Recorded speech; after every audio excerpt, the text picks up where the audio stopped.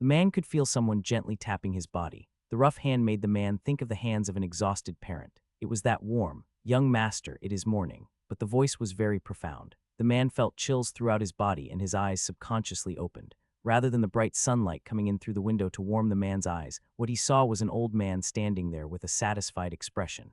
"It is surprising to see you wake up after a single attempt. The master wishes to dine with the young master since it has been a while. It looks like it will be possible today." The man could see a mirror past the old man's shoulder. Inside the mirror was a red-haired man who seemed to be confused looking back at him. "I guess that guy is me. Young Master Cal." The man turned toward the source of the worried voice to find the old man who looked like a servant looking toward him. But that concerned man was not the problem. The man clearly heard it. Young Master Cal. It was a familiar name. He slowly blurted out the name. Cal Henitus. The old servant was looking at him like he was looking at his own grandson. "Yes, that is your name, young master. I'm guessing you are still a bit drunk." Listening to the concerned response of the old man, the man naturally thought about a name that was even more important than the name Cal Henitus. "B. Crux, are you talking about my son?" "Chef, yes, my son is the chef. Do you need him to make something for your hangover?" The man felt his surroundings turn dark and he started to feel dizzy. He lowered his head and put it into his hand. "Young master, are you still drunk? Should I call the doctor, or will you wash right now?" The man looked at the red hair that was falling in front of his face. It was a bright red color, much too different from his original black hair. Cal Henitus, Beacrox, Beacrox's dad, Ron. They were the characters that appeared at the beginning of The Birth of a Hero, the novel the man was reading before he fell asleep last night. He jerked his head up and looked around. He could see the bedroom that was completely different from a typical Korean design. It made the man think about Europe. Every single thing in the room was extremely extravagant and luxurious. "Young master," the man responded to Ron, the old man who was pretending to be concerned and worried. "Cold water, excuse me." He needed something to clear his mind. He could see the face of Cal Henitus in the mirror behind old man Ron. "Still looks normal. I guess Cal hasn't been beaten to a pulp by the main character just yet." His handsome face caught his attention. The man had become Cal Henitus when he opened his eyes. Cal Henitus, the trash who was beaten to pulp by the main character in the beginning of The Birth of a Hero. That was who he was. "Young master, I presume you will not be bathing in cold water. Are you asking for drinking water?" Cal turned his gaze toward Ron. Ron may be pretending to be a benign old man, but he was actually hiding his true identity as a cruel and vicious individual. He made the request to Ron, "Please get me some drinking water." He needed to drink some cold water and clear his mind first. "I will prepare it right away." Ron flinched for a second and had an odd expression on his face, but Cal did not notice it. Ron had to leave the bedroom as there was only warm water in the room. Once he was left alone, Cal got off the bed and headed to the bathroom. If he really was inside of the novel, he knew that there should be a large mirror inside. As expected, the full-body mirror was inside the bathroom. Cal Henitus, who had a lot of interest in his appearance and physique, had this mirror set up in here. Nobody else in the household had such a mirror. The man in the mirror had red hair and a pretty fit body. It wouldn't be wrong to say he had a body that would make any style look good. "I really am Cal." The man in the mirror indeed was Cal Henitus from the novel. The Birth of a Hero was very descriptive about each of the characters' appearance. That was why the man had no choice but to agree that he had indeed turned into Cal Henitus. Do people usually become calmer when they are surprised and shocked? Cal no Kim Rock-soo calmly thought about the night before. It was a typical day off. It had been a while since he had read an actual book instead of on his phone, so he went to the library to check out some books. He borrowed the entire series since he planned to read all day long. The name of that book was, of course, The Birth of a Hero. He managed to finish the 5th volume before he fell asleep. But when he woke up, he had turned into Cal Henitus, the individual that the main character mercilessly beat up in Volume 1. Will things go the way they did in the novel? He felt unnaturally calm. Once he got past the point of shock, his mind had calmed back down. He started to remember the contents of Volume 1, The Birth of a Hero. This novel was about the birth of the heroes in the Western and Eastern continents, as well as their trials and growth. The main character was, naturally, Korean. He was a student who had been transported into the world when he was a freshman in high school. Furthermore, his lifespan became as long as a dragon's lifespan, making him pretty much never age. This is bad. He was going to be beaten into a pulp by such a person. The important thing, however, was that he had not been beaten up just yet. Cal took his eyes off the mirror and walked into the tub that was full of warm water. He leaned against the tub and looked up at the ceiling. It was that expensive marble that was described in the novel. The estate that Cal lived in was actually full of marble. Cal started to mumble as he looked toward the ceiling. "It's not like there's much I'll miss." His life as Kim Rock-soo, there really wasn't much to it. He was an orphan and didn't have much money. He also didn't have a person he loved to death, nor a friend he would give his life to save. He only continued to live because he could not die. Yes, he could not die. He completely hated the thought of death or pain. He became an orphan after both of his parents passed away from a car accident when he was little. He didn't like pain or death. No matter what it was, even if he was rolling in a pile of dog shit, it was still better than being dead. For that reason, I need to first make sure I don't get beaten up. Cal did not know what day it was in the novel right now, but he was sure that he had not met with the main character just yet.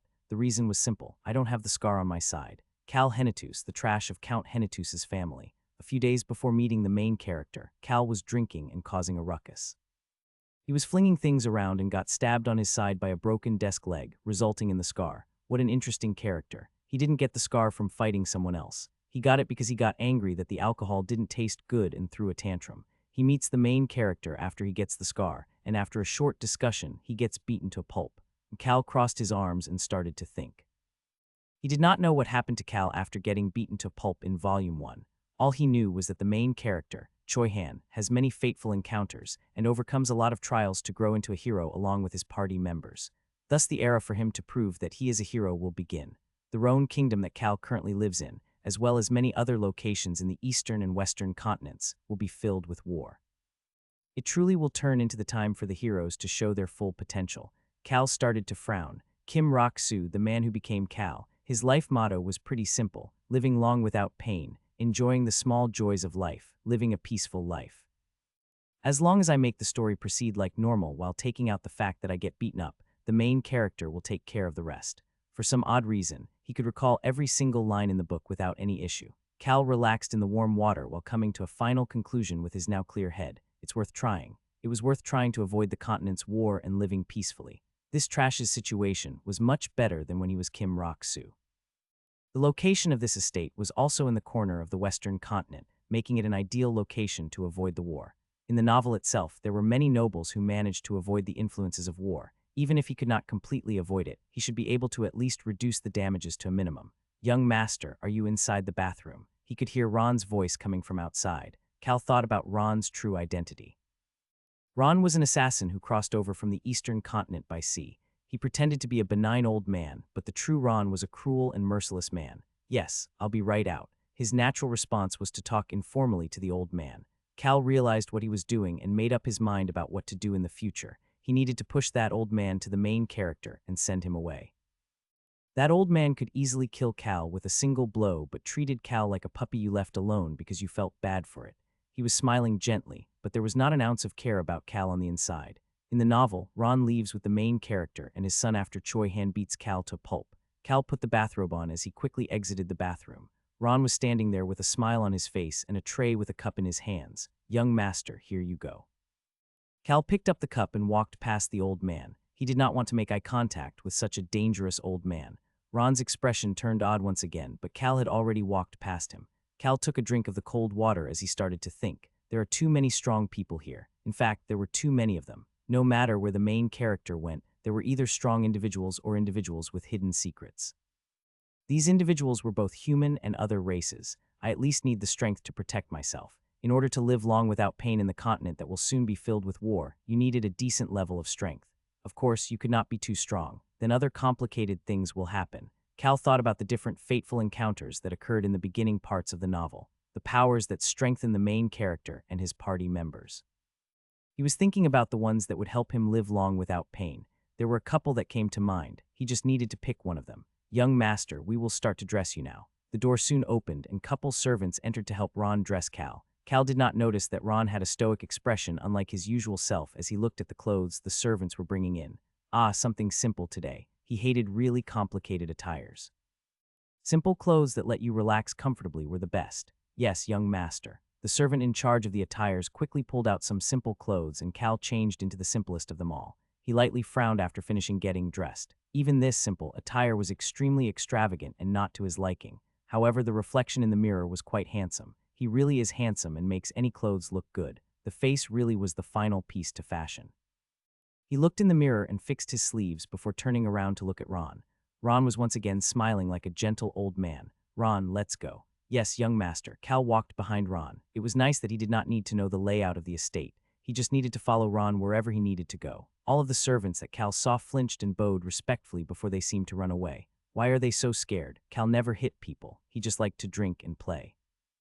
Sometimes, when he was drunk, he did break things, but that was why he was the trash of the family. He also did not treat people like people, other than the few people he liked. Well, it's better if nobody talks to me. Cal thought about it peacefully. It would be more difficult if he was in the body of a model citizen. A trash can do as they please without worry. It was only possible because there was no desire to live as a model citizen. I will now open the door. Sure. Cal nodded his head toward Ron. The book mentioned that Cal treated Ron, someone who raised him like he was his own grandson since he was little, as nicely as he treated his own father. It mentioned that he always responded to Ron and treated him like a person. Of course, Ron did not really think that way. That was why it was easy for Cal to talk to Ron. He just needed to answer Ron's questions and treat him like a human being. I hope you enjoy your breakfast. Cal walked past Ron and into the dining room. He could see his family sitting there, his father and the current head of the Hennetus household, Daruth. Next to him was Cal's stepmother, the Countess, as well as her son and daughter. The four people looked toward Cal. You are late again today. Cal's gaze turned toward his father, who spoke. The Birth of a Hero described Cal's feelings for his father like this. His father was the one person that Cal listened to. The reason the trash did not leave the area and got everything he wanted inside the Count's territory was because of his father, Count Daruth Hennetus. But unfortunately, Cal's father was unlike the other strong fathers in this novel. He did not have any special skills or influence. He just had a lot of money. However, Cal liked this a lot. It was the perfect family environment to live a simple life. Then there were the other three individuals. His stepmother, who knew that he did not like her and avoided him. Her smart firstborn, who found it difficult to deal with his much older brother Cal. And the cute youngest of the family, who avoided her older brother Cal. But it wasn't like Cal bothered them or they bothered Cal. They just treated each other like strangers. Cal thought this was such a great environment to quietly live alone. Take a seat. Yes, father. Cal looked at the feast on the table that did not meet his definition of breakfast and sat down on his seat. He then felt something was odd and lifted his head up. Is there something you need to say, father? No, I do not. Daruth was staring at Cal. The rest of the family was doing the same. Cal made eye contact with each of these family members. They all quickly turned away whenever he made eye contact and continued to eat. I guess they find me really difficult to handle. Cal turned his head toward the table as well. This luxurious feast that was different than the breakfast he used to eat just to fill his belly made him start to smile. He first started by cutting the sausage in half with the knife. It is so juicy. He didn't know if juice flowed out as soon as he cut into it because it was handmade or because it was cooked well, but the color on the sausage made him hungry. Cal started to smile without realizing it. Clang. He heard something fall down and made eye contact with his younger brother Basin. He could see that Basin had dropped the fork in his hand. My apologies. Basin calmly apologized like the personality described for him in the novel. The servant in charge of the meal quickly came over to hand Basin a new fork and picked up the fork on the floor. Watching that made Cal think that it was nice to be a noble before he focused once again on the food in front of him. Cal had found the first good thing about coming into the novel. This breakfast was extremely luxurious and so tasty that his stomach was completely happy. The smile on his face could not disappear. That was why he did not hear his brother Basin's shocked proclamation. Cal looked around at all of the dishes in front of him. He then moved his fork towards a salad made of fruits that he did not recognize. After filling his stomach with meat, soup, and bread, he wanted to try something new. The fruit looked like an orange, but the color was closer to that of grapes. Cal put the fruit in his mouth and took a bite. In that instant, sweet fruit juice filled his mouth. He really hated sour fruits, so this extremely sweet flavor in his mouth made him subconsciously start to drool. At that moment, he made eye contact with his father Daruth, who was looking at him. Cal. Daruth quietly called Cal's name before hesitating. He then started to frown and move his mouth. Cal did not like that awkward atmosphere and started to speak. It's delicious. Yes, it tastes like trash. Did you say it is delicious? Yes, everything tastes wonderful. Cal picked up a different fruit this time and smiled after tasting the sweetness in his mouth once again. The trash, Cal Hennetus, never cared for etiquette anyways. He probably shouldn't do this while speaking with his father, the head of the household, but whatever. He's just trash in the first place. It really is best to be the trash. Nobody really cared no matter what he did. As long as he can prevent himself from getting beaten up by the main character, it will be a good life.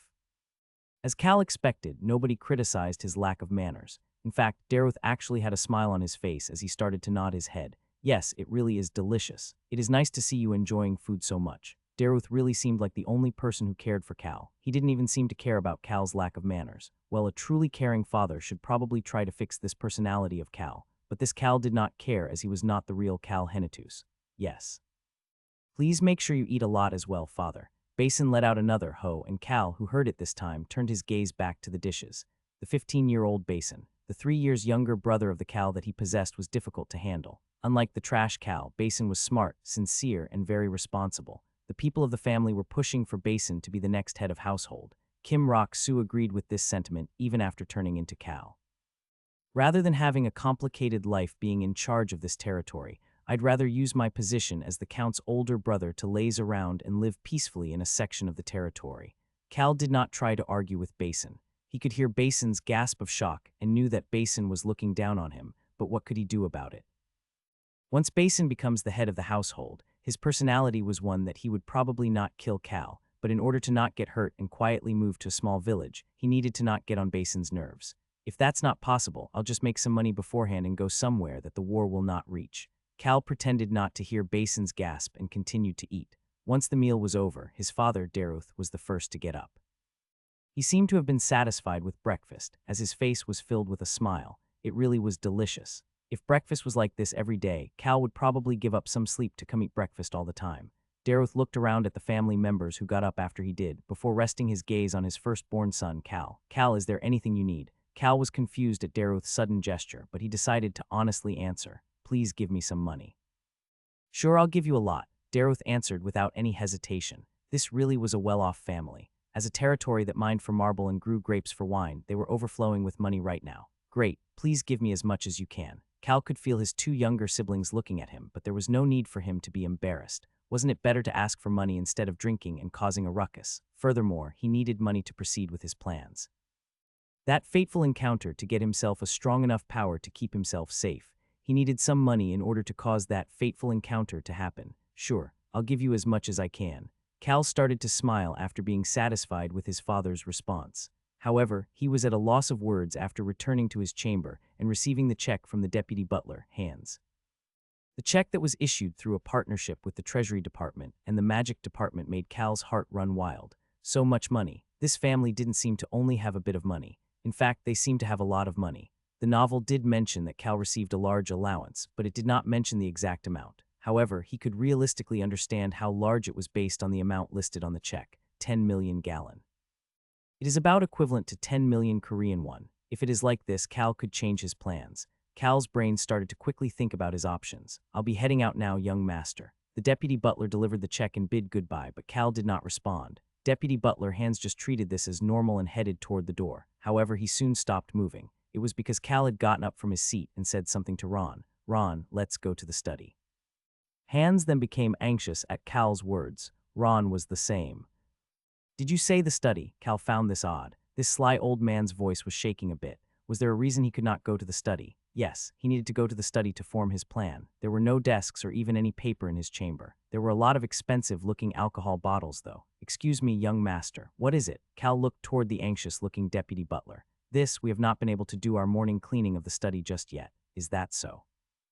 It's fine if it goes a day without cleaning. No, sir, we cannot let that happen. The deputy butler was extremely pushy about this for some reason. He then smiled brightly and put up a single finger. Please just wait 1 hour. I will put my name on the line to make sure that the study is completely clean, not like a study that has not been used in 10 years, but one that was used just yesterday. Sure, whatever. He didn't mind waiting an hour. Great. Then I will go report this to the master. No need to do that, but go ahead if you want to do so. Yes, young master, I will be off now. Okay, sure. Like a well-trained deputy butler, Hans closed the door without making any noise and disappeared. He seemed to be in a rush. Cal knew that there were 3 deputy butlers vying to become the official butler. Maybe that was why Hans was so passionate about it. Ron, young master, why are you blanking out like that? My apologies, young master. No need to apologize. Ron had another odd expression on his face, but Cal put the precious check in his inner pocket as he asked. There was so much going on that he did not even have any time to ask about today's date. What is today's date? This question would seem odd coming from anybody else, but the servant Ron answered in a gentle voice. It is the 29th day of the 3rd month in the 781st year of the Felix calendar. That is a problem. Excuse me, nothing. Cal tightly clenched on the 10 million gallon in his pocket once more. The only thing he could trust was money. Yesterday, the 28th day of the 3rd month in the 781st year of the Felix calendar. That was the day that the villagers of Harris Village, the village that the main character Choi Han went to after escaping from the Forest of Darkness, the place that Choi Han felt human affection for the first time in this world, made friends, and created a second family, were all murdered by an unknown group of assassins. Even Cal, who had read until the 5th volume, did not know the true identity of this secret organization that murdered the villagers. Some readers may be saying something like this while reading about this situation. I thought he was really strong. What was Choi Han doing while they were murdered? It is only natural to think like that. However, there is a reason this novel is called The Birth of a Hero, and not The Strength of the Hero or The War of the Heroes. Birth. It was the story of a person who overcame all sorts of obstacles and carried the pains of his past as he became a hero. Love and friendship comes up along the way as he meets enemies and friends. Something that cannot be missing from a story is the awakening. He may have explosive talents and have lived for tens of years in the forest of darkness, but through all of that, Choi Han was still an innocent and gentle person who could not kill another human being. He had no issues killing monsters, but Choi Han had never hurt another person. In order to turn someone like him into a hero, the novel had created a situation for Choi Han. In order to heal the lady who treated him like her own son, Choi Han had gone into the forest of darkness to find some precious medicinal herbs. He had to travel deep into the forest to find it, and when he finally managed to find the herb and headed back towards the village, he found the corpses of the murdered villagers, the burning houses, and the assassins who were about to leave. Choi Han went berserk after seeing this and killed someone for the first time. Of course, the people he killed are the members of this secret organization, and this secret organization clashes against Choi Han every so often throughout the novel. Choi Han only returns to normal after killing all of the assassins from the secret organization, before falling into a state of despair as he is unable to gather any information from the dead bodies. He then buries the bodies of the villagers before making a promise to himself. I will kill them all. I will kill all of the people that made this happen. Choi Han realized what the sadness of death was at this moment, but his first kill starts to twist his mind. Of course, he starts to feel again and starts to become more human-like after meeting his party members later in the novel and grows to become a true hero. Ron, yes, young master, a cup of cold water, please. I understand. After Ron left and he was alone in the room, Cal covered his face with both of his hands. The problem was that the city that this twisted Choi Han arrives at after leaving Harris Village is the city called Western, located in the center of the Hennetus territory. Cal, who happens to run into Choi Han, annoys Choi Han and ends up getting beaten up. That is when Choi Han gets his first subject party member, the reliable Chef Beacrox. I was going to head there in advance and help him out. The best scenario to not get beaten up is no longer available. I did care more about potentially saving the people of the village, but there is nothing I can do about it at this point. Now, all that is left is to make sure I act in a way to avoid getting beaten up by the angry Choi Han, who is moving at a crazy speed to arrive at Western City by tomorrow. Avoiding the main character is not a good idea. He needed to run into Choi Han so that Ron and Beacrox run into him as well. That was the only way for the three of them to leave this place together to start their official journey. Then that left just one course of action: have them run into each other and then get out of their way, with the best possible first impression if possible. Young master. Cal took a sip from the cup that Ron brought over. He then started to frown. It's not cold water, it is lemonade. He really is an insidious man. He knows that just like Kim Rock-soo, the original Cal hates sour things, but he still chose to bring lemonade, which would take more work to prepare than cold water. Cal wanted to be angry at the sour taste, but he could not do so because he was afraid of that assassin old man. He could only drink the lemonade. No problem, young master. We should be able to head to the study soon. Great. Money really was the only thing you could trust. He could not think about anything else while food was in front of him. He could not even prevent the admiration that was flowing out of his mouth. Ha, it's so delicious. The deputy butler hands flinched at the words that came out of Cal's mouth. Cal was sitting alone at the table, with Hans standing next to him. Other than breakfast, Count Hennetus's family tended to take care of the other meals freely. To be honest, it was mainly because they each had their own responsibilities. Nobody said that it was easy to be a noble. Especially if you were in administration or politics, you had to follow a strict schedule, dropping everything else if you received an order from someone above you. Count Daruth had responsibilities as the lord of the region, making it difficult to share other meals together, while Cal's younger siblings timed their meals based on their studies. The Countess was busy interacting with the wives of the influential households in the region, as well as other tasks. Now that I think about it, Cal put the fork down after suddenly remembering something. Hans started to get nervous, thinking to himself that this was the normal Cal. He was worried because he did not know when that fork may fly toward his face. Cal did not care whether Hans was nervous or not as he got lost in his own thoughts. There are a lot of experts hiding as artists or craftsmen. Furthermore, a mountain range took up most of Count Hennetus's region. Even though it was located in the northwest, the mountains were extremely fertile, allowing the residents to grow grapes in between the mountains for wine. Although there was not a large quantity of wine from these fields, it were still treated as one of the best wines in the entire continent. However, Cal's mind was filled more about the strong individuals and not these facts. He had even missed lunch as he sat in the study thinking about that all day. Why are there so many experts on this stupid land? This isn't the Murim. There were so many hermit experts here like in the Murim. That was why Cal came to a conclusion. Do not mess with just anybody. An average-looking chef could be a poison expert, and the person working in the repair shop could be someone who viciously killed people with his wires. This was that type of land. Sigh. A deep sigh came out of Cal's mouth. He had just completed his plan to prevent himself from dying and living peacefully. Young master. Cal, who wanted to let out another sigh, turned his gaze to the source of the cautious voice. It was the deputy butler, Hans. What, should I get them to make something else? Hans held back his sigh after seeing Cal frowning and opening his eyes widely. He was thinking that Cal would now flip the table. Hans didn't know why the Count would assign him to take care of Cal, but held back his rising despair as he waited for Cal's response. And Cal did respond. Why would you remake something this delicious? Excuse me, Cal picked his fork back up and sliced the meat. Dinner was even fancier than breakfast. It was not delicious because he had never had something like this when he was still Kim Rock-soo, but because it was an extravagant taste, even for the original Cal. Kim Rock-soo didn't know how Cal grew up, but the original Cal had issues with anything that was not fancy. He liked that fact quite a bit. Everybody knew that was the case and only brought the best of the best.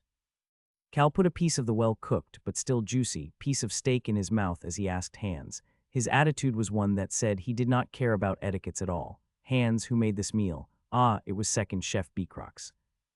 Cal suddenly lost his appetite. Beecrox. He was clean-cut and was the son of the servant Ron. However, unlike his father, he specialized in the way of the sword and not assassinations. Beecrox was also obsessed with cleanliness and sharpened his spotless blade every day, using that same sword to slice the heads of his enemies off their bodies. He also specializes in torture. That kind of guy ends up admiring Choi Han's sword skill and chooses to follow him. His father Ron makes a deal with Choi Han to help him and chooses to leave with the two of them for the sake of his son. Although he may not look like it, Ron cherishes his son quite a bit. Cal looked down at the medium-rare steak that was still slightly pink on the inside and gulped a few times. I can't allow my blood to shed like this steak. He turned his gaze toward Hans, who was still looking at him before cutting another piece of steak and putting it in his mouth. It is delicious. He is Ron's son, right? I did not know he was such a talented chef. I will deliver your message to Chef Beecrox. I'm sure he will be very happy to know that young Master Cal complimented his cooking. Is that so? Let him know that I truly enjoyed this delicious meal. Yes, sir. Hans was looking at Cal with a stiff expression, but Cal had made up his mind. He was not going to mess with Beecrox and would work to make a good impression. Cal enjoyed the meal once again with a relaxed heart. Everything will be settled once he made Beecrox run into Choi Han and leave the region. Cal had already made what he thought to be a pretty good plan to make that happen. Just like during breakfast, Cal completely emptied the dishes. He had a satisfied smile on his face as he got up and looked toward Hans. Hans, why did you suddenly end up being assigned to me? Hans had mentioned before dinner that his father, Daruth, had sent him to personally handle Cal's needs. Although Cal did not know about the situation in Count Hennetus's family once Choi Han leaves, Hans was extremely skilled and probably had the best chance of all the deputy butlers in becoming the official butler. Hans slightly bowed his head and answered the question. The Count Nim was concerned after hearing that young master had missed a meal while working in the study and ordered me to make sure that the young master makes sure to eat every meal. As a result, I will be overseeing just the meal-related duties for the young master. To be specific, Hans was responsible for the meals. Is that so? My father did something he didn't need to do. I would eat properly on my own. But I guess I would not have realized it was time for dinner if Hans did not come tell me. Cal was busy writing down all the fateful encounters in the first 5 volumes of the novel in Korean. After leaving the dining room, Cal smiled toward Hans. Hans, take good care of me. Of course. Please take good care of me as well. I will do my best. Hans stumbled a bit as he answered, but Cal just let it be. Cal saw Ron standing there as soon as he opened the door and started to frown. Ron, didn't I tell you to go eat? Cal told him to go away because he did not want to see this old man's face, but he would not leave. He just roamed around Cal like a fly. Ron had been waiting outside the door when he was in the study, but even that got on Cal's nerves. Young master, it is my duty to take care of you. Cal clicked his tongue after seeing Ron smiling at him. He then threw a bit of a tantrum. Cal threatened Ron with his gaze to reinforce that he did not want Ron to follow as he headed back to the study. When he peeked back, Ron was standing there with a stiff expression while Hans was looking towards him with shock. Should I not have thrown a tantrum? Cal was scared of the assassin old man's stiff expression and turned his head back around before speeding back to the study. The desk was completely empty. The document that he had been working so hard on to write in Korean was already burnt in the fire. Cal had done so himself. There was nobody here who knew Korean, but he had to be careful. He had also told all the servants not to enter the study without his permission as well. I remember everything anyways. Kim Rock-soo had always been good at remembering things he enjoyed. Comic books, novels, movies, no matter what it was, as long as he enjoyed it, he was able to remember the names and appearances of the characters. Of course, if he didn't like something, he would not remember anything about it at all. Cal leaned his back onto the chair and thought about what he needed to do in the future. First, I need to see Choi Han tomorrow and do that. The corners of his lips started to slowly rise. I need to pick up a shield, to live long without dying. He had no intentions of fighting. In order to achieve that goal, the first step was raising his defenses. Second was finding a recovery method. Third was being faster than anybody else. Fourth was a strength that does not hurt him but can kill others. Of course, the most important thing was to avoid the battlefield or anywhere where there may be bloodshed. Cal thought about these so-called plans of his as he slowly closed his eyes with satisfaction. He was thinking about it even as he fell asleep. At least I will not be beaten up even when the time comes for it in the novel, The Indestructible Shield. Cal was thinking about this first shapeless strength he was going to get as he fell asleep. The corners of his lips that had gone up did not seem like they would ever come down. Fateful encounters did not have an owner. It was a first-come, first-served type of deal. The important day. What did he need to do in order to calm his nerves and be successful? Cal thought the first step was to have a hearty breakfast. He felt like the only thing he did after coming to this world was eating, but he was going to enjoy the meal since he will be busy for a while starting tomorrow. I heard you fell asleep in the study last night. It somehow ended up that way. He casually answered his father's question and continued to focus on the food. The fact that he did not even look at his father probably seemed rude, but it was fine since he was known for being the trash. Cal finished eating first and stood up. The screeching noise of the chair made everyone focus on him. I will head out first. It was not proper etiquette, but Cal's father Daruth just seemed to like his son no matter what. He looked back and forth at Cal and the empty plates before starting to smile. Sure, go ahead. Cal needed to quickly leave because he had a lot of things to do today, but Daruth held him back for a second. You don't need any allowance today. I do need some. He saw that Ron was following him and shooed him away. Ron, I'm going out. Don't look for me. Don't look for me. That was Cal's code for letting Ron know that he was leaving the estate that was located near the rear of the city to go drinking. Whenever he did this, Ron just smiled and told him to have a safe trip. Will you not go to the study today? But for some reason, Ron asked a rare question today. Cal started to frown. Ron, I don't think that is something you need to be curious about. I understand, young master. I will be waiting for you. Cal's forehead started to show even more wrinkles after hearing that Ron will be waiting for him. Don't wait for me. Cal flicked his finger to beckon one of the servants standing at the entrance of the residence over and walked out with him. Cal still seemed angry, so that servant did not say anything as he followed behind Cal. Once he exited the residence, he could see the garden and the gate of the exit farther away. It was only then that Cal let out a sigh and peeked backwards. He could see Ron's stiff expression through the closing door. I'm glad I was able to shake him off. He was glad that Ron did not follow him. However, Cal was afraid of that stiff expression. He was an assassin after all. Cal decided that he will treat Ron better and not make him angry starting the next interaction as he exited the estate. Of course, he was on a carriage. He arrived at his destination a little bit later.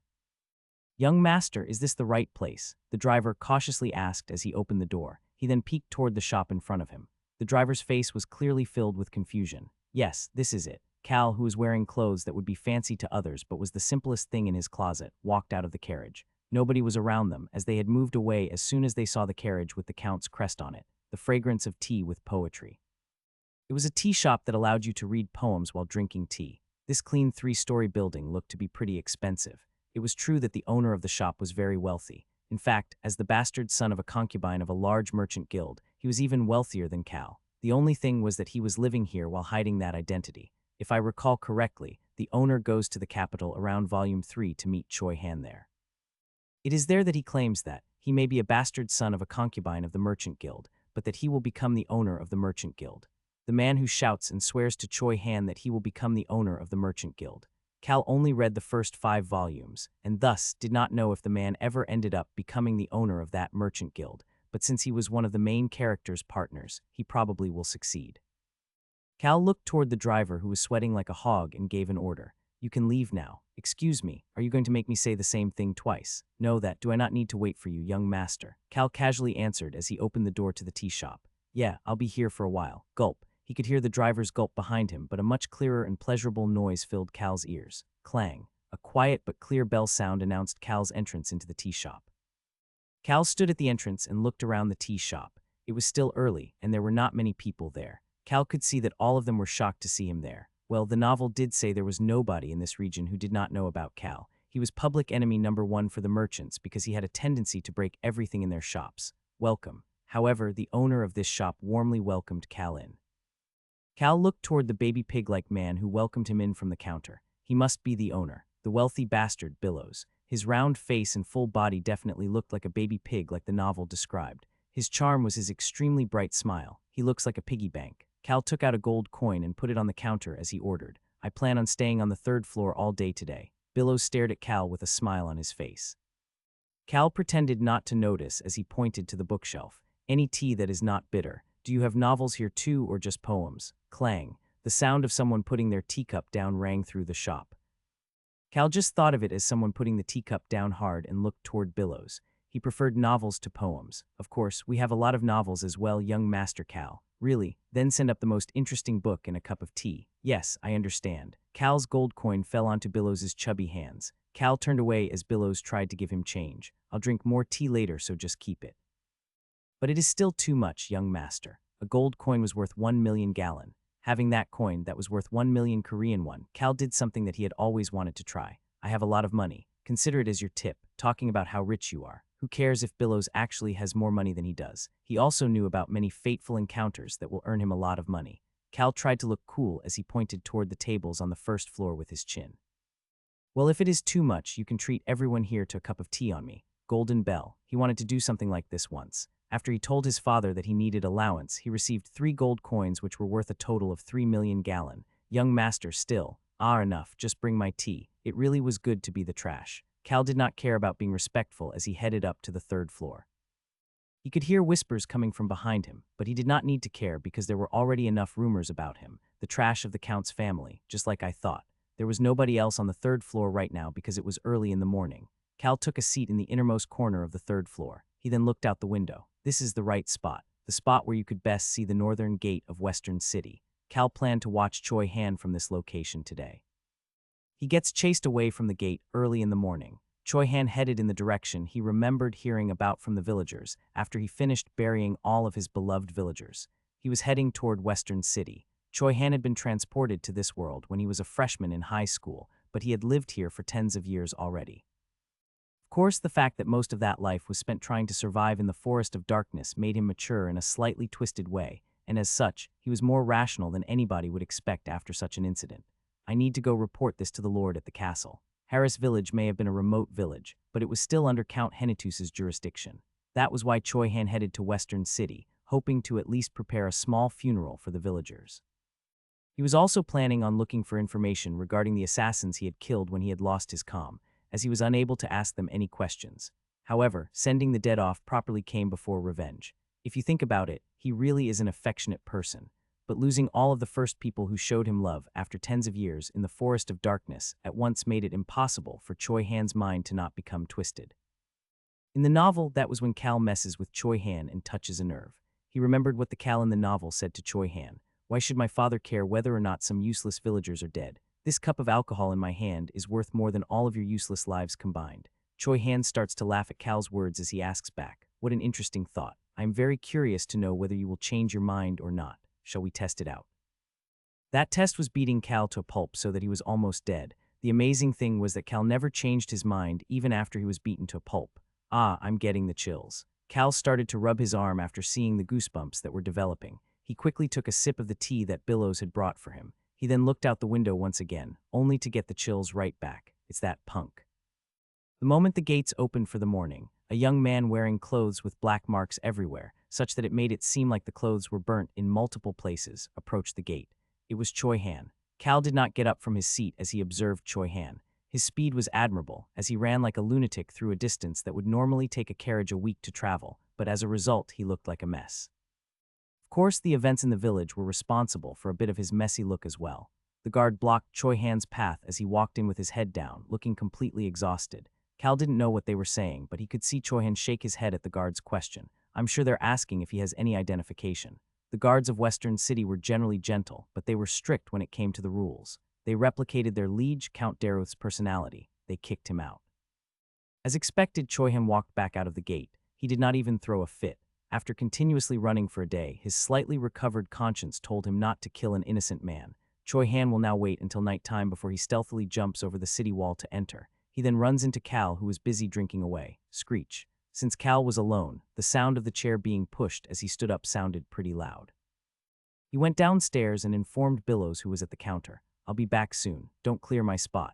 Yes, young master. I look forward to your return. Cal ignored the smile on Billows's chubby face as he walked out of the tea shop. He didn't break anything. Cal could hear someone's voice coming from inside the shop, but he did not care. He needed to set the foundation to earn that indestructible shield today. The indestructible shield. It is not talking about a physical item. The best comparison might be a mage's mana shield, something that does not actually have a physical form. However, it was very different from a mana shield, as it was closer to superpower than magic. The funny thing was that the human who created the power but ended up dying was someone who served a god but ended up being excommunicated. All sorts of weird things are in this novel. As with the history of any fantasy world, this world also had its ancient history. During that ancient time, neither magic nor weaponry was developed. Instead, it was a society where your own innate talent or talents gathered from supernatural occurrences played a pivotal role. The strongest powers in that society were superpowers, divine powers, and natural forces. It was a very primitive time. Some of those powers have lasted all the way until now, staying hidden in certain locations or items. It was possible to take those powers for yourself if you meet the right conditions. Ancient powers. The heroes would find these powers, however. These powers were all supporting powers, not strong enough to be used as a hero's mainstay. These were the powers that Cal was looking to find. Everything but the divine powers. Whether it be God or angels or devils, Cal did not want to get involved with any of them. That was why Cal was looking for the powers that people naturally developed or came from nature. That is the way to make sure I don't need to put in any effort. Those were the types of powers he was looking for. Something like sword art or magic would require him to put in effort to practice. He didn't want to do something like that. Unlike other books, the ancient civilization in the novel, The Birth of a Hero, was not that strong. As civilization developed, the magic and summoning skills that were developed outshined the natural powers left behind by the ancient civilization. Superpowers were the same way. Most subtle superpowers would be blown away by a single hit from the aura that was used in present day. It wasn't like the heroes just used these powers sparingly for no reason. And my goal is to collect these subtle superpowers to become decently strong. It was a satisfying goal, especially because he also knew the ancient power that could strengthen these subtle superpowers. In order to take the first step in his plan, Cal started to look for the ancient power that was hidden in Western City. He knew the requirement to earn that power. Young master, welcome. Cal just nodded his head at the baker, who bowed so low that it looked like his head might touch the ground to respond. Gasp. He could hear the baker gasping, but Cal pretended not to hear it. He felt bad about how his trash reputation was making this baker so fearful. Give me some bread. Excuse me. Cal pointed at all of the bread in the bakery and sternly responded. Everything from here to there. Clang. The gold coin that Cal took out started to spin on the counter. Pack it all up. The baker seemed to be frozen in place as Cal continued to speak. 2 or 3 more gold coins should be enough for a week's worth of bread, right? The baker's gaze, which had been on the gold coin, moved to Cal. It was too much money to pay for the bread. Cal just stoically responded to the baker's shaking eyes. I can go somewhere else if you don't want it. No, it is nothing like that, young master. I will pack it as fast as possible. The baker was extremely respectful for a different reason than before as he moved around quickly. After a few minutes, Cal left the bakery with a bag full of bread over his shoulder. Even though it was just bread, it weighed quite a bit. The weight made Cal start to frown, and he ignored the baker who was watching him leave as he stepped into the street. Cal leisurely walked down the street, noticing that anybody who made eye contact with him would quickly turn and walk away. The majority of the people even ran away to avoid eye contact with him. It really is different than Korea. It is truly a fantasy world. Cal looked around as he wandered around this market that gave off the typical fantasy feel. MMPH. Anytime he made eye contact with a merchant, they became shocked and avoided his gaze. Tusk. Cal really must have lived up to his title of trash in the past. Cal was talking shit about himself as he walked past the market and toward the western part of Western City. The slum is located to the west. No matter how wealthy a territory may be, there are always going to be poor people. In a situation like this, most people would probably expect something along these lines to happen. It is a fateful encounter that you can earn by sharing food with the poor. Unfortunately, that was not the case. Cal could feel people peeking at him as soon as he entered the slums. This was the place where both the idlest and the most vicious people lived together. Although the poor may not know the face of their liege, the Count, they knew Cal's face. These people who had nothing needed to pay even closer attention to the type of person that would cause a ruckus in the market, pub, plaza, well, you name it, and Cal has probably caused a ruckus there too. Tusk. Even though they knew all these stories about Cal, they couldn't resist the sweet smell of the bread in Cal's bag. Cal just ignored all these gazes as he continued to walk. The tip of his expensive leather shoe started to become dirty from the dirty water. An unknown stench also filled Cal's nose, making him naturally start to frown. This made him start to walk even faster. The slums were on one side of a small hill and constituted of old houses. Cal was heading toward the top of that hill. As he got closer, the gazes and steps of the people following him started to lessen as well. Cal's sharp glare probably played a role in this as well. It's better here. After being freed from the stench, Cal stood at the top of the hill and turned around to look down at Western City. Of course, this hill was not as high as the Count's estate. There was no way that they would allow the lord of the territory to live somewhere that was lower than that slums. Cal came back to his senses as he headed toward a tree that was fenced off in all directions. The fence, that was made of planks the width of Cal's body, had an entrance that had rotted. It was easily broken once Cal pushed at the fence. This large tree seemed to have lasted for hundreds of years. Trees in the slums were usually chopped into firewood or had its layers peeled off to make it useless, but this tree was not like that. The reason was simple. The reason could be heard in Cal's ear. These two were the only two who had followed him until the end from the slums. You can't approach that tea tree. Cal ignored that warning. He heard another worried voice as well. You can't go there. It's a man-eating tree. A man-eating tree. Anyone who hung themselves on this tree became mummies overnight. Furthermore, any blood that lands on this tree instantly disappeared. Finally, there was only dirt around this tree. Grass and even weeds were nowhere to be found. This was the tree that Cal was looking for. A long time ago, during ancient times, there was a person who loved food so much that his gluttony in the place of worship got him kicked out. That person ended up starving to death.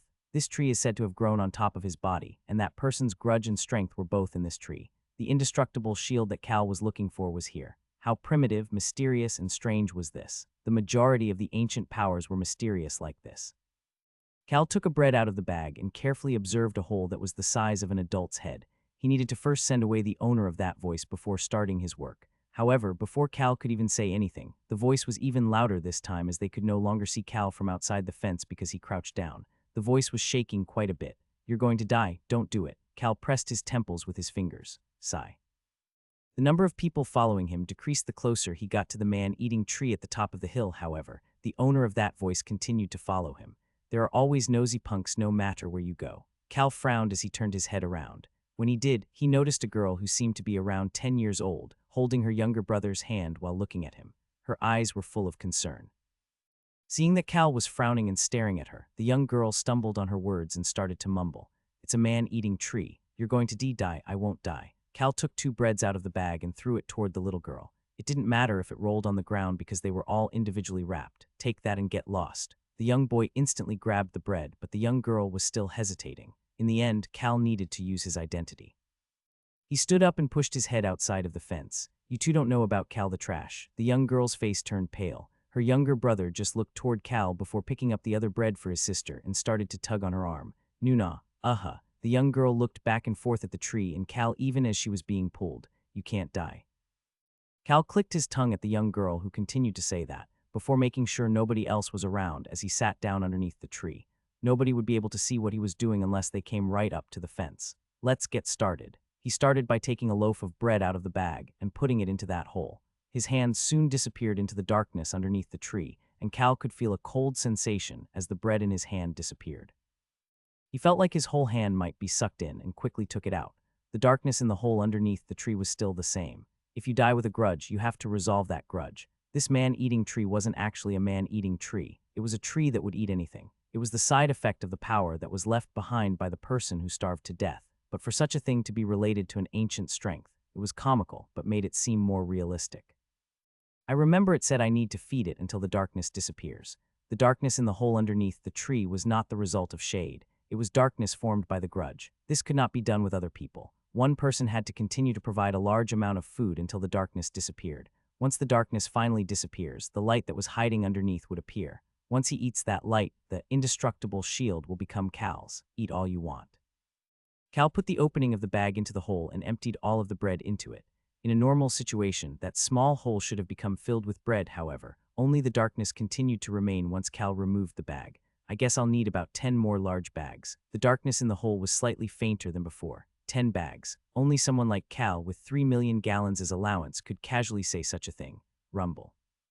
An odd cry seemed to resonate from the tree. It seemed to be saying that it was hungry and asking for more food. Cal felt like the darkness might suddenly reach out and grab him. It is a bit scary. Cal quickly got up. He felt like he should not be here for a long time. Just what can a stupid grudge do? Gluttony was a scary thing. I'll come back tomorrow. Cal said goodbye to the rumbling tree as if it was a person and exited the fenced area. Cal noticed the siblings eating the bread as soon as he entered the slums. For someone who was claiming that he should not go there because it was a man-eating tree, they seemed to be enjoying the breads. They must be liking the flavor because both of them seemed very happy. My. Cal snorted at the siblings before ignoring their gazes. However, their gazes were not on him, but on the bag that was filled with bread earlier but was now empty. They were probably curious, but what could they do? They couldn't do anything. These children were probably too scared to even go near the man-eating tree. However, it is always good to be on the safe side.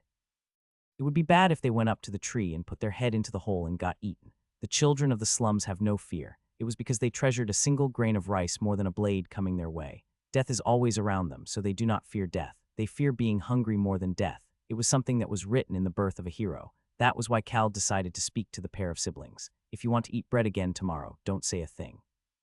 The two siblings did not say anything. They were immediately following Cal's order. The young girl, who seemed hesitant earlier, put her hand on her brother's mouth and pretended to not see Cal. Cal smiled and thought that she was pretty smart as he quickly left the slums.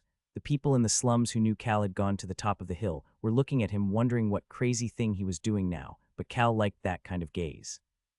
The people outside the slums looked at Cal weirdly as well, but Cal didn't care about these gazes. "Ah, young master, you are back." Once Cal returned to the tea shop, Billows greeted him pretty happily. "Yes, bring me a new cup of tea, a refreshing one this time." Cal headed back to his seat on the third floor. It should have been pretty busy at this time, but there was nobody else on the third floor. They were all avoiding the trash of the Count's family. That was why Cal could relax. "Here is your tea, young master. I also brought up some desserts." Cal only continued to look toward the city gate as he took a sip of the tea. Billows observed Cal's face with an odd expression before he quietly left the third floor. It was weird to hear Cal thanking someone. Cal continued to order tea and desserts as he looked outside the window until the sky slowly turned orange and the sun set. He only got up when night arrived and it was dark outside. It was now time to go interact with the dangerous dude who will come from outside the wall. When does a person get more angry? Is it when they get hit by a strong straight or when they are hit 5 or 6 times by annoying jabs? It is, of course, the latter. Cal threw 5 jabs before he was hit, which means 1 jab should be okay. Are you heading out? Yes. There were not many people left in the tea shop. It was past 9 p.m. This was the time when there were more people in the bars than tea shops. Since this was the time that the people mining in the pits went to drink, the bar should be full of people. I look forward to your next visit, young master. Cal nodded his head at Billows' statement. The tea was great. Cal shared his observations with Billows, and the book was good even though I only got through half of it. I especially liked the main character whose abilities are appreciated and the way he grows. In that instant, the corner of Billows' eyebrows frowned for a moment before returning to normal. His eyes were cloudy as he observed Cal. However, Cal did not notice, as he was trying to remember the contents of the book. He was too worried about Choi Han that he did not pay too much attention to it. However, it was still fun to read while having this sense of urgency in his heart. It might be an auto setting from possessing the original Cal's body, but Cal was able to understand the language of this world and had no issues reading and enjoying the book. A smile formed on Cal's face as he continued to speak to Billows, who was standing there with a blank expression on his face. "Don't let anyone else read that book, so that I can read it whenever I come." This truly was the immature son of the Count, who was trying to monopolize someone else's property. Billows, the bastard son of a wealthy merchant guild, might not like it, but what could he do? Cal was the son of the Count. "Yes, I will reserve this book only for young Master Cal." However, Billows' response was different from what Cal expected. Billows smiled brightly as he urged Cal to come back soon. "Please come again soon. I will be waiting for you." "Sure, whatever." Cal didn't want to go, but had to leave to go meet Choi Han. Ring. The bell rang once more, and it suddenly felt like the tea shop became louder once Cal left. However, it was even louder outside the tea shop than it was inside. Even though this territory was far from the capital, the fact that a lot of artists resided here and that they had a special product made it a popular location. These individuals, as well as the miners who were looking to relax after a long day in the mines, all were out late to drink. Cal walked that street alone. If you think about it, he really is a unique person. Normally in fantasies or martial arts novels, the trash of the family tend to hang out with the gangsters or bad crowds. They drink, fool around with women, and cause a ruckus on the streets or stores. The funny thing was that Cal Henitus actually hated gangsters and scammers. In fact, he despised them. He thought that they were all scumbags, the worst of all scumbags. It was better to at least be the citizens who worked hard even though there was no hopes for a better future. That was why he never beat people up when he was drunk, but had no issues throwing things at the gangsters he saw. Well, attempted to throw things, since his aim when drunk was terrible. Maybe that was the reason. Agu, young master, you're here. The owner of the bar was extremely afraid of Cal. It was because of that one day when Cal broke pretty much everything around where he was sitting to drink. In fact, Cal was probably #1 on the blacklist for Western City bars. He did not respond to the owner's greeting and just threw a gold coin at him. Bring a bottle of my usual. Oh, and roasted chicken breast. Don't put salt on it. Excuse me, why you don't want to find a seat first? Cal started to frown. The owner immediately waved his hands and bowed his head. Immediately, I will bring it immediately. The owner was moving quickly, but it looked like he was smiling. It was because it looked like Cal was not planning on sitting down. Cal looked around the bar that became quiet once he walked in. Everyone was avoiding his gaze and turned their heads. It was like they were wondering why he had to choose this bar of all bars in the city. The gangsters and scammers in the bar were all extremely nervous right now. Tusk. The sound of Cal clicking his tongue could be heard through the silence in the bar. Young master, here is the bottle you requested. Great. Cal grabbed the bottle and bag of chicken. It was the alcohol he drank often. It was probably the most expensive alcohol in this bar. He accepted the bottle with no regret and left the bar. Cal immediately opened the bottle and drank about half of it as soon as he stepped out of the bar. Oh, the alcohol tasted pretty good. Since Cal had a high tolerance to alcohol, it did not affect him at all to drink half of the bottle at once. He just flushed easily, making people think he was a lightweight. Cal quickly walked along with the bottle in his hand. He walked back past the tea shop he stayed in all day until he saw the guards stiffen up after seeing him. Seeing them acting like that made him want to go out of the gate, but unfortunately, that was not his destination. I'm starting to get hot. Cal felt himself heating up as he continued to drink. He walked a bit further until he reached the city wall not too far away. The tall city wall that started at the gate seemed to defend against any potential intruders. Well, it depends on the person. Cal recalled the information from the book, approximately 100 steps from the city gate. That was the location where Choi Han jumped over the city wall. Cal clenched the bottle in his hand as he quickly ran toward the location. There were not many people on the streets because it was the residential area. Cal took a deep breath once he arrived at the calculated location, exactly 100 steps away from the city gate. It was a corner of the residential area, so there wasn't any other light other than the torch the guards put on top of the wall, as well as the lights coming out of the residential windows. But that was enough light. Cal slowly approached his destination after letting his eyes adjust to the dark, just as I expected. He could see something curled up underneath the city wall. Actually, there were multiple things, delicate-looking things that were shaking because of the cold. Cal continued to walk toward the location. He could hear the voices of the curled-up life forms. Meow meow. 2 cats were meowing as they lay curled up underneath the city wall. Cal started to smile. It's right here. He found the right spot. The moment Choi Han jumps over the wall, a baby kitten is body slammed by the alpha cat of the neighborhood and gets sent tumbling to the city wall. Choi Han quickly twists his body to avoid landing on the kitten. This was a world where coincidences played a big role. He really is a good guy. Choi Han twists his ankle after unexpectedly twisting his body to avoid hurting the kitten. He had run like crazy to reach Western City after killing tens of people for the first time and burying the corpses of the villagers. His body had reached its limit, making him unable to land properly after making such a movement. Meow meow. Cal gazed at the kitten that was curled up and shaking, as well as the other kitten that seemed to be its sibling licking the shaking kitten. He then turned his gaze. He turned to look at one of the alleys that was close to where was standing. He could see him. I found him. The man who was wincing in pain while looking like one of the homeless that lived in the slums. Cal could see the shaggy black hair and the old and burnt clothes. According to the novel, Cal and Choi Han would meet tomorrow. Tonight was the night Cal got drunk and got the scar on his side. Things were already different than in the novel, even though it was just minor details. Cal stood up as he had crouched down to look at the kittens. Choi Han must have felt his gaze from a few moments ago, as Choi Han slowly raised his head and his eyes focused on Cal through his shaggy black hair. Damn it, I'm shaking. Cal could hear his heart going crazy. Although it was too dark to see clearly, Choi Han's eyes that Cal could see through his hair were extremely cold. Cal thought that it was a good idea that he chose to drink. Cal congratulated himself for making such a smart decision and calmed himself down as much as possible. Jab. He needed to launch a jab and leave a good first impression. Cal took a deep breath as he started to speak to Choi Han, who was staring at him. You look like you are hungry. Tusk tusk. Cal clicked his tongue and took the chicken breast out of the bag. Then with an extremely gentle movement, Cal offered the roasted chicken breast not to Choi Han but to the kittens. You poor things. Go ahead and eat it. Cal didn't know that the kittens would be this small. He hoped that they could still eat the chicken breast. Tusk. He clicked his tongue as he ripped the chicken breast into pieces so that the kittens could eat it better. He was wondering what the hell he was doing crouching here feeding these kittens. To be honest, Cal did not like cats. However, Choi Han treasured small animals. Gruul. The injured kitten must have understood Cal's dislike for cats, as it showed its teeth and started to growl, but Cal started to pet the kitten's silver fur as he looked into its golden eyes. The kitten must not have liked it, as it did its best to avoid Cal's hand. "You poor things, eat this and get better soon." He didn't even look at Choi Han when he said that, however. He was thinking that Choi Han was definitely looking at him. "Do you have somewhere to go?" He did not hear a response.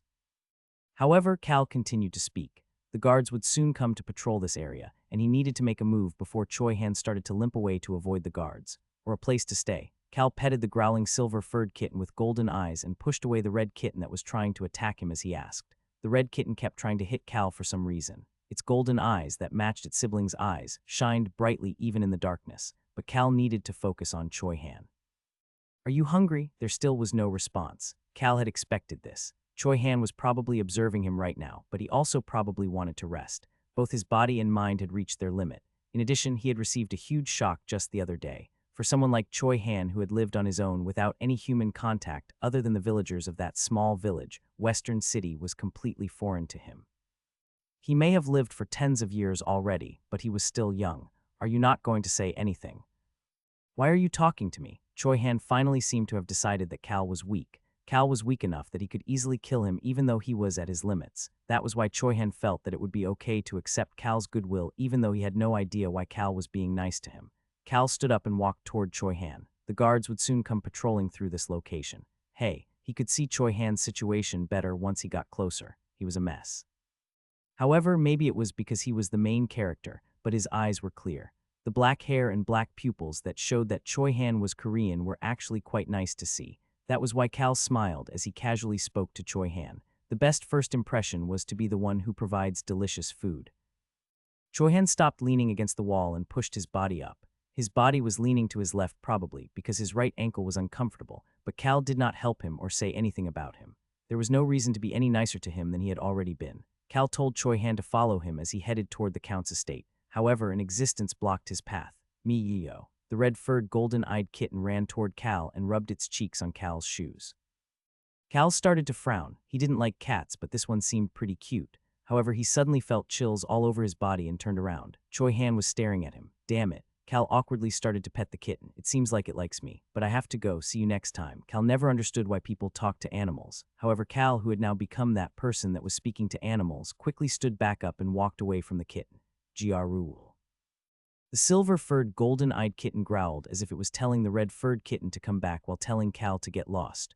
The red-furred kitten seemed to not want to go back as it continued to look back at Cal as it walked away. However, Cal did not turn back. Meow mew. The sad cries of the kittens were getting farther away. Cal took a peek backwards. Choi Han was limping, but keeping up with him. They made eye contact once more. Cal flinched as he quickly turned his head back. He was walking slowly to make it easier for Choi Han to keep up. They passed the residential area and Cal took another sip of the alcohol. The bars, market, plaza. They then passed the residences of the wealthy and finally arrived at the Count's estate located in the rear of the city. "What are you doing?" Cal looked toward Choi Han, who had stopped moving. Choi Han must have seen how the soldiers greeted Cal, as well as how the citizens avoided him on their way here.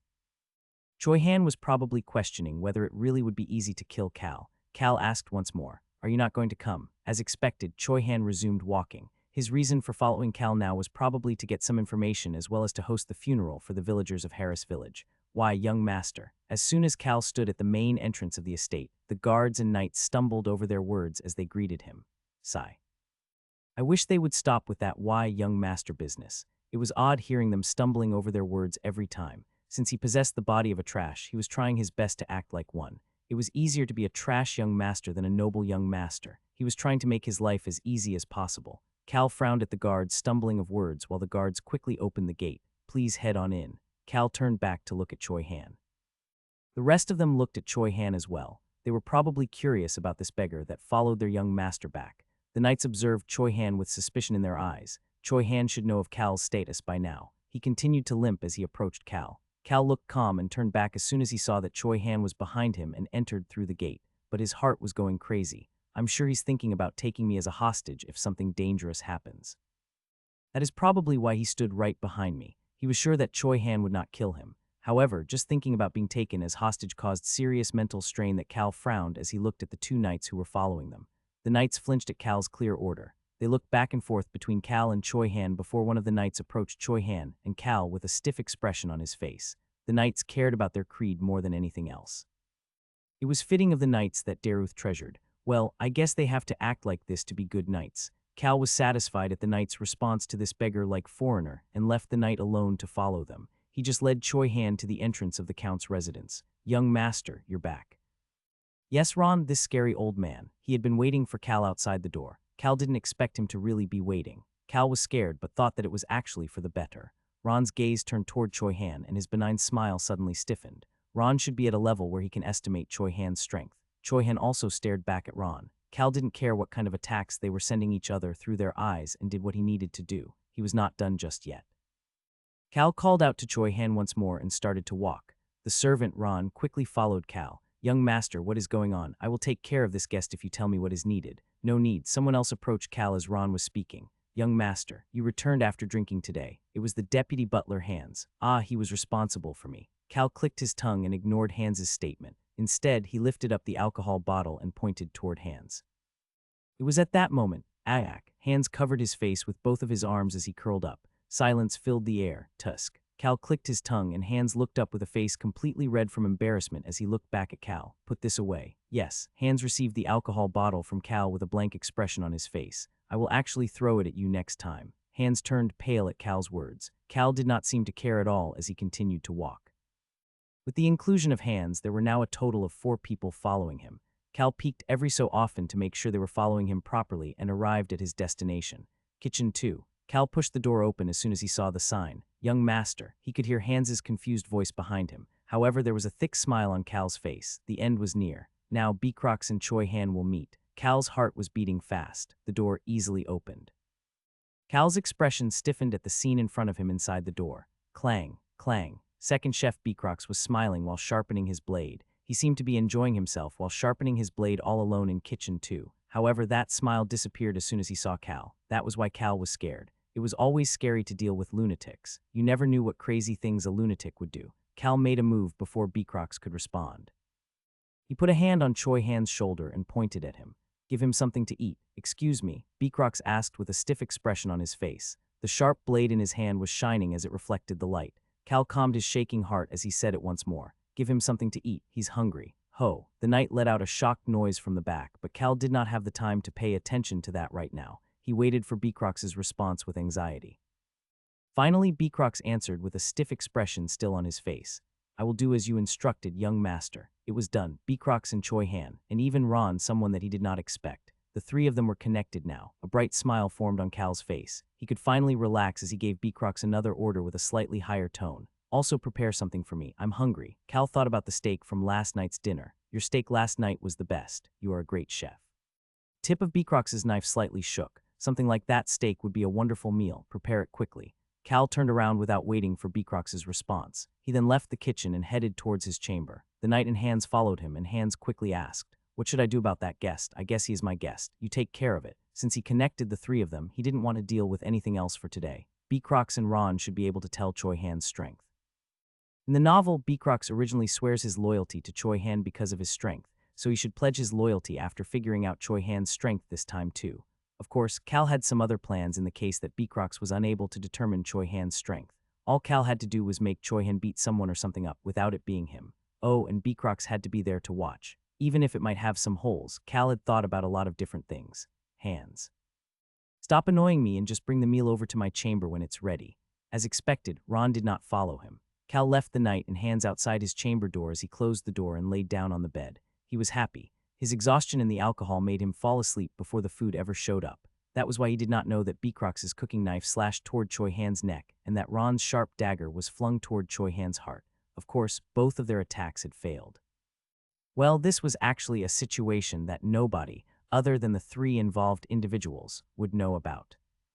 Late at night, Deputy Butler Hans had to stand in front of Count Daruth. He started to make his report while Daruth quietly listened until he was finished. He is currently sleeping in his room. Hans finally finished his report and Daruth started to speak. The driver reported that he went to the Flynn Merchant Guild's illegitimate son's tea shop. Today, he brought a young man whose identity we cannot verify. In terms of drinking, he only drank a little bit and kept a clear head. Hans's report was short, but Daruth found that short report interesting. Should we put a tail on him? He waved his hand to oppose Hans's question. He didn't want to know what his son was doing on the outside to the point he would put a tail on him. No need. As long as he is in the city, anything he does is under my authority to handle. Daruth cherished Hans the most out of all the young deputy butlers. It was because he fulfilled orders well and was a good person. Do what you've been doing in terms of observing Cal inside the house and reporting what you see. I understand. Hans did not say anything else as he bowed his head. Daruth, he was someone who did not have any special abilities nor any solid networks. However, just like the previous count, he was able to rule over the Hennetus territory and grow his wealth by selling marble and wine. He was someone who was able to protect his territory properly. Cal has changed. Cal felt different than normal. It wasn't that he suddenly got smarter or stronger, but that his actions were clearly different from before. Ah, Hans, yes, Count Nim. Bring me some information about the Flynn Merchant Guild. Tea shop owner Billows. Daruth knew about this bastard son of the Flynn Merchant Guild. This was because the Hennetus's largest trading partner for wine was the Flynn Merchant Guild. I will get right on it. Great. Daruth watched Hans walk out of his office as he started. There was a lot of things for him to think about other than the change in Cal's demeanor. The atmosphere around the continent was dangerous. It was like a volcano right before it erupts. Daruth could clearly feel the dangerous atmosphere despite the fact that he was in the corner of the kingdom. It was because he was always receiving an endless amount of information about it. But the message from the imperial court that he received today made Daruth even more certain about the current atmosphere of the continent.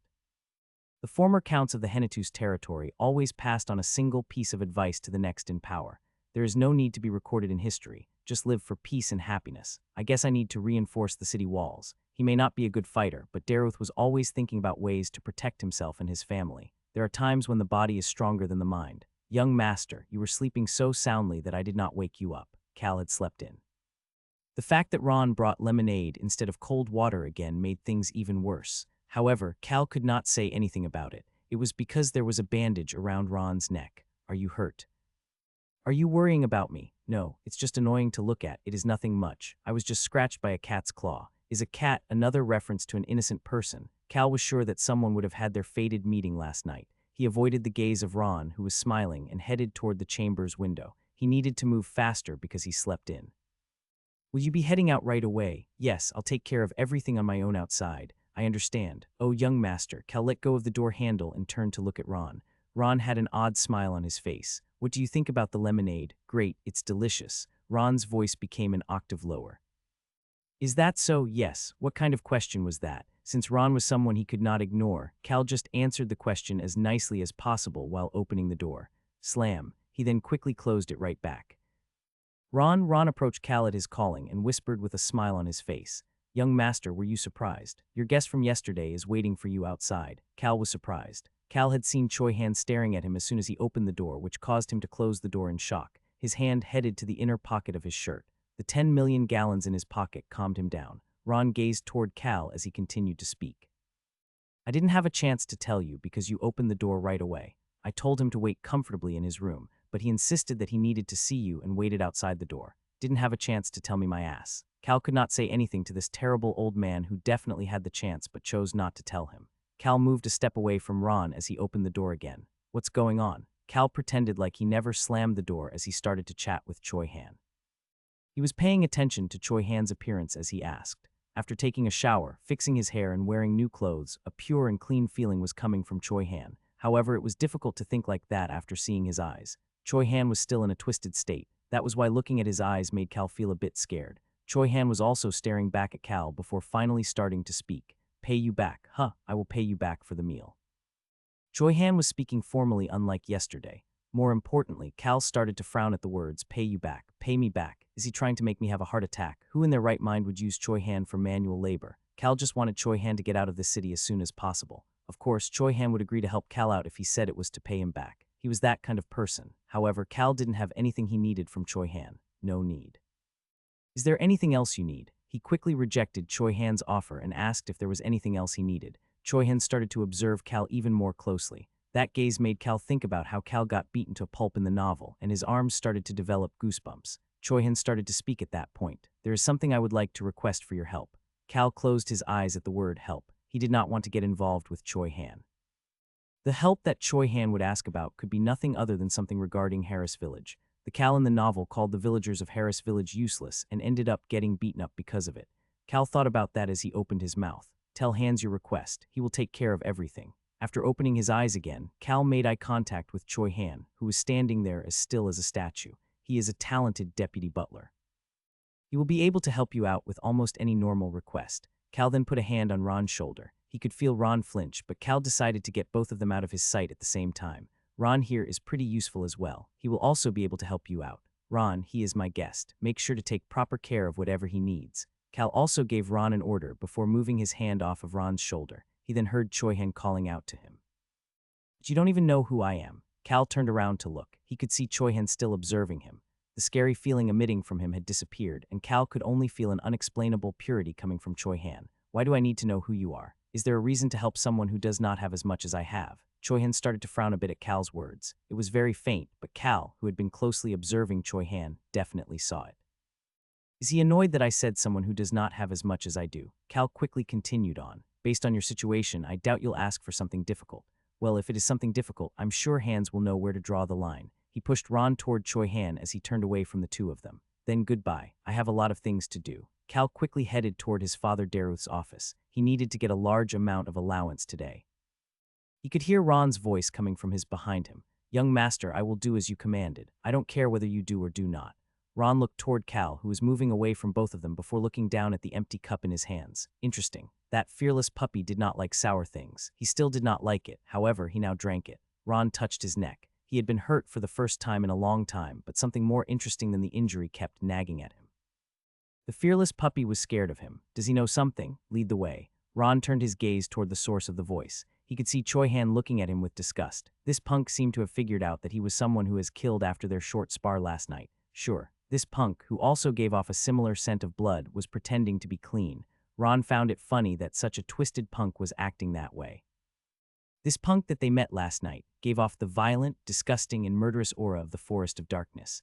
It was an aura that Ron and Beacrox could instantly tell apart from other auras. Of course, that murderous aura was not Choi-Han's own. Choi-Han had gotten that aura from the assassins he had killed, and now that he had showered and cleaned up, the murderous aura was no longer surrounding him. I guess there is no way those people would cross over. Ron thought about the events of last night as he started to talk to the boy, who seemed to have gone through a lot in the past few days. Ron started to walk in order to follow his puppy young master's order, and Choi-Han followed behind him. Choi-Han's gaze momentarily headed toward Cal's direction before turning back to Ron. Cal held a bag that was twice the size of yesterday's bag as he headed back up to the top of the slums.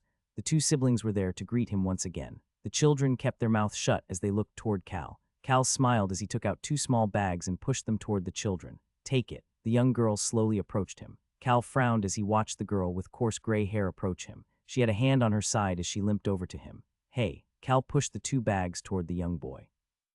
"You come here and take it." The young boy quickly rushed over and snatched the bags before quickly running back. Compared to Cal's bright red hair, the boy had coarse dark red hair that shook as he ran. Cal then turned around and headed toward the man-eating tree. "Wow, it's not bread, it's meat and cake." He could hear the siblings talking about the food, but he did not care. He continued to walk toward the man-eating tree's territory. Ooh, ooh, ooh, ooh, it's a bit scary. The black tree without any leaves seemed to be moving its branches to welcome Cal. This eerie feeling made Cal nervous, but he still poured the contents of the bag into the hole underneath the tree. The bread quickly disappeared. It was at that moment. "More, give me more." "It's driving me crazy." The response he read about in the novel showed up. It was the voice of a weak girl. Yes, the person who starved to death was a priestess who served a god. However, unlike the present-day priestesses of the temples or churches, the ancient priestesses were shamans. The majority of the ancient shamans could be considered people who had superpowers or natural forces under their command. Cal quickly grabbed the bag and started to move. "Cal, come to my study tonight." That was what his father, Daruth, had said to Cal when he went to get some allowance. That was why he had to leave here before evening at the latest. He came here with the intention of taking care of half of the gluttony of the tree today. He went back down the hill to get more bread. He could see the two siblings looking at him with cake on their lips. Tusk. Cal frowned and clicked his tongue as he walked past the two siblings. Cal then walked to the street where there were a lot of bakeries. He had already swept the stock of the bakery he went to yesterday this morning, so it would take them some time to restock. That was why he needed to look for another bakery. It was at that moment. "Why, young master?" A woman's voice made Cal turn his head. A middle-aged woman smiled awkwardly as she pointed to her shop. Her hand was shaking and she was full of fear, but she still had some confidence. "We have a lot of bread." Cal started to smile. Now this was a woman who knew how to do business. The other vendors were peeking their way while looking at what was going on. Cal threw her a gold coin and the woman quickly picked it up. "Give me everything you have. Pack it quickly." In that instant, the smile on the middle-aged woman's face grew wider. She instantly went into the store and immediately came back out with a large bag full of bread. She had already packed it all up in advance. Here it is, young master. Wow, she really is a good merchant. This was someone who knew how to make money. I can also prepare some more. Cal liked this woman even more. However, at that instant, young master, we can make even more bread than that. An old man across the street raised his hand as he rushed over. He was wearing a baker's uniform. Cal liked his fitting outfit and threw a gold coin to him as well. I will head to your shop next. Have a bag ready. Cal was amazed by these vendors. They were still afraid of him because of his identity as the trash of the Count's family, but they had no issues coming up to him to make some easy money. It was probably because they knew that Cal did not hit anybody who was not a gangster, but he still could see why the Hennetu's territory was doing so well. The fact that Cal had spent a gold coin to buy a bag of bread yesterday had already spread like wildfire. 1,000,000 gallons. The others gasped at the week's worth of profit while their eyes started to sparkle. I can go around to those 3 places tomorrow to get bread. Since he gave each of them a gold coin, he should be able to get another bag from them tomorrow. Cal was happy that things were going so smoothly. However, there was someone who was watching him from afar. It was the chef, Beacrox. Just like his father, he had a bandage around his neck, and he was watching Cal from behind a corner. He just watched Cal buy the bag of bread and some medicinal herbs before heading back to the slums. Did he go crazy? Cal seemed like he had gone crazy since yesterday.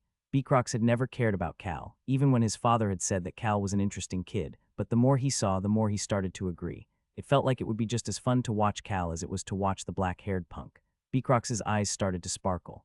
Billows, the owner of the tea shop with the highest view, took a sip of his tea as he received his subordinate's report. Young Master Cal is going in and out of the slums. Yes, Billows Nim, I see. We also received communication from the capital. Is that so? Billows's round eyes that were hard to see because of his fat opened widely. The subordinate flinched for a moment before continuing his report. Yes, it mentioned that the crown will soon gather people. That is why they wish for Billows Nim to return and get to work. Clank. Billows put the teacup on the table as he motioned with his chin. You can head out now. The subordinate quickly moved into the shadows and disappeared. Billows stared at the spot his subordinate was standing in as one corner of his lips twisted upward. Do they think I will be their dog and watch the house again? His gaze headed out of the window. It felt like his gaze could reach the faraway capital. This isn't bread, and... Seeing the young girl who was mumbling, isn't bread, over and over as she held the medicinal herbs in her hand, Cal just snorted as he headed back to the man-eating tree. However, the young boy got in his way. You cannot die. It was the young boy saying he cannot die now. Cal did not even frown as he just walked past the young boy. Cal no Kim Rock-soo. He was an orphan and didn't have anything to his name. That was why there were a lot of people who showed the poor Kim Rock-soo a lot of sympathy. Is there a reason to show sympathy for the needy? That was something he heard all the time when he was younger. Young beggar, poor orphan, you don't need a reason to show sympathy. There was a time he just took that at face value, but he started to understand the real meaning of it as he got older. There wasn't a logical reason for the things your heart draws you to do. You didn't need a reason. So annoying. Cal hated to see young children being hurt. However, he didn't have any thoughts about nursing the young girl nor thoughts of consoling her. He frowned toward the young girl who was limping toward him and the young boy next to her as he answered them. I won't die. The siblings finally stopped following him once he said that. Cal was unhappy at the thought that he did something he hated the most. He hated people who got involved in other people's business without being asked, but he had done just that by giving the young girl the medicinal herbs. Ooh. More, give me more. Yes, eat it all. Cal dumped the whole bag into the man-eating tree without caring about how it landed. He was not afraid. The bread instantly disappeared into the darkness that was now too light to be called darkness. Cal could now see a new gray light. However, it would only seem gray to him. I guess it is paying off for the money I spent. Cal poured the other bag of bread into the hole as he headed back home. He didn't see the siblings anymore, but that was better for Cal. However, he saw the 2 struggling cats on his way back home and flinched. It's the cats from yesterday. They shouldn't remember me, right? Silver fur and golden eyes, dark red fur and golden eyes. The 2 cats did not even meow as they stared at Cal. Cal did not want to cause a scene and just looked away as he headed back home. He then heard something from his father that almost made him faint. Could you please say that one more time? Yes, Cal. Basin was standing next to Cal as well. The story of the Hennetu's family that was not mentioned in the novel was happening in front of Cal's eyes. You shall go to the capital as our family's representative. Cal could feel a headache coming. Originally, Basin was supposed to go. However, you are the firstborn of our family. Cal just opened and closed his mouth repeatedly as he watched Count Daruth sitting there with a gentle smile. Going to visit the crown at such a time. Cal was quickly thinking about the contents of The Birth of a Hero as Daruth continued to speak. The crown is hosting a big event, and the noble families of each territory have been invited to gather. It will be your first time to go visit the crown, but Basin has been going to similar functions for the last 2 years. However, I am hoping for you to go this time. Big event hosted by the crown. That made Cal think about a single incident. The Plaza Terror Incident. A secret organization commits a terrorist act when many of the citizens of the capital are gathered in one place. Our hero Choi Han is the one who manages to block about half of their plot. That would be the fourth time that Choi Han and the secret organization would come into contact with each other. As a result, Choi Han is able to save a lot of the citizens at the plaza and becomes connected with the crown prince. They then quickly develop a friendship with each other. Cal suddenly got the chills. Since the novel described the event from Choi Han's point of view, it did not talk much about the gathering of the nobles. All it mentioned was that Choi Han gained some party members before and after the incident, as well as the strong backing of the crown prince. But he had to go to the scene of that terrorist attack. Of course, he did not know whether the nobles would gather in the plaza as well. Cal started to recall the information in The Birth of a Hero.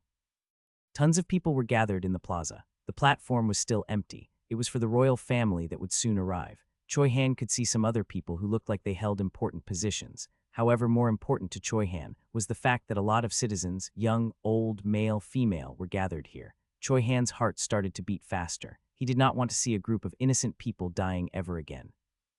Would people who looked like they held important positions include the nobles? Cal turned to look at Basin even as his father was continuing to speak. Basin stood there stoically, looking at his father without giving Cal a single glance. Daruth said Basin normally goes to events like this. Should I tell him to go? Cal's mouth continued to repeatedly open and close. He did not want to go to a dangerous area. However, he could not bring himself to say Basin's name. A relationship that was neither good nor bad. That was the relationship between the original Cal and Basin. Basin found Cal to be difficult, but that was it. Cal's mind started to get complicated. Would Cal have gone in the story? There was no way Daruth would send the trash to the capital. Just why was he trying to send him then? Cal was wondering if he had done something wrong to have caused this to happen. You will leave in 5 days. 5 days later. Hearing Daruth say that, Cal knew that the Cal in the novel had not gone to the capital. In the novel, he was beaten to pulp by Choi Han 4 days later and carried into the Count's estate.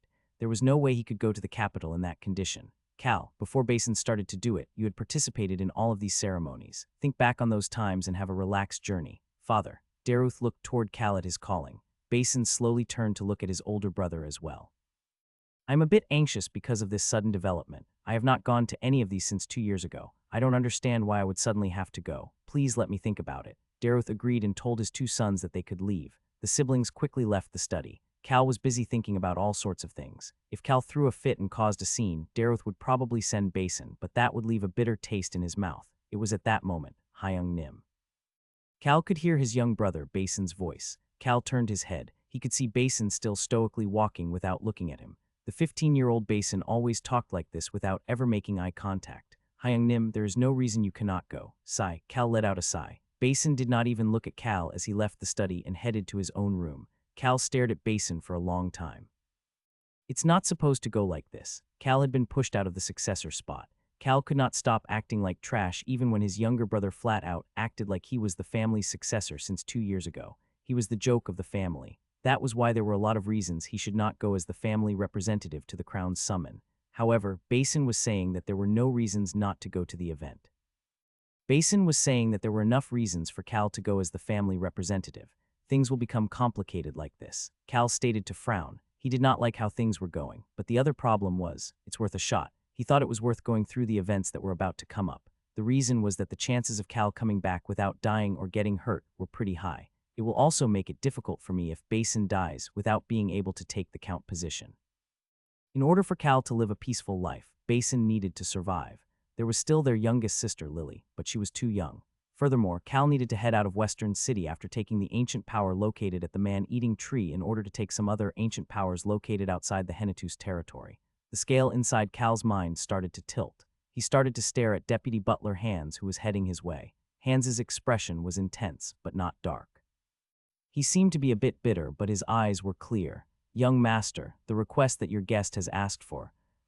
Hans, Cal cut him off as he said something else. Bring that guest here. Excuse me, Cal was not going to be pushed around. If he was going to have to move, he might as well do it in a way that was most comfortable for him, and in a way that was most beneficial for him.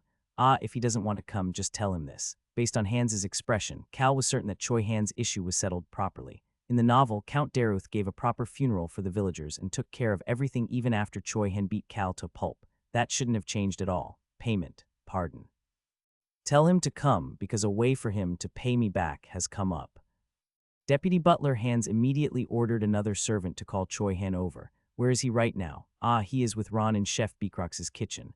Cal's heart jumped as he walked into the study. Were the three of them getting along as expected? Based on what I've been told, he is learning how to cook basic dishes from Chef Beecrox. Cooking, yes. One corner of Cal's lips went up. Cooking my ass. They were calling it cooking, but he was probably learning about torturing or Beecrox, and Ron were admiring Choi Han's sword skill. Cal didn't need to see it to know the truth. Cal naturally walked over and sat down at his desk. He then casually asked Hans, who was idly standing in the corner. What did he ask for? Hans seemed shocked at Cal's sudden words, before quickly putting on a serious expression and started to report. It was the information Cal expected it to be.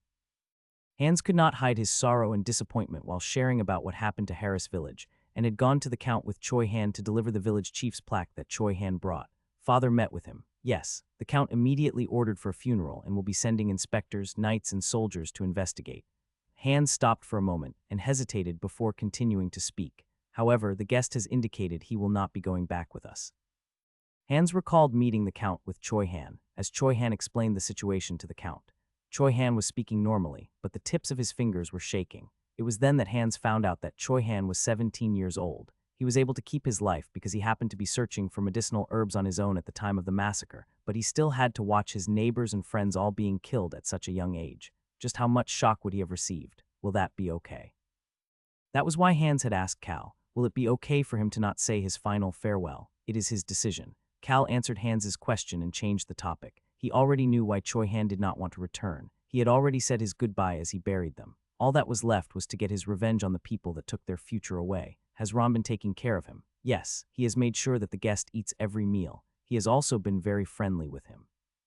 The three of them did indeed seem to be getting along. Hans seemed to have remembered something as he continued to speak. Mr. Ron seems to have hurt himself while working again. He had bandages around his wrist. Really, make sure to give him some medicine. He probably killed someone again. That was what Cal was thinking. He heard Hans's voice at that time. I will make sure to deliver young master's words and feelings to Mr. Ron. Sure, whatever. Hans opened his mouth to say something as he looked at Cal's nonchalant expression, but a different noise filled the study. Knock, knock, knock. Choi Han had arrived. Hans opened the door and Cal could see Choi Han standing outside. Cal waved his hand to send Hans away, and Hans bowed his head as he quietly exited the study. Only Cal and Choi Han were left in the room. Cal kept the desk between them as he pointed at the chair across from him. Come sit down. Choi Han slowly looked around the study as he sat down on the chair. Cal gave him enough time to look around the study. Like a typical pure and smart hero, Choi Han liked books. That was why the first thing he did after coming out of the Forest of Darkness and arriving in Harris Village was to learn how to read from the chief.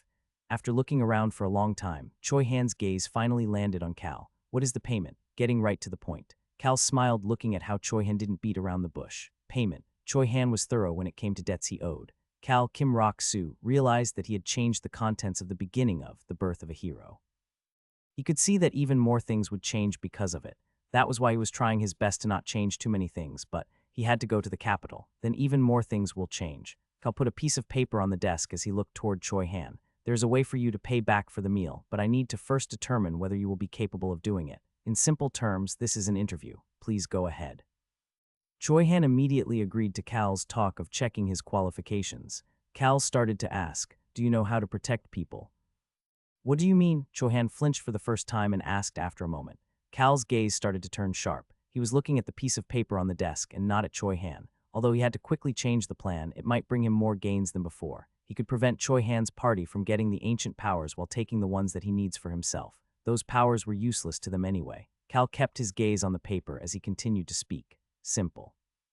Are you capable of protecting people instead of killing people? Silence filled the room. Choi Han did not have an answer. Cal removed his gaze from the paper and looked at the person sitting on the chair. Choi Han was sitting there with his head down, but eventually answered, I am not sure. Tusk. Cal clicked his tongue. This was why it was dangerous to provoke Choi Han right now. But you can kill someone. The answer came easily this time. Absolutely. Then you should be able to protect people as well. Choi Han's eyes shook for a moment. That is difficult. But difficult does not mean impossible. There were not many things in the world you could avoid because it was difficult. The life that Cal had lived was like that. That was why he was so happy to possess the body of a trash like Cal who could do whatever he wants. But unfortunately, there was now a mountain he needed to first climb in order to have that damn peaceful future. Cal was looking for someone to climb and flip that mountain for him. Choi-han had a bitter smile on his face. I guess that's true. Yes, it is. Now the final interview question. Yes, please ask. Cal looked into Choi-han's firm gaze as he asked the last question. What is your name? You don't know my name. Of course I do. You're the person who is going to beat me up. I have heard from other people, but I want to hear it directly from you. Choi-han. Choi-han reached his hand out. My name is Choi-han. Cal shook Choi-han's hand. Great, I am Cal Henitus. The short conversation called an interview quickly finished. Of course, it was a passing grade. Cal pushed the paper on the desk toward Choi-han. The way you can pay me back is simple. There were 2 names written on the paper. It also indicated where he would meet them. Go to the capital with these people. These were the party members Choi-han would meet on his way to the capital. Beecrox and these 2 people would grow and get strong with Choi-han until Volume 5, Rosalind and Locke. One was the princess of a neighboring kingdom who was returning to her kingdom after surviving an assassination attempt, and the other was an injured kid. Of course, that kid was the heir to the Wolf King. It was possible for him to transform into a wolf. Princess Rosalind was strong and cold. She had the most explosive strength after Choi-han and used her strength logically. She was not interested in taking control of the throne. Instead, her goal was to create the continent's greatest magic tower, and she would grow into a hero as she moved closer to her goal. The Archduke of the Kingdom, who attempted the assassination on Rosalind, will be tortured by Beecrox in the future. Cal's heart started to shake as he recalled just how clear and descriptive that torture scene had been in the novel. His heart seemed to be shaking quite a bit these days. Rosalind. Locke. Cal nodded his head at Choi-han's voice. Yes, those 2 people. I'm glad you know how to read. Choi-han continued to stare at the 2 names. Cal's gaze fell on the name Locke. Locke. This world had other races such as elves, dwarves, and beast people. However, the most secretive of all races were the beast people. Beast people. This included beasts, birds, and even insects. Beast people were different from monsters because of the existence of a conscience. Locke has the purest blood of the wolf people. Locke had received the bloodline to dominate the wolves. Beast people with the purest bloodline tend to look weak and average when they are in their animal form or their human form. However, once they enter their berserk state, they become more cruel and violent than anyone else. And Locke was the only survivor of the entire Blue Wolf tribe. Cal took a map out of a drawer and opened it up on the desk. You will start the journey with me. He then pointed to a location on the map. We will separate at this point. You just follow what I wrote on the paper. Choi-han didn't ask any questions and just quietly listened.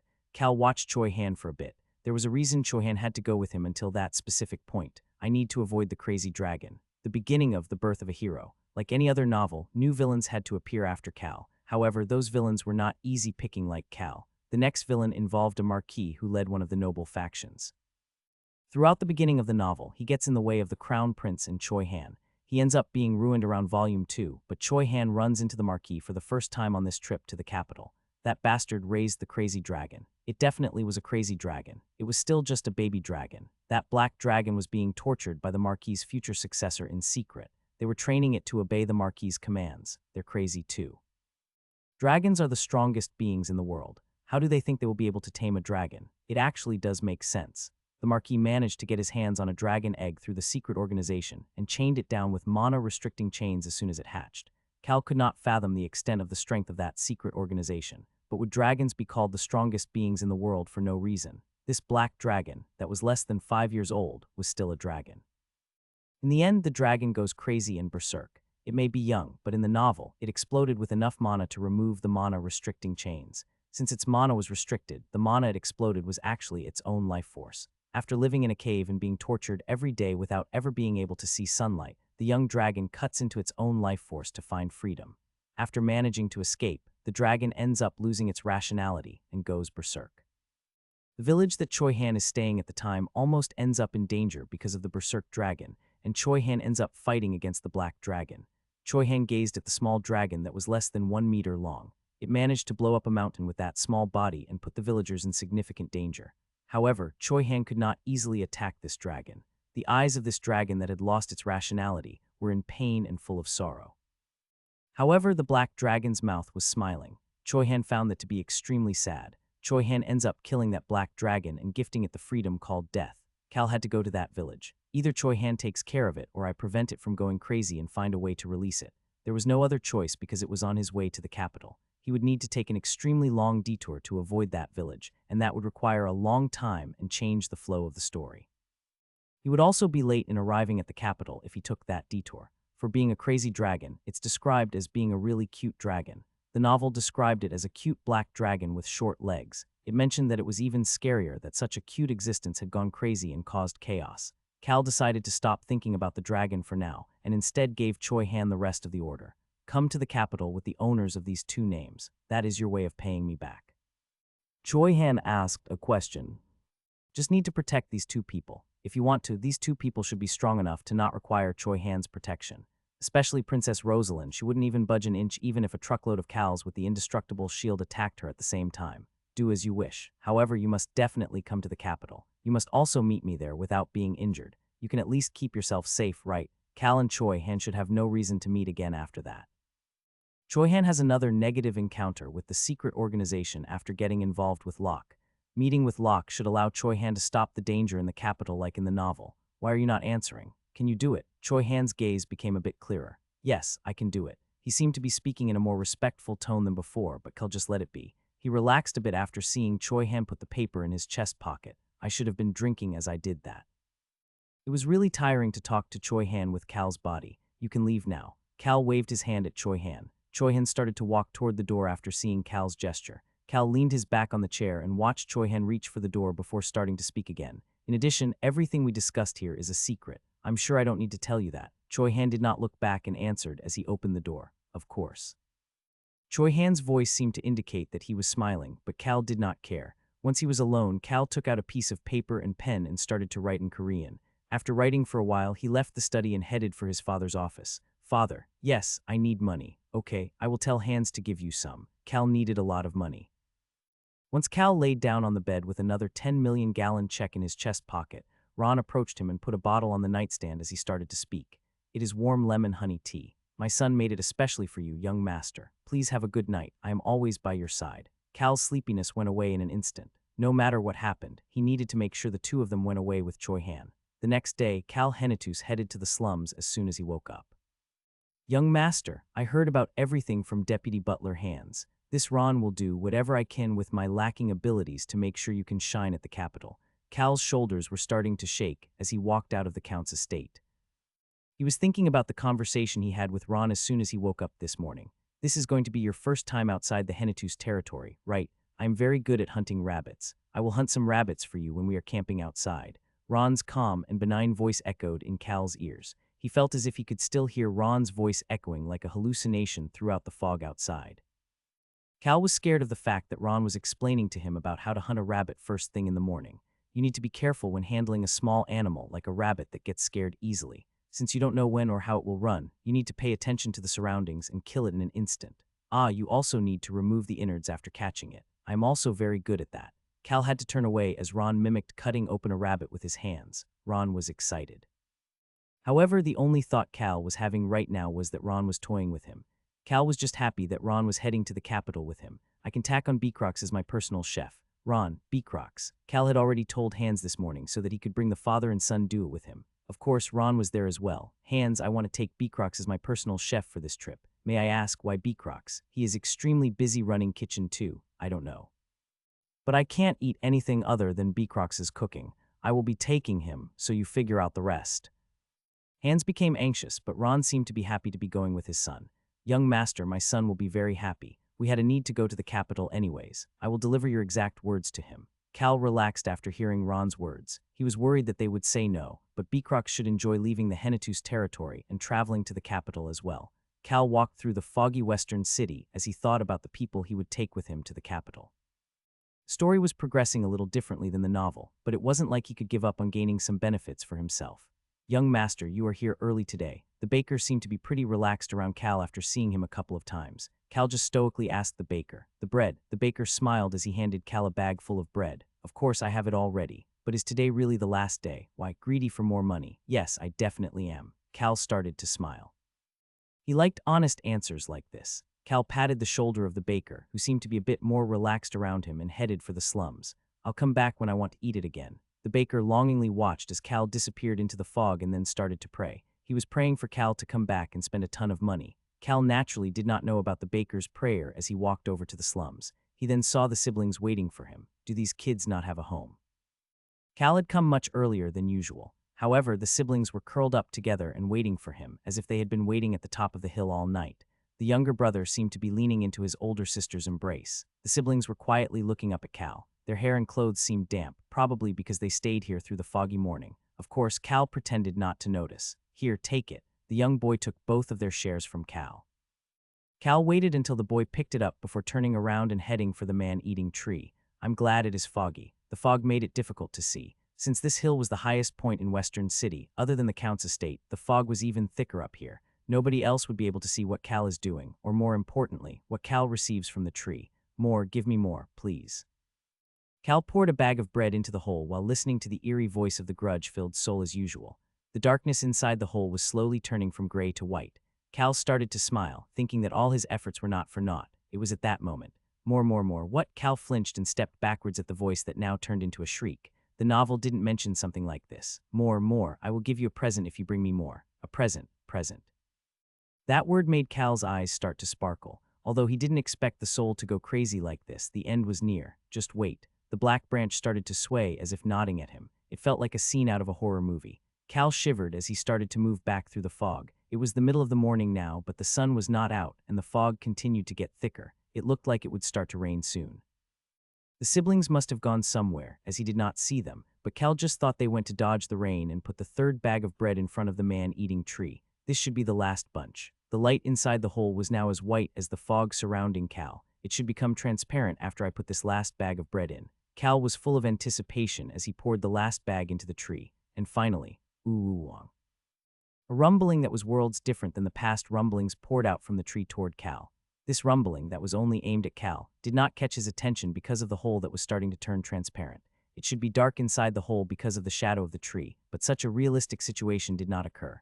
That was the ancient power. The moment Cal saw the ancient power, he could hear the voice that had been asking him for more food until now. It was so good.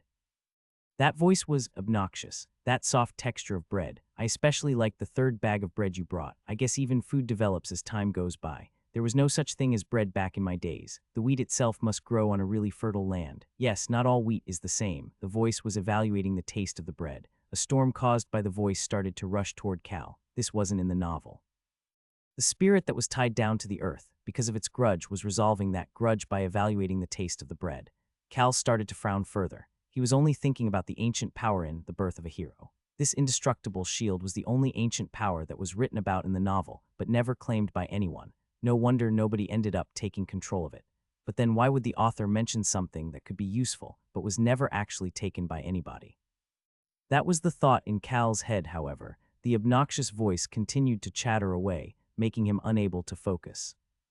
That's why I am so full. It was delicious. Chatter. It felt like the grudge was from not being able to speak instead of not being able to eat. After hearing the spirit chat on and on for a couple of minutes, evaluating all of the different types of breads that Cal had brought, Cal nodded his head and tried to cut the voice off. Things like this were not available in ancient times. The people of the Forest of Darkness claimed to be servants of a god, yet only gave me tasteless things. However, Cal decided to wait a little longer after hearing the spirit mention the ancient times. I was, naturally, banished from that place. They said I was a glutton my ass. Of course, I left with my friends. We were planning on putting the world back on the right track. For someone like him who needed ancient powers, it was important to listen to stories about the ancient times. However, the story soon ended, and the spirit went back to talking about food and other useless things. Cal quickly cut it off. I don't think I could give up this taste even if I got fat. It's so unfair that I had to eat dirt and ended up dying. Yes, it was an amazing and professional evaluation. You're a bit loose. The spirit cut Cal off. Cal couldn't tell whether he could really communicate with the spirit or not. How interesting. The man-eating tree, the originally black man-eating tree, was starting to turn white. It then started to slowly grow some green leaves. The scene looked even more mystical because he was surrounded by fog right now. Ooh-wong. The noise held some heaviness compared to before. Cal kneeled on one side and sat down underneath the trunk of the tree. A bright white light was pouring out from the hole. Cal put his hand into the light. He then closed his eyes. This must be it, a warm and strong power that wrapped around his hand. He started to smile before hearing the voice one more time. It was a pure and warm voice. It will protect you. And for a very short moment, a bright light wrapped around Cal. The light was silver in color, and the light started to become absorbed by his body. The absorbed light all gathered at Cal's heart. Hooah. Cal let out a long sigh as he opened his eyes. It did not hurt. It was warm, and the pure power was making him feel happy. Cal quickly lifted up the shirt that he was wearing. I did it. There was a small silver shield inscribed over his heart. It was different from a tattoo. Such a beautiful and fancy shield left its mark over Cal's heart. The shield will prioritize its owner's safety above anything else. The location of that promise was at the heart. This shield will be with Cal until his heart stops beating. How nice. Cal could feel the strength wrapping around his heart. It was not causing any issues. In fact, it felt like the shield had surrounded his heart and was doing its best to protect him. Ancient powers like this left their unique mark when they are activated. Cal quickly used the method that was written in the novel to trigger the ancient power. The indestructible shield appeared in front of Cal's eyes. It was a silver shield that was just large enough to cover Cal's upper body. There were 2 silver wings on both sides of the shield, which allowed the shield to move within a certain radius from Cal. The size of the shield was also controllable. Cal started to smile, a maximum of 2 times. Cal was thinking in terms of Choi Han, the strongest person around him right now. The shield should be able to block 2 of Choi Han's attacks. The strength of this shield is stronger than I expected. Why would the heroes not use it all the time? The indestructible shield, unlike its name, actually is capable of breaking. However, it does not disappear upon breaking. If the shield receives an attack stronger than its abilities, it will store as much of its strength as possible to protect the owner's heart before it breaks. After a while, the shield will recover its strength and can be used again. The strength of the shield comes from the owner's heart, the beating heart. That heart becomes the strength of the shield. The heart strengthens the shield while the shield protects the heart. So what would happen if the heart gets stronger? It will get even stronger. There were many ways to strengthen ancient powers. Cal will be strengthening this shield on the way to the capital. Once that happens, he should be able to make a shield that can last at least 5 minutes when someone of Choi Han's caliber tries to kill him with all of their strength. Ancient powers, as seen with this man-eating tree, are difficult to earn unless you, coincidentally, run into them. The person who knows the most about these coincidences in the first 5 volumes is probably Cal Henitus, the current Cal Henitus. Cal started to smile. He reached out and touched the shield. It felt nice. However, there was one thing he didn't like about it. It seems too divine. At full strength, it looked like a holy shield that the Knights of God carry with their swords in myths. Of course, the former owner of this shield was a priestess who was tired of the term god, and the current owner, Cal, just didn't like gods. It's not like there will be many reasons for me to use this. He was planning on leaving the fighting to everyone else. The terror attack at the capital. He may have to use it if something dangerous happens there. But he will make sure it is small and faint so that other people will not notice it. Cal returned the shield to his heart and patted the now white tree as he started to walk away. The misty rain inside the fog started to wet Cal's shoulders. Cal liked the fog but did not like rain. He started to walk faster toward home. He needed a carriage. It was at that moment. Meow. Cal suddenly felt a chill on the back of his neck. It was the alley right outside the Count's estate. He could see 2 pairs of round, golden eyes. Cal started to frown. There were 2 kittens who looked extremely pitiful and drenched in the rain. They continued to meow as they approached Cal. They then started to rub their cheeks on Cal's legs. Cal let out a sigh and started to walk. The 2 little kittens followed behind them. The tiny things somehow managed to keep up with Cal, even with their short legs. Young master, what is going on? The person who greeted Cal at home was Deputy Butler Hans. Hans had a confused expression as his eyes opened wide. He seemed to be shocked. Cal clicked his tongue and handed Hans the things in his hands. Don't ask stupid questions and just take them. Hans's eyes started to shake. What cute and lovely kittens. This deputy butler really did seem to be butler material. Cal carefully put the 2 kittens in the hands of the extremely excited Hans. The 2 kittens that were dangling in Hans's hands continued to look at Cal, even when they were in Hans's arms. Young master, may I take care of these 2 lovely kitten-nims? Whatever you want. Hans started to smile in joy. Cal started to walk past the excited Hans as he added on. For your information, they become quiet if you give them food. The 2 of them are also siblings. The 2 kittens flinched and started to shake. Their golden eyes opened widely as they looked toward Cal. Excuse me.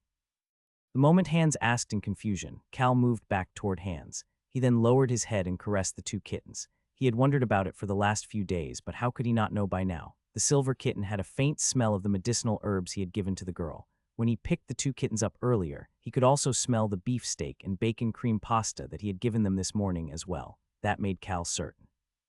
The events of the last few days were finally resolved in Cal's head. Did you think I wouldn't know? The 2 kittens' golden eyes continued to shake. Cal looked at the siblings he had been feeding the last few days and started to smile.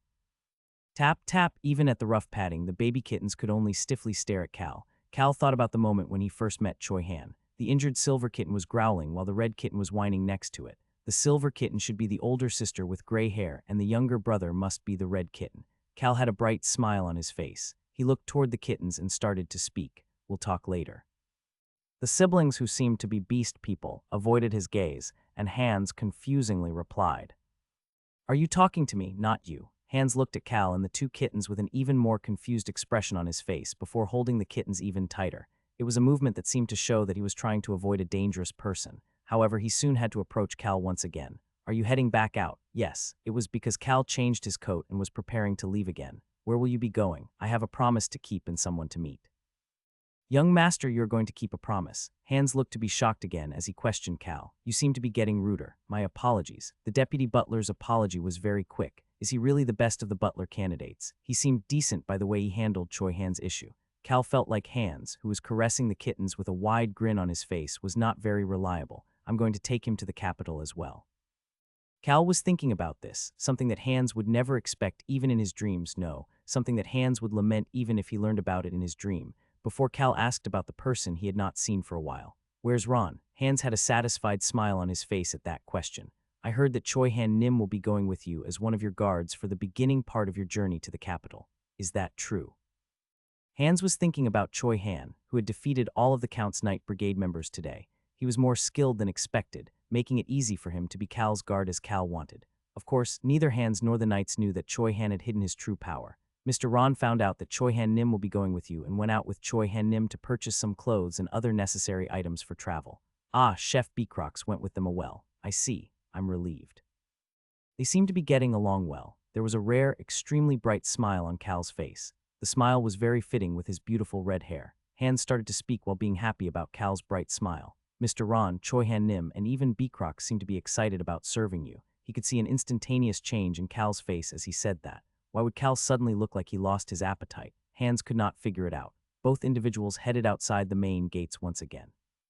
As he got on the carriage, Cal asked Hans, who was watching him leave, "Oh Hans, don't the deputy butlers learn basic martial arts?" "Of course, and you are the greatest butler candidate." The corner of Hans's lips started to move up and down. Count Daruth cherished Hans because he took care of things well and had the best personality as well. "Yes, sir. I know the basics for 3 different styles: martial arts, dagger arts, and spear arts."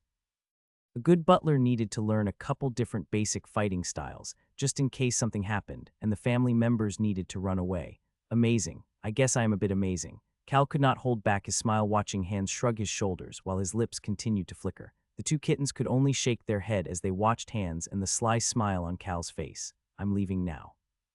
Cal made up his mind to take Hans to the capital, to take care of all of the annoying things he didn't want to deal with before he then closed the carriage door. The carriage headed into the fog, and the now stronger rain to head to his destination. The fragrance of tea with poetry. Cal looked up at the sign before opening the door. Ring. The clear ringing of the bell in a desolate shop welcomed Cal. "I guess nobody is here because of the rain." "Welcome, young master." Billows, the bastard of the Flynn Merchant Guild. He welcomed Cal as if they had known each other for a long time. Cal sat in front of the counter and made eye contact with Billows. "I promised to come back. I needed to keep my promise." "Of course, promises need to be kept. Should I prepare the book and tea from last time?" "Yes, 3 cups of tea, please." "Which teas should I make?" Cal ordered 3 types of tea and set a time for Billows to bring the teas up before turning around and heading up to the 3rd floor. Drip, drip. The rain was getting even worse. Tusk. Cal clicked his tongue and went back to sit at the same spot near the 3rd floor window and looked out. "The rain is pretty strong, isn't it?" Billows came up and sat across from him and put down a single cup of tea. Cal was observing Billows closely. Choi Han, Beecrox, Ron, and finally Billows. Reveal. That word was important. He's always been a greedy person. Billows was different from Hong Gil-dong.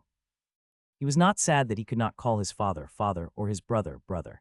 In fact, he was just trying to beat them. He wanted to make it so that they had no choice but to accept him. He wanted to create a situation where they will have no choice but to introduce him as son, to introduce him as the younger brother. He must be exhausted. Cal thought Billows lived an exhausting life. However, he did not hate that. In fact, having that type of greed made him seem more human. He didn't like the people who had the abilities and strength, but said things like, "Ho ho, I'm just going to give up. I have no choice." Why would you give up on something that could be yours? You should always take what is yours. Anyways, this person had to meet with Choi Han at least once during the time frame of Volume 1. It had to just be a short encounter. Cal could hear Billows' voice breaking his train of thought. "Young master, I heard that you are going to head to the capital.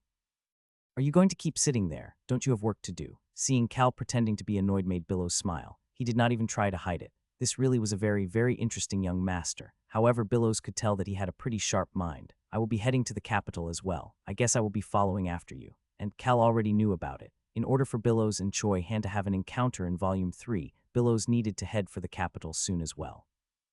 Billows had a stoic expression as he asked Cal, who was sipping his tea and looking out the window, a question. Young master, it seems like you have changed. Seeing Cal turn to look at him, Billows started to smile.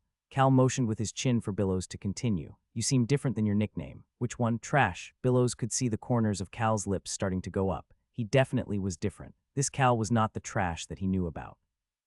That Trash did not know how to make such an expression. It was a slightly bitter smile. Should I have gone a bit drunk and broken a chair or something? Billows did not know what Cal was thinking. Yes, you are right, Trash. Haven't you always been a trashy young master? Did he not have any fear? Cal could not help but wonder as Billows said such a thing to the Count's son, the firstborn of the ruler of the territory. Was Billows the one who had something to drink? Cal did not want to fight with Billows. Billows was someone who was going to take over a large merchant guild, and Billows was being sincere. He was not smiling, he was actually sincerely asking the question. Haven't you always been a trashy young master? Cal decided to answer the question. It was not a hard question to answer anyways. It was easier than figuring out how to make money when you have no money. Billows. Cal had a smile on his face but did not laugh as he called out to Billows. You can't call your father, father. You can't call your brother, brother. Billows's gaze turned chilly. He started to take notice of the young master in front of him who had no problem touching his sore spot. Just like he had touched Cal's sore spot, he was returning the favor by touching his most painful sore spot. Cal just silently made eye contact with Billows for a bit.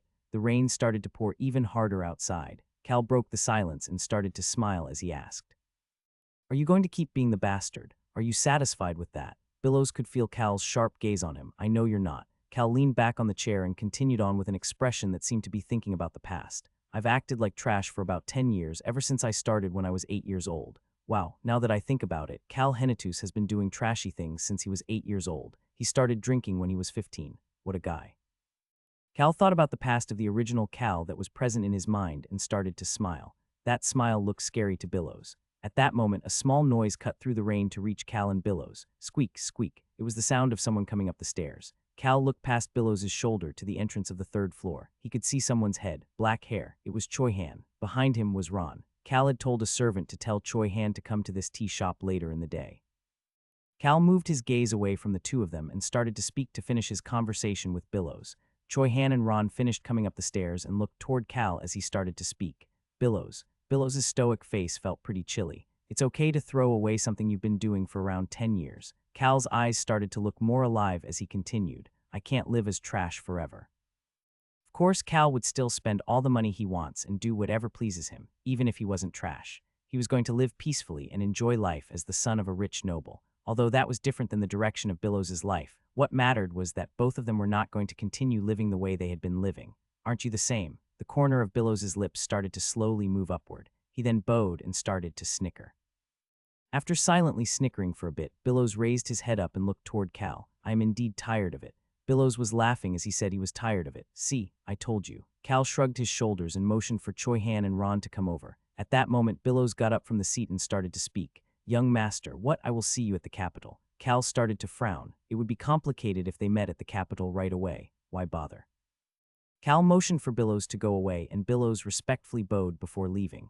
Ron, Choi Han, and the descending Billows made eye contact, but they all just ignored each other.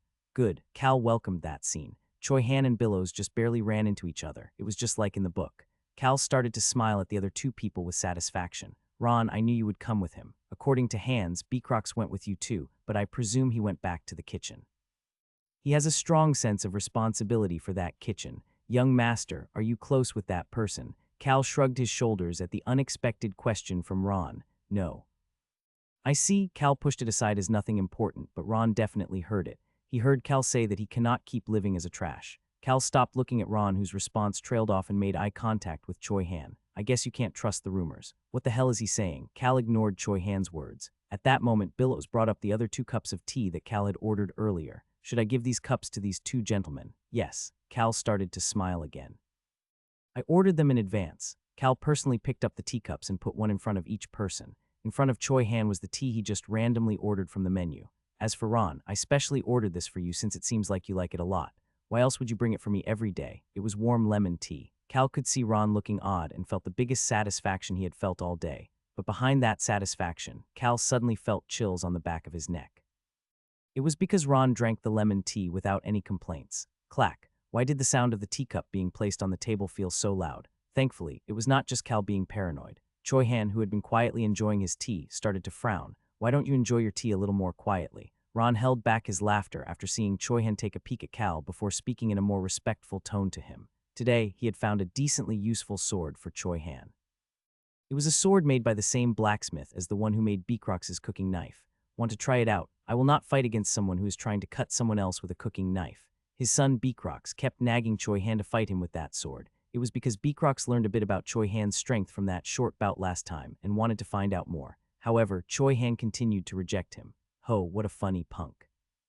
What do I need to bring a bloodied sword like you? Choi Han closed his eyes for a moment before opening them back up and responded to Beecrox as if he was confirming it for himself. I will now be someone who protects. He said even I could do it. What the heck are you saying? Ron watched his son and Choi Han's cute bickering before following Choi Han to come see Cal. He didn't expect to hear such a precious thing. I can't live as a trash forever. That was what Ron was thinking about as he drank the lemon tea, but it looked like he was glaring at Choi Han. Cal was watching that scene with satisfaction. Ron and Choi Han's relationship in The Birth of a Hero was just like this. They were always at each other's throats but still continued to travel together. They were tied together by a contract, but they both knew they could also rely on one another. Cal thought that a lot of things got twisted because of his actions to not get beaten up, but it looked like their relationship was forming in a similar manner. It is disappointing that it got twisted a bit, but my life comes first. I can't let the novel dictate my life. For Cal, his life was the first priority. After that, it was that everybody living within his territory lived peacefully. What else could you need? Sweet teas are really the best. Ron flinched at the words that Cal happily said. The tea time for these three individuals ended in the middle of the downpour. I guess the next time I will see you will be at the Capitol. Cal shook his head toward Billows, who greeted Cal as he came down from the third floor after tea time. I will be coming here every day for a while. Is that so? To read the book, whatever I feel like doing. Please feel free to visit whenever you would like. This tea shop is open to you at all times, young master. Billows was watching Cal, who walked by while pretending not to hear what he said with curiosity. Ron was just quietly observing them from behind. The bastard son of the Flynn Merchant Guild. The fact that he was extremely talented made the official children resent him. That was why Billows had to come to this remote, yet profitable region in the Hennetus territory. He couldn't even use the family name of Flynn, either. Ron was observing Cal being friendly with this greedy Billows and clicked his tongue. It was because he thought to himself, why does it matter to me if that puppy young master is close to Billows? Tusk, I guess even dislike creates affection. I don't want my dislike of you to turn into affection. Ron let out a sigh after seeing that the clueless Choi Han had misunderstood. Not you, punk. Ron's gaze was on Cal. Ron was planning on heading to the Capitol anyways. It was because he had a bad feeling about it. He had been thinking about it countless times ever since Choi Han came out from the Forest of Darkness and entered the city with that dense, murderous aura on him. The reason Ron had to hide out in this territory. The reason he had to escape from the Eastern continent. It looked like he needed to research the people responsible for it one more time. Wouldn't it be appropriate for me to make sure our puppy young master safely arrives at the Capitol and safely leaves as my final duty as his servant? He claimed to others while laughing that he would be by the young master's side because he found Cal's scared expression to be funny, but would an assassin ever tell the truth to others? I should tell Beecrox to make food that our little puppy young master will like during the journey. Cal was someone he looked after even more than his own son, Beecrox. Ron knew very well about the terrible things Cal has done and the terrible personality that Cal had. However, there was someone else he knew. Ron remembered how the young Cal had consoled his father when his mother died. He also saw how Cal hated his stepmother and her family, but never caused a ruckus with them, even when he was drunk. But he definitely is still trash, Tusk, 18 years. Ron had watched over Cal for too long. Cal returned to his chamber immediately after returning to the estate, only to find the two baby kittens staring up at him. Ah, I forgot about the two of you. He should have brought Choi Han, who cherishes small animals. Choi Han had returned to his own room after saying that his heart needed to become stronger to be someone who protects. When Cal laughed and asked who Choi Han was going to protect, Choi Han responded that he would let Cal know once he became stronger. That answer gave Cal the chills. Cal didn't know why someone as strong as Choi Han would want to become even stronger. Young master. Hans approached Cal as he was staring at the kittens. Young master, what do you think? Aren't they even cuter, lovelier, and more adorable now? They are so mean though, they wouldn't even let me pet them. Haha. Hans crouched next to the kittens and looked up at Cal with satisfaction. His expression was so full of admiration that it surprised Cal and Ron. His expression was not related to the cuteness of the kittens. Don't you agree? This strong butler candidate seems to like cats very much. Oh, I guess so. The two kittens that were sitting on a silk cushion that came from who knows where definitely looked fuller and healthier. What kind of magic did this deputy butler do in that short amount of time? However, the two kittens continued to avoid Hans's gaze. It seemed to be a very stereotypical relationship between a butler and a cat. Then I will be heading out now, young master. Please call me if there is anything you need for the kitten Nims. Just go. After verifying that Ron got Hans to leave, Cal avoided the sparkling eyes of the kittens as he went into the bathroom. At that moment, the kittens' ears fell down. But then, Ron approached the kittens after getting Hans to leave. Only Ron and the two baby kittens were currently in the bedroom. You are children of the cat tribe. The golden eyes of the kittens turned sharp. However, Ron did not seem to care, as he verified that the bathroom door was closed before standing in front of the kittens. Good. There was an odd smile on Ron's face. The cat tribe was known for their sensitivity to their surroundings. The cat tribe was one that was better known in the eastern continent than the western continent, but there was no way that someone like Ron, who was involved with assassinations, would not know about them. Unlike most beast people who became violent when they went berserk, the cat tribe became stealthier and sharper. That was why they were a scary tribe, although they were not at the level of the wolf, tiger, or lion tribes. There was only one thought on Ron's mind as he watched the two cat tribe children. It was a sudden thought, and they were still young, but I can teach them. Ron checked to make sure that the door to the bathroom was closed once again. The cat tribe put a lot of importance on relationships.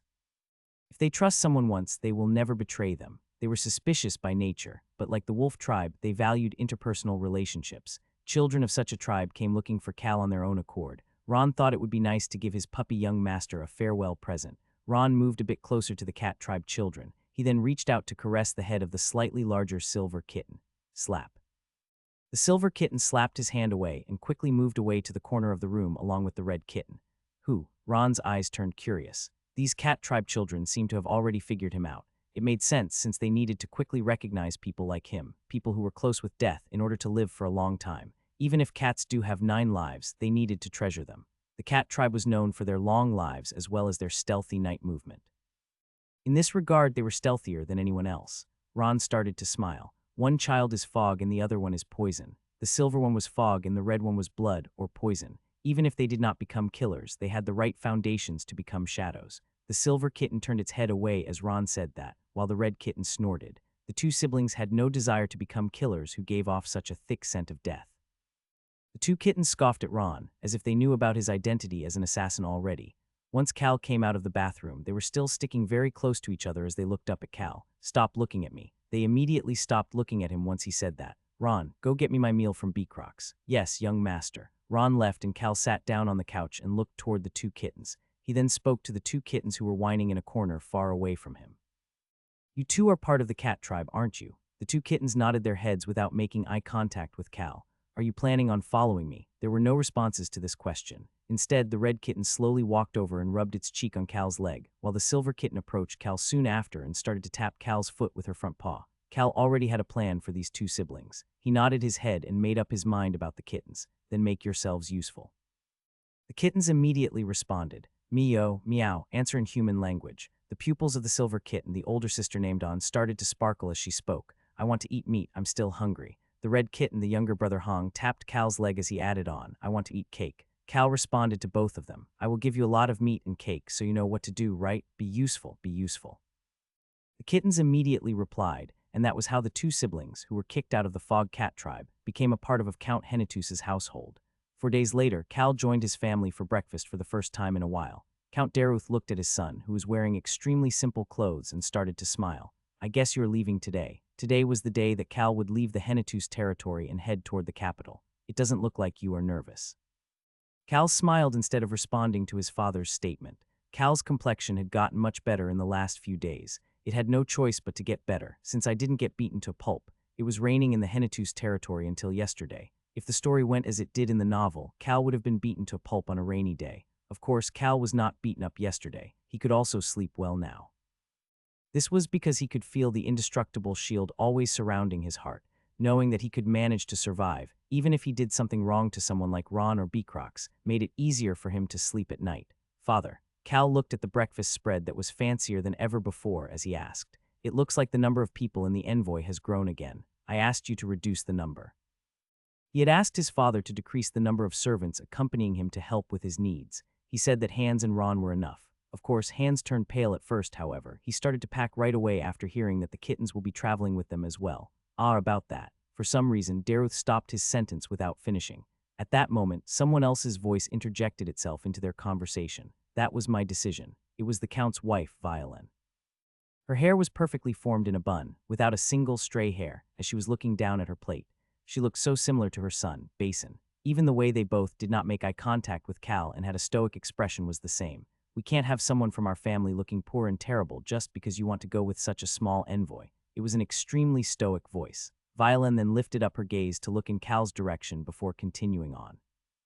I am not saying you are terrible, even I know that much. Violin hesitated for a moment after hearing Cal's response before taking another bite of her food and continuing to speak. People, especially nobles, care a lot about appearances. The Countess Violin, Cal quietly watched her. She was born as the eldest daughter of a poor artist's family and had dreamt about being the head of a merchant guild when she grew up.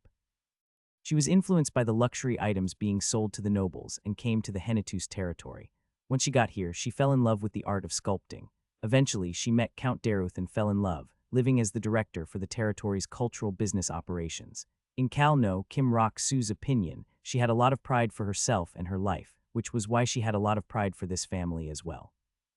Even though she knew that Cal was silently observing her, she continued on without a single change in her expression. Art is not for those human PR, cut off without the H on purpose. She was a bit of a coarse speaker because she worked in the merchant world for a while. Anyways, there are a lot of people who think that appearances reveal everything about a person. That was her way of telling Cal to take a lot of servants with him. Her goal was for Cal to not be judged negatively just because he only took a few servants with him. Naturally, Cal wanted to take a lot of people to do his biddings for him as well. How nice and relaxing would it be?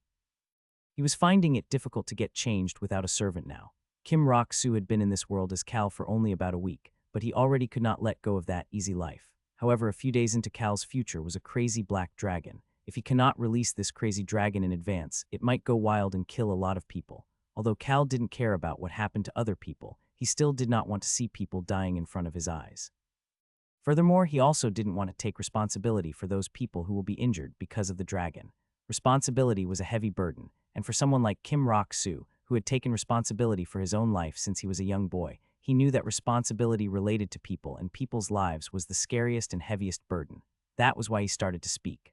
Art is the mirror of the soul. Violin lifted her gaze off of her plate and looked toward Cal. This was the first time in a long while that the two of them had made eye contact with each other. You do know about that? Yes, I do know. Cal had roamed around the entire territory the last 4 days to prepare the things he needed on this trip. He just recited one of the things he saw on one of those trips. Sculpting is not just cutting into a chunk of marble. It is creating a reflection of what is in your heart. This time, it was Cal who looked at his plate and continued to eat while Violin was watching him. I read that on the plaque at the gallery. The gallery in the Hennetus territory displayed the works of new sculptors. That statement that was written on the plaque in the gallery was something that Violin had personally written. Do as you wish. I will reduce the number of people going with you, but in return the carriage and everything in it shall be of the highest quality. That is how it should be for us Hennetus people. That is fine with me. Please give me the most expensive stuff. Great. I will make sure you have a carriage that won't even hurt your butt as you travel across bumpy roads. Only the best. Cal could not see it because he was looking at his plate, but there was a slight smile on Violin's face before it disappeared. Count Daruth, who had been watching this from the start, let out a fake cough to cover up his slowly rising smile and asked Cal, "Did you verify the information from Hans regarding the personalities of all the nobles who will be going to the capital?" Daruth had used his own network, as well as the Information Guild, to purchase information on the other nobles, and had handed it to Hans to give to Cal. Yes, it was pretty entertaining. It was probably difficult to purchase that file. In fact, it probably cost a fortune.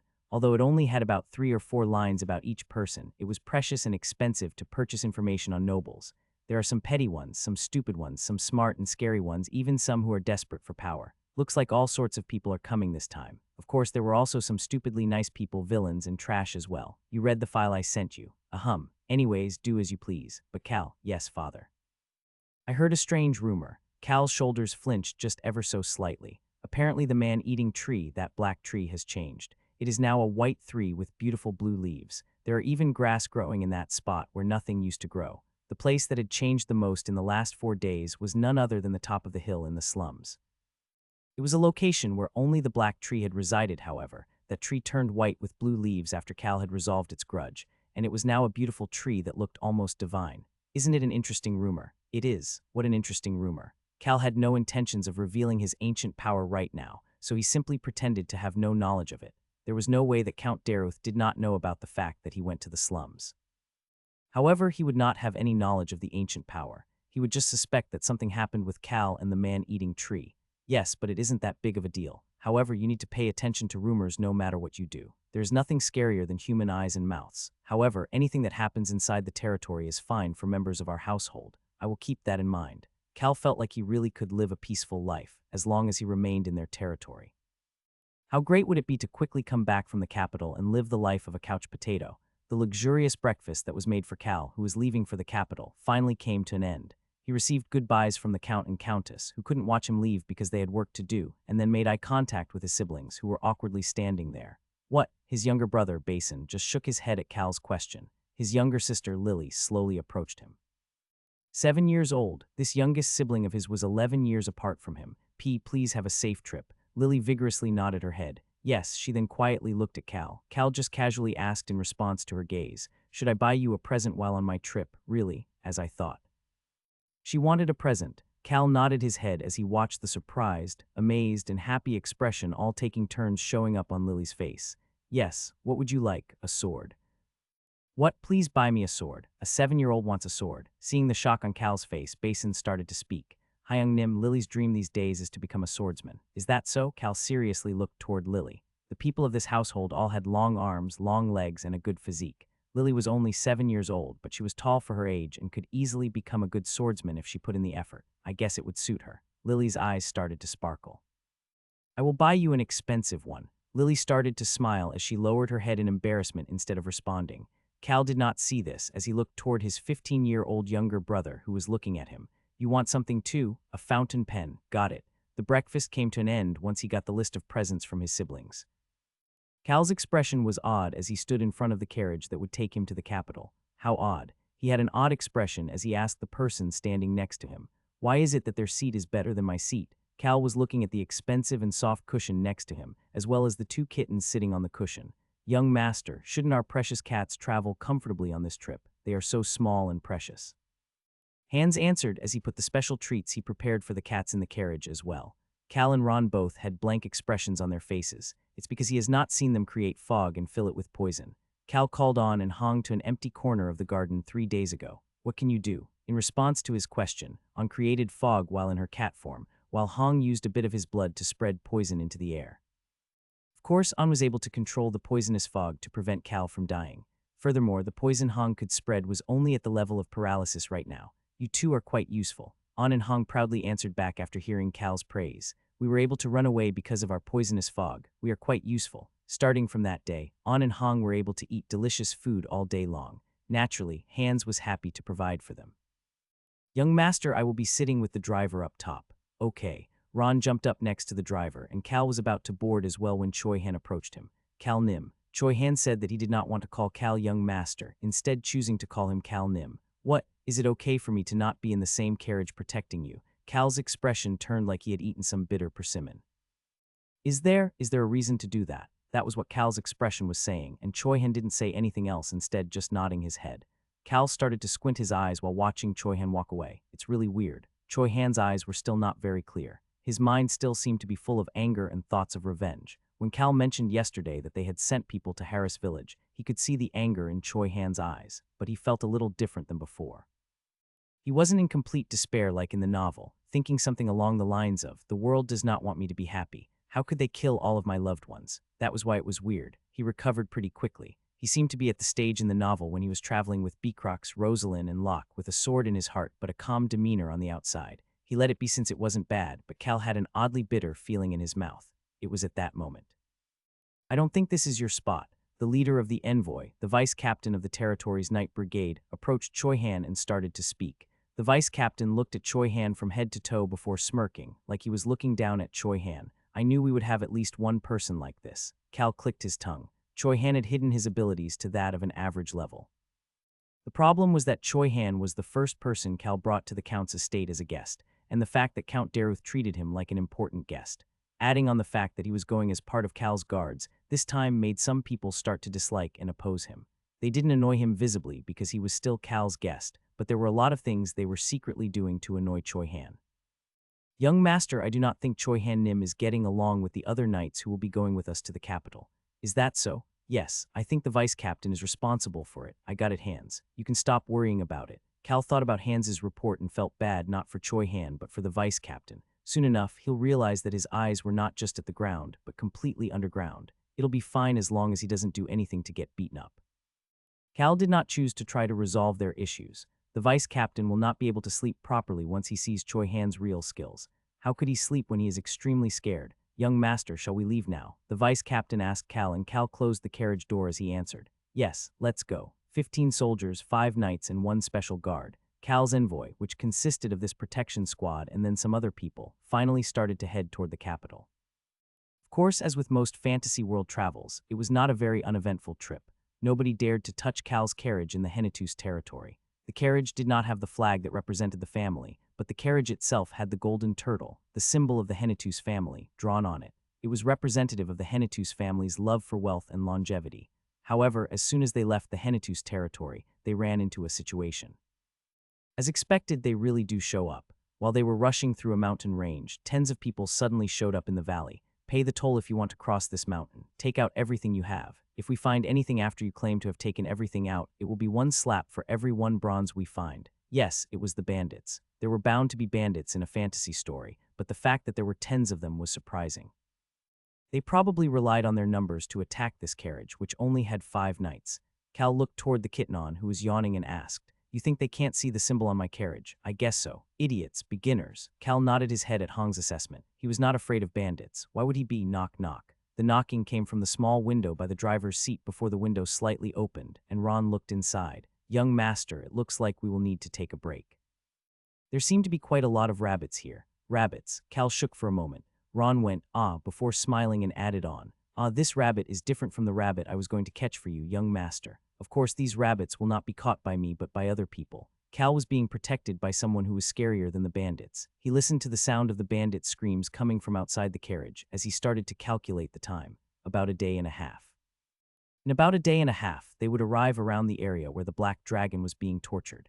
It was earlier than when Choi Han arrived in the novel. This was the reason he had made them rush forward without taking any breaks. In order to achieve the results he wanted, Cal had to choose to camp outside. There were no villages along the way until the village near the hidden cave of the Black Dragon. Miyo. The red cat tribe kitten Hong meowed and wagged his tail, as if he was excited.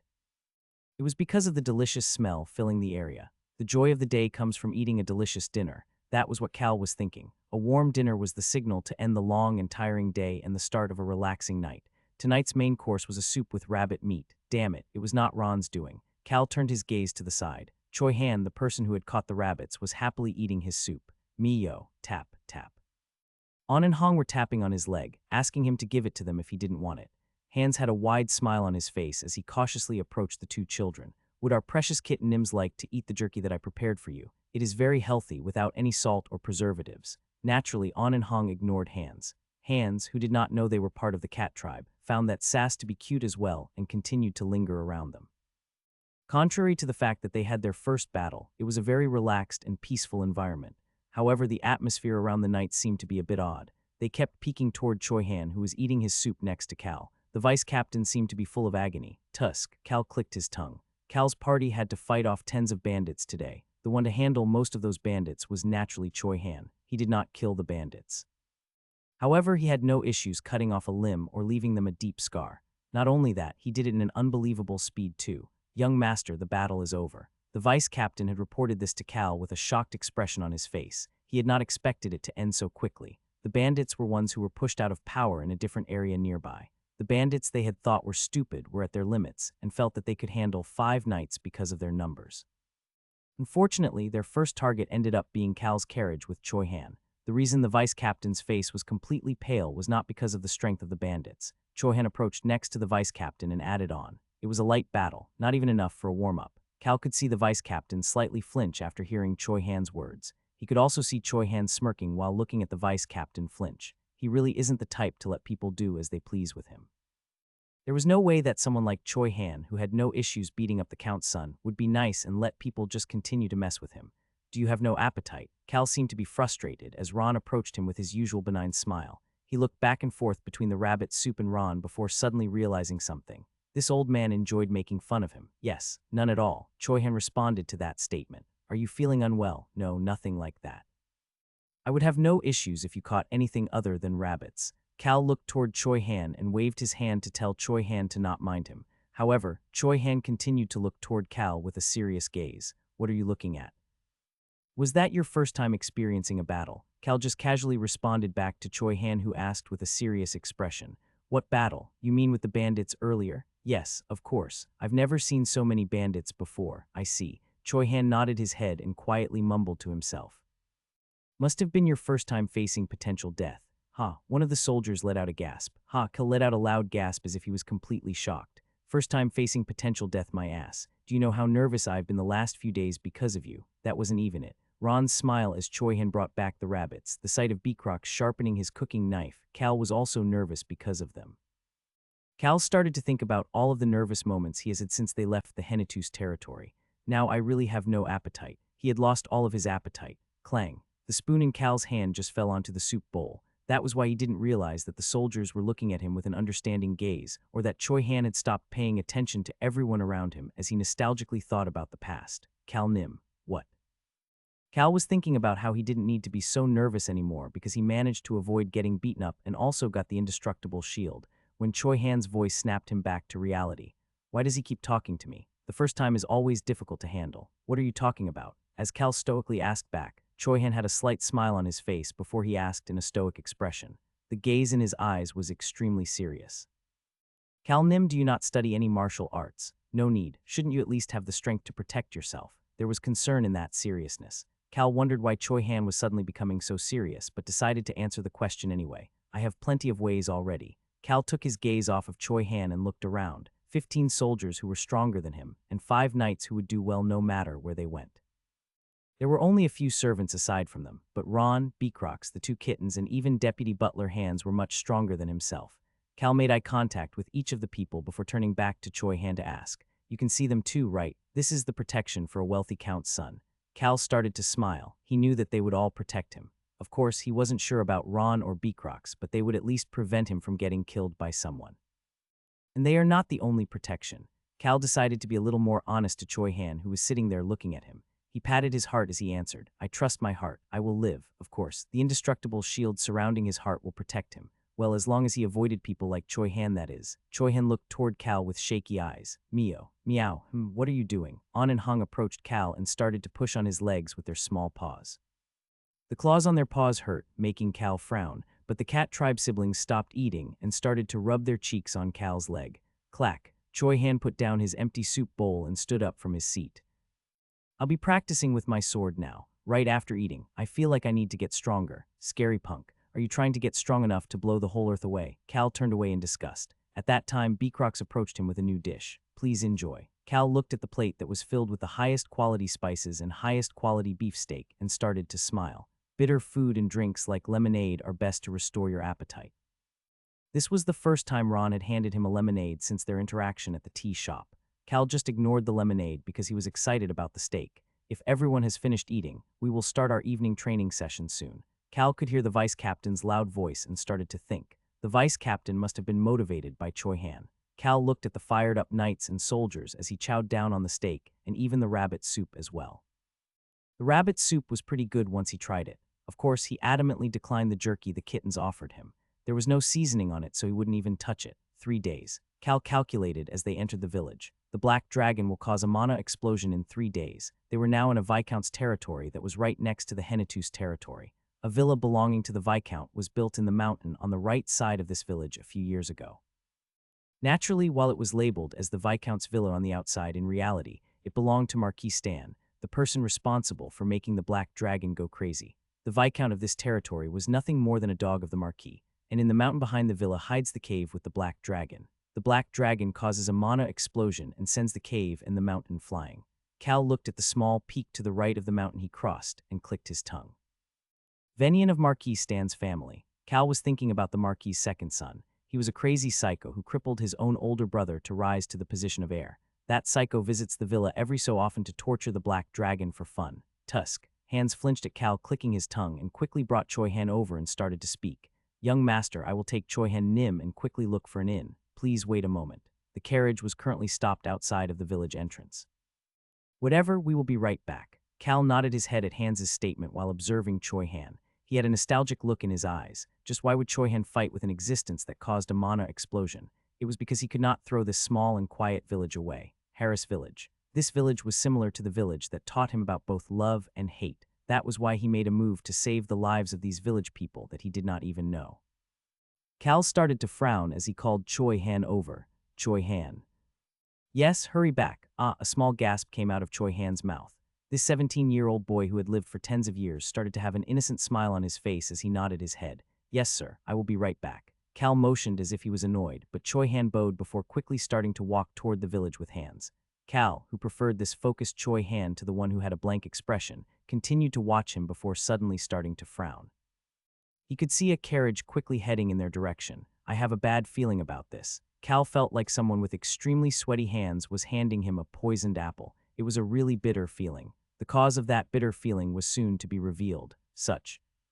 Cal could not believe it. He could see an old man who could not manage to avoid the carriage fall down on the road. He could also see Choi Han rushing toward the old man, as well as the carriage continuing to travel down the road like it was not going to stop. Such a cliché. There was a flag hanging on that carriage, a red snake. It was the symbol of Marquis Stan. Cal's eyes started to shake. It was about to happen. An incident was about to happen. Bang. Choi Han flung himself to rescue the old man, and the momentum forced him to smash into a building wall. Only then did the black carriage belonging to Marquis Stan finally stop. Sigh. Cal let out a sigh as he opened the carriage door. It looked like he had no choice but to head over to the site of that cliché event. Young master, are you heading over there? Ron approached him as soon as he stepped out of the carriage. Who will go if I don't? Ron and the vice captain started to chase after Cal, who was heading toward the incident location without any hesitation. The two surrounded Cal, as if the world was going to end soon, but Cal did not care. A man slowly walked out of the other carriage. Venian Stan. Cal started to frown deeply as soon as he saw him. There was only one line in the file that his father Count Daruth gave him regarding Venian Stan's personality, a typical and authoritative noble. Cal Kim Rock-soo could also use the information from The Birth of a Hero to evaluate Venian, your typical villain. However, it was quite a headache to meet that typical villain in real life than it was as a character in a novel. Cal could not beat someone up for doing something bad or because he didn't like them like Choi Han could. The situation had already escalated a bit by the time Cal arrived. In those few short moments, Choi Han had already become so angry that his shoulders were shaking violently. How can you get in the way of a noble person like that? What the hell are you saying when someone could have got hurt? Who was in the way? This only happened because you were driving the carriage like a maniac. Peasants should move out of the way when they see a noble's carriage. It is not my fault that this peasant was so stupid he just stood there without moving. Choi Han was arguing with one of Venian's lackeys, and Hans, who had been standing next to Choi Han, had a frown on his face as he approached Cal and whispered into his ear. Choi Han Nim seems to be extremely agitated. Hans seemed to have already realized that the owner of the carriage belonged to the Marquis family. He also seemed to have realized that the person standing behind that lackey was none other than Venian Stan. That narcissist probably only stepped out of the carriage because he saw the symbol of the Henitus family on Cal's carriage. Enough. Venian, the man with beautiful blonde hair, gently spoke to his lackey. As soon as Venian's words came out, the lackey quickly moved behind Venian as if he had never been angry in the first place. Only Choi Han was left huffing and puffing while consoling the scared old man. Tusk. Cal clicked his tongue. The lackey wasn't actually angry. He was pretty far away from Cal's carriage, but just like Venian, he probably saw the golden turtle on Cal's carriage. That was why he was exaggerating, being extremely loud while scolding Choi Han so that it will draw Cal out to the scene. Hans knew what the lackey was doing, which led him to frown while waiting for Cal to arrive. Cal glared at Venian and the lackey before putting a hand on Choi Han's shoulder. You too, but Cal knew why Choi Han was angry. This place was very similar to Harris Village, his second home.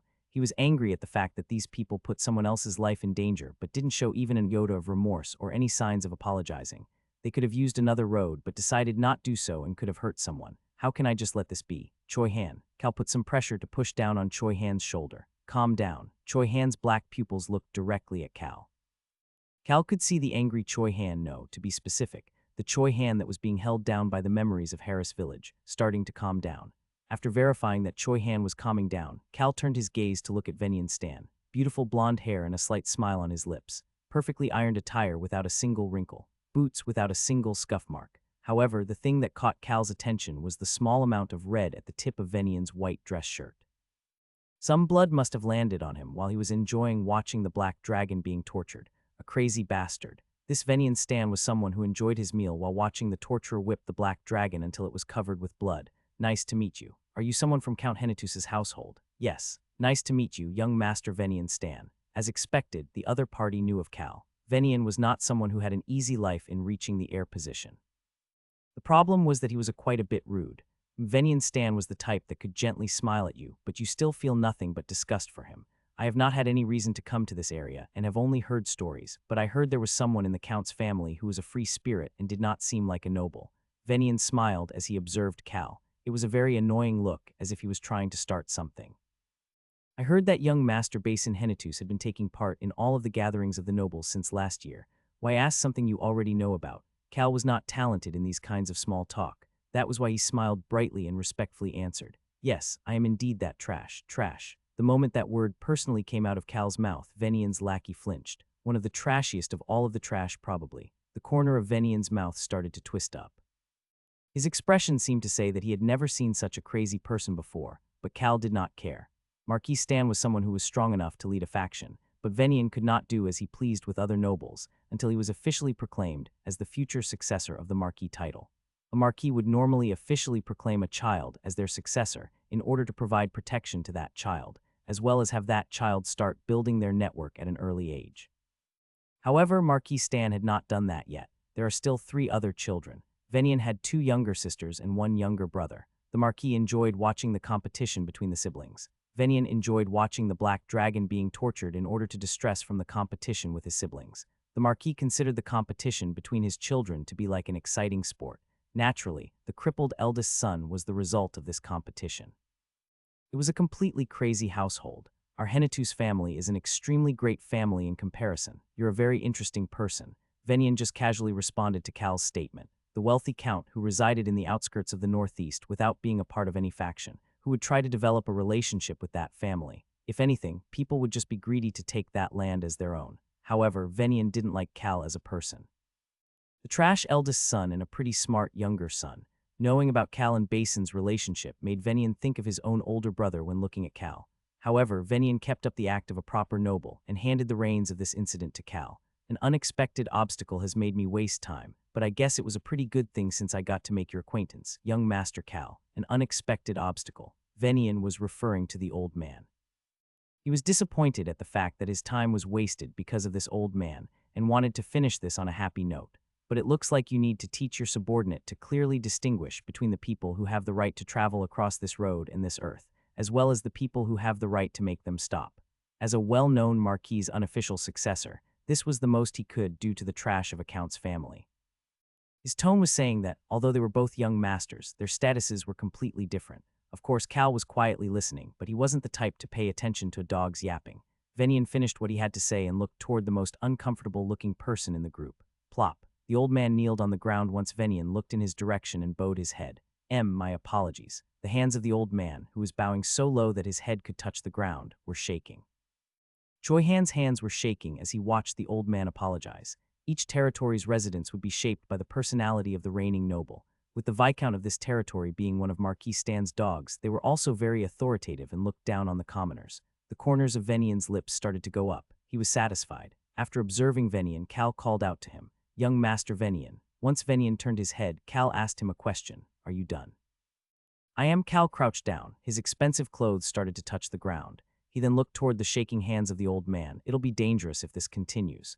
Cal was certain that he heard it. Hoo-oo, the sound of Choi Han taking a deep breath. That had to be the sound of him holding back his anger. The moment Cal heard it, he could feel chills on the back of his neck and felt that if this continued any longer, the one to get beaten to pulp would not be himself, but Venian. It didn't matter to him whether or not Venian was beaten to pulp, but Choi Han could not punch a noble while he was associated with him. Cal put a hand on the old man's shoulder. Venian's eyebrows started to twitch. A noble's hand was on a commoner's shoulder. "Old man." The old man seemed to be extremely shocked as he lifted his head to look at Cal. "Why, yes," Cal casually asked. "Where's the bar? Excuse me, where can I get some delicious alcohol? As you've heard, I am trash." I don't feel refreshed in the morning if I don't have something to drink. I need to drink to make sure tomorrow is another great day. So, Cal lifted the old man's upper body up. Venian, who had been watching Cal, quietly judged Cal and shook his head after hearing Cal mention alcohol. Lead the way. Making eye contact with the shaking pupils of the old man, Cal started to frown as he continued. Are you not going to get up? The old man hesitated and looked back and forth between Venian and Cal. Cal just ignored him as he got back up and reached out the hand that had been on a commoner's shoulder toward Venian. It was nice meeting you today, young Master Venian. Cal was asking for a handshake. Venian quietly stood there and looked at Cal. At that moment, one of Venian's servants urgently approached them and whispered quietly to Venian. However, it was loud enough for everyone to hear. Young master, we have been delayed enough already. Do not interrupt a conversation between nobles. Venian looked down at his servant without a smile on his face, and the servant quickly bowed. Venian smiled once again as he grabbed Cal's hand. I will just be on my way then, as I am very busy. He then let go. It was a very short handshake. Cal started to smile like a drunk person as he responded back. If we happen to meet in the capital, let's have a drink together. I do not think we would appreciate the same thing, but sure. Venian's smile was lukewarm. Cal decided to do something big to finish this conversation. Yes, based on our interaction today, it truly looks like only young Master Venian deserves to be the future patriarch of the Stan family. You are a very cool person, patriarch. That word made Venian's eyes get cloudy. As Cal expected, Venian started to smile brightly once again and offered praises for Cal as well. Young Master Cal is also a very interesting and free-spirited person. Let us meet again in the future. No, I have no desire to see you ever again. Even if I do, it will be from far, far away. Cal hid his true feelings and nodded his head. Venian quickly got back on his carriage as if he was truly busy and disappeared. Cal watched the carriage disappear before patting Choi Han's shoulder. Half of the nobles are like that. Choi Han's shoulders flinched at Cal's words, but Cal was already crouching in front of the old man again. Old man, you can't get up. Did you hurt your leg? Pat, pat. Cal inspected the old man's body as he said that. He did not seem to be injured. Cal started to observe the man with a confused expression. He then called Choi Han over. Choi Han. Instead of responding, Choi Han just looked at the back of the crouching Cal. You take this old man home. And no, I'm okay. That bar you were talking about. No need. I'm not in the mood to drink. Cal stopped the old man from trying to lead him to a bar and looked toward Choi Han, who was standing next to him. Since you saved him, might as well do it all the way and take him safely back home. Choi Han's mouth opened and closed a couple of times, but he could not say anything. At that moment, the old man's voice filled Cal's ears. My place sells alcohol. Old man, your place was a bar. Cal's eyes showed that he was really surprised. The old man awkwardly smiled, but continued to speak in a slightly more relaxed expression. Yes, sir, it is this village's only inn. It has a bar and a restaurant as well. Since it is the only inn, that must be the best place. Hans, even without Cal saying anything else, Hans quickly approached the old man and helped him up before starting to ask about the inn. Once the two of them started to move, things started to get rowdy around them. Ron quickly approached Cal and brushed the dirt off Cal's clothes. The vice captain and the rest of the group headed toward the village entrance. The only people left there were Cal and Choi Han. Cal Nim, what, are you not angry? About what? Choi Han hesitated for a moment and could not continue speaking. Cal shrugged his shoulders as he started to speak. The fact that he looked down on me, or how he made such an unbelievable statement to you. How he almost killed that old man and instead of apologizing said that he was an obstacle. Cal's voice was calm and firm. He did not seem angry at all. In fact, it sounded indifferent. Cal continued to speak. Do you have to keep moving when you see someone in front of you? Why didn't you try to avoid him? Don't you see that you could have hurt the old man? How can you casually say that a person was an obstacle when you almost killed him? Chohan paid attention to Cal, who was looking at a faraway mountain range. At the same time, he made sure to listen to Cal's every word. Cal continued to speak firmly. Venian, why is the old man apologizing to you? You should properly apologize to him. Cal could speak like Choi Han, and there were times he wanted to do that. But I am not someone who can speak like that. Nor do I want to. I'm also not that angry. But this was not the time. Cal knew that this was one of the things that made Choi Han look cool, but he did not want to look cool like that. The old man wasn't injured, and he didn't do anything that would get the blade pointed toward his family. The fact that he himself looked bad would be beneficial to Basin, so it was good anyways. Also, Cal was someone who always returned the favor, no matter how long it took. If someone looked down on him or does something to him, he will always get his revenge. That bastard will probably soon be kicked out of his house. Choi Han could tell that the bastard Cal was referring to was Venian. That was why Choi Han showed a rare shocked expression on his face as he looked toward Cal. Cal had a mischievous smile on his face. The two kittens, who were approaching him silently, halted their movement. Cal's smile grew larger as he continued to look toward the mountain to the right of the village. He thought to himself the thing he could not tell Choi Han. I plan on snatching that bastard's dragon. Once the dragon is gone, Venian will have to face the wrath of the Marquis and would have a new obstacle in his way of becoming the family patriarch. Shouldn't someone who doesn't know when to stop on the road face at least one obstacle? Cal was willing to put a large obstacle in Venian's way. Of course, it would be done in secret. He casually spoke to Choi Han, who was looking at him with curiosity. If you're curious, you can help me out. Whatever it is, I definitely want to help. Choi Han started to smile as well. It was a pretty evil smile for such a good-natured person, but the kittens were intrigued by that smile as well. Cal looked toward the mountain that was supposed to blow up in 3 days' time and started to mumble. The fact that he was looked down upon by Venian, as well as the blood on Venian's sleeves and the sight of the old man bowing to Venian were all still on Cal's mind. You won't regret it. He will be able to pay him back for it. You definitely won't regret it. Young master, this is the best room we have. Seems acceptable. The old man led Cal's group to his inn. The exterior of the inn looked as rustic as the village, but it had everything you would need, probably because the merchants visiting the Hennetus territory stayed at this inn on their travels. This is the first time we have had a noble staying with us. Please look favorably upon us, even if it is lacking quite a bit, and just consider it as a place where lesser beings live. Cal stared at the old man.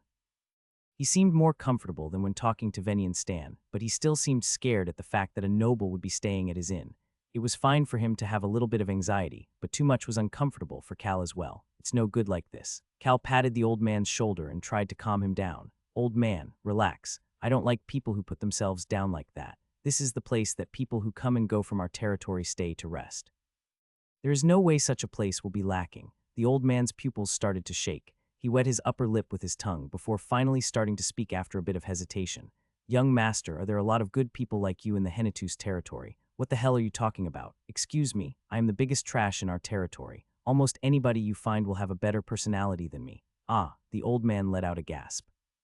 An and Hong, who had taken control of the couch in the room, were meowing and shaking their heads, but nobody seemed to notice. You can go do what you have to do. The old man bowed deeply at Cal's dismissal and left the room. Cal found it annoying that the old man still seemed to be stiff but decided not to care. Knock, knock, knock. Someone else was knocking on the door. Come in. The door opened and Deputy Butler Hands brought a small box inside. Young master, you asked only for this box, right? Yes. Hand it over. Deputy Butler Hands showed curiosity as he handed the box to Cal. It was the only luggage Cal personally brought with him. He would just assume there was alcohol or snacks inside if it was a normal box, but this box was not normal. It was the highest quality magic box with a magic lock on it. The seal on the magic box was the logo of the Flynn Merchant Guild, one of the 3 large merchant guilds, and one that had an intimate relationship with the Hennetus family. Cal casually commented while looking at Hands. Isn't a butler not supposed to show their emotion on their face, especially curiosity? One of the proper etiquettes of a butler is to show all of their emotions to their master. Funny man. I guess I am a bit funny. For someone who didn't want to go to the capital other than for the kittens, Hands was a bit impudent, but Cal still thought he was much more personable than the other butler candidates. Seeing Hands starting to get used to him, Cal just responded like normal. Get out. Yes, sir. And Hands left immediately as usual. However, he had a question about their travels before closing the door. Will we be staying here for 3 days? Yes, take care of everything. Yes, sir. Hands responded as he closed the door. Other than the vice captain taking charge of the envoy's safety, Hands was responsible for everything else. However, he did not show any struggles in doing so and efficiently took care of everything.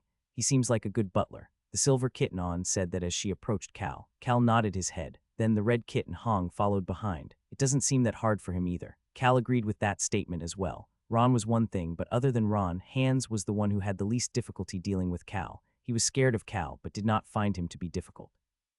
He's a pretty decent butler. Cal brushed aside the kittens coming toward him and opened the box. The method of opening a box with a magic lock was simple. Cal's fingerprint. That was the only key that could open this particular box. Cal put his index finger on the center of the magic seal. Beep, click. The box made a small noise before opening. Inside the box were the items Cal had prepared during the 4 days prior to leaving for the capital. I'm really curious about what this is. Really curious. Cal ignored the 2 pairs of golden pupils looking at him and just vaguely answered. Things that will help rescue a poor soul, screw over some douchebags, and prevent me from getting hurt. An and Hong looked up at him with curiosity, but Cal just caressed the items inside the box with satisfaction. He recalled the conversation he had with Billows, the Flynn Merchant Guild's bastard, before he left. Young master, just where do you plan on using these things? I don't see why I have to explain that to you. I see, but it is going to cost quite a bit to purchase all of these items. Is it possible to rent them? For you, of course, it is possible. The majority of the items inside the box were magic tools. Cal had expected them to be expensive, but it really was too much. Cal had to use up all of the allowances he had earned from his father. He also had to return it all to Billows once he got to the capital. Annoying. I didn't want to get involved with him at the capital, but I have no other choice. 2 of the items are not able to be rented out to outsiders. I rented them in my name for you, so you must return these to me at the capital. In person, sure. Cal grabbed one of the items in the box. It was a round, black orb with a lot of symbols engraved on it. The red kitten Hung put his paws on Cal's knee to ask, really curious about this, a mana disturbance tool. It is worth almost 1 billion gallon. Gasp. Both On and Hung let out a gasp. It cost 20 million gallons just to rent it. Hung slowly lowered the paws that were on Cal's knee before going toward the corner of the bed with his sister On. They were trying to keep as much distance as possible from the black orb. Cal recalled the information about the orb. Billows had found exactly the item Cal was looking for. It causes a disturbance in the flow of mana within a certain range, making all magic tools stop working. It is also sturdy enough that, even if something like a mountain blowing up happens, it will not break. Something like a surveillance tool will break right away then, of course. However, you do need to install this 27 hours in advance. It is created to slowly infuse a force that will disrupt the mana flow so that it will not be noticed by mages. How long will it last? 40 minutes. Isn't it great? Of course, if there are mages nearby, they will be able to resolve the issue within 5-10 minutes. I will keep that in mind. The corner of Cal's lips started to go up. It was the most expensive item he rented from Billows, but he will have many uses for it on this trip. I really like how durable it is. The Flynn Merchant Guild was a very useful place. Cal smiled with satisfaction before throwing this black orb that was smaller than the size of a toddler's fist toward the kittens crouching in the corner. Huck, Mio, one of them gasped while the other meowed and avoided the black orb, but in the end they had to sit quietly in front of Cal with the black orb in front of their eyes. You know how to read a map, right? On tapped her tail on the ground in response. Of course, we were potential successors to the Fog Cat tribe at one point. Right. My sister is right. Cal took out another important item, a map, from the box. It wasn't very detailed, just having the general landmarks around the Hennetus territory. Most of the merchants going to and from the Hennetus territory used this map. We are in this village right now. Cal pointed to the mountain to the right of the village. You see this mountain? I see it. Very easy to see. This was what Billows had said. Ah, the range is similar to the durability. One mountain. Go toward this mountain. You will see a villa in the distance. Behind that is a cave. There were no mages around the Black Dragon right now. The people of the Magic Tower respected dragons as the greatest magic race and did not wish for humans to torture and domesticate a dragon. They considered it to be a big disgrace to magic. The people around the cave and the villa were knights and soldiers that the Marquis trusted, as well as the people who do the dirty work for them. Don't go near there at all. You cannot get caught. Cal had heard about these 2 children's situation. That was why he was confident they could do this, but he still wanted to give them a warning. It would be bad if their curiosity led them to go around the cave. There is something being tortured in there. We're going to rescue him, so you have to be careful. Something? Yes, it is even younger than you, Hong. Even younger than me? Yes, 4 years old. Of course, that 4-year-old was strong enough to send On or Hong flying once the mana restriction chains were removed. We're going to save him. On and Hong's eyes lit up as they pressed down on the bed with their paws. Save? Sure. Just stay in your cat form and go bury this orb in the mountain without getting caught. There should be close to no chance of getting caught in their cat forms. Cal put the black orb in a small pouch before putting it over On's neck like a necklace. Where should we bury it? Anywhere on the mountain. Really, anywhere. Yes. The siblings looked at each other before nodding their heads. Easy. We even managed to get past our cat tribe's elders to escape. Cal agreed with them. It should be easy for the 2 of you. You 2 have enough skill for it. I wouldn't ask someone useless to do something like this in the first place. The 2 kittens looked up at Cal with their golden pupils again. This pair of siblings, who were almost killed by their own tribe for not having abilities, even though they never got a chance to learn, were starting to get emotional. Their tails were wagging, and they crunched their noses to hold back their tears. Cal understood what these 2 were thinking and sternly continued, I will give you as much beef as you want once you successfully return. The 2 siblings immediately jumped through the window and stealthily headed into the mountain. Naturally, the siblings did as Cal expected and earned their reward. They were able to have a 10-tier beefsteak to themselves. The next day, Cal drank the lemonade that he had now gotten used to drinking and asked Choi Han, have you ever seen a dragon? A dragon? Yes, I've seen something similar once. Similar my ass. Cal knew what Choi Han was talking about when he said something similar. Forest of Darkness. He was talking about the vicious monsters deep inside the Forest of Darkness. Among those terrifying monsters were creatures that were somewhere between lizards and dragons. Choi Han had killed that dragon-like monster as soon as he advanced from the middle stage to the final stage of his dark destruction sword art. You did, how was it? Cal pretended to not know about the event and asked Choi Han. Choi Han was the only other person in Cal's room right now. It was a monster, how so? Its appearance, its strength, everything. It was a monster in all aspects, is that so? Cal nodded his head and continued to speak, but his actions and his words were completely opposite. Then you have not seen a dragon. Excuse me, dragons are like people. Clack. Cal put the cup with the lemonade that was both sweet and sour down on the table. He then responded to Choi Han, who was looking at him with curiosity. Dragons, beast people, dwarves, elves, they are all like humans. Why? Because they also have emotions and lives. That aspect wasn't important to Cal. His main point started from here. However, Choi Han might have noticed Cal's sudden change in demeanor. He sat up straight and focused on what Cal had to say. Such an existence has fallen into darkness since it was born. The only thing currently lighting up the darkness in its life is torches, and it has never even seen the light of the sun. What kind of life do you think it is having? Tap. Cal tapped the table with his index finger. It is being forced to become an existence without rationality. Tap. He tapped on the table once again. It has had to suffer through its loneliness without any family or anything to lean on. Tap. Choi Han's gaze fell every time Cal's finger tapped the table. Choi Han's fists were clenched underneath the table, to the point you could see his veins starting to flare up. Cal did not know about this as he continued on. It is tortured and abused every day, and is only left alone when it is barely alive. Choi Han's expression stiffened, and anger was in his eyes. Cal knew Choi Han would react this way. There was no way a good person like this would not get angry after hearing such a story. He should also have figured out why Cal brought up such a story in the first place. Cal took another sip of his lemonade before finishing up his story. And that existence is nearby. A short silence filled the room. Cal looked out the window before slowly turning his gaze to look at Choi Han. He didn't know what Choi Han was thinking about, but his whole body was surrounded by a bloody aura. Is he getting angry at the fact that it is abused because he is a good person? Contrary to Cal's hypothesis, Choi Han was currently recalling the tens of years he had to survive on his own in the forest of darkness. That was why the silence continued for a while. Finally, Choi Han made eye contact with Cal and asked, "Will you save it and try to tame it? Are you crazy?" "Excuse me." Cal acted on reflex and asked back in shock. Choi Han also became shocked at Cal's questioning his sanity. "Why would I try to tame it?" Cal waved his hand around like Choi Han was crazy. There was no way that a dragon that was abused by humans would be willing to serve a human. In fact, it probably was full of hate and disgust for any and all humans. Even if that human was the person that saved it, dragons believe that they are above all creatures, including humans. This is a natural instinct for dragons, so even without being in contact with any other dragon in its whole life, it will still feel this way. That was why dragons cannot grow under humans. This attitude makes it impossible to domesticate and train dragons without using torture and abuse to break down its mind. Dragons are born extremely arrogant. But most importantly, if I raise a dragon, Cal could feel it. He felt like he would get wrapped up in some annoying incidents if he raised a dragon. There were less than 20 total dragons in the eastern and western continents combined. Raise one of those dragons. That was pretty much the same as saying, I will be at the center of all the happenings of the continents. It was also a dragon that was supposed to die. It would be better for it to go off into its own little world and not get in anyone's way. Cal was definitely against this dragon coming with them. As long as he gets rid of the mana restriction chains, this 4-year-old dragon will live a much better life than Cal. Dragons weren't called the kings of the world since birth for no reason. Then, why are you asking such an obvious question? Cal laughed at Choi Han's question before he answered. Let it go so it can live a free and peaceful life. Shouldn't a dragon live like a dragon?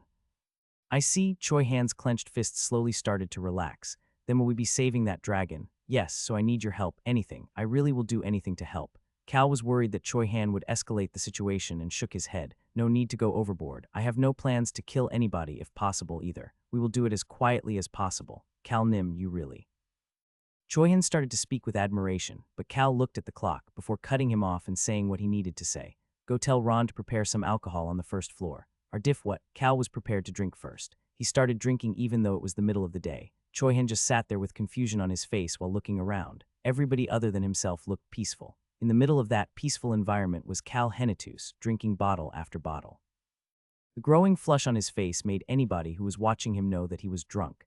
Is it okay to let him drink so much? Choi Han looked toward Hans, who was next to him, and asked. Deputy Butler Hans was delivering food to An and Hong, who were in their cat form. He still did not know that they were part of the cat tribe. He then refreshingly answered Choi Han's question. Yes, there is nothing in his hand, thus it is safe. He promised he won't throw any bottles. Choi Han was talking about Cal's safety, but Hans was referring to themselves. Choi-Han just shut up after seeing the conversation take an odd turn and moved away from Hans. It was better to leave Hans alone when he was next to the kittens. Instead, Choi-Han looked toward Cal to make sure he was safe. Owner, your alcohol tastes great, much better than I expected. Cal didn't seem to know that Choi-Han was looking at him, instead focusing on just praising the alcohol. They had been drinking for 2 hours already. There were some who were not drinking, just in case something happened, but the majority of the envoy was enjoying the festive atmosphere. They were all so nervous for the first hour tusk. When Cal had ordered them to gather, as he would be drinking, the soldiers showed up with their helmets on. Cal couldn't believe it, but told them that he will not throw any bottles to help them relax. This village may be small, but there are a lot of mountains around it. The alcohol is a special alcohol I made with fruit and herbs from the mountain. That is why it is a bit expensive. As the old man mentioned, the alcohol really did taste great. Cal admired the alcohol and lifted the bottle up to the old man. Do you have a lot of these? Yes, quite a bit. Then get some more and send it around to everybody here. Young master, you don't need to. The vice captain shouted out with a flushed face, but his eyes were focused on the bottle in Cal's hand. The rest of the soldiers were looking at the same thing. Naturally, Cal was aware of what they were thinking. Just drink. I'm telling you to drink. Got it. The eyes of the soldiers who were present all started to sparkle. It was the first time they became excited to see a bottle in Cal's hands. Cal watched the excited inn owner bring alcohol and snacks for everyone there with a sharp gaze. Cal Henitus. This human had a strong alcohol tolerance. Everybody thought he had a low tolerance because his face flushed easily and he caused a ruckus whenever he drank, but the truth was that he did all those things without being drunk at all. That was why Cal's head was perfectly clear right now. He drank for another 30 minutes or so before looking toward Choi-Han and starting to speak. Young master, I will do it. It's okay. Vice captain, rest a bit today. The rest of the soldiers as well. Didn't you fight in a battle yesterday? This is not a dangerous area, and I feel bad for the soldiers on guard duty, but the rest of you can relax and enjoy yourselves. Young master. I'm tired. Bye. It would become complicated if the vice captain or the others followed him. Thankfully, none of them approached after seeing Choi-Han supporting him. It was probably because Choi-Han did not drink at all and was also the strongest person there. They had nothing to worry about since such a person was going to be guarding Cal. Just one person left. It was easy to avoid the guards at the gate and around the inn, but Ron was still left. Hans and Ron would never come into the room if he told them not to come in. However, the difference between the two was that Hans was not skilled enough to know if Cal was still in the room, while Ron was so skilled that he would easily be able to tell if Cal snuck out. It's not like that old man will care about what I am doing. Realistically, Ron would not care whether Cal snuck out and what he did once he snuck out. That was how he had been until now. However, Cal didn't want things to get annoying in the future, so he decided to tell Ron in advance.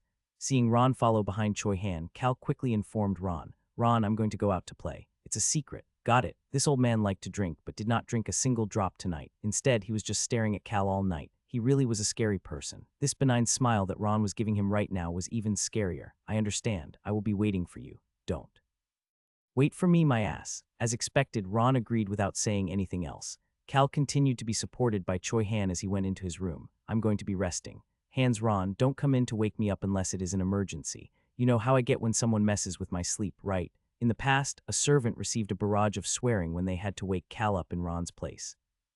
Although Cal did not physically hit anybody, that servant went around the estate telling all the other servants about how he felt like he was hit by a flurry of swear punches. Of course I do, young master. Please rest well. Young master, this Ron will be standing right outside your room. Cal's expression stiffened at Ron's response, but he watched the two of them leave before stealthily giving an order to Choi-Han. Use the windows to quietly come back to my room. Choi-Han nodded his head and quickly followed the other two out of the room and closed the door. Yo, is it time now? Cal nodded his head at On and Hong, who followed him up to his room and immediately opened the box. Click. The magic lock clicked open and Cal removed an outfit from inside the box. Once he finished changing, Choi-Han entered through the window and then his eyes opened wide in shock. Cal Nim. Before putting on the mask, Cal threw the black outfit in his hand toward Choi-Han. You wear it too. The orb from yesterday should temporarily stop the magic recording devices, but that was not enough. Cal did not want to get caught. That was why he had been drinking since the middle of the day and prepared these outfits. What is this? The black outfit had a single red star and 5 smaller white stars surrounding it on the chest area. What is it? The outfit of the secret organization. The Birth of a Hero novel clearly and accurately explained the outfit of the secret organization that Choi-Han runs into time after time. This outfit was specially ordered by Cal following the explanation as accurately as possible. Just to be on the safe side, Cal even had the outfit created separately and personally added the stars. That was why it was a bit crude up close, but it was pretty decent from a distance. People who see this outfit will not remember the crudeness of the stitching. They will just remember that it was a black outfit with 1 red star and 5 white stars. For Venian, who has not personally met the secret organization like the Marquis did, the report from the subordinates who saw this outfit will definitely give him a significant headache and anger. Are we doing something bad? Choi-han asked once more after seeing Cal not respond. Seeing Cal with the black mask on as well definitely made him seem like a villain. Yes, we are doing something bad. Cal started to smile underneath the mask. We're doing something bad to Venian. Ah, Choi-han seemed to finally understand as he quickly pointed to the other mask in Cal's hand. Please give it to me. Even good people will have someone they don't like and want to screw over. That was no different for this 17-year-old, who spent tens of years alone in this world. Ah, and these kids are from the cat tribe. They are beast people. Cal casually introduced An and Hong to Choi-han as if it was nothing, and they just simply exchanged greetings as well. The cat tribe children, who were sensitive to a person's true character, already had a good idea about Choi-han's strength, and Choi-han had noticed they were not your average cats during their travel. He's Choi-han, this is An, that is Hong. End of introductions. Everybody get ready. There was a short time to get ready before Cal ordered Choi-han, who had just come out of the restroom wearing the same black outfit and black mask. Let's go. He then added on as he stood in front of the second-story window. Carry me when you go out the window. I can't jump so far down without getting hurt. Choi-han let out a sigh for the first time in front of Cal. An and Hong approached Choi-han and patted him with their paws to console him. Cal urged them on once again. Let's hurry. The group that safely exited the inn headed for the mountain with the Viscount's villa and the dragon's prison. The location that the kittens, An and Hong, buried the black orb was out of Cal's expectations. The Viscount's villa was 30 meters away from the dragon's cave. An and Hong had buried the black orb 50 meters away from that cave, in an area filled with trees and shrubs, making it very difficult for the orb to be located. You two are kind of amazing. Something like this is a piece of cake. An was saying it was easy, but Cal could see An's nose twitching in joy. Cal, Choi-han, An, and Hong crouched around the location that the black orb, officially known as the mana disturbance tool, was located, and looked toward the cave entrance that was 50 meters away, as well as the Viscount's villa that was farther away. You remember the plan. Cal had explained the plan on their way over. Realistically speaking, there wasn't much of a plan. There are a total of 6 people on guard at this time. Cal recalled the information he read in The Birth of a Hero. The black dragon was smart, like most dragons. It had been gathering information for the 4 long years it was held captive, and there was a reason it attempted its escape 2 days later at around this time. There were approximately a total of 30 people residing in the villa. Originally, there were close to 100 people, but it slowly went down as they realized during the last 4 years that nobody really came to this area.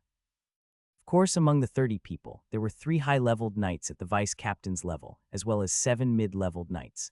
There were also soldiers, the torturer, and random laborers. The number of people here showed just how much attention the Marquis has been putting onto this location. However, Cal had Choi-han. Choi-han was someone who could take down the strongest knight in the Roan Kingdom in 10 moves. Someone like that was on their side. Let me explain one more time. There is 1 high-leveled knight and 2 mid-leveled knights at the cave entrance, as well as 2 soldiers. Inside the cave, there is just 1 high-leveled knight, and the torturer is at the end of the cave. Choi-han flinched after hearing the word torturer, but Cal did not care. Cal did not care to know about the things that were going through Choi-han's mind right now. The important thing was that the black orb will activate soon, and that they needed to move quickly in response. They needed to domesticate this dragon, the greatest magic-using creature in the world, but they could not ask any mages for help. That was why Marquis Stan chose to fill this area with magic items instead. The reason that there were only a few guards around the entrance was also because they trusted their magic items. That was why the dragon had no choice but to cause a mana explosion to escape. An eye for an eye and money for money. Since the Marquis used money, Cal used money as well. Cal patted the magic bag on his waist. This was a magic bag that allowed you to store a lot of items. Inside this bag were all sorts of magic items, useful tools, and objects. I just need to take out the guards. Naturally, Choi-han would be doing the battling. Why would Cal even try to fight when such a strong person was next to him? Cal thought paper cuts hurt a lot, so he didn't want to even think about getting cut by a sword. Yes, you are the only one I can rely on to cover my back. At least for now, Cal looked at Choi-han with a serious expression, and Choi-han nodded his head and sincerely responded back. I will definitely live up to your expectations. Yes, as I mentioned, make sure they see our outfit and then knock them out. Don't kill them and don't show them your sword art. You remember what to do after that, right? Choi-han's unique, transparent black aura should be easily camouflaged by the darkness if he uses it carefully. Cal believed Choi-han should understand since he had already told him many times. Yes, I remember it all. Good, I'll leave it to you. Cal patted Choi Han's shoulders before handing him the voice-changing device. It would be bad if he had to talk during the fight and they recognized his voice. It's expensive, so don't break it. Got it. You do not need to worry about it. Cal then looked toward the kittens. Cal responded to their wagging tails that seemed to be asking for something. I will give you meat once it is over. That did not seem to be the right answer, as they snorted and turned away. Cal didn't think much about it, instead verifying the time with his watch. 5 minutes left. The sky had already gotten dark, and it was night time. Cal then recalled the conversation he had with Billows. The magic items that have been influenced by the mana disturbance tool will instantly stop working, and most of them will turn off to prevent it from blowing up. However, the highest quality magic items will start beeping to signal that they are broken. It isn't like alarm magic, instead, it is more like a clock alarm. It will probably be loud. I don't know where you plan on using it, but it should be loud enough for the enemy to hear.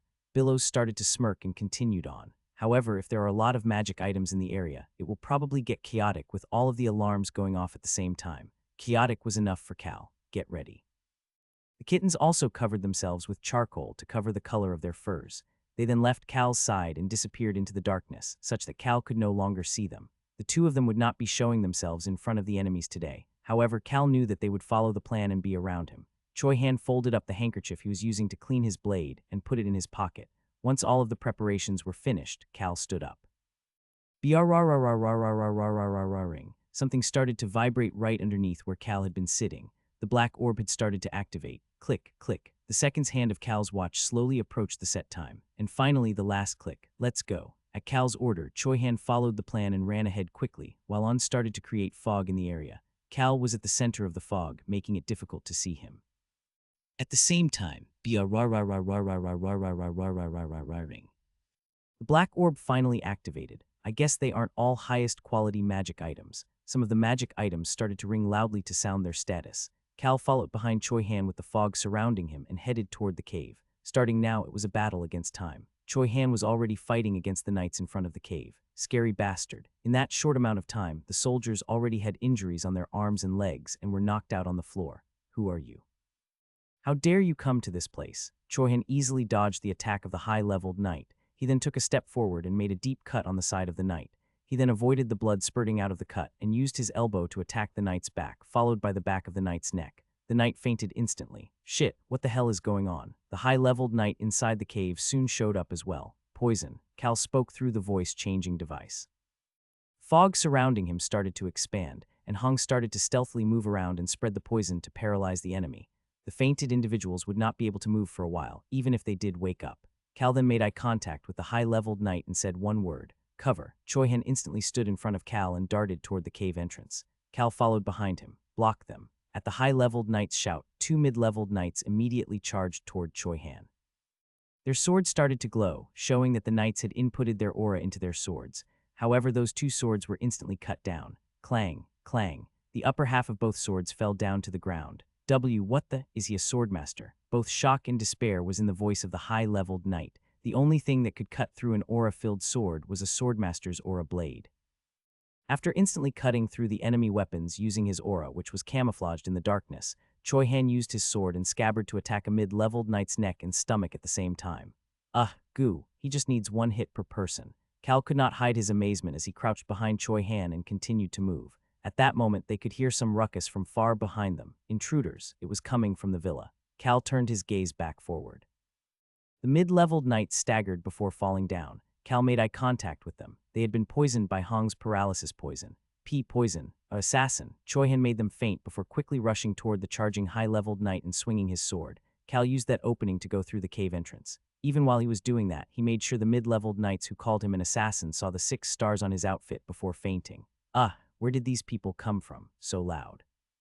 Choi Han easily avoided the mana-filled sword of the high-leveled knight. He was dragging this out on purpose. While Choi Han was acting as the distraction, Cal entered the cave behind the cat tribe children who had stealthily entered earlier on. After verifying that Cal had entered, Choi Han moved to the front of the cave entrance. He then called out to the high-leveled knight.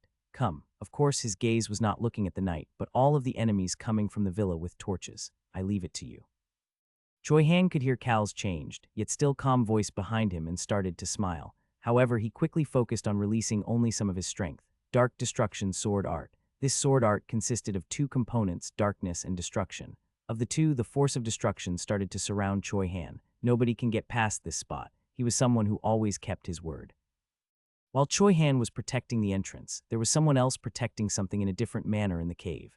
That person was none other than the torturer. He was the one to protect the dragon's prison. By the time Cal arrived inside, he was already in a state of chaos. Why is the magic crystal ball not working? The magic crystal ball that the torturer held onto was one of the emergency backups that Venian had prepared in case something went wrong. Don't come here. Do you know what is in here? The torturer was shaking violently while looking at Cal. He had no choice but to be scared. If the torturer received an attack higher than an average person's strength, he would instantly blow up. It was one of Venian's safety measures as well. The strength of the blast would make the prison key and the prison itself blow up with the torturer as well. Naturally, the torturer knew about this. If you come, everyone here will die. Tusk. Cal waved his hand while looking at the shaking torturer. Once he did, fog started to form in the air and headed for the torturer. The owner of the fog was hidden in the shadows of the cave and still hidden. Go away. The sounds of battle from the cave entrance. The approaching fog. Of course, the inside the fog was completely filled with poison. The paralyzing fog quickly surrounded the torturer. Just what, poison. The torturer's body started to shake as he fell to the ground. The torturer looked so terrible, being unable to speak or move as he forcibly shook on the floor. Cal approached the torturer and rummaged through his clothes. If you could not attack him, you just had to hit him with poison. Either that or make a deal with him to hand the key over. However, he didn't want to use the latter method. Here it is. Cal grabbed the key and closed the eyes of the torturer, who was starting to lose consciousness from the poison. Cal wondered if they had used too much of the poison, but didn't really care. I don't think he will die, but if he dies, oh well. Cal snapped his fingers. 2 little black bundles fell from the ceiling almost instantly. It was On and Hong. Once they came under the torch that Cal was holding, he could finally see the two of them clearly. Cal verified that On and Hong were safe before heading to the farthest corner of the cave. Once he arrived, he could see a curled-up black existence inside this now useless magic prison. It was the dragon. The thing that shocked Cal more than the dragon itself was the blood covering the dragon and the scent of blood in the air. Cal quickly approached the prison. The dragon continued to keep its eyes closed, even as Cal approached. The dragon was probably in a state of chaos right now. Cal put the key into the lock and opened the door. Click. It unlocked with a light noise. Cal slowly opened the iron gate and entered into the prison. It was pretty large to be called a prison. There were whips and other torture tools, as well as the luxurious couch that Venian sat on to watch. Cal headed to the corner of the prison. A small figure about 1 meter long was laying on a stack of hay in the corner. The inner eyelids of the dragon were shaking as it laid there with its eyes closed. There were chains on all of its limbs, and the mana restriction chain was on its neck, making it unable to use any strength. Hey, Cal crouched in front of the dragon. The dragon did not open its eyes even after Cal called out to it. Cal verified his watch. It was time to leave. He continued to speak to the dragon. Let's leave. Cal used the key he had obtained from the torturer to undo the chains. The dragon opened its eyes at that moment. Cal started to smile after looking at the dragon's eyes. It was still a very strong gaze. It had not lost its will to live just yet. It was not the dying gaze that Choi Han had run into in the novel. It was still a gaze with a strong desire to live. That was why it was filled with energy, anger, and resistance. It was the gaze of a dragon. What a nice gaze. Cal lifted the dragon into his arms. After coming out of the prison, Cal put the dragon down in front of the 2 kittens. That looks like it hurts. So sad. On and Hong circled around the still silent dragon. The dragon started to show its teeth and growl at them. This was probably the first time in its life it ever saw anything other than humans. Cal verified the time on his watch. It looked like they had just enough time to escape. It looks like it hurts. On approached Cal and tapped his leg. She seemed to be thinking about the potion Cal brought in his magic box. She couldn't ask him for it, so she could only act this way. Hold on. Cal had brought that potion to use it. However, he needed to wait until the mana restriction chains were off. The potion would only work properly if the mana, which was practically as important as a dragon's heart, was no longer restricted. Cal started to head toward the opposite side of the prison, the location the torturer seemed to be guarding. It wasn't very loud, but he could hear Choi Han fighting in the distance. Cal presumed that Choi Han's battle would end soon as well. Let's see. Cal started to pat the cave wall with his hands. He kicked the torturer with his foot to get him out of the way and continued to pat every aspect of the wall. The dragon growled after seeing the torturer, but stayed still and continued to focus on Cal. Venian's last line of defense should be around here somewhere. Like all of the members of Marquis Stan's family, Venian was extremely worried about someone intruding while he was inside. He had created a secret tunnel to use as an escape route if something like that ever happened. If the torturer knew about it, he probably would have used it to escape earlier, but sadly, even the torturer did not know about this escape route. The novel said there was a flat area on this bumpy wall. Here it is. There was a flat area about the size of a person's hand on this bumpy cave wall. Although Venian looked like he had OCD and would never do anything like training, everyone in the Marquis family had learned martial arts. If you use a strong enough force on that location, the wall will open. It was not a magic device. Instead, the force of the impact made the device move. Cal turned his head to look toward the person who entered and asked, "All done, yes?" Choihan lightly swung his sword in the air to get rid of the blood on it and then approached Cal. His gaze soon turned toward the dragon and started to frown. It was a natural reaction to seeing such a small creature being covered in blood. The glare in Choi Han's eyes as he stared at the torturer was vicious. Choi Han, that was why Cal had called out to Choi Han. Choi Han was still glaring at the torturer as he reported, "As you ordered, I left the escaping workers alone. I also made sure that all of the strong individuals would not be able to fight. Good job." Cal praised Choi Han before pointing to the flat area on the wall. "Punch this spot. As strong as I can. Are you planning on destroying the cave? No, control your strength. Just pretend you are creating a 10 centimeters dent in this wall. So very lightly. Sure, very lightly." Cal quickly stepped away from Choi Han after hearing Choi Han call something that was impossible for Cal to do as only using a tiny bit of his strength. Choi Han understood that to be Cal telling him to hurry and immediately punched the wall with his fist. Boom. Wow. Oh, Cal picked the dragon back up while the kitten siblings were admiring what happened. Screech.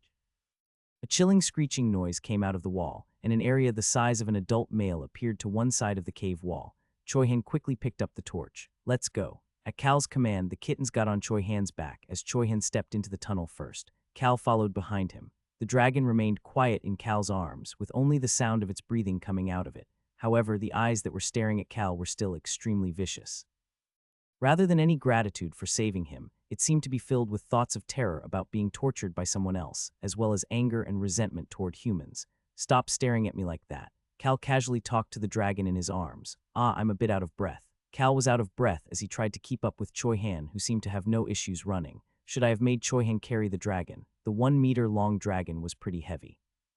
It would not be this hard if he was able to get his hands on the ancient power called the vitality of the heart. Cal held the dragon tightly in his arms so that he would not throw it away in anger. There was no way he could leave it here after spending all that effort to rescue it. The dragon just continued to watch him. Cal's black clothes started to become covered in the dragon's blood. After running through that dark and narrow tunnel for a few minutes, Choi Han suddenly called out to Cal. "There is a wall in front of us. Hit the center of the wall with your fist with the same strength as before. Then we will continue to run as discussed." "I understand." The kittens jumped off of Choi Han's shoulder and started to run. Choi Han put some strength into his fist and hit the center of the wall with the same strength as earlier. Boom! The wall almost instantly collapsed and they could see the night sky. They were outside the cave. This time, Cal took the lead as he looked around. This was the reason they needed the mana disturbance tool to work on the entire mountain. Venian had put a magic recording device on this secret tunnel entrance as well. He was a very thorough person. Cal didn't know exactly where this entrance was located, necessitating the mana disturbance tool to work on the entire mountain. They did not have much time left. They needed to get out of the range of the magic recording device in the next 1 or 2 minutes, but it should not be a problem. Choi Han followed behind Cal and made new traces of their presence, or erased some traces as they passed. After surviving in the forest of darkness on his own for so long, he was an expert at creating and following tracks. After running away from the secret tunnel entrance for about 2 minutes, Cal looked at his watch. Stop. The alarms that were going off in the area suddenly stopped blaring. The mana disturbance tool had stopped working. Cal took a deep breath, calming his rapidly beating heart. The indestructible shield around his heart was gathering strength every time his heart beat like that, just in case an emergency situation happened. I have no plans to use it right now. However, Cal was not planning on using this shield just yet. After freeing this dragon and saying goodbye to Choi Han in the next city, he was planning on gaining the ancient power, vitality of the heart, to strengthen this shield. Only then would he use the shield. Now that he had the time to look around, Cal looked down toward the dragon. He then started to smile. The rebellious gaze was gone, and the dragon was looking up at the night sky in admiration. This was the first time the dragon saw anything other than the cave walls in its 4 years of life. Cal understood what the dragon was feeling and wanted to give it some more time, but he could not do that. He put the dragon down on the grass and continued to look at it. The dragon looked right back at him. Its eyes were once again filled with anger and resentment as it curled its body up and looked ready to attack. No wonder it continued to get tortured for 4 years. It won't back down at all. That was why Cal personally liked this dragon. It was different from himself. Growing up being abused as an orphan, Kim Rock-soo had given in. After that, he didn't want to be the main character of a story like Choi Han. After giving in at a place he called home, he didn't think he had the strength to fight against the world. Hey, Cal made sure the dragon was looking at him, then took out a pair of gloves and some scissors-shaped cutting tool. There were a lot of magic seals on both of the blades for cutting. He then put on the electricity-resistant gloves. This cutter was one of the 2 items that had to be rented in Billows's name. This was not something you could borrow with money. I don't know why you need this, but young master, I hope to see you alive in the capital. You think I'm going to die. All I know is that you plan to cause a commotion. Shut up. Cal was thinking about the conversation he had with Billows before realizing that his surroundings suddenly became extremely quiet. Choi Han was looking at the cutter with chaotic eyes, while the kitten siblings had moved away from Cal and were hiding behind Choi Han. The dragon was still just staring at him. Tusk. Cal clicked his tongue at their response and approached the dragon. The mana restriction chain was made with something similar to rubber. If it was made of metal, it would not have fit the growing dragon. That was why it was made of something with some elasticity. He then grabbed the dragon's neck. Gasp. The kittens took in a deep breath. However, Cal ignored them as he continued onward, since it was better to do this as fast as possible. The cutter headed for the dragon's neck. The sharp blade shone under the moonlight, and the dragon just paid attention to Cal's eyes. Cal's eyes were emotionless and peaceful. The dragon closed its eyes. At that moment, they all heard the snapping noise of something getting cut. Sizzle. Sizzle. The mana restriction chain was causing sparks in Cal's hands. What are you looking at? Cal scoffed at the dragon that had opened its eyes back to look at him and took off one of the gloves and handed it to Choi Han. Choi Han put the glove on and Cal handed the chain to him before taking the potion out of his pocket. It was a highest grade potion. Even this cost quite a bit to purchase. It made Cal feel bad for asking for an allowance the last few days before he left. Cal clicked his tongue and sharply stared at the dragon. Do you know how much money I spent on you? The dragon could hear the same words he heard quite often. He had heard it almost every day since he was born. Why do you not listen to me when I spent so much money on you? Guess you need to be beaten some more. Then he was beaten. They said that he needed to stop thinking for himself and listen to them as they continued to beat him. However, since I spent so much money on you, you better heal properly, you stupid fool. The dragon did not feel any pain. Cal poured about half of the potion onto the dragon's back and poured the rest into its mouth. Thankfully, the dragon did not resist and swallowed it down. After a few minutes, Cal could only think that it really was a dragon. The mana, which was the equivalent to the dragon's heart and the source of all of its power, started to move in its body. All of the injuries on the dragon's body instantly disappeared, and a blue aura that seemed to be the dragon's mana surrounded its body like the wind. This change that occurred in an instant made Cal think about just how scary and powerful of an existence dragons really were in this world. Hey. The dragon should have no reason to get injured anymore. The smart dragon seemed to understand what had happened to its body as its eyes came completely back to life. Cal took a step toward the dragon. The baby dragon curled up while continuing to observe Cal. Cal ignored the dragon and asked, "What do you want to do now?" Cal started to smile while looking at the dragon that remaining silent. "I know you can speak the human language. You are a dragon." The smartest and strongest existence in the world. Cal asked once more, "What did you want to do once you got free?" The dragon started to speak. The dragon really did know how to speak the human language. It was much smarter than humans. There was no way it did not learn the human language in the last 4 years. The dragon could feel it in his heart. With his current strength, he could easily kill the man in front of him. He was scared of the man in the back, but it would be possible for him to escape alive. He had gained the strength he had waited for so long to obtain. That was why the dragon finally said the thing he had thought to himself over and over for the last 4 years. However, this was the first time he had ever said it out loud. I will live. He will live no matter what it took. I will go away. He was going to go away from here. He revealed his inner thoughts. I will not be tamed. Yes, you are right. Cal was saying the dragon was right. You are a dragon. A dragon. You have the right to live freely. Even a 4-year-old dragon was stronger than most of the animals in the world. It had enough strength to survive on its own, and normally, dragons were extremely independent and prideful. They generally wanted to create their own lair once they turned about 2 years old. It was completely worlds apart than a human 2-year-old. Cal looked into the eyes of the dragon, that still did not trust humans, and sternly started to speak. I will not take care of you. Cal did not have a reason to look after something that was stronger than him. There were also too many potential headaches to keep him around to pay back for Cal's help. It was different from the children from the cat tribe, On and Hong. A dragon was beyond Cal's limits. The dragon could not trust Cal. Liar. Humans are good at lying. There was now anger in the dragon's eyes. That anger was not directed at Cal, however. Dragons were naturally born with a lot of pride. This anger came from the years that his pride was trampled upon by the humans. I guess that is true. I do lie quite a bit as well. Cal easily accepted the dragon's words and continued to speak. Live however you want to live. What is it you want to do? The baby dragon lifted its head to look at the night sky. It was different from the darkness inside the cave. It was dark, but there was still light. I hate humans. I want to be free. Good. Cal got up from his seat. He then took out some mid-grade potions and a smaller pouch from his magic bag and put the potions in the bag before handing it to the dragon. Live freely. The dragon's black pupils enlarged and started to shake. However, there was still doubt and resentment in its eyes. Naturally, Cal did not care. This should be enough. Most importantly, he did not need to take responsibility for the dragon. He could see in its eyes that it did not want to follow him. It was a very good conclusion. Cal spoke to his party members in a satisfied tone. Let's go. He turned his back to the dragon with no regrets and started to walk. Choi Han silently followed behind Cal and focused on altering their tracks. The kittens, who hesitated for a moment, saw the dragon turn its gaze away from Cal before following behind him. Once even the cat tribe sibling turned away from it, the dragon lifted its head and watched them walk away. I hate humans. They are evil. For some reason, the dragon was paying more attention to the back of the human, the race that he was annoyingly used to and hated, rather than the night sky that it was seeing for the first time. Hong slowly approached his sister on as they followed behind Cal. Nuna, I think he's going to follow us. I think so too. Am I going to get a younger brother? It looks like it. The kittens were conversing with themselves, but Cal scoffed at them and retorted back. No way. Dragons are extremely prideful and will never accept being under a human. Furthermore, this dragon hates humans. On's expressions seemed to disagree. If a cat had a mocking expression, it would probably be the one of On's face right now. On shook her head and quietly mumbled. I don't think so. Hong looked behind him before agreeing with his sister. The black dragon was still looking in their direction. Hong was now sure. This dragon will enjoy its freedom for a bit before sharing some beef with him in the future. Cal ordered the two kittens who were whispering to each other, go get the orb back. The two siblings went to get the orb so that they could eat some more beef. Cal did not even look at the siblings as he patted Choi Han's shoulder. Good work.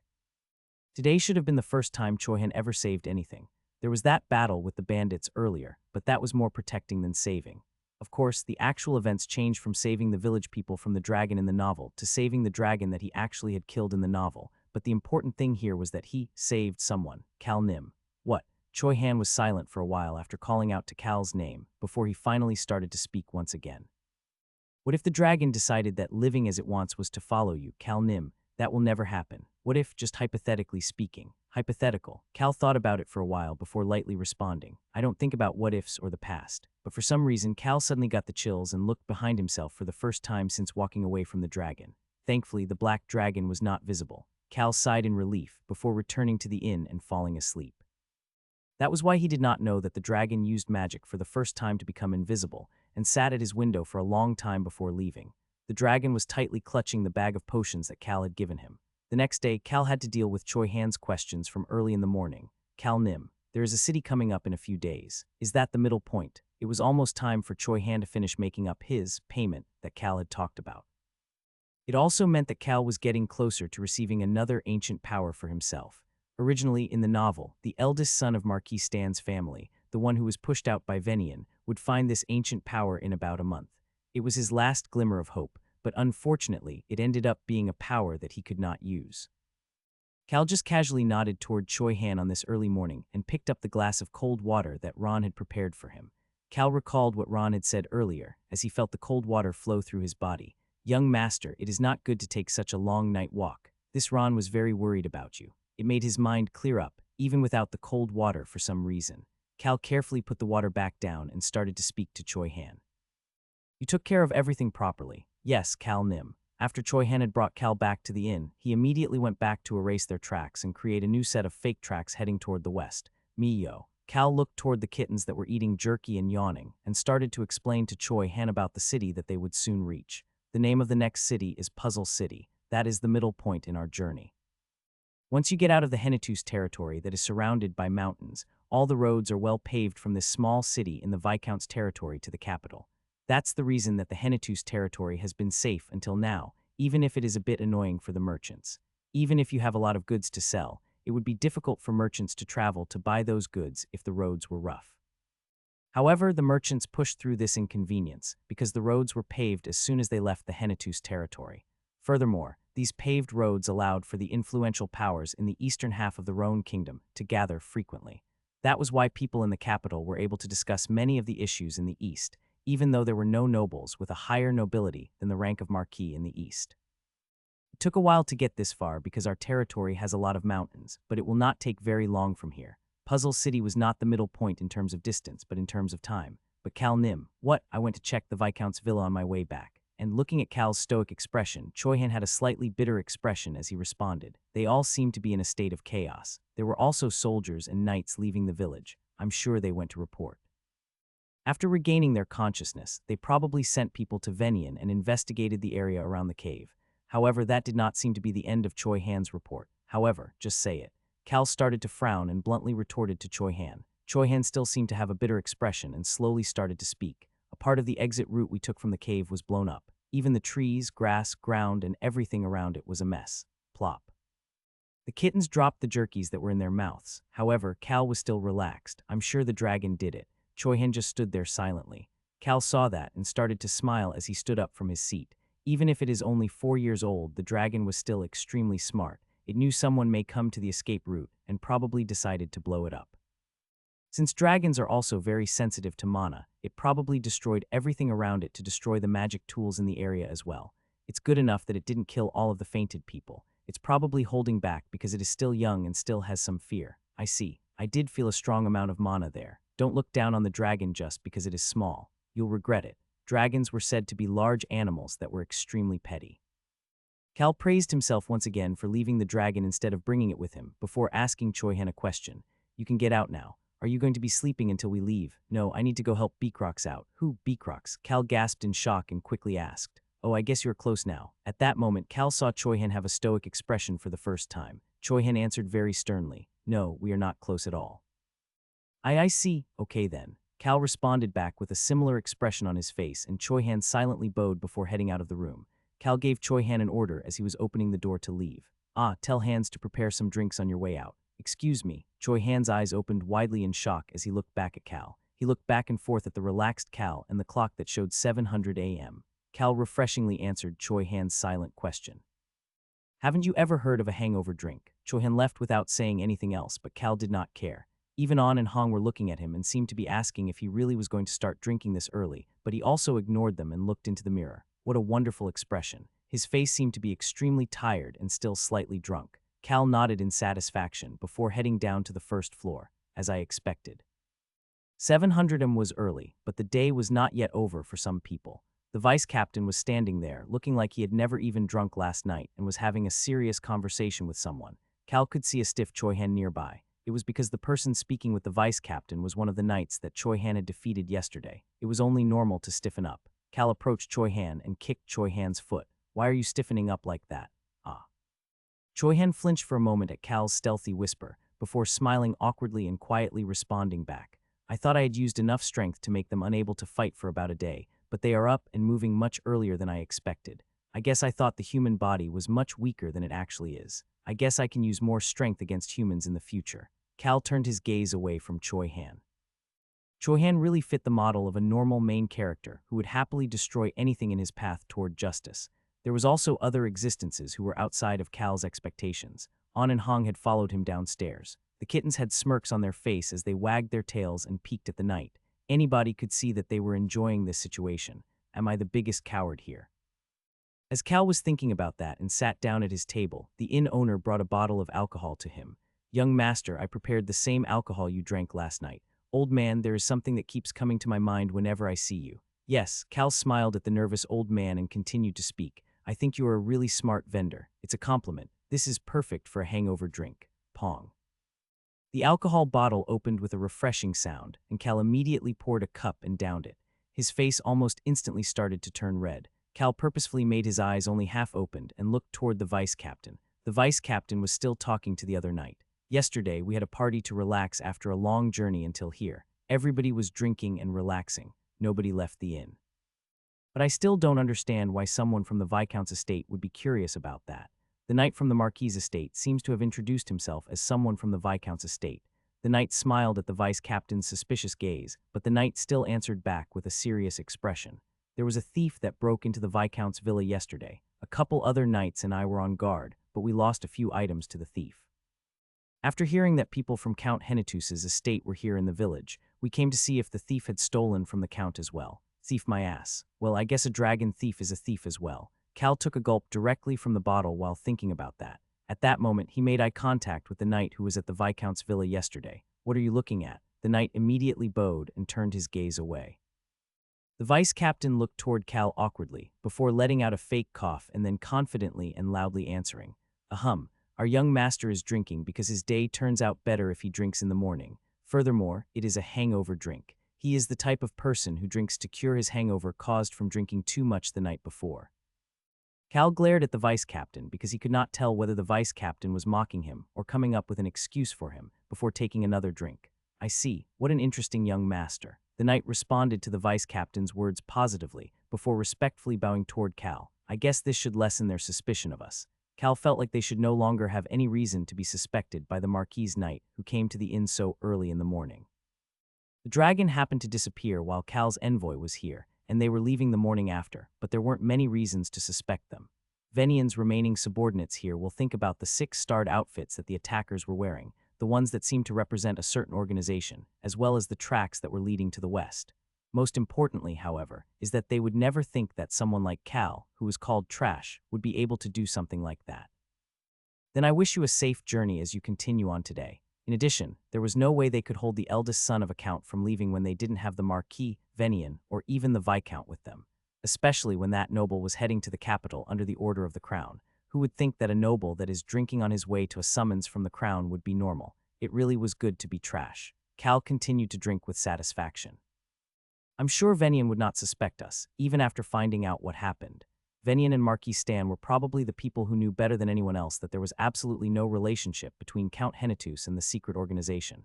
That was especially the case when it came to the dragon. Cal watched the knight leave the inn before drinking the honey lemon tea Ron had put in front of him. "Ron, yes, young master, honey tea really seems to be the best to cure a hangover, isn't it?" Ron smiled as he looked at Cal, but Cal looked away and tried to calm his stomach. Once Cal no longer felt sick from drinking too much, they started on their way once more. Their next destination was Puzzle City. It was the city that was the center of the transportation of goods in the East, and it was pretty famous for the number of rock towers around the city. Cal needed to find an unfinished rock tower in Puzzle City. "Are we camping out today?" An took a bite of the jerky as she asked Cal. Cal nodded his head. "Yes, starting today we will be camping outside every so often." Cal had set a pretty filled schedule from here on as well. It was because he wanted to have enough time in Puzzle City. He turned away from the kitten siblings, who were whispering quietly to each other, and looked outside the carriage window. The vitality of the heart. That was the name of the ancient power that would strengthen the indestructible shield. This was a power that was focused on restoration and vitality.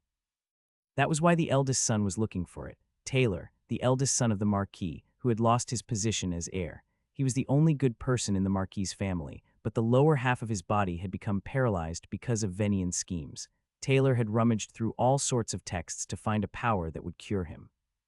He happens to find an ancient text in an old bookstore in the process, and although it was difficult to decipher the ancient text, he manages to decipher a few words after putting in a lot of hard work.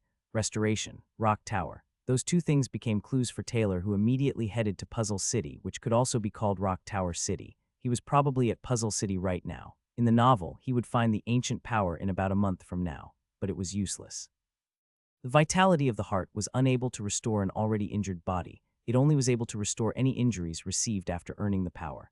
There was also a limit on how much could be restored, as well as a cost to pay for any restorations. Taylor fell into despair after learning about that fact. He had no time, and that ancient power was his last hope. It was because Taylor did not know when Venian would come to kill him. He dies a month after finding the power. Taylor ends up dying by an unknown organization while the capital was in a state of chaos from the terror incident. Of course, Venian was responsible for sending that organization after Taylor. The reason Cal remembered this side character, that seemed to have an even smaller role than the original Cal in the novel, was because of the strong friendship Taylor had with his friend, the crazy priestess. She was Taylor's friend and the only person who survives Taylor's assassination. She kills half of the assassins in anger and ends up becoming excommunicated by the temple. She ends up with a large injury on her back from the incident and confidently tells the temple about what she had done. "I acted as a human rather than following the will of the Lord. I believe that is the right thing to do." She then continued on after that. "I am now free." That is when she starts to be called the crazy priestess by others. Her specialty was using the strength of the god of death for curses. The temple had excommunicated her, but her god did not throw her away. When the war broke out in the novel, she became famous, even though she was not a hero, because of how she helped to heal the injured. I think it will be different this time. There was a good chance that Taylor would not die in a month. Venian was going to be busy dealing with the dragon incident and sucking up to the Marquis. He probably would need to focus on his younger siblings rather than his paralyzed older brother to maintain his status as the heir to the marquis title. And since I will be taking Taylor's last hope away, I will need to give him a new hope. Although the vitality of the heart was an ancient power that Taylor did not need, Cal was not such a bad guy to take someone's last hope away. Cal was also curious to know about what that combination of Taylor and the crazy priestess could achieve if they managed to live longer. He thought that the two of them could change the Marquis's estate. If that could happen, that would be better for Cal in the long run. However, something that he suddenly thought about made Cal stiffen his expression. Even Beecrox struggled under her curse rite. Once Cal thought about the struggles the torture expert Beecrox had with the priestess, he stopped thinking about her right away. He decided to stop thinking about the good-natured and citizen-caring noble Taylor as well. They don't mesh well with me. They were different types of people than Cal. They were good people who were loyal and trusted each other deeply. Cal preferred Ron or Beecrox to those kinds of people. No, how could I ever think about such terrible thoughts? Cal quickly stopped thinking about Ron and Beecrox as well. At that moment, Cal looked down after feeling something tapping at his leg. He could see the golden pupils of the kitten shining as the kittens started to speak. I heard from Hans earlier, Hans said. Hans still didn't know that the kittens were cat tribe kittens and continued to say all sorts of things in front of the kittens. The kittens seemed to want to tell him something they had heard Hans say. What? The siblings seemed to have gotten used to Cal's rude way of asking and started to speak. If you make a wish at a rock tower, it will come true. He said the rock towers were pretty. I want to go, but it's okay if it is too annoying. I want to go with you, but it's okay if it is too difficult. Cal blankly stared at the fidgety kittens before casually asking, what kind of wish do you have? That everybody, including my new little brother. Dismissed, Cal immediately started to ignore the kittens and turned away from them. The carriage stopped at the same time. They had arrived at the location of their campsite for the evening. Looks like we're camping out again starting today. Indeed. Cal answered Hans's statement before looking around their campsite. The wind from the forest blew by his head. Cal spent the night with a pretty relaxed mind. The next morning, young master. What is this? Cal stared at the dead deer that was at the border of their campsite. It had been hunted recently. Hans reported to Cal, who just continued to stare at the deer. Someone left it here on our campsite. Hans pointed next to the deer. Cal was looking at that spot as well. On the ground was a drawing of a fork and a knife. It was as if someone had left the deer there for them to eat. Cal suddenly had an odd thought. He then turned his gaze toward his companions. The kitten siblings in Choi Han's arms, as well as Choi Han himself, were all smiling while looking at him. I have a bad feeling about this. He had a really bad feeling about it. An individual that could speak but could not write had left the deer for them. Also, it was an individual that Choi Han, the person on watch last night, clearly knew was there but pretended not to see. I have a bad feeling it was the dragon. He turned his head back to look at Choi Han, An, and Hong, who were still looking at him, and seriously warned them. We are going to pretend like we don't know. Mio, Mio. The two siblings seemed to be mocking him, but Cal pretended to not know about it. However, a new ingredient was delivered to them every time Cal and crew camped outside. Wild hog, rabbits, and all sorts of fruits. Cal was now sure about the existence of the dragon following behind him. Cal then arrived at Puzzle City with that confirmation in his mind. After easily passing through Puzzle City's gate, the Hennetus family's golden turtle carriage followed the lead of Deputy Butler Hans to the inn. It is smaller than Western City. Right, small. Cal nodded at An and Hong's words and looked outside the carriage. According to Choi Han, the black dragon would follow them from a far distance, before coming by in the early morning to drop the food off and then running away. Isn't it cute? The dragon seems like a little kid that hasn't lost its innocence, even after living such a terrible life. Not really. That was what Cal was thinking as Choi Han spoke to him with amusement. If Choi Han had seen the dragon blow a mountain away, he would not be saying things like cute to describe it. Cal didn't know why the dragon was doing this, even though it said that it hated humans. It was really overwhelming for Cal. This was not the way he was expecting things to go. Since it was still young, Cal thought the dragon would stay away from the Marquis' territory and create its own lair to develop its strength.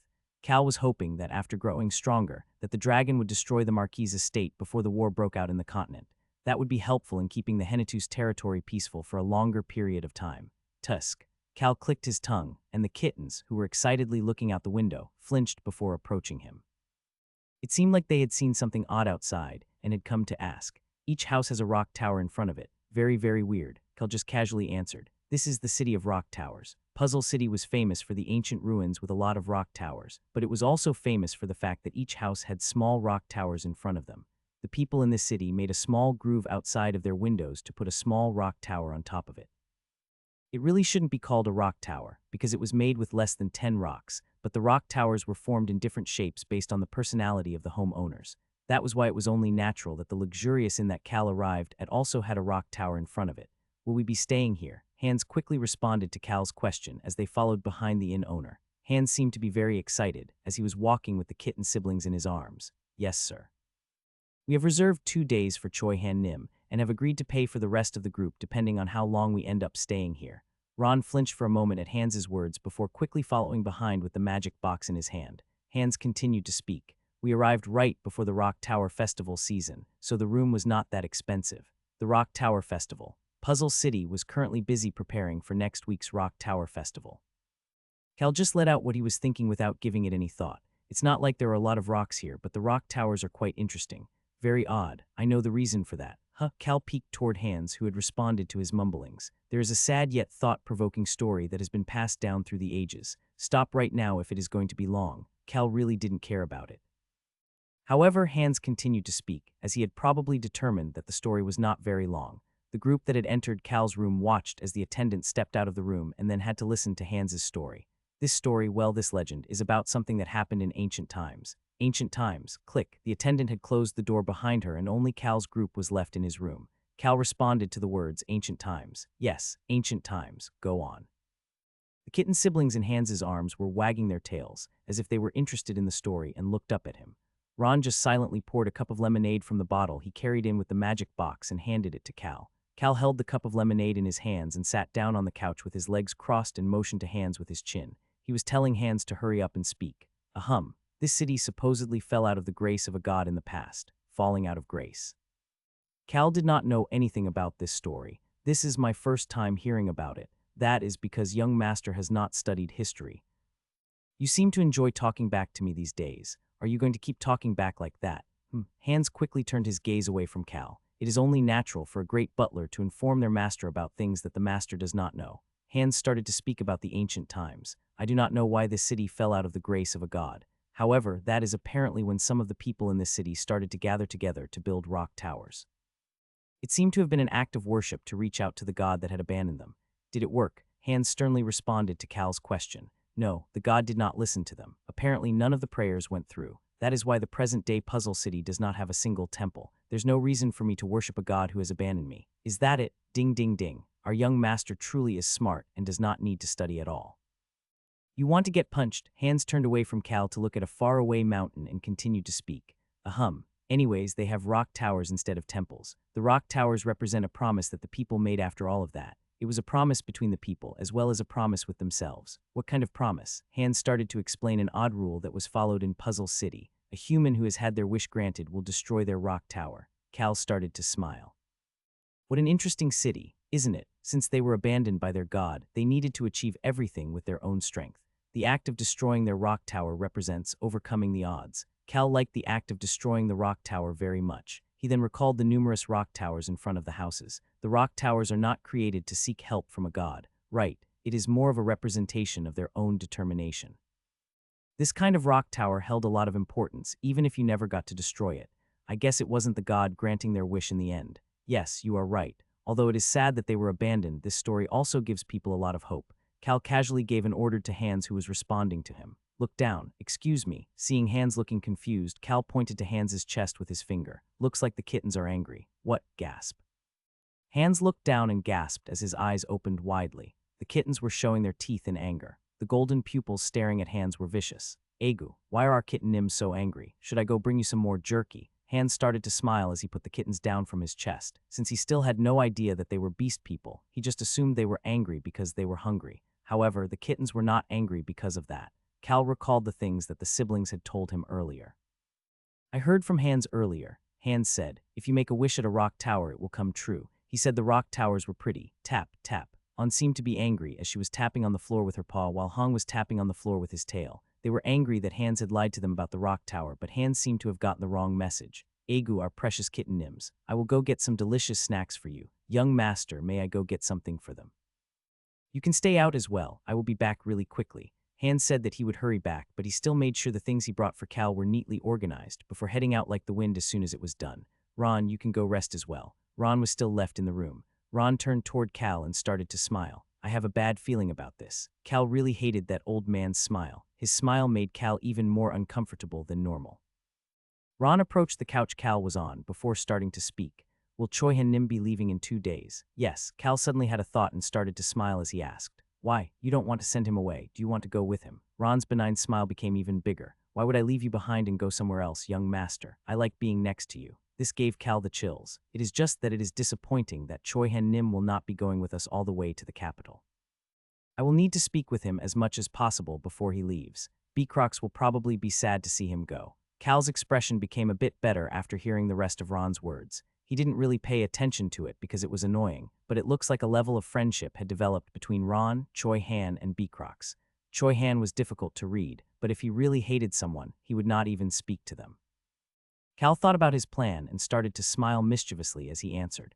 Well, you can see each other again at the capital since you'll be moving together. The three of you can leave this kingdom and go to Rosalind's kingdom. What do you think? Wonderful, right? Cal did not say that part out loud as he started to smirk while Ron started to smile even brighter. I look forward to when we are all together with Choi Han Nim in the capital. This old man's wish is that everybody arrives there safely. Cal did not believe anything Ron was saying, looking forward to it, or wishing that everybody arrives there safely. Those type of emotions would not fly with this old man. The kittens also snorted while looking at Ron. An and Hong found it annoying that Ron kept trying to teach them assassination skills that they already knew behind Cal's back. You can leave now. Cal easily got rid of Ron from the room. Hans is a liar. I trusted that butler. The kitten siblings finally let out their anger while Cal was ignored them by looking out of the window. Cal was looking in the direction of a cave in the corner of Puzzle City. This cave was the location of the incomplete rock tower and the vitality of the heart. There should be a small house in that cave. Didn't it say the person lived until they were 150 years old? This was a power that an ancient being left after naturally dying from old age. The deceased person thought his power to be a curse. Cal got up from his seat, fixed his clothes a bit, and opened the door. Egu, Hans happened to be right outside the door. Seeing the deputy butler, who had run back with his arms full of jerky, Cal started to speak. Let's go see the rock tower. The kitten's ears started to twitch. Cal smirked internally at the kittens, who ran toward him like they were never angry to start, and picked the people that would go with him. It will just be us and Choi Han. Oh, bring On and Hong with you too. The human who died at the age of 150 had wanted to finish a rock tower in this wind-gathering cave. It was wood last time, now it is wind. The center of the cave has a hurricane that seemed to have appeared out of nowhere. The old man had spent over 100 years trying to build a rock tower in the eye of that hurricane. However, he failed. Well, the old man always destroyed his rock tower whenever it looked like he was going to finish. He repeated that over and over until he died one day after stacking it back up about halfway. Just what wish did that ancient old man have? Cal didn't really care. He just planned on carefully looking at one thing while they were out looking at rock towers today. Might as well make it look good if I'm going to build it anyways. Since he had to do it anyways, he was going to make it look good. He also had to pay attention to some people, just in case, at the rock tower ruins. A bit later, Cal, the two kittens, Choi Han and Hans, arrived at the entrance of the rock tower ruins. They didn't bring their carriage that showed the symbol of the Hennetus family, and Cal had a hat on as well, using the excuse that he did not like the sunlight. They really are still. He was able to locate the people that he was looking for as soon as they entered into the ruins. Cal stealthily hid behind Choi Han and Hans. At a bit of a distance was a casually dressed man and woman. The man was in a wheelchair, with the woman pushing the wheelchair and heading out of the entrance of the ruins, which was also the exit. They didn't notice Cal's stealthy gaze and casually left the ruins. The man turned his head slightly toward the woman and asked, "Why did you want to come here today?" I don't know if it is a message from the Lord or just complete bullshit, but I've had the same dream for a couple of days that I needed to come here.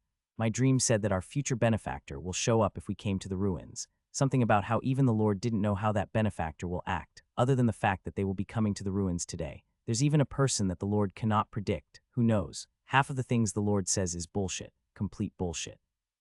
The woman with short brown hair vented with annoyance. Bullshit, it is the word of the Lord. Plus, wasn't it a secret that you can hear messages from the Lord? The responding man was the eldest son of Marquis Stan's family, Taylor Stan. It's not like there are any priests in Puzzle City. And who cares about the word of the Lord? Does the Lord feed us? How can there be a benefactor for people like us? Absolutely bogus. I'm hungry. Let's go eat. Woman who looked annoyed was Taylor's close friend Cage, the woman who will eventually be called the Crazy Priestess. Taylor responded back to Cage with a serious expression. Cage, I suddenly feel like drinking beer. Really, I'm craving smoked pork. They looked at each other with serious expressions. Taylor pointed forward with his finger and seriously responded to Cage. What a wonderful combination. Let's go. Push, it'll be my treat. Egu, your treat. This priestess will do her best to escort you there. The two of them started to laugh as they started to move. Cal could not hear their conversation because he was far away, but he was doing his best to remember the faces of these two individuals, who were still able to laugh while in the middle of some terrible situations. Now that I've confirmed what they look like, I just need to make sure to avoid them. Since they didn't know who he was, Cal just had to make sure he avoided them in the future. Of course, he planned giving them their new hope anonymously. It was something he had learned from the dragon. Unless their lord has nothing to do and reveals me to them, there is no way that they will recognize me. It was impossible for them to learn of his identity. How great was that? He should have done everything anonymously until now. Cal stepped into the ruins feeling like a massive weight had been lifted off his chest. He could see people praying all around the area. At that moment, Hans stealthily approached Cal and whispered to him, "I just saw the eldest son of Marquis Stan's household." "How do you know about that person?" Cal was truly surprised. Hans smiled before pointing to his eyes. "Pretty much any and all information about the nobles is in my head. I could see a man being pushed on a wheelchair. It was weird that there was only one person with him, but I was able to see that there was a red snake crest on the wheelchair." Hans: "Yes, sir, you're better than you look." Hans shrugged his shoulders with a satisfied expression as he finished his report. He then asked Cal, "What do you plan on doing?" Cal could feel the left side of his face heating up and looked in that direction. Choi Han was looking at him. Cal shook his head and answered both of them. "Ignore them." Both of them nodded their heads without saying anything else. Only then did their tour officially start. After looking around, Cal was shocked at the appearance of the rock towers in the ruins. Cal seemed to be in disbelief. Uglier than I had expected. Cal could not understand the ancient sense of style. He was expecting piles of rocks, but there were rock towers of all kinds shapes in the ruins. They looked interesting. However, they were definitely not beautiful. Cal peeked at the kittens in Hans's arms. They seemed to be extremely disappointed as well. However, there was someone who seemed to be more serious than Cal expected. Choi Han had his head bowed like the other people who were praying, and seemed to be praying as well. I'm sure he's praying to return to Korea. Choi Han had grown up in a happy family environment. He was a different kind of person than Cal, Kim Rock-soo. Choi Han had grown up in a happy family with positive influences. That was why he was able to survive in a disastrous situation while still remaining a good person. Cal was staring at Choi Han when Choi Han lifted his head up and made eye contact with him. "Cal Nim, what? I have a question and something to report." Cal had a bad feeling about this. "Start with your question." Choi Han seemed to be thinking about something, as he looked toward the rock towers standing in this wide plain and started to speak.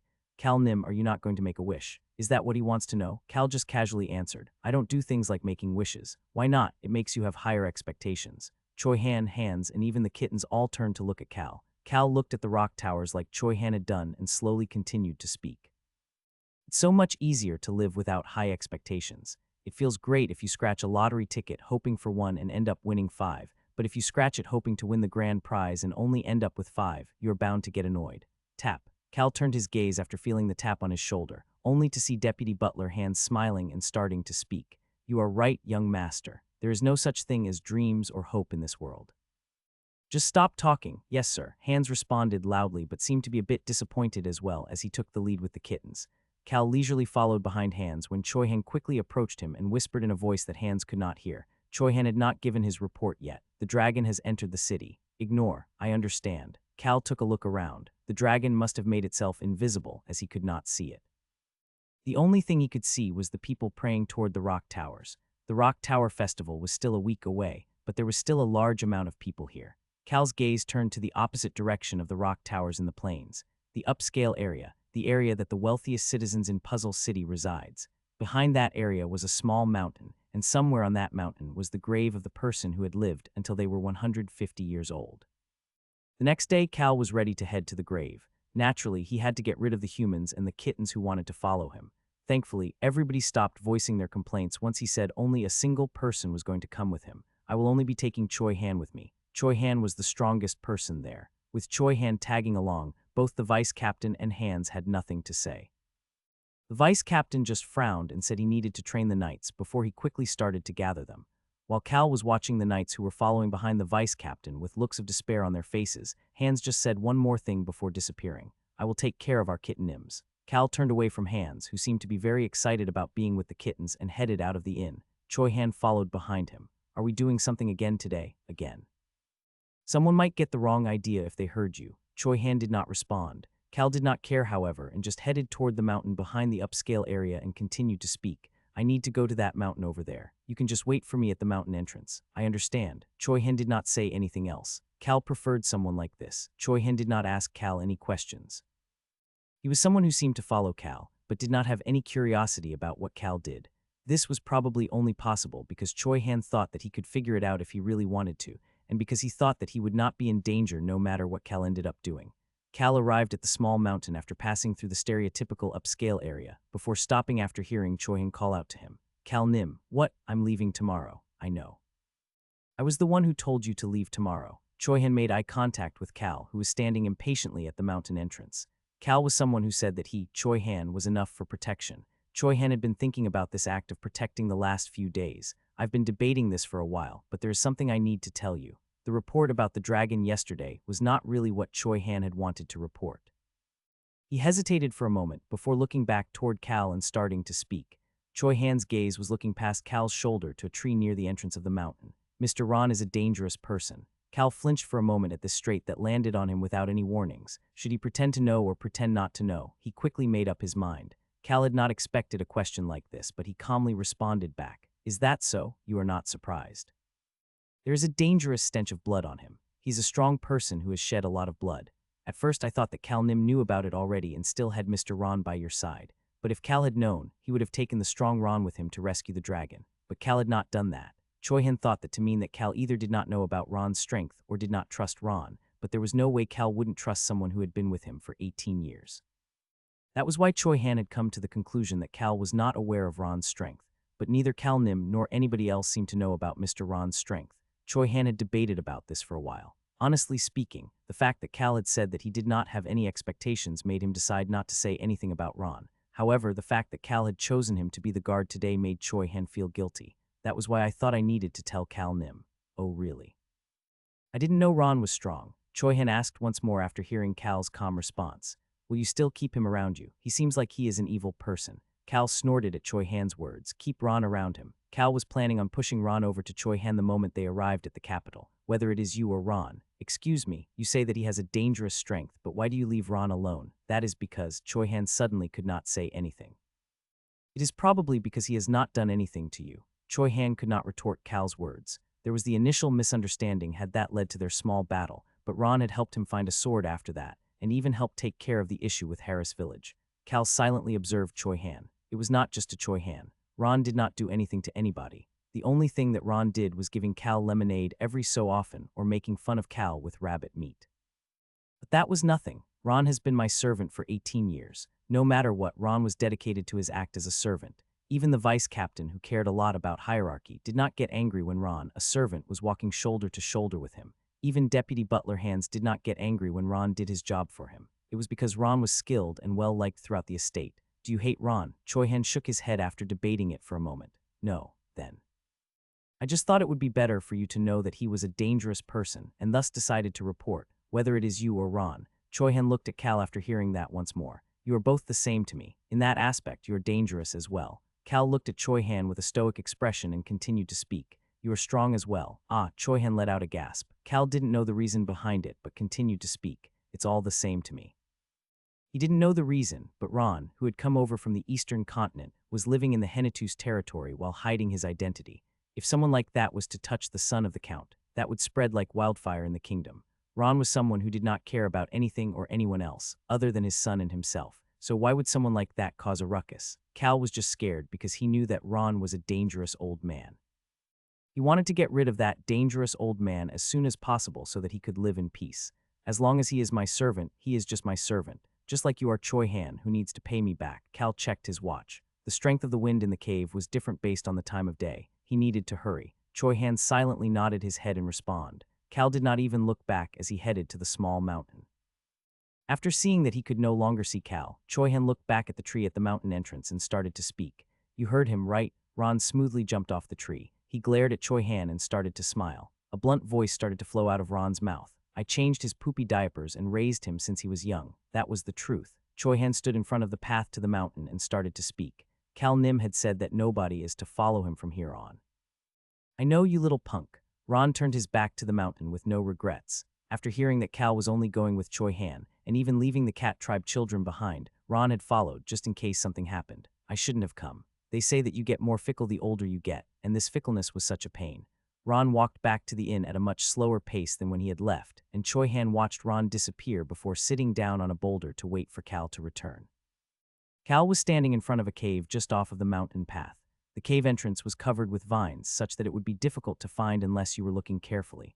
Damn it, Cal started to frown. The cave entrance was pretty small. He looked down at his clothes. He had worn simple clothes, but they were still baggy. Sigh. Cal let out a long sigh before crawling into the cave. Whether it was the man-eating tree or this cave, everything related to ancient powers seemed to be crazy. The ground by the cave entrance now had the traces of Cal crawling in. A moment later, there was a small reptile footprint on the same spot. Cal could see the cave becoming wider after crawling in for about 5 minutes. Taylor must have been really desperate. He crawled all the way in here, even with his disabled lower body. Since you had to stack the rock tower with your own strength, the eldest son Taylor had to personally come here. What took Cal 5 minutes to do probably took Taylor much, much longer. Cal stood back up once it was wide enough and started to walk farther in. The farther he went in, the clearer the noise in his ear became. Swish, swish. It was the sound of the wind. The sound that appeared when the winds were hitting each other became louder as he walked farther into the cave. Finally, Cal located some cloth and a pillar that was probably a hut a long time ago. After taking a single look at it, Cal continued to walk farther inside. Swish. The sound of the wind became even stronger. Boom, boom. He could even hear the wind crashing into the cave walls like a giant fist. Cal started to walk even faster. The wind. I wonder if it will sound like this when I get the sound of the wind. Ancient power later. Shield. Then recovery. Then quick feet. That was Cal's plan of action. Cal finally had to stop walking after thinking about the next ancient power he would be trying to get. It wasn't that he stopped walking, it was that he was forced to stop walking. Wow, this was even worse than Cal had expected. A large underground area had appeared in front of Cal. At the same time, a vicious wind tornado filled his gaze. Boom, boom. The rocks on the cave walls were slowly crumbling because of the tornado. There were quite a bit of rocks on the ground that let Cal know that this area was consistently getting larger. Cal looked back and forth between the underground area and the path that he traveled to get here. He felt like he would be pushed back by the wind if he went inside. Well, not just pushed back, but smashed against the wall, which would probably seriously injure him. That was how strong the wind was. Of course, the center of that tornado will be calm, as it is the eye of the storm. I guess it would have been impossible for Taylor without Cage's help. He now understood why the novel said the two of them had struggled for a whole week. However, Cal started to smile. It was now going to be a battle against time. Cal stepped into the underground area into the vicious tornado without any hesitation. Cal's red hair started to flutter along with his clothes. At the same time, "And no, you will get hurt. You are extremely weak." The dragon appeared at the back of the path and shouted urgently, also at the same time.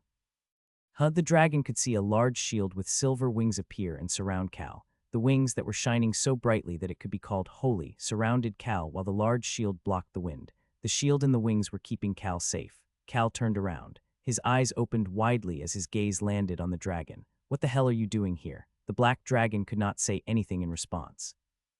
Instead, the black dragon just slowly crawled back into the path. While Cal was watching the dragon in disbelief, he could hear a quiet voice piercing through the wind to reach his ear. "I was just passing by, Tusk." The black dragon's back flinched after hearing Cal click his tongue, but Cal did not have time to pay attention to the dragon. The cave's wind had a cycle of 3 hours of strong wind and 3 hours of weak wind. This was the moment that the wind started to get weaker. Of course, it would still become stronger the closer he got to the center. Swish. Quite scary. The wind was still pretty strong to be called the weak phase. The novel mentioned that the 150-year-old man walked through this strong wind to get to the rock tower. Cal turned his gaze back to the center of the cave, the large underground area. In the middle of the tornado was a half-stacked rock tower. It looked like there were no winds over there. Next to the half-stacked rock tower were numerous other rocks. I need to stack all of those rocks up. The issue was getting to the tower. Stacking the rocks would not be a problem. Cal looked over the shield and the wings surrounding him before taking a step forward. Tang, tang. The rough wind clashed against the shield. Even though the silver shield was transparent, it sounded like the wind was hitting a real metal shield. That noise made the black dragon that was looking away slowly turn around to look at Cal. "But you are weak." The Cal that the dragon could see was having a difficult time, even though the shield and wings were protecting him. The wind that could not be blocked by the shield and wings was making his clothes flutter. The wind that seeped through the bottom of the shield made him stop moving every so often as well. However, Cal continued to step forward one step at a time. Then the dragon saw it. Cal was smiling. This human that was nothing compared to that strong tornado, the same human that was weaker than even the kittens he was traveling with, the human that was the weakest out of everybody he was traveling with, was smiling while pushing through this wind. The dragon had never seen such a silver shield before. He had never seen such wings either.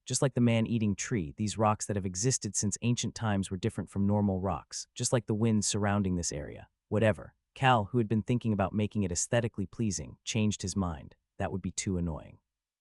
He took out a pair of gloves from his pocket and put them on before picking the rocks up to stack the rest of the rock tower.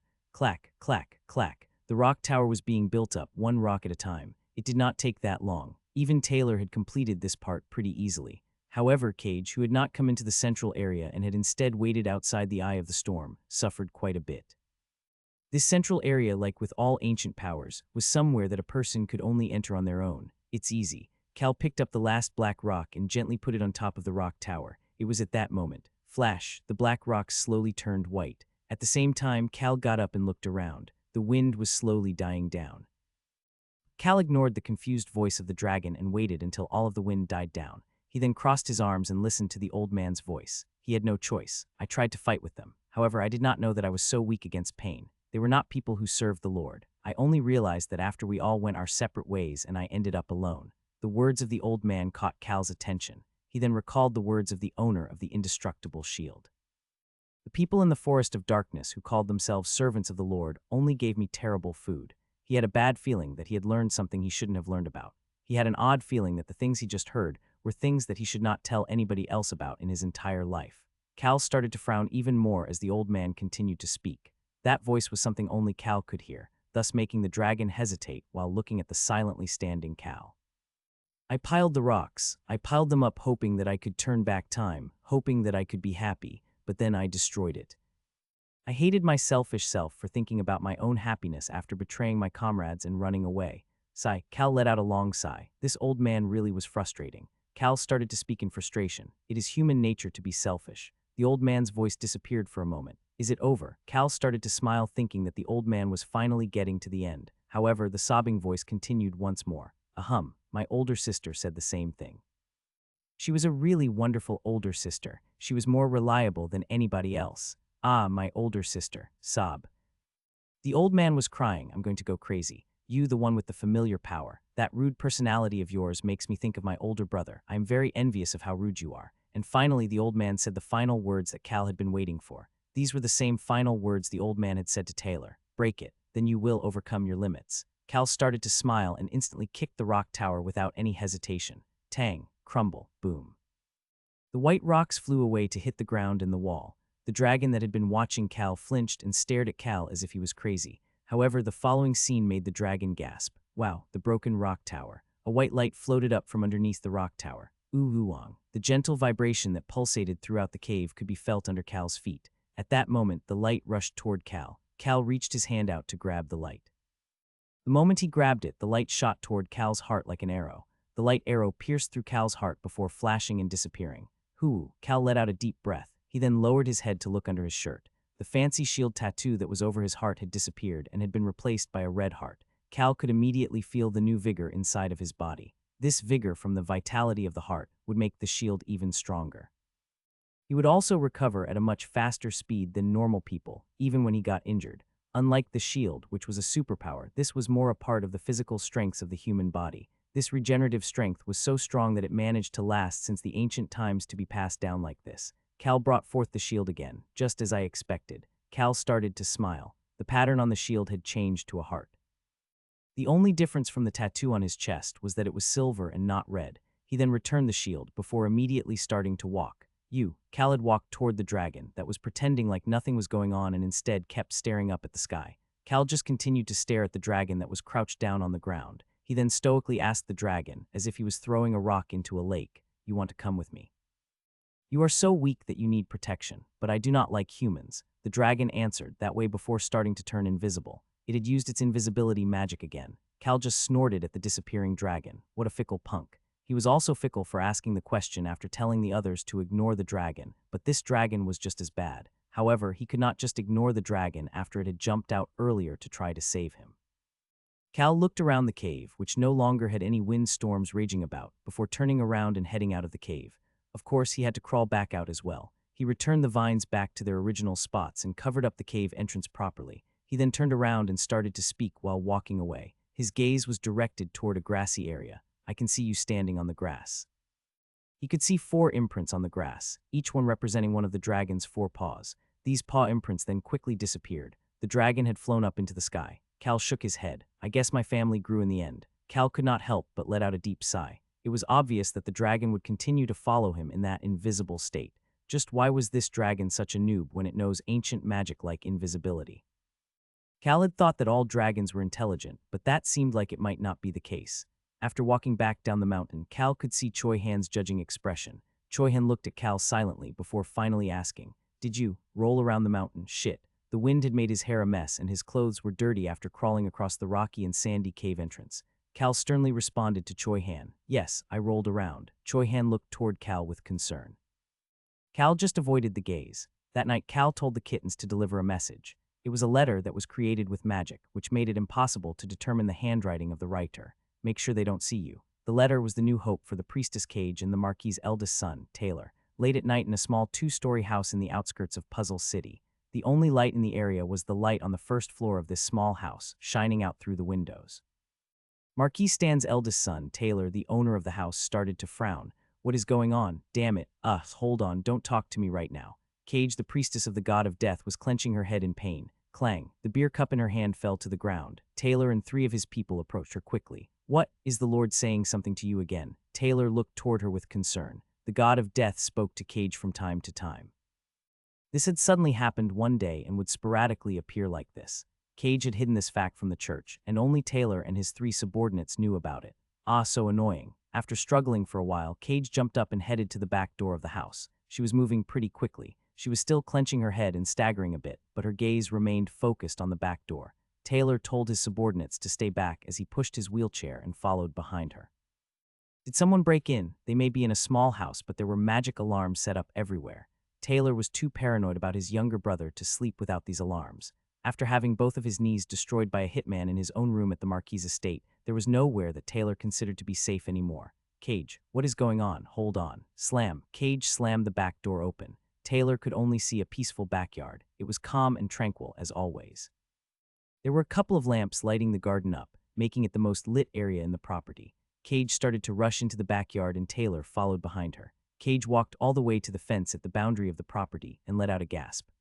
This was the location right outside of the range of the alarm. On top of that fence was a small rock tower made of 5 small rocks. It was just large enough for the single knight staying at this house to find when he went on his patrol later. Crazy shit, it was real. Some rough words came out of Cage's mouth. Taylor arrived next to Cage in his wheelchair and started to look at the rock tower on top of the fence with confusion. What is this? At Taylor's question, Cage read the message that was written in chalk next to it. Break this if you want your wish to be granted. That's what it says. Confusion and curiosity both filled Taylor's face simultaneously. Cage let out a sigh after looking at him and pressed her temples with her finger. I vote that you break it. No, it sounds crazy, but the Lord says to break it. What? This is the first time the Lord has not said some bullshit. Why is he talking so much these days? He usually speaks to me maybe once a year. What does this rock tower have to do with it? Cage turned to make eye contact with Taylor. The turning point of our lives, that is what he said. The god of death only came to Cage when she was sleeping. Sleep was similar to death. That was why sleep was a path of sorts for the god of death. However, this time she had heard her lord while she was drinking. Cage thought that the god of death was angry at her for drinking too much beer. That was why she had welcomed it. She wanted this god to stop paying attention to her. However, the god of death had a different message for her. The decision is yours to make. However, don't break it if you want to live a peaceful life. That's what he said. She looked toward the rock tower. There was something underneath. There is a letter underneath the rock tower. I think they piled this rock tower up for the letter. She turned back to look at her best friend, Taylor. He had to look up from the wheelchair, so, although he could see the rock tower, he could not see the letter underneath it. I don't feel any strange powers surrounding the rock tower. Although she was not as sensitive as real mages, using divine powers allowed Cage to be pretty sensitive and perceptive toward her surroundings. She would be able to feel if there were any curses or negative energy surrounding an item or a place. She was, after all, a servant of the god of death. She was waiting for Taylor's response. Taylor looked up at the night sky before slowly turning to look at Cage. Destroy it. Cage immediately punched the rock tower in front of her. Tang, tang, tang, the rocks on top of the fence all fell down. Taylor just blankly watched it happen. Don't break it if I want to live peacefully. Taylor had never lived peacefully. He also had no desire to live peacefully. He was going to find a way to get his legs fixed and continue to push forward. And then, I will overturn this damned family of mine. Taylor reached his hand out and Cage handed him the envelope. Taylor immediately opened the envelope. and found that letter was written using magic to prevent people from recognizing the sender's handwriting. Nobles frequently used this item. Taylor opened the letter without any hesitation. The first two lines of the letter that were visible through the lamps in the yard immediately caught his attention. The crown prince is in possession of an ancient power. It is called the Star of Healing and is useless to him. It is a one-time use power that can heal any type of injury. He is looking to trade it for a method to hold the second prince and third prince in check. Taylor's hands started to shake. What is going on? Cage stiffened up after seeing Taylor's expression and his shaking hands. However, she soon relaxed. It was because Taylor started to laugh. He then handed her the letter. It will definitely be a turning point in our lives. What the hell are you talking about? Cage took the letter from Taylor and started to read. She stopped for a moment after reading about the ancient power and the crown prince, but then continued to read the rest. She then jerked her head up after reading the bottom part of the letter. Your legs might not move, but your head, arms, eyes, and mouth can. The rest of you is still very much alive. The decision is yours to make. Taylor Stan, eldest son of Marquis Stan. Taylor looked toward the darkness at the corner of the yard and started to speak. Cage, yeah, let's leave this place to the butler and head to the capital for now. Okay. She decided to go along with the decision of the still alive Taylor. She was someone who had experienced death many more times than anybody else because she was a priestess of the god of death, thus causing her to be very clear about the value of life. I'm sure the intelligent Taylor will take care of everything. You're pretty good at that.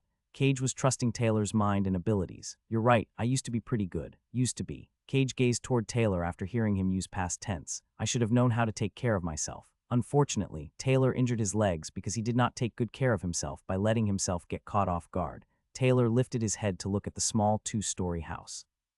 He had been frustrated enough being here for the last few months following a lead he didn't even know was real or not. Rather than just continuing this futile effort, it might be better to leave for a bit. At least the god of death did not lie. Taylor was in need of a turning point. He started to speak. If it is the crown prince, we need to match the timing for the royal event. We need to hurry. All right, let's hurry. Will it be okay? We will run into a lot of the people from the temple if we go to the capital. What can they do? Excommunicate me. That'd be great. I'm just worried about you. No need. They smiled at each other and spoke at the same time as Cage lifted up the letter. Benefactor. Well, they couldn't be sure if this person was their benefactor or not, but they both had a feeling that the writer of this letter was their benefactor. That meant that, eventually, they would need to find this benefactor and return the favor. Two pairs of eyes that were clear and without any traces of drinking just a few moments ago quietly looked at the letter. It was the gaze of people who had found their turning point. The red kitten that was watching all of this from the roof of another house whispered to his sister on. Nuna, we can go home now, right? Yes, we did our job. Let's go eat meat. Woohoo. The two kittens jumped from roof to roof as they returned to the residence. The next day, Cal was standing with his arms crossed and a frown on his face. His gaze was looking up and down at the person in front of him. Cal's outfit was even more flashy and luxurious than usual. Young master, even if hands was not there, how could you go rolling around on the mountain? This vice captain should have escorted you. Egu, young master, this Ron is very sad. Cal had dressed up because he was annoyed at the gazes he got after coming back looking like a mess from crawling through the cave. The fancy outfit he was wearing looked quite good with his bright red hair. Cal was definitely not lacking when it came to looks, but there was another reason Cal was looking annoyed right now. You're going to go like that. They were standing in front of the inn. Cal was standing there with his arms crossed and looking at Choi Han. Choi Han had a small bag and his sword with him. Yes. There was no special feast or farewell party for the leaving Choi Han. Neither Cal nor Choi Han wanted something like that.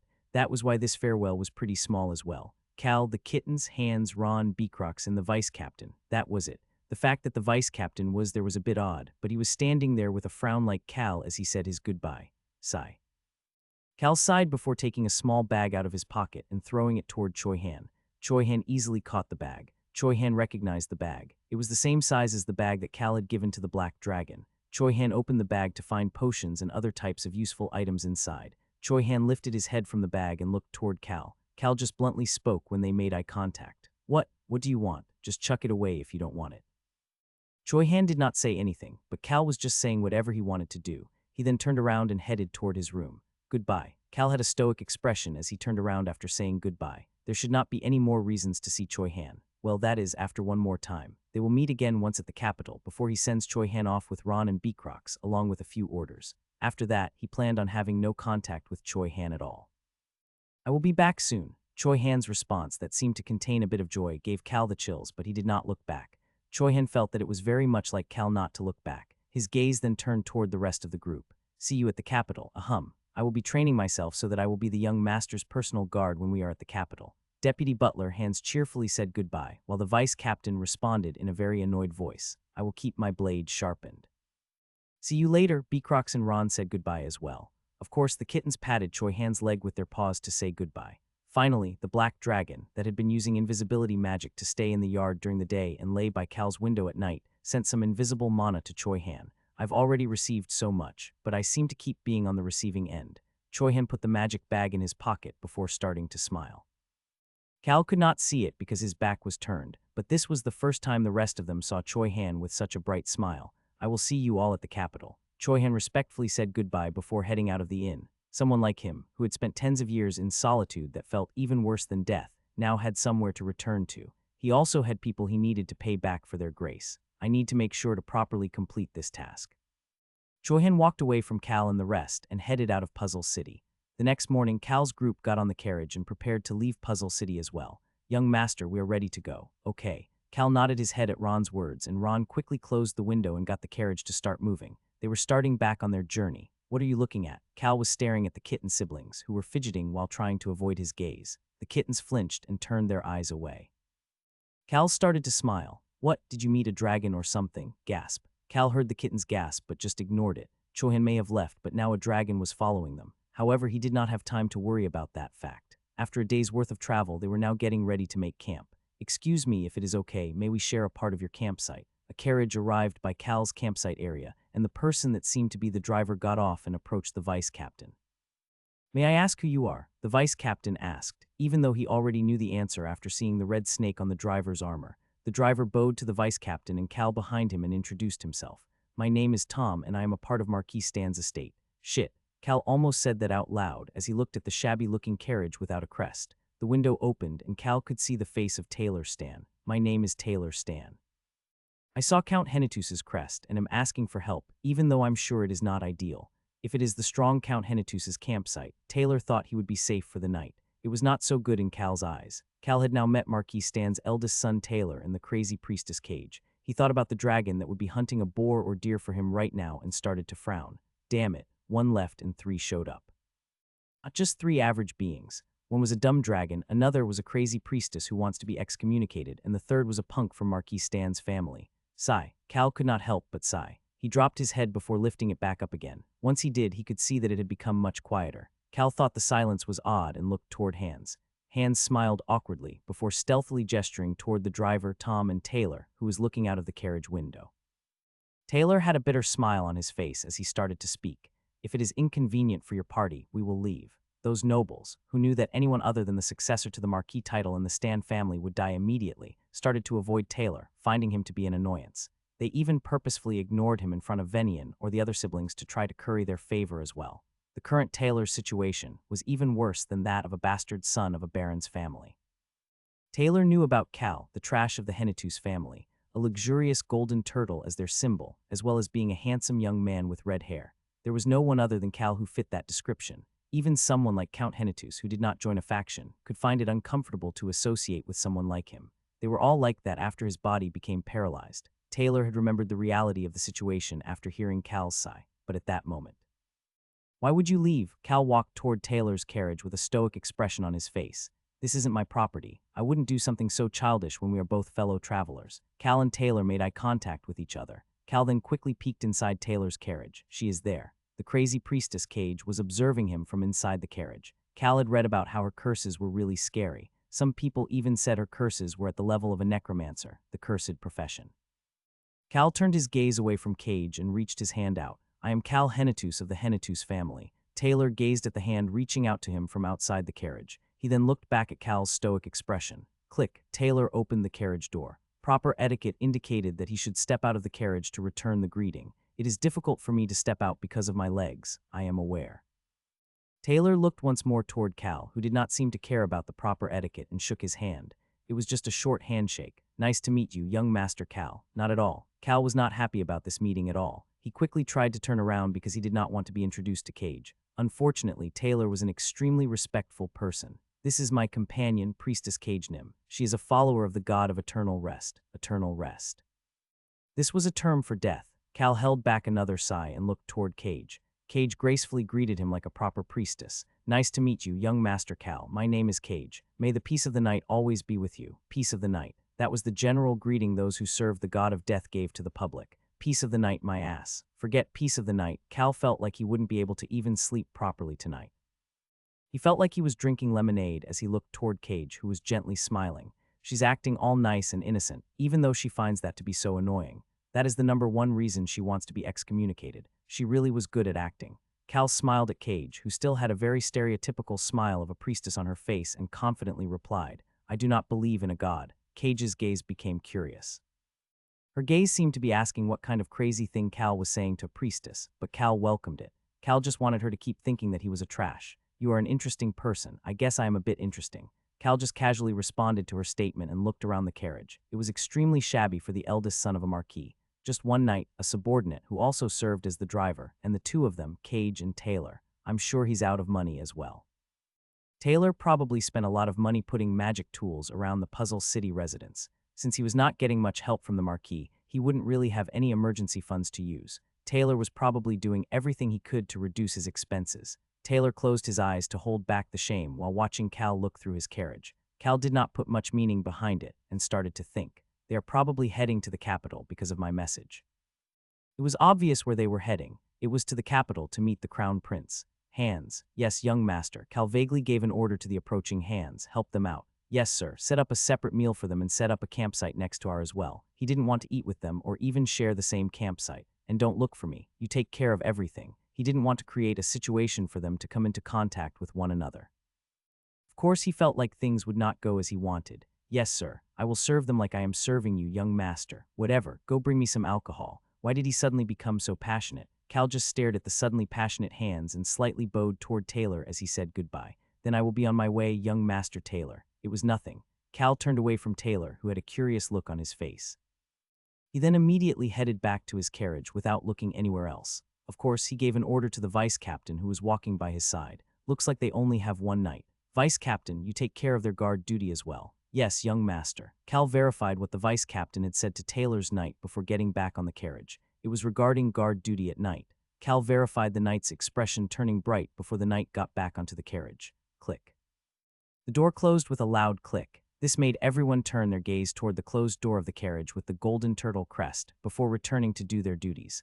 Only Taylor and Cage, who didn't really have anything to do right now, just continued to stare at the closed door. The two kittens greeted Cal inside the carriage. I've seen those two people. Hong, I was there too.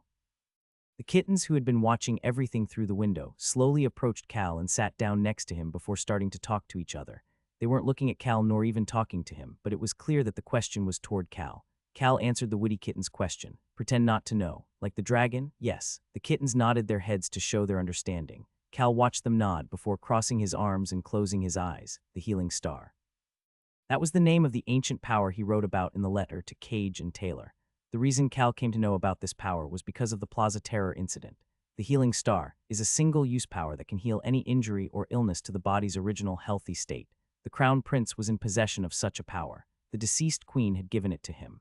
During the Plaza Terror incident, the secret organization makes their move once the royal family arrives. Magic bombs across the capital and in the plaza go off at that moment at the same time. In the novel, Choi Han was only able to stop about half of it. That in itself was amazing, such that the kingdom considered him a hero, but Choi Han himself thought about the lives of the victims of the bombs, making his hatred for the secret organization become even worse. At that time, the secret organization installed bombs on some people during the incident. Choi Han, along with the genius mage Rosalind, protected the people from the bombs and helped with their escape. At that time, there was an old man that Choi Han had failed to save. The man had lost his right arm and leg while taking a bomb off and throwing it away from himself, and this incident had made Choi Han extremely upset. Watching the old man's hurt body, the Crown Prince thought about the healing star. That was how the power was originally introduced in the novel. Naturally, the Crown Prince did not use the power on the old man. Instead, he consoled Choi Han, who was feeling responsible for the old man's death, and raised him up as a hero. It is only normal. Cal did not think the Crown Prince made the wrong decision. Who can judge him for wanting to use his power for himself? Of course, Choi Han or Rosalind would have used it for the old man. By the way, is little brother Dragon still following us? Cal nodded his head at Hong's question. Since it is like this, I might as well use the dragon for my benefit as well. His original plan was to save him and then be done with him, but if the dragon was going to follow him around the country like a little puppy, he might as well put it to good use. He had already thought about how to use that dragon the last few nights as well. Cal knew the location of the 5 magic bombs that Choi Han had found in the novel, but he was not sure about the location of the remaining 5 magic bombs that ended up going off. The 5 bombs that were located were found by using Rosalind's genius-level mana detection abilities to find them one by one. But now, Cal had an existence that was worlds better than Rosalind at detecting mana following him around like a lost duck. Might as well make it work hard.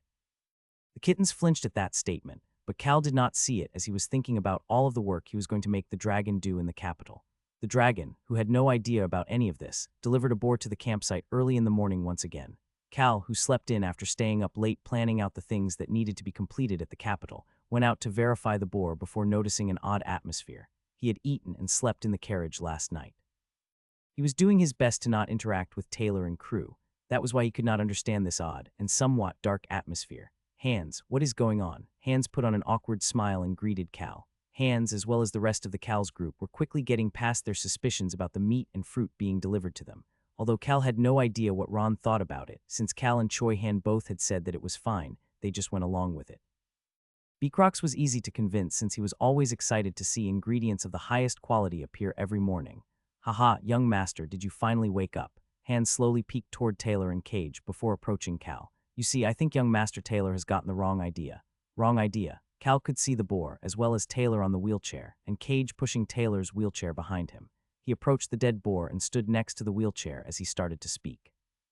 What is going on? As usual, the boar that the dragon delivered was enormous. It was larger than a tiger, the type of boar that would excite Beecrox quite a bit, and as usual, there was a drawing next to the boar. The dragon must have found it annoying to draw the fork, as only the knife was drawn this time. Young Master Cal, I'm sorry. What kind of utter nonsense was this? Taylor had an apologetic smile on his face as he turned away from the boar. It seems like my movements have been detected. Movement. Cal could then hear the priestess Cage mumbling behind Taylor. She was angry. We left in secret, so how is it possible? There is someone who can avoid my detection. This is too much. How would someone at your level detect a dragon? Cal was done figuring out what was going on. Something or someone that was able to catch such a large boar so easily and drop it off at their campsite without being detected by the priestess Cage or anyone else. That strength and stealthiness was something only an expert would have. Next to that feat of strength was a drawing of a knife. It was a small knife to Cal, but they seemed to be seeing a very large knife. Cal looked back at Taylor, who was looking at him with both despair and sorriness. Young Master Cal, this incident. Beecrox, Cal called out to Beecrox. Marquis Stan's second son, Venian, was probably extremely busy right now. Why would someone like that pay attention to the disabled eldest son? It wasn't like Venian knew the healing star was at the capital. Yes, young master. Beecrox, who was standing there with his kitchen knife prepared, responded with excitement on his face. Looks like we'll be eating steak for breakfast. Young master, it looks like we will get the highest quality steak once again. Taylor, who was staring at Cal with a blank expression, suddenly started to speak. Once again, Cal nodded his head and responded, we have someone in our party who delivers food for us. Who is it? Cal snorted before responding. He is surprisingly shy, so you will not be able to see him. Cal saw the leaves on a tree not far from the campsite moving up and down and shook his head. Cal shaking his head made both Taylor and Cage turn red from embarrassment. Ahem, I see. It seems we had the wrong idea. It's not your fault. Beecrox is an excellent cook, so please have some steak before you go. Beecrox stopped caressing the boar and looked up at Cal. Cal could not look at Beecrox because of what Taylor said next. Young Master Cal, I heard that you are heading for the capital. If it is okay with you, may we follow behind you? I knew it would be like this. It was as Cal had expected. Please feel free to do whatever is best for you. There was no way they would find out that he had written the letter just from them traveling with him. If it was going to be like this anyways, he might as well take care of them until the capital and have them owe him a debt. These two could be very useful in the future if he used them properly. Cal started to smile a bit at Taylor's words. At least he's not completely unreasonable. Close to the capital. Taylor was only asking for help until a location that would not make things difficult for Cal or Count Hennetus in dealing with Venian or Marquis Stan for associating with the disabled Taylor. There would be all sorts of complications if they went into the capital together. We will determine that later on. Naturally, Cal had a different opinion. There were still many items in the magic box waiting to be used by Cal. Of course, please feel free to let us know whenever is most convenient for you, young master, sure. Taylor and Cage looked toward the casually responding Cal with curiosity. However, Cal avoided their gaze and started to speak to Hans. Bring my meal to the carriage. Yes, sir. Cal headed back to the carriage. At that moment, someone called out to him, "Young Master Cal." It was Cage. She seemed to have a headache as she started to frown and walk over toward Cal. Cal had a bitter taste in his mouth while watching Cage approach him. "What can I do for you, Priestess Nim? Do you really not believe in any god? Now what the heck does she want?" "Yes, none of them." "I understand." Cal quickly headed to the carriage after hearing Cage's response. Taylor approached her as she watched Cal walk away. "What's going on?" Cage rarely engaged with people other than people from the temple or her close friends. That was why it was really odd for Taylor to see Cage frowning and reaching out to Cal. She shook her head and responded with a very bitter expression. "It's odd. What is?" "Well, it's like." Cage touched the back of her head. "I have this bitter feeling that the god of death is caressing the back of my head with a sympathetic expression." "What kind of feeling is that? Did you not sleep properly?" "Maybe." Cage continued to feel that way every time she looked at Cal. The only time she felt this way in the past was when the temple had forced her to do a lot of manual labor in order to build a new temple. She had felt this same feeling when she plopped down from exhaustion, and the god of death was looking down at her with concern. "There's no way young Master Cal will order us around like that damn temple." Cage decided Taylor was right about her not sleeping properly and tried to shake the feeling away. That was how Cal's crew grew bigger, and they continued toward the capital with no other issues. Every time Cal got tired of sitting down and stepped out of the carriage, Taylor's group continued to look toward him, but they did not have any conversations. They continued to travel like that until they were at an inn about 1 day's worth of traveling away from the capital.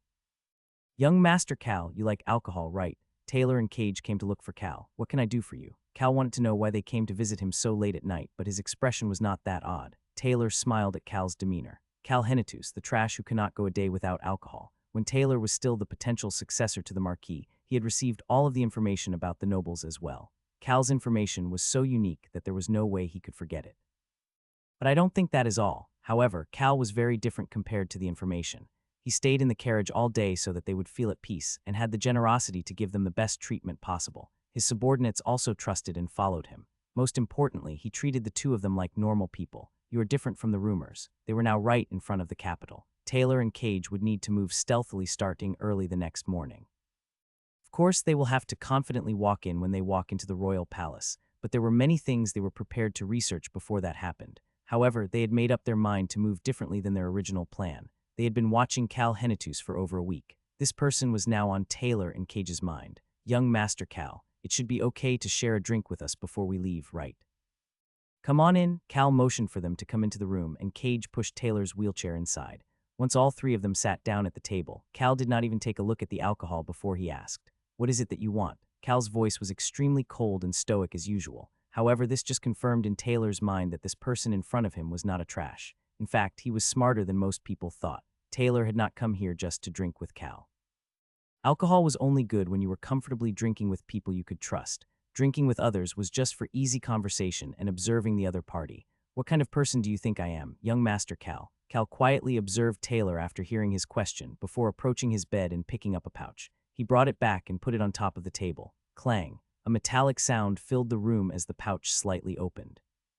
Inside the pouch were plenty of gold, silver, and bronze coins. Cal's confident voice filled the room. "I don't know why you are heading to the capital right now, when every noble in the country's attention is focused on the capital, but I'm sure there is only one thing people like you who are heading into the lion's den want from me." Cal had expected it from the moment they asked to follow him to the capital, as well as every time he felt their gazes during the trip. The wealthy Henitus family.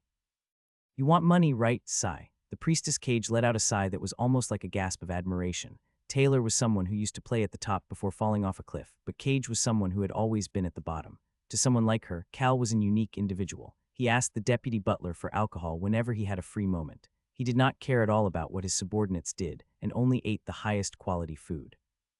He only stayed in the most luxurious inns and always seemed to be relaxed. He also did not care about what he said to others. However, he was definitely not trash. Her friend Taylor understood this even better than she did. "So you already knew. It was a piece of cake." Cal answered as if it was not difficult to deduce at all. "Based on how you are traveling, you look like you are lacking in money. In order to stay at the capital, especially stealthily, you need money more than anything else. I'm sure this was not originally your plan, but it was only natural to ask when you have the golden turtle traveling with you." Taylor could not disagree with anything Cal just said. It was the truth. Cal Henitus was someone who did not try to avoid him, the eldest son who was pushed aside by his family. Asking Cal and hopefully getting some money was their best course of action. Even if Cal said no, it didn't look like Cal would tell Venian about Taylor's request. Cal seemed to hate complicated things. In Taylor's eyes, Cal was someone who voluntarily hid from others. Cal did not say anything like, "You're welcome." Instead, he was ready to put into play his plan that he had formulated and thought over ever since they started following him. "Will you be leaving early in the morning?" "Yes. We were planning on stealthily leaving, but came here to see you before we left. We need to take care of things on our own now." Taylor's eyes were clear as he sat on the wheelchair. However, Cal could not see any positive feelings in Taylor's eyes when he made eye contact.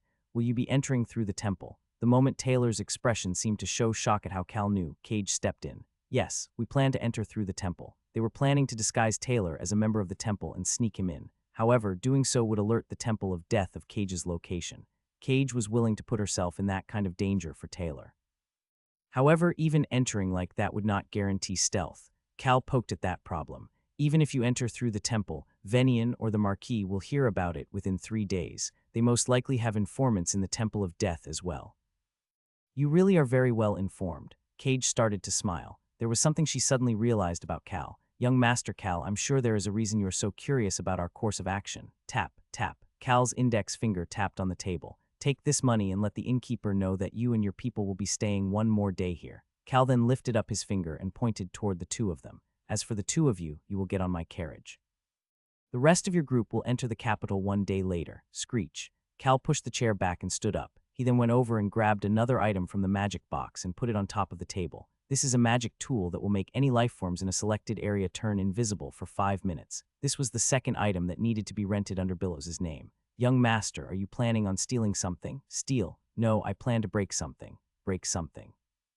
He was planning on using this item during the Plaza Terror incident, but he had a reason to use it in advance now. Cal was thankful that it was not a single-use item. Silence filled the room once Cal stopped talking. Cage and Taylor looked back and forth between Cal and the item, and their lips opened and closed multiple times, but they could not say anything. They finally managed to ask after a while of silence, "Why?" Young Master Taylor, who had been silent for a while now, slowly started to ask, "Why are you doing this for us? You have nothing to gain from it." "Why? I have to help you out a bit since I caused it. It's not like it is going to harm me in any way." In addition, if Taylor manages to take over the Marquis position, Cal would not need to worry about Marquis Stan or Venian's greed once the war with the foreign nations starts. That would help the Hennetus territory remain quiet and allow Cal to live peacefully. "Must I answer?" "Yes, I want to hear your reason." Taylor wanted to hear Cal's response. Cal stoically answered Taylor's question. The response was both brutal and cold. "It's because you are so pitiful. I want to know just what is making someone like you, a cripple who doesn't know when he will die, do all of this. For the eldest son of a marquis to ask the trash of a count's family for money, it is just so pitiful." Taylor's mouth slowly opened and closed before he started to silently laugh. Taylor then patted his knees with his hands. He could not feel anything when he did that. However, Taylor's eyes, nose, mouth, hands, and the rest of him was still alive. Taylor started to smile brightly. "However, there is one condition to all of this." "What is it?" "Forget about everything." Cal repeated himself once more as he pushed the bag of money toward Taylor. "Forget about every single thing that has happened."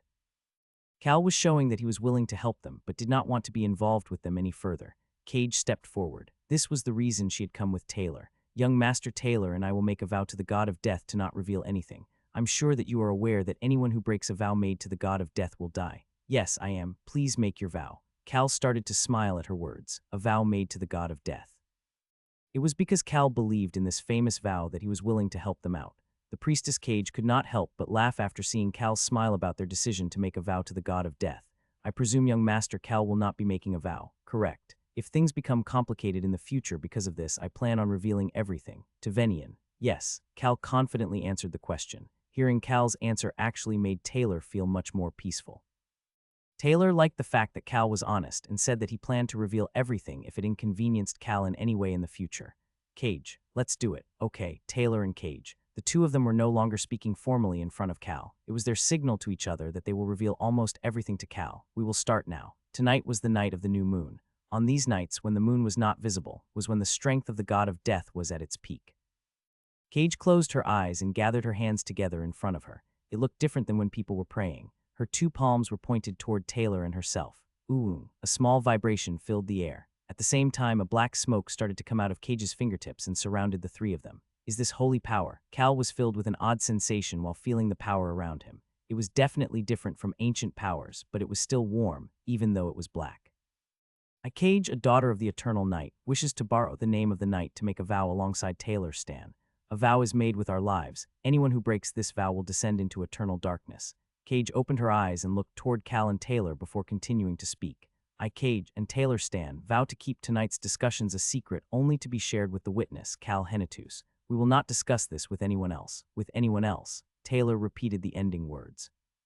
Cage closed her eyes after hearing Taylor's voice. The black smoke surrounded the three of them once again, and then, oolong. With another vibration, the smoke disappeared. The vow was finished. Pretty simple. Cal could feel an odd sensation in his hand while sharing his thoughts. It was similar to ancient powers. He could sense the things related to the vow. The sensation you feel right now is the power of the vow. The moment we break the vow, young Master Cal will be informed of our deaths as the witness. I see. Cal easily accepted her explanation. He had no choice because of the sensation in his hand. He started to inspect the difference between the divine power and the ancient power inside of him. At that moment, Taylor put the bottle of alcohol he brought at the middle of the table. Tap. The bottle now sat at the middle of the table. Young Master Cal, will you have a drink? A drink. Cal hid his desire for them to leave and asked what they meant. Taylor nodded his head at Cal's question. Yes, alcohol. Alcohol is necessary on a good day. Taylor wanted to drink with Cal, someone he could not trust until recently. Cage seemed to have figured something out by his actions and started to smile before putting her hand into the wide sleeves of her priestess outfit. Tada, 3 shot glasses came out of her sleeve. Ho! Cal looked at the shot glasses, the bottle of alcohol, and the priestess with disbelief. He could not believe that she carried shot glasses in her sleeves. Priestess Nim, yes, you are amazing.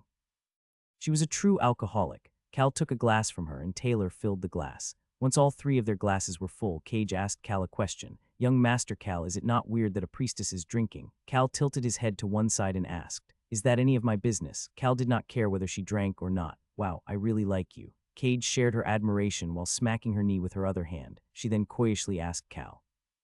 Young Master Cal, do you not have any desire to get to know an older sister with a great personality? Nope, Cal sternly answered, and Taylor quickly added on.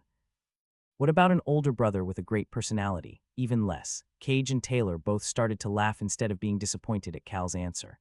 Cal could not tell what was funny about his response but lifted up his glass and started to speak. Cheers, clang. The 3 glasses clanged together, a night of a new moon. There was no moon in the sky, but this alcohol that was deeper than the moon and created a thread connecting these 3 individuals. The next morning.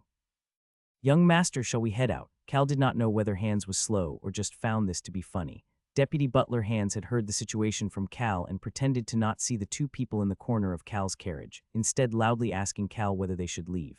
Yes, let's go. Of course, Cal casually gave the command to go. 2 hours. They would arrive at the entrance of the capital in 2 hours. Plunk, the carriage started to move. Mio. On and Hong glanced over in Cage and Taylor, who were sitting across from them and stuck closely to Cal. Young Master Cal, do you know anything about this royal event? Cal looked toward Taylor. Taylor was fine compared to the priestess, who was struggling with her hangover. In fact, he was even better off than Cal. This weak-looking noble had the strongest alcohol tolerance out of the 3 of them. Cal started to respond to Taylor, who was looking at him. This is my first time going to the palace. I have only been to a northeastern nobles meeting a few years ago. Taylor did not bring this up just to start a conversation. It was because he wanted to share a piece of information with Cal for his generosity. I see. The event this time is to celebrate the 50th birthday of His Royal Highness, our current king. It is an entertaining festival for the citizens. Seeing Cal speak as if it did not include himself, Taylor started to get curious. Sounds like it is not a festival for young Master Cal. How can it be a festival I'd enjoy when my heart is going crazy thinking about the terror incident? Cal did not say that out loud. He was probably the only person who knew about the secret organization and the upcoming terror incident. Knowing about such a fact was bound to bring a heavy sense of responsibility and headache. Of course, there was a relationship between that sense of responsibility and the headache. I will prevent it, but I will step aside if it seems like I will get hurt or tired. That was Cal's point of view on the terror incident. Do just enough so that I will not be inconvenienced. However, someone like Cal no Kim Roxu, who had a fear of death, could not just pretend that he did not know anything. It's not a festival for you either, young Master Taylor. Taylor, as well as Cage, who had been frowning because of her hangover, started to smile after hearing Cal's words. I am considering it to be my last obstacle before I can celebrate. Compared to his gentle appearance, Taylor was a risk-taker. That was how he was able to be in front of Venian, even with his ethical personality, before he was attacked. Young Master Cal, yes, be careful of His Highness, the Crown Prince. Taylor gazed toward Cal and continued to speak. Although I may have been pushed aside, I still have ways of getting information in the Marquis's estate. Although this 50-year birthday celebration for the king was planned from the beginning, the act of calling all of the nobles together was something that the Crown Prince suggested. Taylor knew some information about the Crown Prince. I'm not sure how I should describe the Crown Prince to you. Seeing Taylor struggling, Cal casually answered. He is someone with a glib tongue. Ah, yes, I mean. Taylor, who agreed with Cal, quickly turned pale and tried to take it back, but in the end was forced to admit that it was true. Yes, you are right, you already know about it. Isn't it information anybody who is interested can find out, of course? But this is the first time I've heard anyone be so blunt about it like you, young Master Cal. Seeing Taylor nodding his head, Cal started to think about the Crown Prince, the glib tongue of the Crown Prince. The Crown Prince was very good at giving compliments to people. He was also very good at praising these people in public for their deeds and giving them recognition. After that, he used these people. Of course, the people being used have no idea that they are being used. One of these victims in the novel was none other than Choi Han, the person the Crown Prince lifts up as his close friend and hero. For a commoner like Choi Han, he thought it was good that someone like the Crown Prince treated him so closely. However, for Cal or Kim Rock-soo, who was reading the novel, the Crown Prince was the type of person he hated the most. The problem is that the way he uses people for the right reasons. He did not use people for his own benefits or for power. He used these people for the kingdom, the citizens, and to make the nation greater. I guess it is too much to call it using people. Rather than using, it was more like asking for their help. The Crown Prince did not order these people using his superiority, but instead he asked them on an equal level. He used that glib tongue of his to praise them a lot and then give a really sad reason that people could not turn down. Naturally, Choi Han was unable to say no. The cold, yet just as good-natured Rosalind ended up agreeing to help out in the end as well. Of course, even such a person had a weakness. Anyways, young Master Cal, His Highness the Crown Prince, as you already know, it is tiring to get involved with such a person. You do not have to worry. I plan on being as quiet as possible before returning home. I do not like being flashy. Cal answered back like it was nothing. However, he then realized that silence had filled the room after he responded. The kittens on and Hong Cage, who was struggling with her hangover, and even Taylor, who had a gentle smile on his face. They were all staring at Cal. Why are you looking at me like that? Will it really be possible to? No, never mind. Nothing. Both Cage and Taylor said no before looking away. The kittens just shook their heads. Cal started to frown and added on. Even if I do end up being dragged in, the thing that young Master Taylor and Priestess Nim are thinking about will not happen. Taylor and Cage could see that Cal was smiling. His smile was so devious that he looked like a villain. Cal smiled at the two of them before continuing on.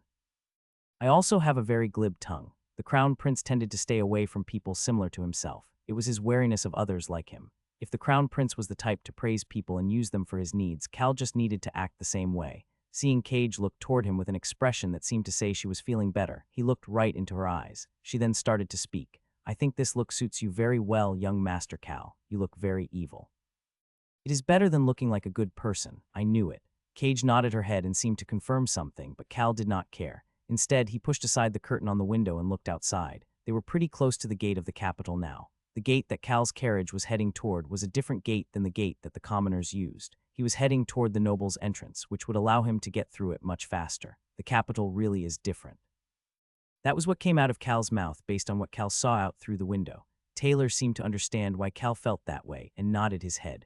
Roan Kingdom is the kingdom of boulders. Cal could see the large wall surrounding the capital. There were many different sculptures on the wall. The Roan Kingdom was kind of unique. Not only was it the western continent's greatest source of marble, but the northwest and western areas of Roan Kingdom contained a lot of granite.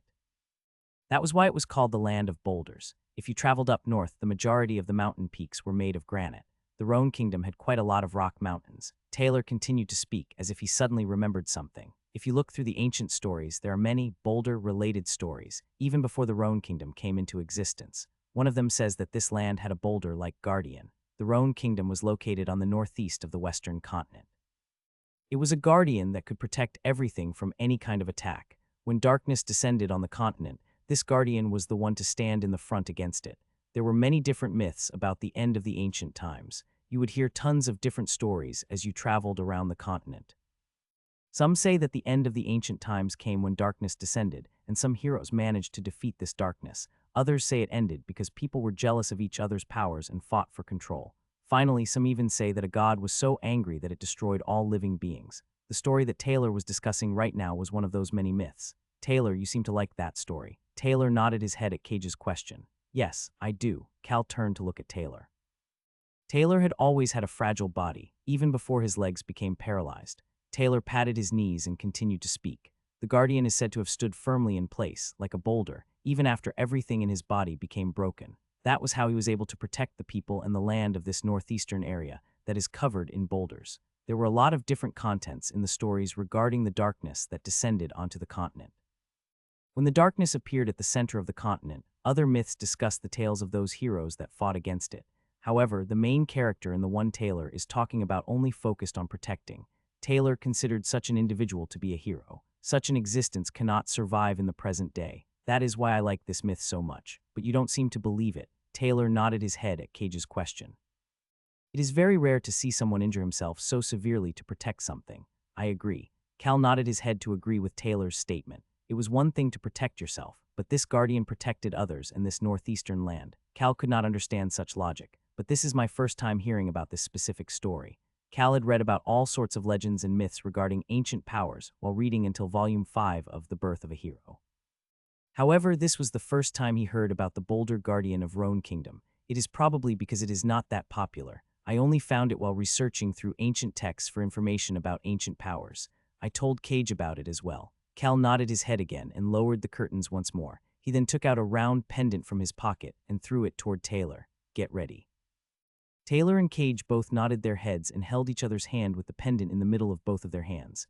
The magic device started to operate. Cal let out a sigh and grabbed a bottle from a corner of the carriage. A moment later, the carriage stopped outside the noble's gate, and Cal could hear the vice captain's voice as well as someone else's voice. Knock, knock, knock. Young master, the capital's guard wishes to verify the occupants. Bang. Cal's foot kicked the carriage door open. He could see the vice captain's relaxed expression, as well as the anxious Capitol guard. Cal had a bottle in one hand and a glass full of alcohol in the other, and looked toward the Capitol guard. Go ahead. The inside of the carriage was full of the smell of alcohol. Cal's extremely flushed face and this stench made it very clear that he had been drinking since last night. Although the festival was still a week away, many nobles had already passed through this entrance. Two of the Capitol guards looked inside the carriage every time to do a cursory look. However, the guard had never seen such a sight before. The vice captain smiled gently at the guard and started to speak. Our young master cures his hangovers through drinking more alcohol. He is someone who has reached the apex of overcoming a hangover. Cal looked at the anxious guard and the vice captain who was trying to praise him as best as possible and started to think. Ah, this is tiring. That was why he said the following. Can't you hurry up? The guard called over the other guard to look through the carriage that was full of empty alcohol bottles and gave the approval. Everything looks fine. The vice captain slowly closed the door while the guard welcomed Cal. Welcome to the capital. Kriak, click. The door closed completely and the carriage made its way through the gate. Cal pushed forward the full glass in his hand and started to speak. Apparently, welcome to the capital. Taylor, who was no longer invisible, started to laugh as he handed Cal the pendant and received the glass. It has been a while since I've been welcomed. Cal's group had arrived at the capital. Cal's carriage leisurely headed to the south of the capital, Huis, the capital of the Roan Kingdom. People were clearly busy getting ready for the upcoming birthday celebration. Cal looked out through the slightly lifted curtain and started to think. Choi Han should arrive in about 3 days. Unless he moves like a crazy lunatic, Choi Han should arrive 3 days later. He will bring Rosalind and Locke with him, and they will run into the secret organization while getting Locke, which will delay them even more. In the novel, Choi Han ran into Locke, the only survivor of the Blue Wolf tribe and someone with the Wolf King's bloodline, before running into the secret organization once again. After that, Choi Han would run into the secret organization once more at the Capital Terror Incident, Harris Village, Choi Han's first residence outside the Forest of Darkness. This secret organization was the one that had murdered everyone in the village. He had run into the organization twice, but he did not have much information on them. The assassins don't have stars on their clothes. Since assassination was the goal for both Harris Village and the Blue Wolf tribe, the secret organization sent their assassin squad. The assassin squad only wears black clothes without the stars, just in case something goes wrong. They were people who chose to take their own lives if they were caught, but things will change starting at the capital. That blood-loving punk will show up. While preventing the terror incident with Rosalind, Choi Han comes in contact with a leader of the secret organization. That leader and their subordinates all have the red star and 5 white stars on their chest. Cal had already come up with an excuse to give Choi Han as well for their uniforms when they rescued the dragon. He just blankly stared outside, before shutting the curtains once again. The happy citizens decorating the streets, and the streets that were becoming very beautiful. All of this would turn into a place of despair in a week. Young Master Taylor. They were now at the southern part of Huis, at the location of the noble residences. Cal's carriage stopped in front of a building, and Cal stood up and got ready to exit. Ron will take care of you once we arrive at the residence. You just need to head out that way. He was looking at the door as he continued. Forget everything. He could hear Taylor and Cage's voice coming from behind him. See you in a joyful environment next time. Cal started to smile. Cage and Taylor continued to look at him, but neither Cal nor the two kittens paid the two people any attention. Click, the carriage door opened. Young master, we have arrived. Cal, Hans, and the kittens could all see Taylor and Cage, but did not look at them. They just acted like the two of them weren't there and got off the carriage. Cal instantly turned toward the driver's seat once he got off the carriage. Ron had a benign smile on his face and nodded his head. Ron, who heard the situation from Deputy Butler Hans, would take care of the rest. Ron headed with the driver to park the carriage. Cal did not pay any more attention to the carriage and turned around. Oh, he then let out a gasp of admiration. The kittens, On and Hong, seemed to be surprised as well, as their golden pupils were extremely dilated. It's even better than I expected. The Count really was wealthy. Past the large iron gate was a 5-story residence. There was even a garden between the gate and the building itself. It was not fancy or shiny, but it definitely looked more expensive than the nearby noble residences. It had the aura and look of a building that definitely took a large amount of money to build. At the center of it was, naturally, a sculpture with the Hennetus family's golden turtle on it. Screech. Bang. The large gate with the golden turtle crest on it slowly opened.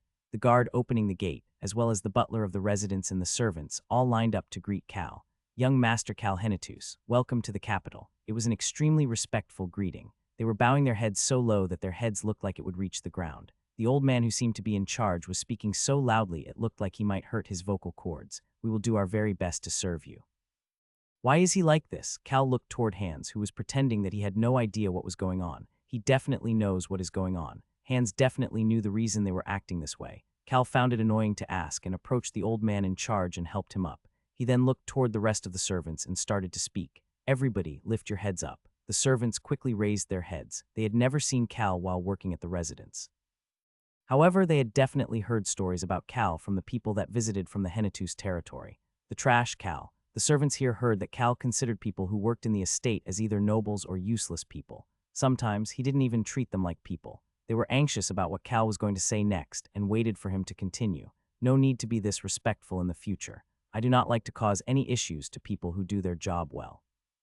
The servants' gazes all turned toward Cal. Cal could see that they were all still stiff and started to frown. I heard that mother picked all of you. She said you all have a lot of pride for your work, so I'm sure you will perform very well. The servants' expressions all turned odd. Ask Hans if you have any questions. He had enough to do as is, so it was better to leave everything to Hans. Plus, there was no reason to pay a lot of attention when he was leaving again in just a few days.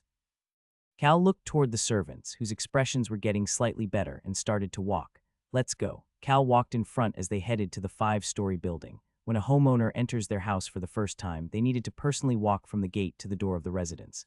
This symbolized that this was his territory. When the crown prince became the king, the crown prince, no, the king, walked from the castle gate to the center of the palace, where his throne was located. It was a similar kind of logic. Count Daruth and the countess had walked into this residence like this before, but Cal was now the owner of this large residence. Screech. The large iron gate with the golden turtle closed. At the same time, as it usually is with information in the capital, the nearby nobles all learned of the arrival of the Hennetus family's representative. This happened even faster than the person Cal sent to the palace to inform the crown of his arrival could reach the palace. That was why these 3 people, who were members of the northeastern nobles gathering, started to worry. They started to frown while drinking tea with each other. Sigh. It really is not young Master Basin but young Master Cal. This is going to make things complicated, but we need to carry him with us since he is one of our own. That is true. I'm sure even a trash will not act up in front of us, right? The neutral Hennetus family and the nice but not flexible Basin. Then there was the trash of the Hennetus family, Cal. These 3, whose families were close to the Hennetus family among all of the northeastern noble families, decided to make the decision that made sense for their future. We just need to protect him and prevent him from doing anything stupid. Let's first meet with him and talk. To them, Cal was like a toddler walking by the water that needed their protection. At the same time, Cal was dangerous and could cause a scene at any point. They immediately sent an invitation letter to Cal's residence, which was quickly delivered into Cal's hand by that evening. Sigh, Cal threw the letter to the table with an extremely annoyed expression. Will you not go? Can I not go? No, it is a northeastern nobles meeting. I knew it. Nobles were really fast at getting information. Cal was the same way as well. Hans handed the document he received from the residence manager to Cal. This is the list of nobles who are currently in the capital. Good. Did Ron take care of things properly? Hans had a short response to Cal's question. Yes, Cal was satisfied with that answer. Cal had prepared a lot for Taylor. a wig, a robe, a wheelchair without the Stan family crest, and even money. He had given everything to Taylor properly. Well, other than the money, Hans handled the delivery process for everything else. Good work. Get some rest. Yes, sir. I will make sure to get some rest. Hans was not the type to say that he was okay when told to rest. Cal said one more thing as Hans quickly tried to leave. But have them send something up for me to eat. I will make sure to do so. Hans quickly responded to Cal's statement that indicated he would not be going down to the dining room, and soon enough, Cal's chamber was filled with a feast. Cal looked at the dishes that included meat, desserts, and even wine, and smiled with satisfaction before heading over to the terrace.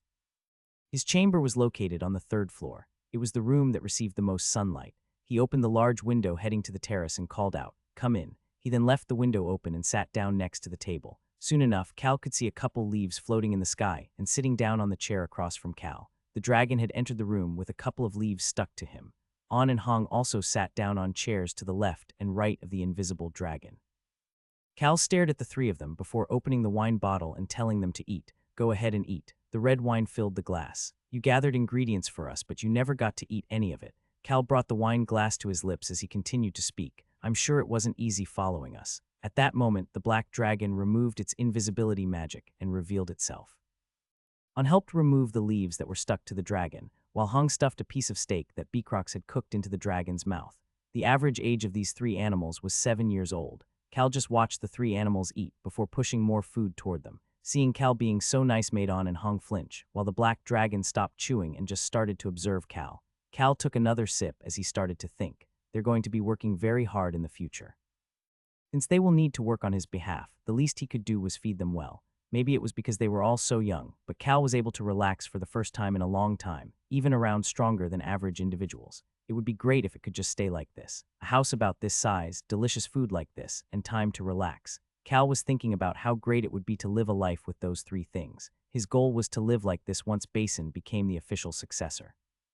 Cal made up his mind once more. He then turned on the magic music box in the corner. A song that he was not familiar with started playing as Cal took another sip of wine. He could see the sky starting to get darker. This is great. Now this is living. Cal had a relaxed smile on his face at that moment. Knock, knock, knock. The black dragon immediately turned invisible again, while the kittens started to pretend to be normal kittens by washing their faces. Cal got up to head to the door.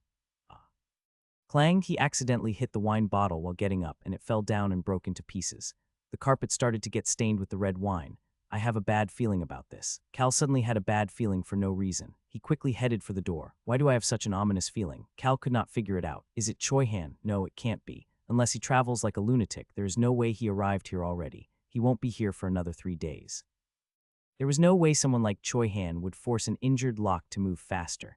Even though Choi Han had potions that Cal had given him, the wolf tribe was disowned by the gods. Since potions were made with divine power, it did not work on them.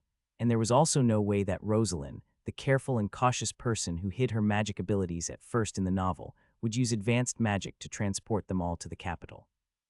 But most importantly, Cal had told Choi Han that he would be staying at a specific hotel in the capital. He was going to go meet Choi Han there once before leaving Ron and Beacrox to take care of the rest.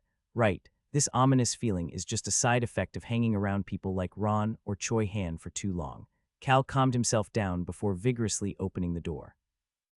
Cal's heart sunk as soon as he opened the door. An urgent and desperate voice quickly reached Cal's ear. Cal Nim, I'm sorry. You were the only person that came to mind. A desperate Choi Han was standing in front of him. He seemed to have rushed here as quickly as possible, as he looked like a total mess. Cal felt like he had seen the scariest thing in his life.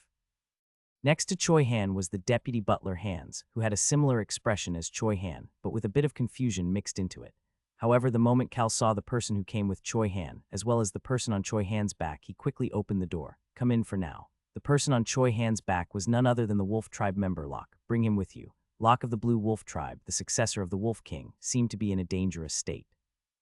Locke was currently going through the pain before transforming into berserk mode for the first time in his life. Cal did not know why this state that happened a year later in the novel was already happening. However, he looked around at everybody and said just one thing. Don't worry, Choi Han and Locke. Behind Choi Han was Rosalind. These 3 people walked into Cal's room. Hans, go bring something to drink. Excuse me. Right away. Cal closed the door without letting Deputy Butler Hans into the room. Cal then pointed to the bed for Choi Han, who was looking at him, to put Locke down. Lay him down first. Got it. Choi Han carefully put Locke on the bed. Cal slowly approached Locke. Locke definitely had the purest of pure blood, making him look like a weak human. However, he was pretty tall for being a young boy. Hey. Locke was huffing and trying his best to open his eyes. He had a deep frown on his face, and his body was limp, like he could not put any strength into it. It was already too late to prevent the berserk state from arriving. Cal looked at the tall but still young boy in front of him, who was doing his best to keep his eyes open, and told him to relax. Just keep your eyes closed. No need to strain yourself. There was no strength in Cal's stern tone, but it had a way of making people listen. Locke slowly closed his eyes. The voice of this man, whom Locke did not know, flowed into Locke's ear. Everything will be okay. Locke was huffing and quietly calling for someone. He was calling for his uncle, the chief of the Blue Wolf tribe, and the man who died for the tribe, even though he was one step away from becoming the Wolf King.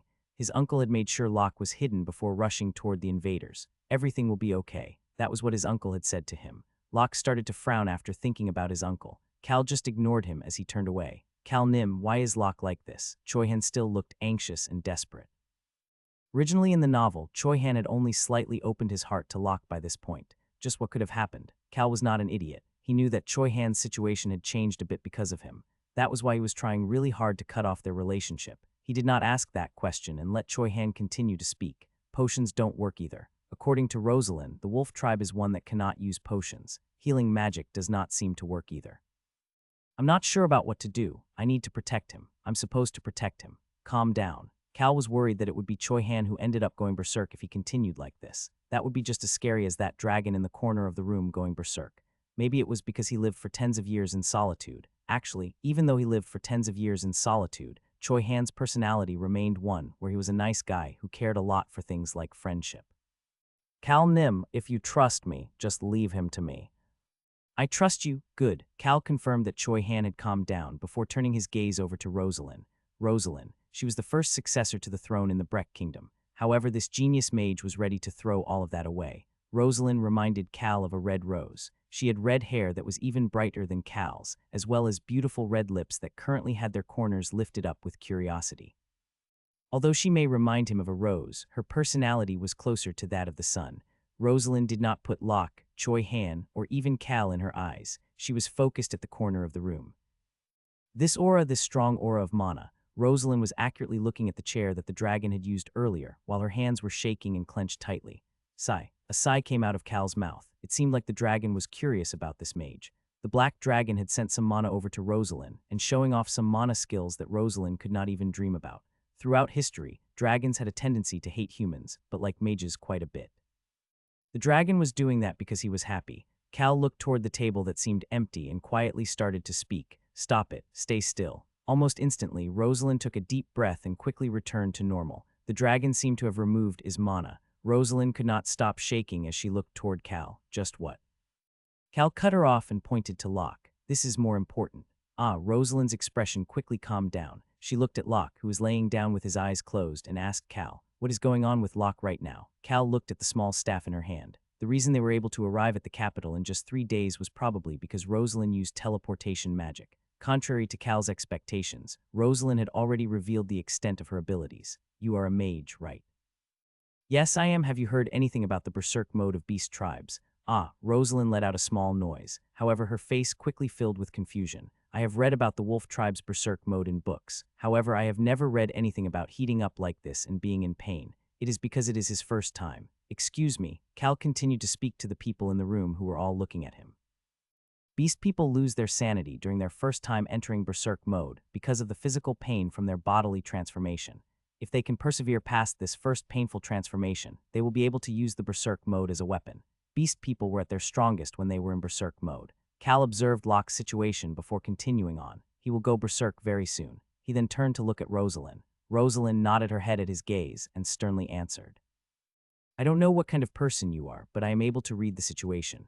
Although her tone was stern, her eyes were still gentle. He is a young boy, I know. She was asking Cal for help, and Cal was agreeing to help. Mio. At that moment, the 2 kittens appeared between the 2 of them and jumped onto the bed. On and Hong were staring at Locke when, Locke revealed his teeth and started to growl at the kittens On and Hong. His instincts were in control over his rationality right now, making him react to other beast people. He looked so vicious that even Choi-Han was worried. However, Mio, smack. Hong used his front paw to smack Locke's growling mouth. It was a sharp front paw attack that seemed to be telling Locke to stop it. He then looked toward Cal with eyes that seemed to be asking Cal to hurry up and help Locke. He is fine. Cal responded to Hong when there was a knock on the door.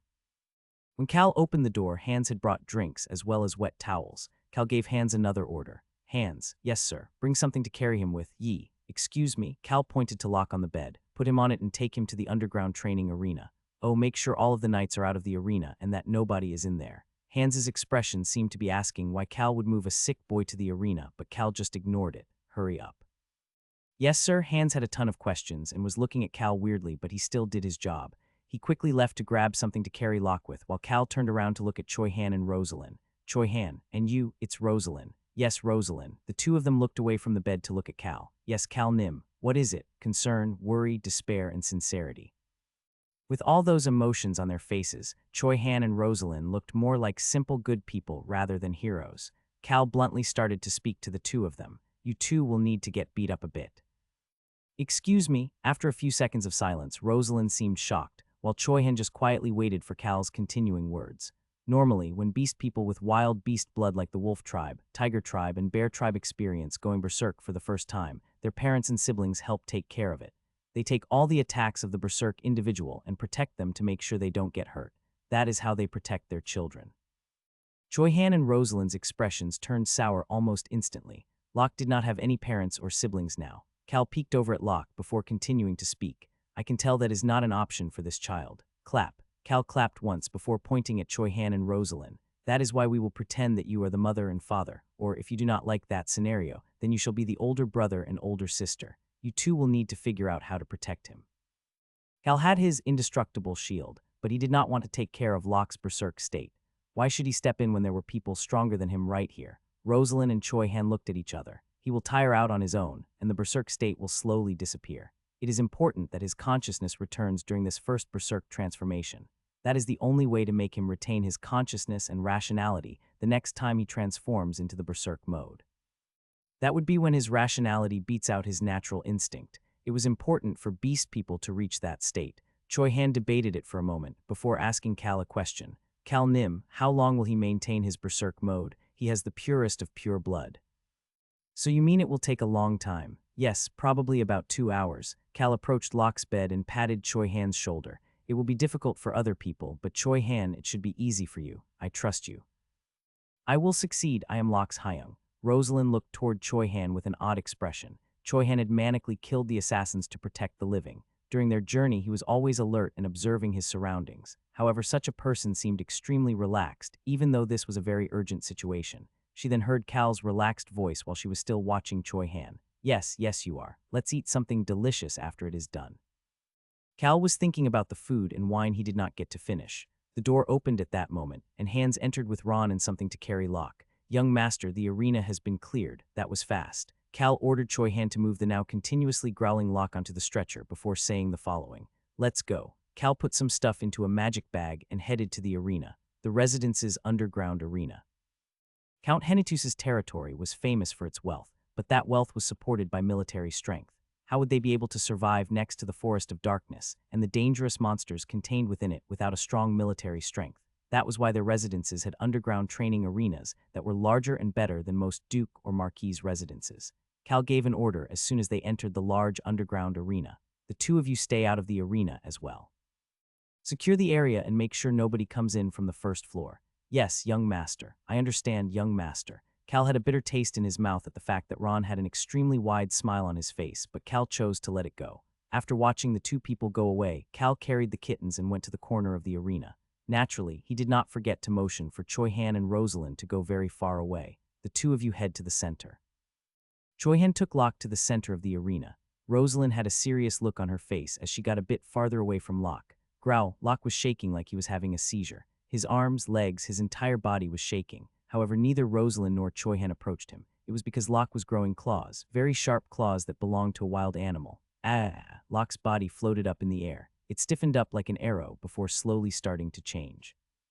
Cal verified that the large iron gate into the arena was closed tightly, before slowly heading farther into the corner with the kittens, On and Hong, also following him. This is no joke. Cal could see the tall and weak Locke slowly starting to change. Locke now grew out some sharp fangs before screaming in agony. He started to slowly get up and staggered a bit before starting to frown and opening his eyes. He then looked toward the ceiling and let out a howl. Awoo. In that instant, a half-transparent barrier appeared in front of Cal. It was a shield. While An and Hong looked around in shock, Cal just casually started to speak. Dragon, you really are amazing. Can you make it soundproof as well? Another shield overlapped the existing one. Rosalind peeked over, and Cal could see her shock in seeing the 2 layers of shields in front of Cal. At that moment, the voice of the black dragon that must be somewhere inside of this shield filled Cal's ear. You are very weak. That is why you need protection. An and Hong were excited to realize it was the dragon, but looked at Cal with pity after hearing what the dragon had to say. They seemed to agree with the dragon's assessment. Cal ignored their gazes and casually answered back. Do whatever you want. I do not know why you are not using that power. You don't need to know. The power. The black dragon quickly realized that Cal did not want to show that ancient power to other people and left it vague. Cal shrugged his shoulders, and in the end, a 3rd shield was created for a total of a 3-layered shield. His skill is growing exponentially. Dragons learned magic differently than humans. Dragons controlled magic with their will. Cal thought that the black dragon's speed of improvement was surprising, but that it also made it much more useful for him. Cal could now peacefully watch Locke transforming into berserk mode down on the ground. Growl, ah. Locke's screams filled the arena. If it wasn't for the soundproof and shockproof magic that was installed around the basement, the knights of the residence would have all quickly rushed down. Locke's body became larger every time he let out a shout. Muscles that weren't there previously started to develop, and his eyes turned red. It was proof that he was losing his consciousness. Why did that little boy from the Blue Wolf tribe go berserk? In the novel, Locke would experience his first berserk transformation 1 year later. The reason for that was the death of an individual, healer Pendrick. That elf ends up dying in battle. Pendrick was someone who reminded Locke of his dead uncle, the chief of the Blue Wolf tribe. Seeing Pendrick dying makes Locke go crazy, wanting to kill everything and everyone in sight. On Hong, Cal looked down toward the siblings who were huddled together inside the shield. The 2 of you haven't experienced the berserk transformation yet, right? The kittens nodded their heads. Do you know anything about it? Not really. Nobody taught us about it. Cal knew this would be the case. Since An and Hong also seemed to be pure-blooded, their berserk transformation would be rough as well. Cal looked forward once again and started to speak. The wolf tribe, tiger tribe, bear tribe, and the whale tribe. These 4 tribes lose their rationality the most during the first berserk transformation. That is why we call these 4 tribes the beast people closest to monsters. He did not know much about the cat tribe. I do not know how the berserk transformation will be for the cat tribe, but if you feel like you are going to go berserk or suddenly feel yourself heating up or hurting, immediately come to me. It would be bad if you caused an accident. Who would have to clean it up? Cal would have to clean up after them. Cal was someone who took full responsibility for things that happened in his territory and the people he took in. Cal turned to look at them after not hearing any response. The 2 pairs of golden pupils of the kittens were turned toward Cal, and they both quickly headed to his leg and started to rub their faces at his leg. Why are they like this? Cal didn't like how chummy they were being and moved his leg slightly to the side. As he did that, Cal heard something that gave him the chills. Do dragons go berserk? No, it would be crazy for dragons to have berserk transformations. If a dragon went berserk, multiple mountains would disappear in an instant. That was a very scary thought. Cal's expression stiffened more than ever before as he continued to look forward. It was his way of saying he did not want to hear anything more about it. Tusk. He could hear the sound of the dragon clicking its tongue in the air. While Cal was thinking about the fickleness of this dragon, Locke's berserk transformation was finally completed. Boom. The werewolf standing on 2 legs stomped on the ground, making the entire arena shake. The fur of the Blue Wolf tribe was a dark blue color. The fierce werewolf, that could no longer be called a boy, became covered in that dark blue fur. Locke swung his arm that was now covered in muscles that were incomparably larger than Choi Han's muscles to attack with his extremely sharp claws. Locke snapped out of it. Choi Han and Rosalind tried to call out to him, but to Locke, who had lost his rationality, they were just life forms he needed to attack. Gruel. A rough growl came out of Locke's mouth. This wolf, that was at least 1.5 times Choi Han's height, rushed toward him. Locke snapped out of it. It's me, Choi Han. Choi Han could not attack his companion and thus only defended as he called out to Locke. But would that do anything to make Locke return to normal? Of course not. Cal shook his head and continued to watch. Just smacking him on the head and making him faint would be the fastest way. Gasp. The 2 kittens gasped and crept away from Cal. Although Cal was saying that, he had no intentions of making Choi Han do something like that. A beast person who faints like that during their first berserk transformation would lose their rationality to the transformation once again in the future. Wow, the berserk werewolf's attack was stronger than Cal expected. The fact that he was moving based on instinct made him utilize his muscles very efficiently.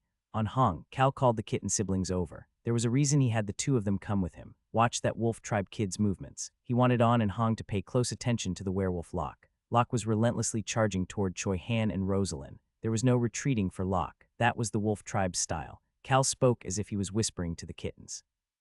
That is the instinctual movements of a beast person. The fact that they can move based on instinct, unlike humans, is one of the beauty and gloriousness of the beast tribes. Bang! Locke's fist smashed onto the ground and broke the marble floor. He was showing tremendous strength. You should not fear or dread going berserk. That is when beast people are at their strongest. Cal's hand patted the two kittens' heads. Although the cat tribe and wolf tribe are different, the two of you are beast people as well. Watch him to learn the style of a wild animal, the style of relying on your instincts, and then. The two pairs of golden pupils made eye contact with Cal. Make it your own. Either that, or think of a way to kill those bears, tigers, wolves, the ones labeled as wild beasts. The kittens, the cat tribe children, immediately turned away from Cal to observe Locke. The kittens stood up on their hind legs and observed Locke's every move. Silver and red, the two kittens' furs stood up as they became extremely nervous. Cats were weak compared to these wild beasts. It was because they were a tribe that relied on stealth that they clearly understood Cal's intent. Cal watched the kittens for a while before calling out to the dragon. Hey, the black dragon revealed itself in the air. Rosalind and Choi Han did not have time to look toward them. They had to put their full attention on Locke. Cal pointed to the two people as he continued to speak to the dragon. Look at how Rosalind uses her magic to not hurt the opponent. Also look at how Choi Han is using his aura not to attack, but to protect himself while not harming that wolf child. Tang, tang, tang. Locke's extremely quick fists were trying to break through Rosalind's shield. Rosalind desperately called out to Locke while watching him attack. Locke, you remember me right? I said you were part of my family now. Hurry up and snap out of it. Choi Han turned Locke's gaze over to him. He raised his murderous aura to the maximum to get Locke's attention. Locke, attack me. I am the one who will protect you. Locke responded to the murderous aura by swinging his claw toward Choi Han. Even though Locke's attack did not have any aura in it, his full physical strength was behind that attack. Cal was watching that scene from far away while continuing to speak to the dragon. It is harder to not hurt something than it is to hurt something when you have immense strength, but I know you will be able to quickly pick it up since you are a dragon. The dragon responded to Cal. I am a dragon. There is nothing I cannot do, correct, so watch them and make your own judgment. The dragon flew down and landed next to the kittens before turning invisible once again. Cal presumed the dragon would take in Rosalind, Choi Han, and Locke's movements like the kittens were doing. Should I have brought some wine with me? Cal lamented the fact that he had no wine as he continued to watch this boring battle. 2 hours. For the duration of a typical movie, these three animal children kept their eyes on the battle, while Choi Han and Rosalind started to get exhausted. Huff, huff, huff, but the one who was the most exhausted was the werewolf. Huff, huff, Hyung, Locke. Choi Han reacted to the word Hyung and rushed toward the staggering werewolf. Although he was not completely out of the berserk mode, Choi Han's reaction made Cal stand up. Nuna, Locke was able to recognize Rosalind as well. Ah, Locke. Rosalind rushed over as well to hug Locke. Locke was still covered in the dark blue fur, but his eyes were starting to become focused. Locke was not hurt at all, while Rosalind and Choi Han had small injuries on their bodies.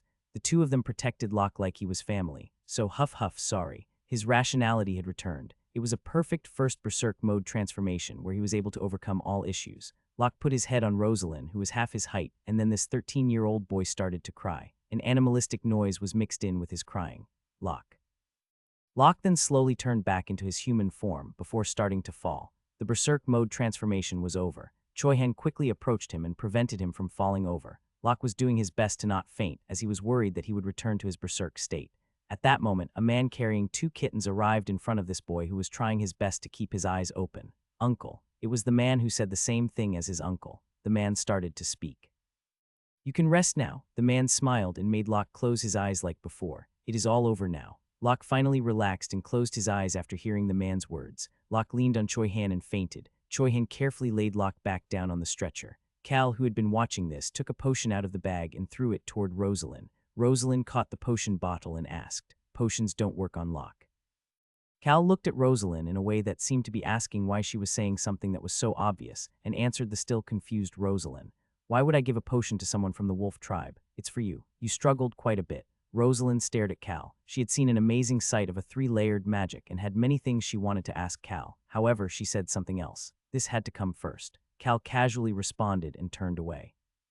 He could see Choi Han, who was already looking at him. Choi Han, just how did this happen? He needed to figure out what happened. We need to talk. Cal left the arena with Choi Han. Hans, Ron, guide the 2 people still in the arena. Cal had Hans and Ron, who were waiting outside the first floor entrance, take care of Rosalind and Locke while Cal was returning to his room with Choi Han. The table which held the now cold food from earlier was between the two of them as Cal started to speak. Tell me. Yes, the two of them got right to the point without beating around the bush. Choi Han straightened up as he started to speak. Everything was fine until I met Rosalind. Continue. I arrived at the city Cal Nim mentioned. Once I got there, I found the merchant guild heading for the capital as you described. Well, it was just a small brigade of 5 people rather than a guild. That small group was better described as a merchant group rather than a merchant guild. They happened to be looking for 2 mercenaries to guard them. Their usual guard was injured. Choi Han and Rosalind became the 2 mercenaries. That was how it went in the novel. That was where I met Rosalind, who looked just like you described. Breck Kingdom was across the northwest border of the Roan Kingdom. Rosalind was originally heading from Breck Kingdom to the Magic Tower in the Whipper Kingdom, located beneath the Roan Kingdom, when someone tries to assassinate her as she crossed into the Roan Kingdom. She had been hiding about half of her magic skills until that point, and is able to escape from the danger by using all of her skills. She thought it would be smarter to go to the capital of the Roan Kingdom and get some information from the Information Guild rather than going straight back to the Breck Kingdom, since she did not know anything about the people who attacked her. She then causes quite the scene when she gets back to Breck Kingdom. Choi Han, who just mentioned that he had met Rosalind as a mercenary for the merchant group, continued on. She was also heading to the capital. Since we were heading to the same place, we were quite friendly with each other. Friendly. Yes, Choi Han was speaking as if he was embarrassed. I'm generally not one to talk to people if they don't talk to me, but I thought we might as well be friendly. Not really. You just have to act like your usual self. Cal had a concerned expression on his face. In the novel, Rosalind and Choi Han did not get close to each other until they met Locke. Rosalind, who became wary of people after the assassination attempt, did not reach out to be friendly with anybody. Similarly, after the incidents in Harris Village, Choi Han was not the type to approach people to become friends. Choi Han nodded his head at Cal's words before smiling and adding on. It definitely was not something I would normally do, but I wanted to do things properly since this was my way to pay you back. Cal let out a sigh and shook his head.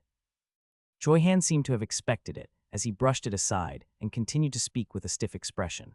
That group was planning on staying at the village that Cal Nim mentioned I would find Locke residing in for a few days before continuing onward on their journey. That was indeed the case. That small merchant group of 5 people was made by someone who had been helped by the Blue Wolf tribe. The injured guard was actually a warrior from the Blue Wolf tribe.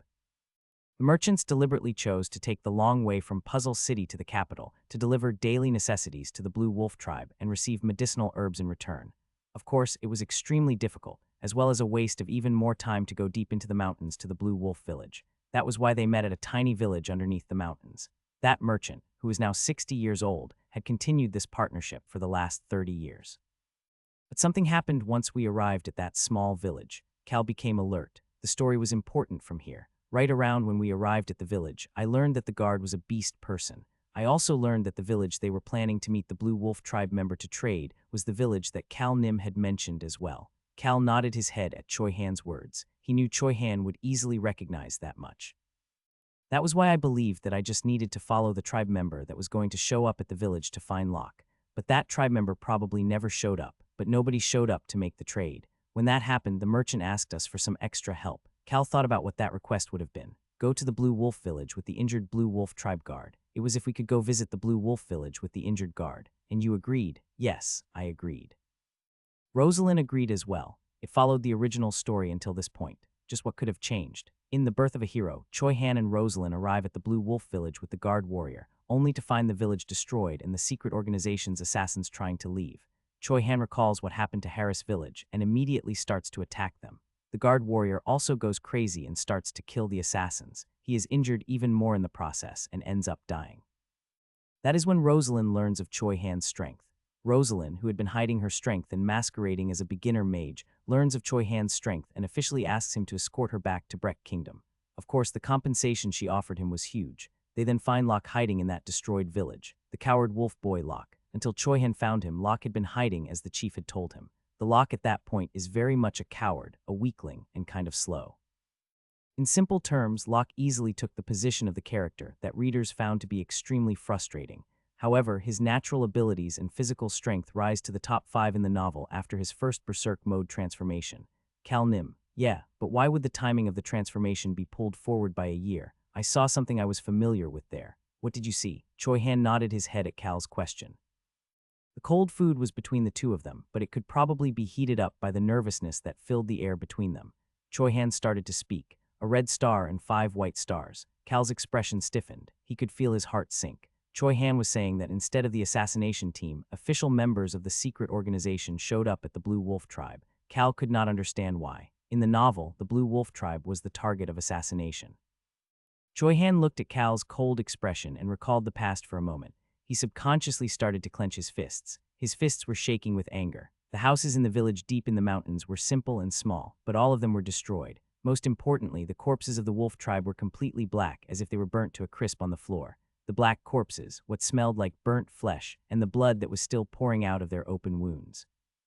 Most of the wolf tribe members died with their eyes still open. The mountain village was already destroyed when we got there. Many of the wolf tribe members were dead as well. The Blue Wolf Tribe was known for their strength, so how did the secret organization kill them? Wolves put their family, herd, and friends before themselves. Weak members who had not experienced their first berserk mode transformation. The secret organization used those weak members as hostages, before using divine items to weaken the adult wolves. After killing the adults, they then killed the young hostages. There were a few adult wolves that tried to attack them in frenzy, but the secret organization had holy water to use against those few wolves. The secret organization was a very strong organization that even had access to divine items. They used the fact that the wolf tribe was disowned by the gods to their advantage. These cruel bastards had no issues using young children as hostages to kill their mothers, fathers, and the rest of the tribe members, while the poor young children watched in horror. The novel didn't say which of the divine items they brought. If Cal knew what the divine item was, he would be able to get one step closer to the identity of the secret organization. Unfortunately, the novel only described how the wolf tribe became weak because of the divine item. He had no way to determine the identity of the secret organization. Cal slowly asked, "Were they all dead?" Choi Han shook his head. Cal's expression stiffened again. Choi Han observed Cal's stiff expression as he continued. They were trying to capture the young children. Capture? Originally, they killed them all. Why would they want the young wolf tribe children? Cal's mind started to become complicated. Choi Han made eye contact with the Cal, who was thinking deeply. The chief was dying when we arrived at the entrance of the Blue Wolf Tribe's village. There were less than 100 members of the Blue Wolf Tribe, and they were trying to take 10 children with them. This is becoming too different from the novel, and the moment the chief was about to fall, a young boy got in the way of the people trying to take the children. Locke, yes, it was Locke. Why would Locke show up this time? In the novel, he had stayed hidden even when the children were killed. Did he think killing and kidnapping were different? Was it his instinctual need to protect his family members and his younger siblings, who were weaker than him? What would have made Locke's natural wolf instincts flare up? I stopped the assassin. No, I tried to kill them. Choi Han said that as he looked back at Cal. Cal did not show any emotions as he urged Choi Han to continue speaking. Keep going. I realized that the people who did not have stars on their clothes used the same black power as the assassins I killed at Harris Village. Cal asked back with a shocked expression. It was the same power as the people who destroyed Harris Village. Yes. Cal grabbed his head with one hand and let out a sigh. He was acting like it was his first time hearing about this. Of course, all of this was just an act. Among them, there was just one person who had the red star with 5 white stars on their chest. That person was the one who killed the guard. Choi Han started to tear up, and that trash of a human was drinking the wolf tribe's blood. Cal closed his eyes, the blood-drinking mage. He was the crazy lunatic who would lead the terror incident at the capital. He kept his eyes closed as he heard the rest of Choi Han's report. In the end, I could not capture or kill them. The ones I captured committed suicide, while the rest disappeared when the person with the stars used teleportation magic. Why would the blood-drinking mage, who is a highest-tier mage and crazy for blood, try to kidnap the Blue Wolf Tribe children instead of killing all of them like in the novel? Cal could not figure it out. Did something change drastically because I saved the dragon? The only thing Cal could think about was the changes he has made so far to the original story. This is what the mage said. Choi Han continued in an angry and bitter voice. How disappointing. They were perfect as seeds. These young ones probably have even tastier blood. Seed. Cal didn't know what the mage meant by seed, but he kept the word on the back of his mind as he opened his eyes and asked, "And the children?" The guard, chief, and the rest of the wolf tribe adults were dead. The only ones left were the 10 children and Locke. Choi Han avoided Cal's gaze. This was the first time he did that since they sat down at this table. Cal instantly figured out what must have happened, as Choi Han reported in a quiet voice. "They are at the inn. I knew it." Choi Han opened and closed his mouth a few more times before finally adding on, "We came together with Rosalind's magic." It's going to be a real problem. Cal could feel a headache brewing. Choi Han should have just left the children with that merchant that they were traveling with. Although that merchant was far away from power right now, he was a great merchant. Cal Nim. That merchant is also at the inn. Is this how the story will go? That was what Cal was thinking right now. Cal observed Choi Han, who seemed to be finished with his report, and leaned back on the chair to sigh. Seeing Choi Han like that, Cal asked a question. You must be curious. Choi Han looked toward the cold food and answered, Yes, I am curious. He did not even need to say what he was curious about, who they were, why they were doing such terrible things, and why Cal knew about them. Choi Han was curious about all of those things. Cal observed Choi Han's pupils that were looking down at the cold food on the table and started to think, this punk is really angry right now. The anger was not directed toward Cal. Choi Han was sharpening his anger toward the secret organization over and over again, like a sharp blade. Harris Village, the tortured dragon, and the incident with the Blue Wolf tribe. Choi Han's personally was one where he would clash with them instead of avoiding them. Cal picked up a cold but still delicious bread and ripped off a piece to put into his mouth. I plan on telling you 2 things. But not everything, correct. Cal did not care that Choi Han was staring at him. He stood up with the bread still in his hand. The chair was pushed back without making a noise on the carpet. Stand up. Are we going somewhere? Cal checked his watch after watching Choi Han get up after him. It was long past evening and heading toward night. That place was one to shine even brighter as the night got deeper. Cal walked toward the door and responded to Choi Han's question. The Temple of the God of Death. Cal was planning on going with Choi Han to the brightest place at night, the Temple of the God of Death. There was a special type of priest at the temples of the God of Death that could not be found anywhere else on the continent, the deaf official. They could not hear anything you said to each other. That was why the believers of the God of Death looked for them. Although Cal was not a believer, he was planning on visiting them like most nobles. Cal turned around once he got to the door. Choi Han was still standing by the table. Cal started to smile. I plan on telling you 2 truths. Although he was smiling, the next thing out of his mouth was not light at all. With my life on the line. Choi Han's pupils lightly shook. However, Cal still had a smile on his face as he turned back around. Choi Han slowly moved away from the table and headed toward the door. His eyes had calmed back down, but his face was still stiff. Cal was turning the doorknob as he repeated himself once again. I will tell you the truth with my life on the line. Cal headed toward the Temple of the God of Death with Choi Han. Nobody seemed to find it odd that Cal suddenly wanted to head out. Ron seemed to have gone somewhere as well, as he was nowhere to be found. The only question Hans had for Cal was about where Cal was going. Young master, where are you going? Don't worry about it. Yes, sir. But since this is your first day in the capital, can you please return without breaking any alcohol bottles today? Are you really going to keep getting out of line like this? Not at all. Please be safe, young master. Cal got on the carriage and started to think about how to deal with Hans, who kept stepping out of line. The carriage arrived at the temple while he was thinking. Let's get off. Got it. Cal got up to step out of the carriage. Choi Han had been quiet ever since they got on the carriage, since they stepped out of Cal's room. He seemed to have a lot of complicated emotions storming through his head right now. Cal only knew about Choi Han's personality until the 5th volume of The Birth of a Hero. However, there was one thing that Cal was sure about. Although Choi Han was a good person, he was not gullible. He was very smart. If I tried to give an unbelievable excuse, he may believe me at first but will definitely doubt me later. Choi Han may have been very lonely after living in solitude for tens of years, but that experience taught him how to survive on his own and how to stubbornly persevere. Choi Han may look at him favorably right now and follow him, but as seen around Volume 5 of The Birth of a Hero, he is someone who eventually wishes to be the leader. Choi Han is someone who will live to make his personal view of justice a reality. It is too white. The temple of the God of Death that Cal saw once he alighted was completely white, without a speck of dirt to be seen. The believers of the God of Death considered white to be the color of death, and cleaned everything over and over again every single day to make sure there was not a speck of dust anywhere on the building. What an interesting place. The temple of the God of Death looked like it wanted to show that people had nothing to fear about the night with their actions. They opened the temple to both believers and non-believers once the sun started to set. Apparently, the priests are all sleeping if you come during the day. It really was an interesting place in Cal's opinion. They were greeted by 2 priests at the temple entrance. May you be blessed with a peaceful rest. May you be blessed with a peaceful rest. The priests of the God of Death were generally extremely bubbly. Although people may consider death to be the end, the philosophy of the Church of the God of Death believed that it was important to enjoy life as they headed toward the peaceful rest. Priest Nim. Cal slowly approached the priest. The priest inspected Cal with a curious expression. Cal looked like he was either an extremely affluent noble or a wealthy merchant based on his outfit, but the man behind him looked like a beggar, although the sword on his waist made him look somewhat strong. What can I do for you? Is there an open room of death? The 2 priests' expressions stiffened. The priest who asked the question looked back and forth between Cal and Choi Han before asking, whose death will you be putting on the line? The priest peeked toward Choi Han as he said that. Choi Han currently looked like he had been rolling on a mountain and been suffering for a while. He also looked like he had not eaten anything for about 2 days and seemed to be the type that would be easily scammed. The priest had a bitter feeling about this. The priest turned his gaze over to the affluent noble, beautiful red hair and a handsome face. He was not very handsome, but it was enough to catch attention wherever he went. In addition, this man was currently smiling. Cal smiled as he slightly raised his hand. Mine, huh? Cal smiled once more at the confused priest. I will be putting my life on the line. Choi-han put his hand on Cal's shoulder at that time. Cal Nim. What? Cal turned around to see Choi-han with a stiff, yet anxious expression.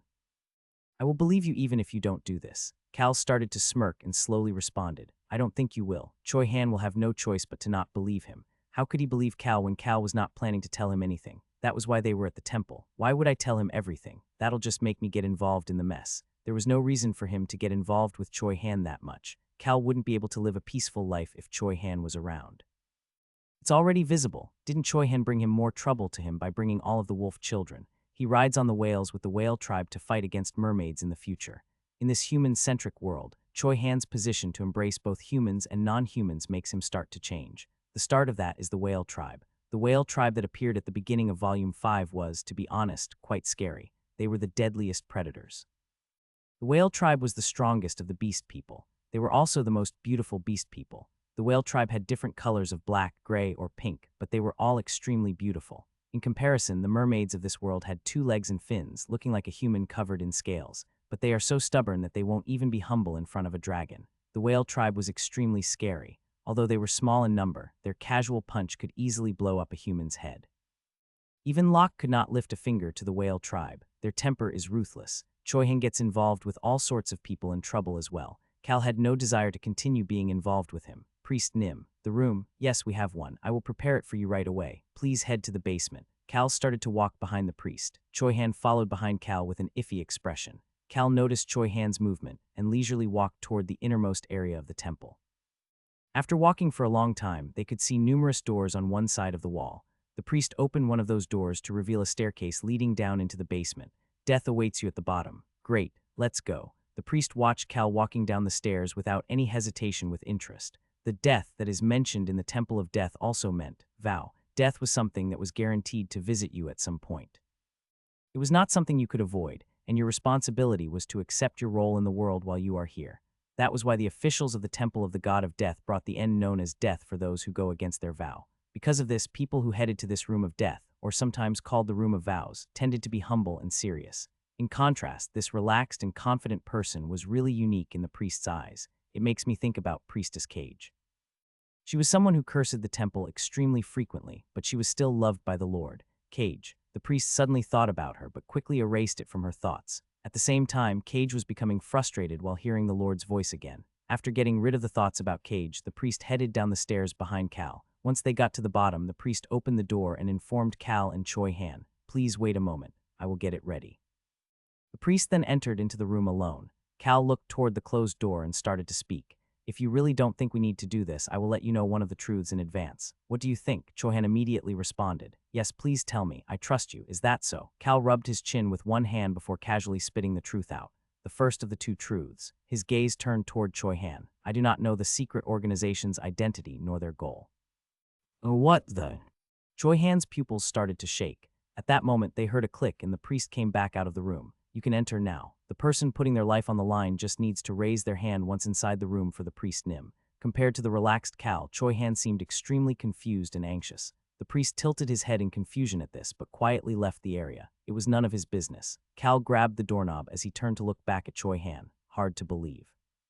That you see, Cal could see Choi-han struggling to answer. Choi-han had said he trusted Cal, but he could not trust Cal's words. How could Cal not know? Did that make any sense? Choi-han then heard Cal's voice in his ear. "I understand." Choi-han looked toward Cal. Cal's relaxed expression made him seem very mature. Cal then started to speak. "Let's go in." Choi-han followed Cal into the room of death that was behind the white door.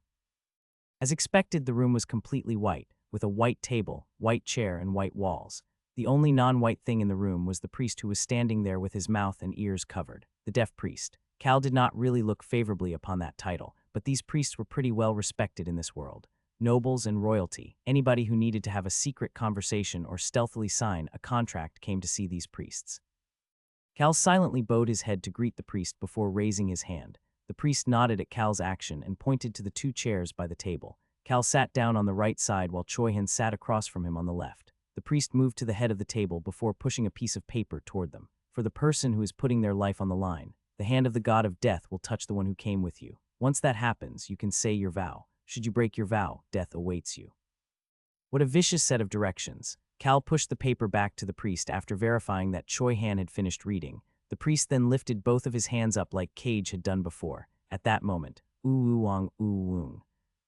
The white room started to shake. Maybe it was because this was a place that served the Lord, but a black smoke started to form around the priest once the room started to shake. The black smoke then surrounded both Choi Han and Cal before creating a connection between the two of them. Is this the power of the god of death? Yes. Cal responded to Choi Han's question before trying to feel the black smoke thread surrounding him. It happened when Cage made the vow as well, but the power of the god of death reminded him of the stakes of this vow. I will die if I break this vow. Cal was sure Choi Han felt it as well. That must be why his face stiffened up. Cal could feel the touch of the god of death and started his vow. The priest in front of me guarantees that he cannot hear, and if that is not the truth, he will pay the price with his life. This was the general phrase stated first whenever a vow was made with a deaf priest. Furthermore, I, Cal Henitus, vow to speak the truth to Choi Han in front of the god of eternal rest, and if what I say is even slightly a lie, I will immediately die in this spot to pay the price. Immediately. That word made Choi Han's face stiffen up even more. He was nervous. At first, Cal debated whether to tell Choi Han everything. I was transported into the novel I was reading. I am also Korean. That is why I know what happens until Volume 5. This secret organization goes on to cause issues throughout the continent. The continent soon falls into a state of chaos because of a war. Should Cal say all of that? Or should he say something like this? I was transported into the novel I was reading and ended up as the son of a wealthy noble. That was why I was trying to just live a peaceful life, but I remembered what happened in the novel, so I changed it around a bit. I wanted to allow myself to live peacefully, even if the continent was in a state of war. Cal didn't like either of them. The first one might get him involved in the continent's war and make him die out on the battlefield, while the second one might lead to Choi Han's contempt killing him. Cal did not want either of those to happen. First of the two truths. I, Cal Henitus, do not know the identity of that organization. Sigh. Choi Han let out a deep sigh before covering his face with both hands. He slowly moved his hands away after a bit to see that Cal was still alive. I am being honest when I say that I do not know their identity. It was the truth. Cal, the original Kim Rock-soo, had read The Birth of a Hero until Volume 5, but it did not mention anything about the secret organization's goals or identity. All it discussed was the actions of the organization. And one more thing, I am being completely honest when I say this. The second of the two truths. I despise the organization and wish for it to disappear. Naturally, Cal was still alive. He did not like these people that caused such incidents. They probably take part in the continent's war as well. Cal wished for them to disappear so that he could live calmly on a peaceful continent. Choi Han seemed like he was at a loss for words. He looked at the black thread connecting himself, the priest, and Cal before repeatedly clenching and unclenching his fist. Cal flinched at Choi Han's scary expression when Choi Han started to speak. How can you hate them if you don't know them? Because I know about a couple of the terrible things they plan on doing. The Black Dragon and Lock are two of them. Choi Han. Cal pointed to himself with his index finger. I have lived my life as trash. That is my dream. Choi Han's expression changed after hearing Cal say that his dream was to be trash. I have no desire to become my family's successor. Basin Henitus, my blood-related younger brother. I am hoping for him to become the successor. This was also the truth. That was why Cal asked Choi Han a question. So then why would I have come to the capital as the representative of the Henitus family, especially when I am hoping Basin becomes the successor? My father, the head of the household, told me to go, but I could have said no. Choi Han answered after a duration of silence. I am not sure. It is because I know what the secret organization is planning to do in the capital. Choi Han's pupils dilated once more. I cannot answer how I know, but they are planning to kill a lot of people at the capital. I couldn't send Basin to such a place. I want to prevent that incident from happening. Of course, Cal was not planning to do anything and everything to put his own life on the line for others. After taking care of all of these issues as quietly as possible, I plan on returning to the Henitus territory. You cannot tell me how you know, correct? I cannot tell anybody, no matter who it is, about it. Choi Han's eyes were full of questions, but his mouth stayed shut. Cal didn't know the identity of the secret organization, but he knew about a couple things they would end up doing. He also despised them and wanted them gone. Choi Han's head fell even more as he started to think things over. His head was a mess right now. Even still, the power of the god of death coming through the black thread gave him serenity. He knew that Cal would die right here if he had lied. However, I will tell you one more thing. One more. That made Choi Han quickly lift his head to look at Cal. The last truth. This was the third truth Cal told Choi Han. I have no desire to harm you. Cal was confident as he said that. He remained alive, which meant this was the truth. Choi Han started to frown. Tap, tap. Choi Han started to tap his thigh with his clenched fist. Although he was not tapping very hard, veins were popping out of his tightly clenched fist. He slowly raised his head. Cal was still alive. I trust you. Listening to that response that took so long to come out, Cal repeated the words he had said to Choi Han before they entered this room. I understand. He then started to smile. Sigh. Choi Han sighed while still sitting at the table. He lifted his head to look at Cal. Cal's eyes were pure as usual while stubborn. Cal Nim, please promise one more thing, then I will completely trust you. I didn't think something like this would happen. Cal was feeling iffy about Choi Han's response. It shouldn't be a big deal because he would be able to find a way to twist anything to suit himself, but it was the phrase, completely trust you, that was not sitting well with Cal, but it wasn't like he could say no right now. Sure, what is it, Cal Nim? Yes, I must get revenge on that organization. I think this is the first time in my life I've ever hated a person or an organization so much. Anger filled Choi Han's pure eyes. A sense of nostalgia could be seen behind the anger as well. Choi Han was probably thinking about Harris Village. Cal held back from letting that noise escape from his mouth. This was why he did not want Choi Han with him, even if Choi Han chose to follow him. Choi Han was a good person, but he would always finish something he made up his mind to do. That was why Cal waited for Choi Han's final request with nervousness. Choi Han finally started to speak. Please tell me no matter what if you find out their identity. Ah well sure, I thought he was going to ask something difficult. Cal had a shocked expression as he made the vow. I, Cal Henitus, will inform Choi Han once I learn of their identity. I will pay with my life should I go against this vow. Good enough. Choi Han finally started to smile. He seemed to be relieved. Cal started to think while observing this Choi Han. How would I ever learn of their identity? In order to find out their identity, actually, in order to even find the smallest clue about their identity, he would need to go down the same route Choi Han took in the novel. He would have to be crazy to do that. Once Choi Han gets out of the capital and the Roan Kingdom, he would run into all sorts of heroes, humans and non-humans alike. Just thinking about it made Cal feel terrible. Then are we done? Yes. Bang. Cal lifted his hand and slammed down on the table. His smash made the table slightly shake, and the priest opened his eyes and nodded his head. The area vibrated once more. Ooh-wong. With that, the smoke disappeared into each of their bodies. It was slightly different from when Cal had experienced this with the crazy priestess cage. Cal felt the two vows becoming ingrained into his body as he took a piece of paper out of his pocket. It was the check for 10 million gallons. Cal put that money in front of the calmly seated priest and got up. He then said goodbye to the priest before heading out of the room. Choi Han looked back and forth between the money and Cal, before following Cal out of the room and closing the door. He then looked toward Cal with confusion. Cal casually responded to Choi Han's gaze. Nothing in life is free. I see. Cal walked back up the stairs to find the priest from earlier standing at the entrance on the first floor. The priest greeted the still alive Cal. May your life continue until its destined time.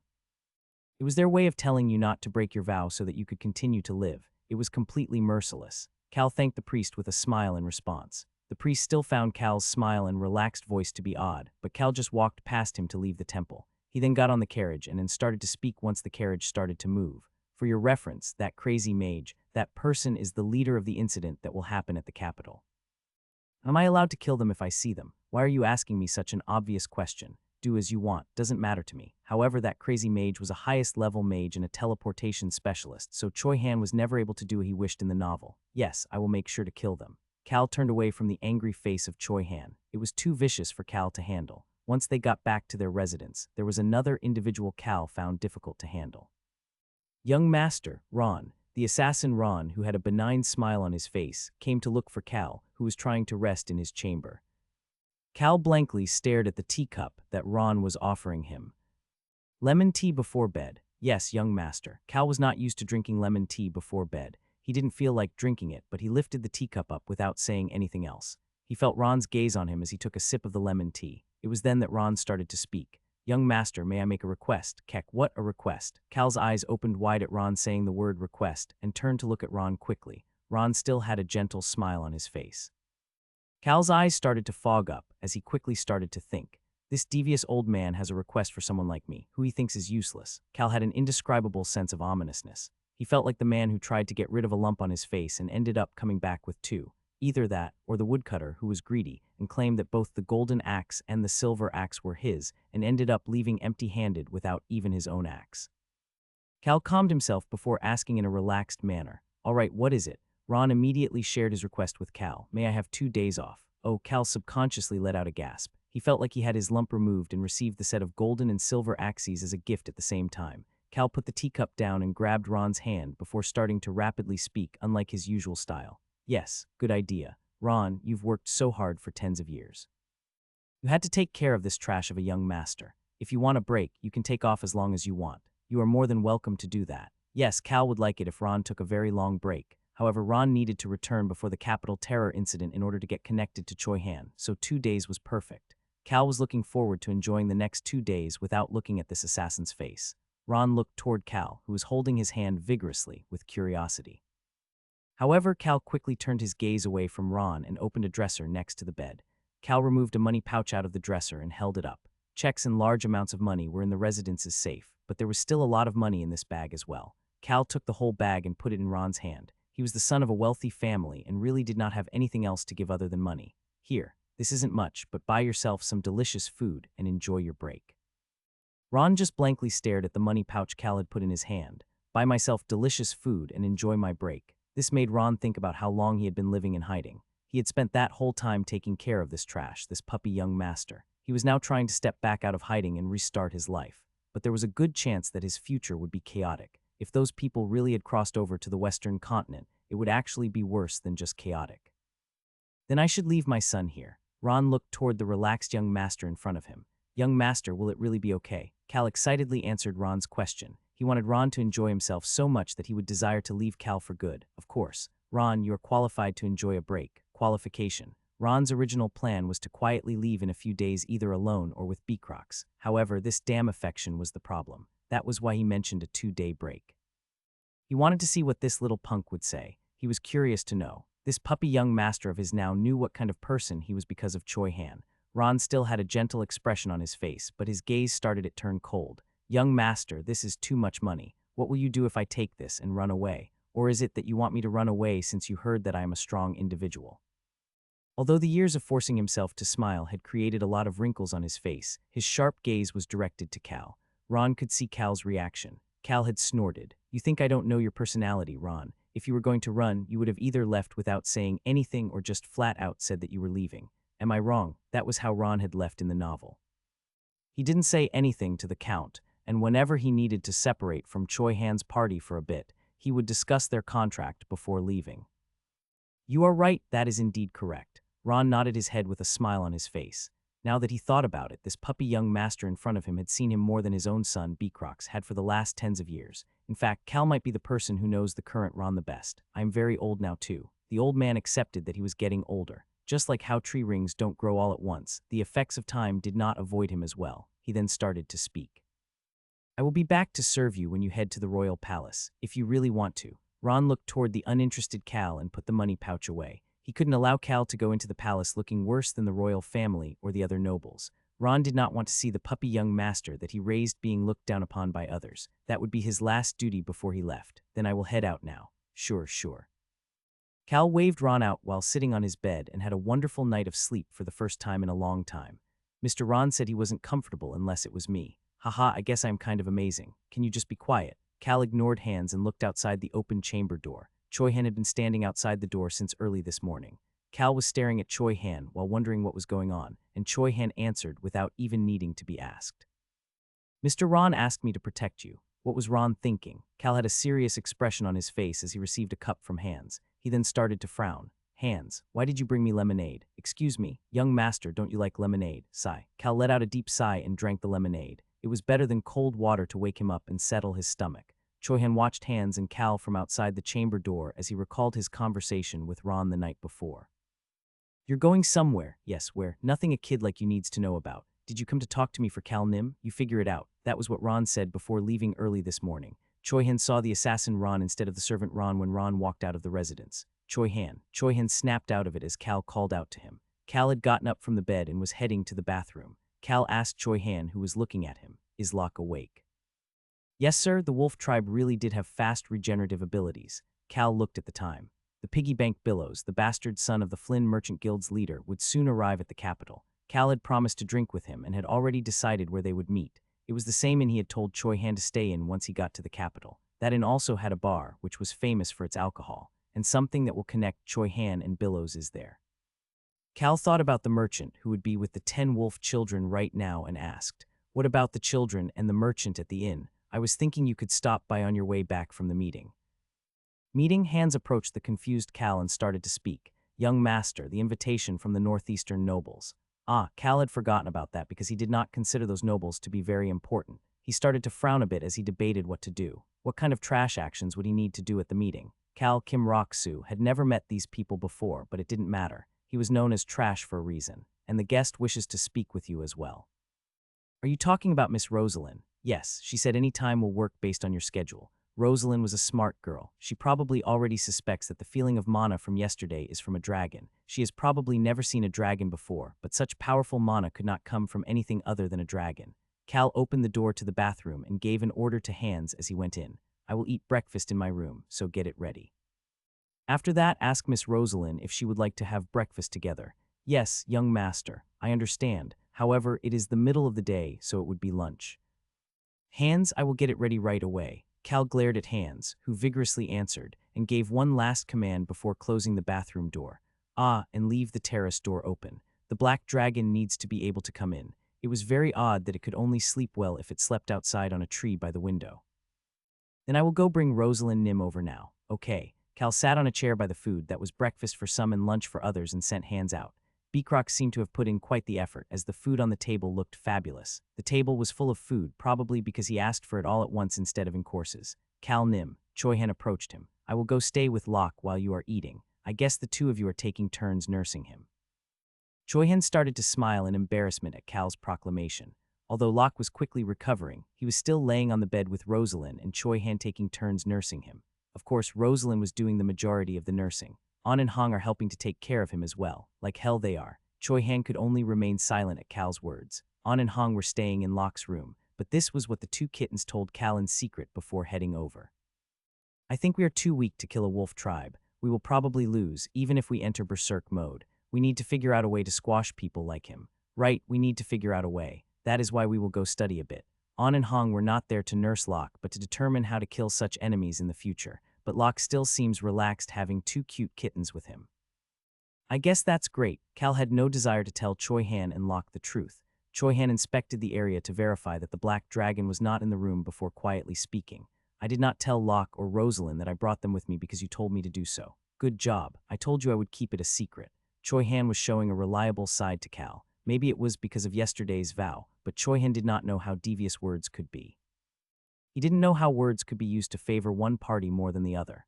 The god of death would only follow Cal's words and his interpretation of it because he was the one to put his life on the line.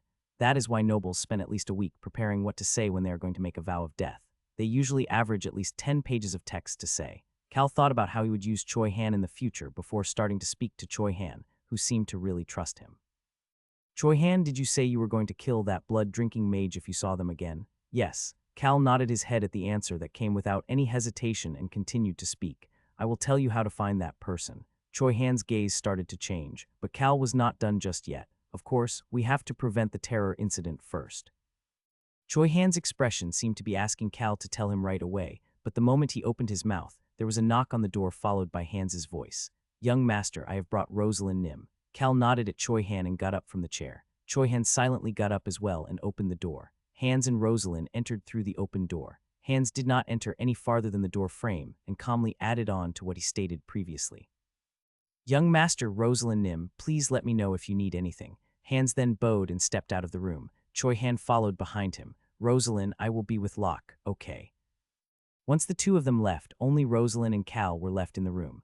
Rosalind looked to be calm, yet cold. "It was nothing, Miss Rosalind." Cal pointed to the chair across from him and started to speak. "There are a lot of things we need to discuss." "Young master, I guess you don't like to beat around the bush." Rosalind started to smile as she asked, and Cal looked toward the open terrace window and started to speak. "Come on in." In that instant, Rosalind quickly turned around. She could see some leaves floating into the room. She could not help but tremble. However, she was able to logically think things through last night. She had thought about it all night while nursing Locke. 3-layered magic and the ability to do such a thing. There was really just one answer. She moved her gaze from the leaves floating their way and looked toward Cal and asked, "Dragon, is it a dragon Nim?" Mages really did respect dragons. Her demeanor clearly showed that was the case. Cal started to smirk as he started to speak toward the floating leaves. "You introduce yourself." In that instant, the leaves that were floating on top of the table, or over the stakes if you want to be really specific, turned into a black dragon. It had removed its invisibility magic. Rosalind could not even gasp as she was completely shocked. Even though she knew it was going to be a dragon, it still was shocking.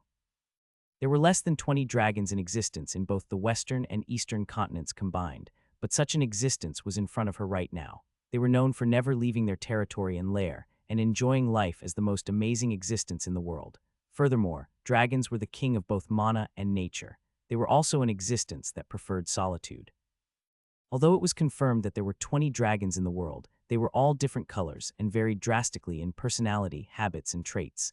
The Magic Tower found this to be quite interesting. Why were they different in color and personality, even after growing up under their parents? There was only one explanation they could fathom. Dragons are prideful creatures that want to be different from any other. They want to be unique while they are alive. That was the case even amongst their own tribe of dragons. Such an existence was in front of Rosalind's eyes right now. It was a young dragon, but the mana she could feel and the unique gaze of a dragon told her it really was just like any other dragon. The black dragon quietly observed Rosalind for a bit before turning its head away. Rosalind did not know what to say about the dragon's action. After doing that, the dragon moved in front of the stake and started to speak. "I am hungry." "Go ahead, you can eat it." Cal shook his head as he answered and also offered Rosalind a seat.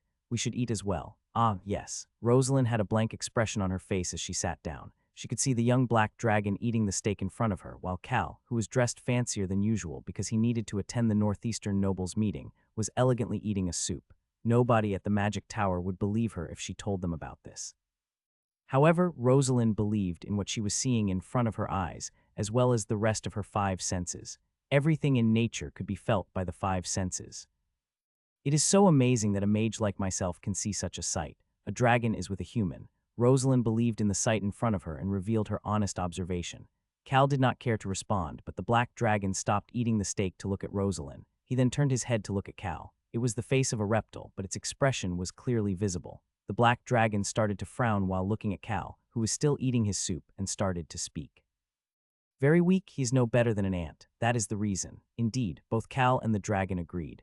Rosalind watched this with curiosity before eventually nodding her head. "A meal with young Master Cal and Dragon Nim. It is an honor." Rosalind was calm as she elegantly lifted up her fork. Cal observed her expression as he continued to eat his soup. She really is a courageous person. Any other mage would be shaking nonstop and praising the dragon right now.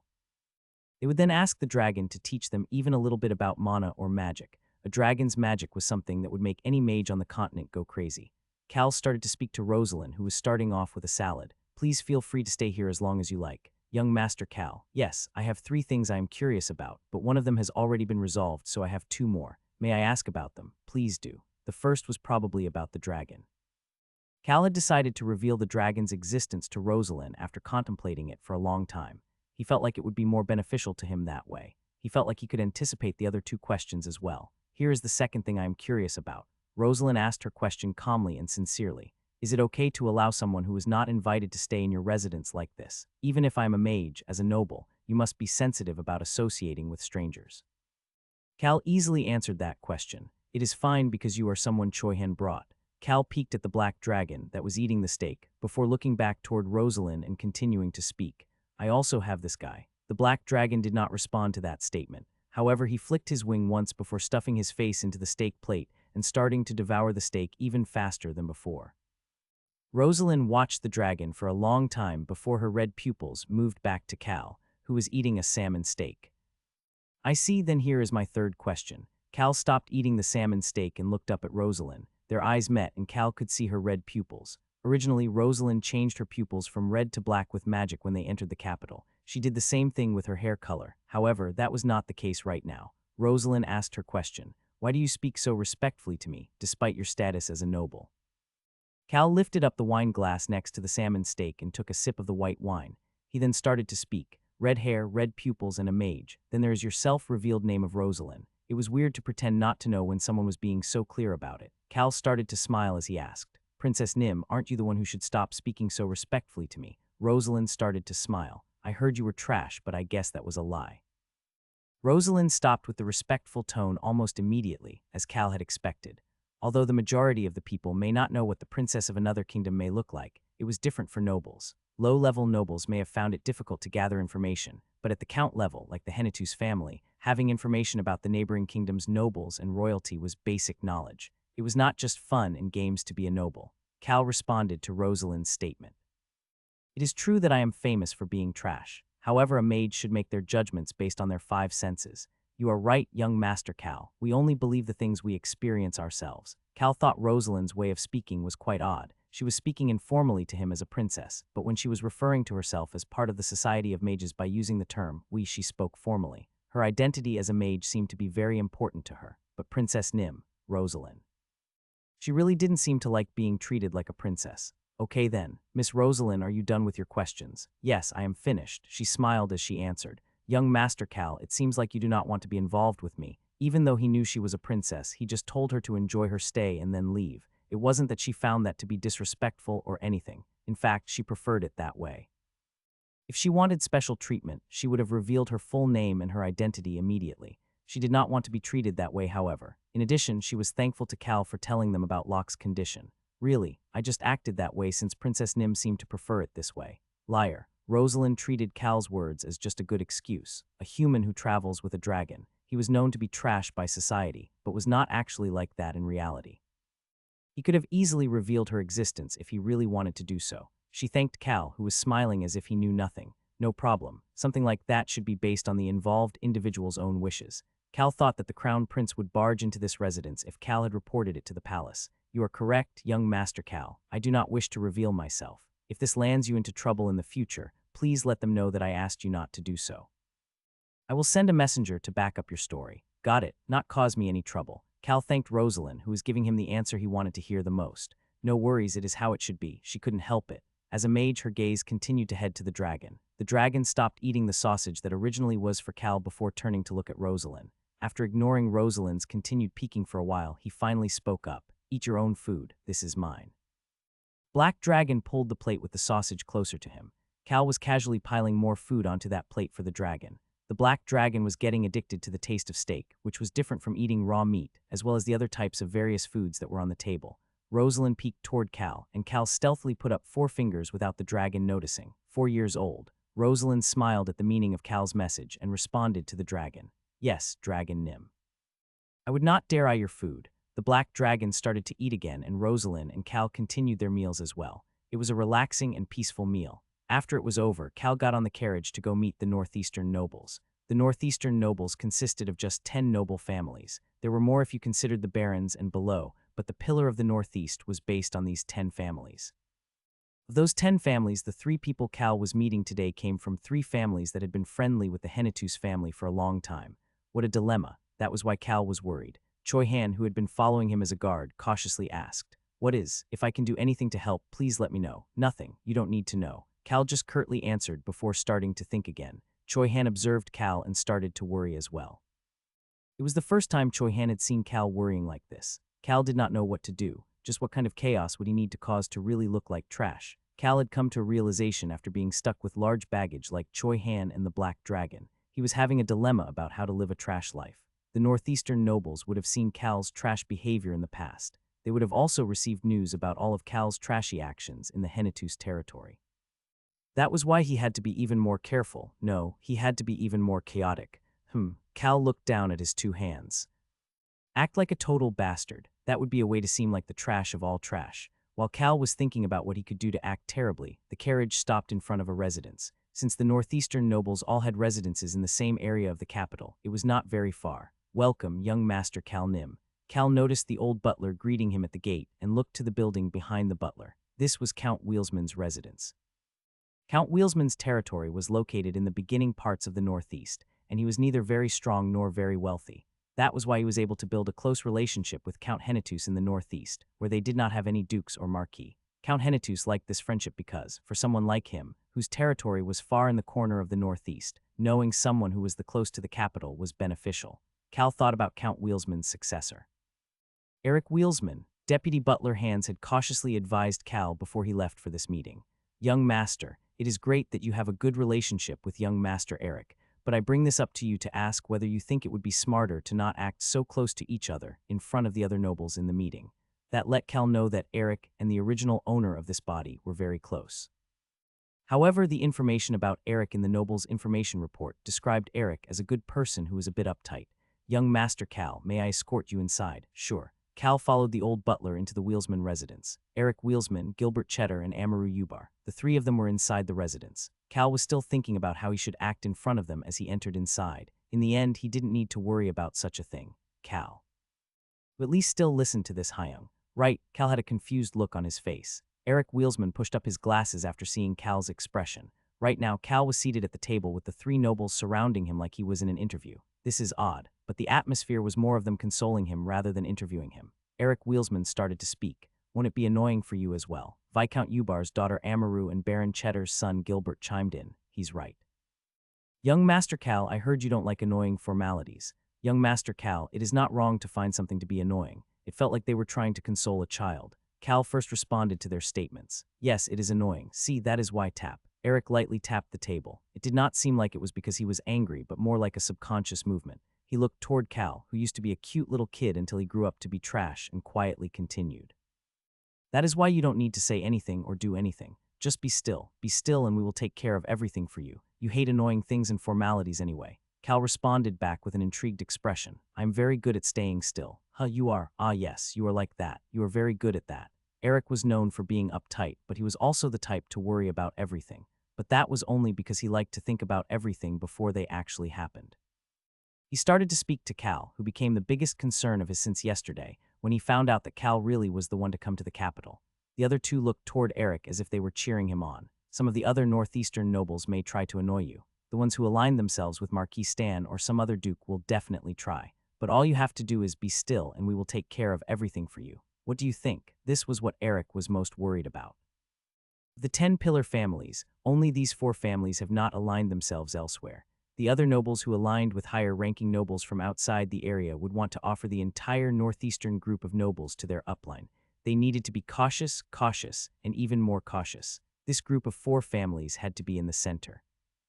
That was their way of being the strongest faction in the northeast, and in order to do that, the wealthy Henetus family could not cause an accident at the capital. Eric, as well as the other 2, quietly waited for Cal's response. That would be great. Cal had a gentle smile on his face to go with his response. Eric was thinking that Cal still looked like the good kid from the past, as long as he was not drinking, and started to speak. I plan on showing our respect to the Crown Prince together as well. I'm sure you find this to be annoying and want to get right to drinking, but that will be difficult. As long as you do that initial greeting, we will take care of everything else. Oh, Cal started to smirk. He found this atmosphere quite interesting. He picked up the wineglass in front of him. Cal could see Gilbert flinch as he did that. Cal thought this was odd as well. He may be a troublesome trash, but since they were on the same side, their only possible course of action was to protect him. He wet his mouth with the wine before starting to speak. It's great, isn't it? Eric had a bright smile on his face as his glasses reflected the light from the chandelier. Cal decided to take the 3 nobles' offer of doing nothing and getting their protection. He liked this plan very much. All you have to do is show up, sit there, and relax. Great, it sounds perfect. It was a very good offer, just the type Cal liked. He calmly ate the meal in front of him, as he started to think that it was a good idea to come here today. However, Eric, Gilbert, and Amaru did not let their guards down. Cal Henetus was someone who had even thrown a bottle at the Northeastern nobles' meeting when everything seemed to be going great. They were especially cautious because they were here to convince the Crown Prince to invest in the northeastern coastline, where Gilbert and Amaru's families were positioned. Wine from the Henetus territory really is great. Of course, Cal knew about the 2 families' desire for the Crown Prince's investment from the information Hans had given to him. The 4 families shared information with each other without any secrets. However, Cal knew that the investment from the Crown Prince would not be possible. How would he be able to invest when a war will soon start from the south of the western continent? It might be different if it was a navy, though. The 4 nobles chatted every so often as they continued their meal. The 3 nobles relaxed a bit after seeing Cal make it through the whole meal without causing an accident. They were all decently satisfied with this meeting. Cal rested for a bit after returning to his residence, before hearing that Choi Han was back, causing Cal to call him to his room. Cal Nim, you called for me. The inn? Fine. Thankfully, the children are energetic. Cal turned pale after thinking about 10 energetic wolf tribe children. On the other hand, Choi Han seemed to be more relaxed and happier. Then there's nothing else to do. Yes, Cal nodded his head before standing up. It was only then that Choi Han realized that Cal was not wearing his pajamas nor his usual outfit. He was wearing very casual clothes. Cal walked over to his bed as he started to speak. I will be laying in bed, so go tell Hans he can stop standing outside the door and can go sleep. He will go without even looking back. Choi-han looked out the open terrace window. It was a bright night. He then asked Cal, will you be heading out? Yes. Cal smiled as he answered. I left the terrace open like before, so come to my room. I understand. Choi-han's gaze changed. He remembered what Cal had told him the other day. Cal mentioned that he would tell Choi-han how to find that blood-drinking mage. Will it just be the two of us without either On or Hong? Choi-han asked with a serious expression, but an answer came from somewhere else. I will be going as well. The black dragon removed its invisibility magic and entered through the terrace window. Choi-han looked toward the black dragon before turning back to look at Cal. Cal answered even more relaxed than ever before. The three of us will go. Choi-han looked at the black dragon before looking back toward Cal and asking, are we going to destroy everything? No, absolutely not. Why are his thoughts always so extreme? Cal laid down on the bed and waved Choi-han away. Hurry up and come back soon. Oh, and wear a hat, I understand. Choi-han left only the nightstand's light on and turned the rest of the lights off before heading out of the room and saying something to Hans. Cal kept his eyes closed and pretended to be asleep. The door soon closed and Hans did not enter. The black dragon, who had been invisible while the door was open, removed its invisibility and landed on the bed. One side of the bed started to sink while the dragon started to speak in a worried voice. You cannot really fall asleep. Cal started to think after hearing the dragon's words. Do I look like a 4-year-old to this dragon? Cal let out a sigh and got up from the bed. A few moments later, Choi-han re-entered the room through the window while wearing a robe. You're here. I guess a robe is definitely better than a hat. Choi-han nodded and started to speak toward the dragon as Cal packed a hat. Will you be following us like that? I will be invisible. I heard that dragons could polymorph. Can't you turn into a human? I think that would be easier. A dragon's magic was an expression of their will. That was why Choi-han thought that the dragon could easily polymorph if it had the will to do so. The black dragon snorted at Choi-han's words. I hate humans. I do not want to be like the humans. He said that dragons were cool and awesome. Who said that? The black dragon peeked toward Cal at Choi-han's question before quickly looking away. It then turned invisible and flew up into the sky. The sunken part of the bed returned back to normal. Cal leisurely started to speak to Choi-han, who was looking at him with an odd expression. Dragons indeed are cool. They really are. Choi-han nodded his head and followed behind Cal, who was heading toward the terrace. He then looked out the third-floor terrace window and stopped suddenly. Cal Nim, what? Do I have to carry you again? Cal snorted at Choi-han's hesitant question and pointed to the ceiling with his index finger. At that moment, Cal's body slowly lifted off the floor and started to turn invisible. Cal watched his entire body turn invisible before looking up to the ceiling and starting to speak. Dragons are great and mighty. You are right. I am great and mighty. The invisible black dragon responded to Cal. Choi-han could see Cal's evil smirk quickly appear before disappearing. Choi-han realized how Cal was controlling the dragon and he started to speak as well. Wow, dragons are great and mighty. Once Choi-han said that, he turned invisible as well and they could leave the residence without any worries. Of course, there were magic detection tools around the residence fence, but they were for preventing intruders. They did not have any reaction to people leaving from the residence. Choi-han stood at a small alley a bit away from the residence and started to speak. It is fine from here. As soon as he said that, the invisibility magic on Cal and Choi-han was removed. Cal, whose levitation magic was removed as well, landed gently from the 10 centimeters he was floating in the air. Cal was shocked at this chain of events. The black dragon's magic skills are much stronger than I thought. I wonder if it is related to its special characteristics. This level of magic was already a bit higher than the level of the highest tier mages. It was no wonder that they said that an adult dragon could easily destroy an entire kingdom if it was willing to do so. But I won't need his help like this once I get the sound of the wind.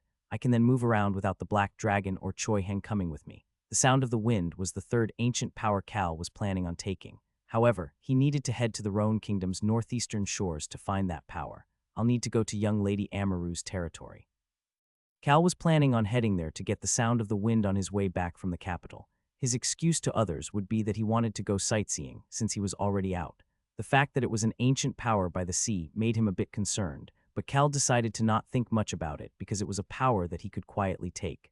By then, Choi-han's crew won't be with me anyways. Cal was certain that the whale tribe and the mermaids appeared at the northeastern shores around the end of Volume 4, the war in the ocean between the eastern and western continents. All he had to do was avoid the shores at that time. More than the whales, he needed to avoid those crazy mermaids. Cal covered his red hair with his hat before taking a map out of his pocket. He then took the lead. The still invisible black dragon and Choi-han walked on either side of Cal, following Cal out of the southern district of the nobles and into the center of Huis. The night became as bright as the day as they got closer to the center of Huis. There were many bright lights on the streets with shops selling stuff, and bars were the most lively at this time. The nightlife at the capital is really different from other places. It sure is. Cal nodded his head at Choi Han's words before heading toward the Plaza of Glory at the center of Huis. They could see a round plaza in front of them with fountains in all four directions. Each fountain had groups of citizens gathered around it. The three of them could see the citizens relaxing with their families or friends after a long day of work. Since it was 9 p.m. right now, they would continue to enjoy themselves at the plaza until the guards came to patrol at 11 p.m. Cal looked to the left. Choi Han was blankly watching some families laughing together at the fountain to the east. Cal, who had been leisurely watching Choi Han and the scene in front of them, started to speak. Make it so nobody can hear us. Once he said that, an invisible dome appeared around them. It was something that only Cal, Choi Han, and the black dragon who were inside the dome could see. Choi Han finally turned to look at Cal. There is this thing called a magic bomb. A bomb. Yes, a bomb. Magic bombs can come in many shapes and sizes. With this Western continent having a long history of war that was led by magic, it has developed quite a bit. Choi Han quietly listened to Cal's story. However, there are a lot of restrictions. The location of the magic bomb, controlling the mana flowing through it, and many other factors caused these bombs to be really complicated to use. That was why they preferred to have a mage use their magic during war rather than using magic bombs. But the magic bombs this time are different from those used previously. Of those bombs, newly developed magic bombs will go off here, as well as multiple places around here, in 6 days. Cal did not think that the 5 bombs Choi Han and Rosalind had found in the novel would still be the same. The story had already changed. That meant that this situation could easily change as well. That was why Cal came up with a new plan. However, he was still certain that the magic bomb terror incident would still proceed as described, since I was able to confirm that the crazy mage was in this kingdom. The crazy mage was the one who created this new magic bomb. The secret organization would eventually distribute this bomb to different territories in the Roan kingdom after the incident at the capital. Of course, they will be hiding their identity as the secret organization. Are you saying a bomb will go off here? Yes. Choi Han looked around at the fountains and the people in the plaza. A cold voice filled his ear at that time. It could be buried somewhere or even installed on a person. Of course, that person will not know it is a bomb and think it is something else, like a bracelet or a purse, and have it on them. On a person. That phrase made Choi Han turn his head to look at Cal. Cal responded coldly to Choi Han. That is why we need to prevent it. Of course, Cal would not do it. Choi Han, Rosalind, and the Black Dragon will be the ones to take care of it.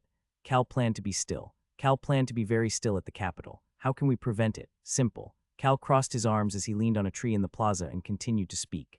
Magic bombs are in essence chunks of mana. That is why all you need to do is have someone with high mana sensitivity inspect the area and search any locations that seem to have an abundance of mana. Choi Han flinched at Cal's calm demeanor before cautiously asking, is it so much higher that it will be that easily detected? No, it is just slightly higher, making it difficult for any average mage to notice it. But that small chunk of mana can instantly pull in the mana in the surrounding area to create a large explosion. Choi Han looked concerned. As a sword user and an aura user, he was slightly sensitive to mana as well. However, he was not as sensitive to it as mages, and could not be of help. Cal Nim, I do not think it will be easy. It is very easy. Cal answered that way as he asked. Right, at that moment an answer came from above. It is doable, just annoying. Next to Cal was the Black Dragon, an existence that was said to be the most sensitive to mana. Choi Han quickly understood and nodded his head. He had forgotten that this dragon was a great and mighty existence. Cal handed the map in his hand to Choi Han.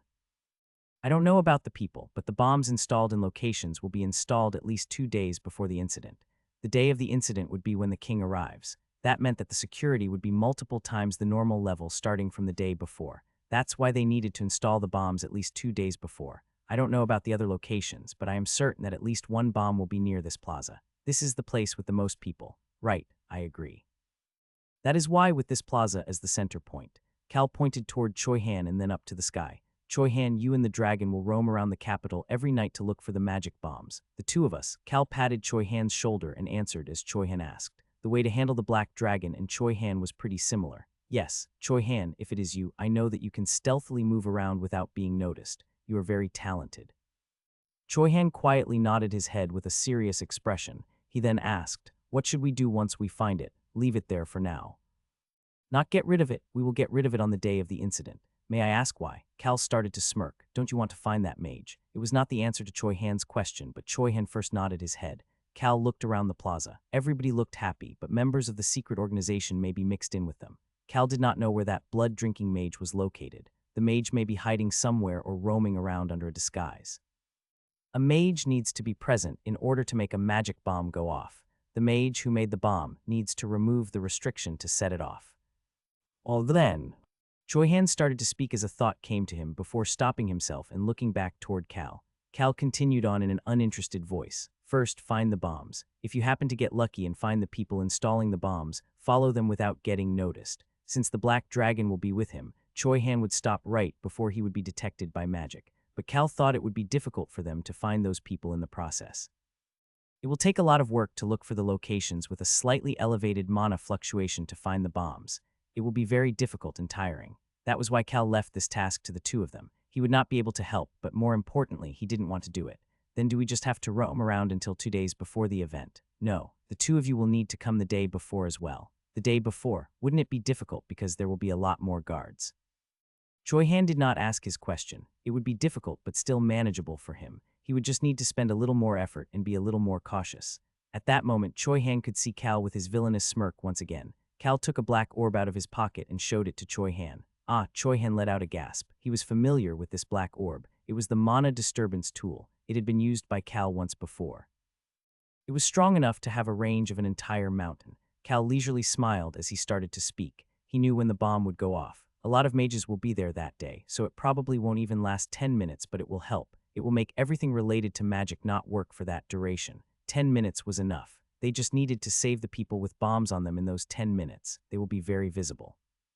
And by that point, there will be a lot of humans and beast people to put to work, in addition to Choi-han and the dragon as well. Choi-han looked back and forth between the black orb and Cal, before taking a gulp and starting to speak.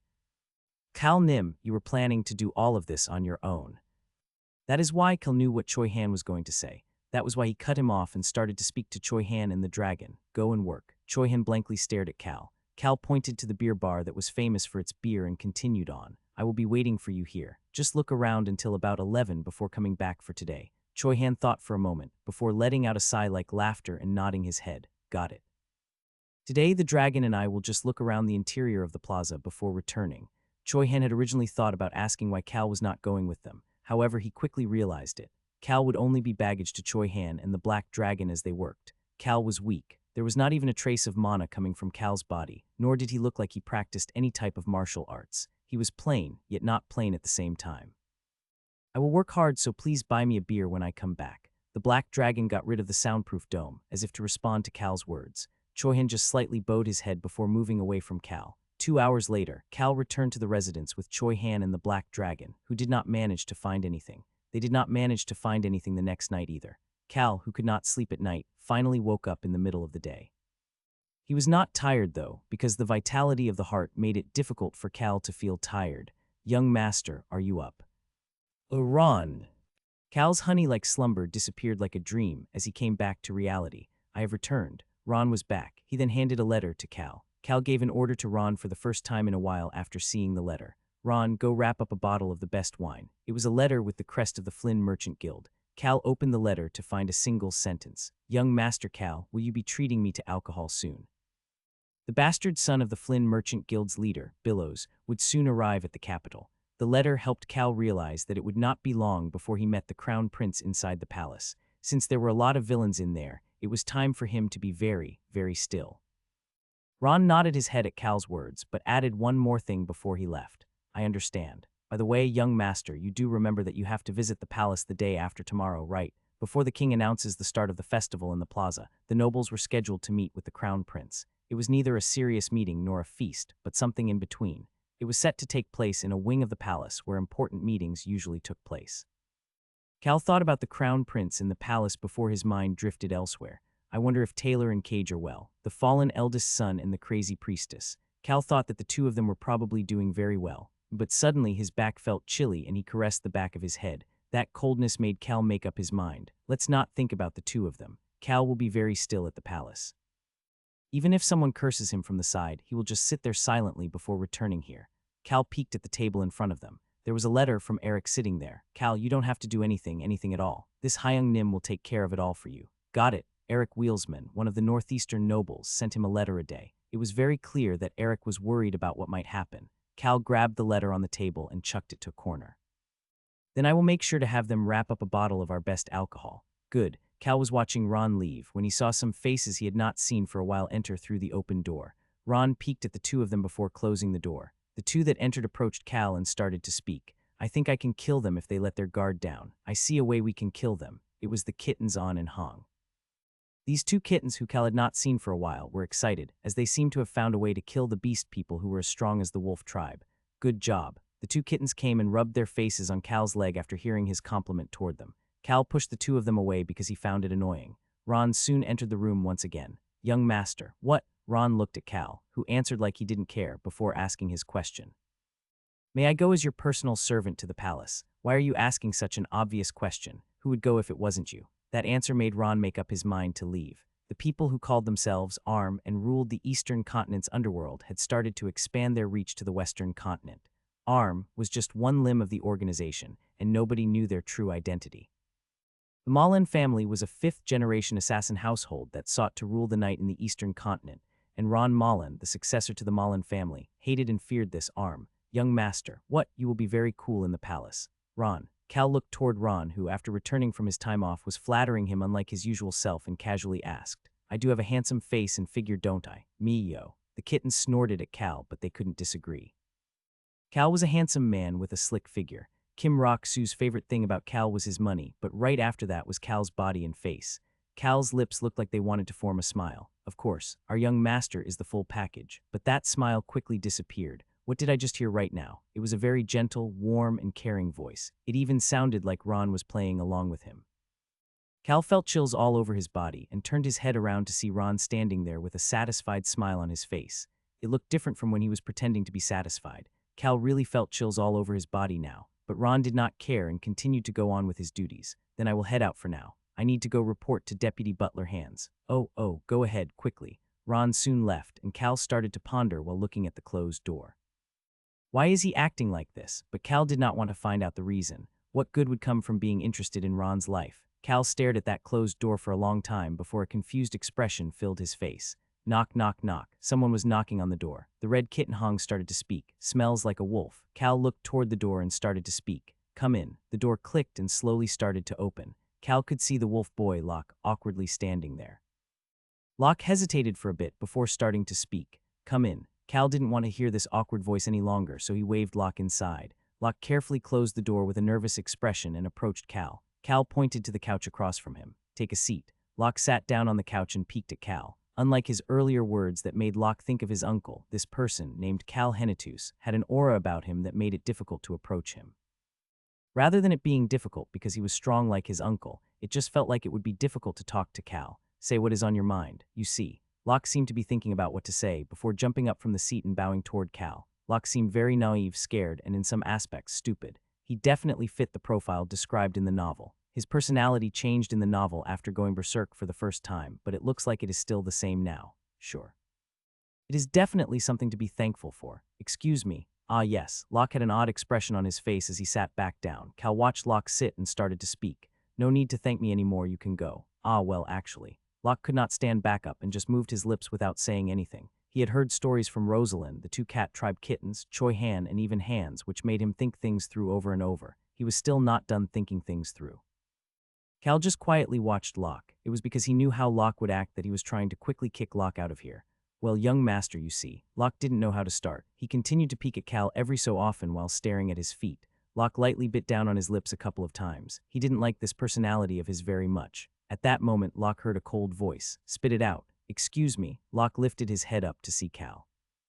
This was the first time Locke made eye contact with Cal since coming into the room. Cal kept eye contact with Locke as he continued to speak. Good. When you're talking to someone, you should make eye contact like this. He continued on. Spit out everything you want to say. Cal looked at the clock before looking back at Locke, who was looking at him with a blank expression on his face. I will at least listen to what you have to say. Ah, Locke let out a gasp.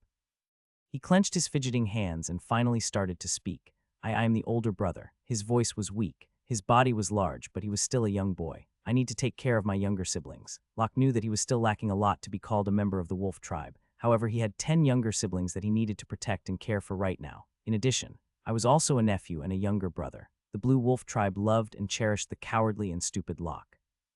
He could not forget about his family, friends, and neighbors who cared for him so much. That is why I need to get my revenge. That was why he needed to pay them back for everything they took from him. Locke pressed down on his shaking hands and said whatever came to mind. Once he did that, he felt his head clearing up a bit. He then bowed his head and could see his feet in the carpet. He then heard a voice. Young wolf boy. Locke lifted his head up. Cal Henetus. This owner of a large residence that Locke couldn't even dream of when he lived in his village was someone that Choi Han Hyung had said was worth betting at least of his life on. Such a man was bluntly speaking to him. You are a wolf. Locke started to recall many past memories. He could see his life in the Blue Wolf tribe. Wolves protect their families and put them first before even themselves. I consider them to be a tribe to be proud of. Locke could see a smiling face in front of him. I have heard what you wanted to say. At that moment, Locke could clearly see this man and everything in this room. On either side of Cal were the cute cat tribe kittens, and the sunlight coming into the room made it seem very peaceful. Locke finally remembered the words that he needed to say, and the words he wanted to say. The owner of this peaceful atmosphere started to speak. The reason Cal was thinking so much about how to act like a trash these days was because of Choi Han and the Black Dragon. The Black Dragon itself was a concern, while Choi Han was a concern because of the things he brought back with him. I do not wish to help you. He planned to do just the bare minimum, so that he would break even. Cal continued to speak toward Locke, who was lowering his head after hearing Cal say that he did not want to help him. However, I do have plans to make a deal with you. A deal? Yes, Cal continued to speak. What do you need help with, and what can you do for me in return? Cal had no desire to teach this wolf boy who was not experienced with anything. That was for Choi Han or Rosalind to deal with. Cal stood up as he still had a couple things to take care of before heading to the palace before speaking once more to the wolf boy. Come back when you have the answers. Locke thought for a moment before getting up from the seat and bowing his head. I understand. I will come back to see you when I have figured things out. Sure. Cal lightly patted Locke's head once. The gaze in Locke's eyes as he looked up was quite satisfactory. Cal grabbed the Crown Prince's invitation and got off the carriage. The gathering was to start at 5 p.m. Cal looked at the palace, that was incomparable to both the Henetus estate and their residence in the capital combined. The Palace of Joy. The name of the location of the gathering was called the Palace of Joy, and it was built by the king to share his joy of the birth of the Crown Prince. Of course, the king now favored the third prince. Cal was planning to meet up with Eric, Gilbert, and Amaru outside the palace and enter together.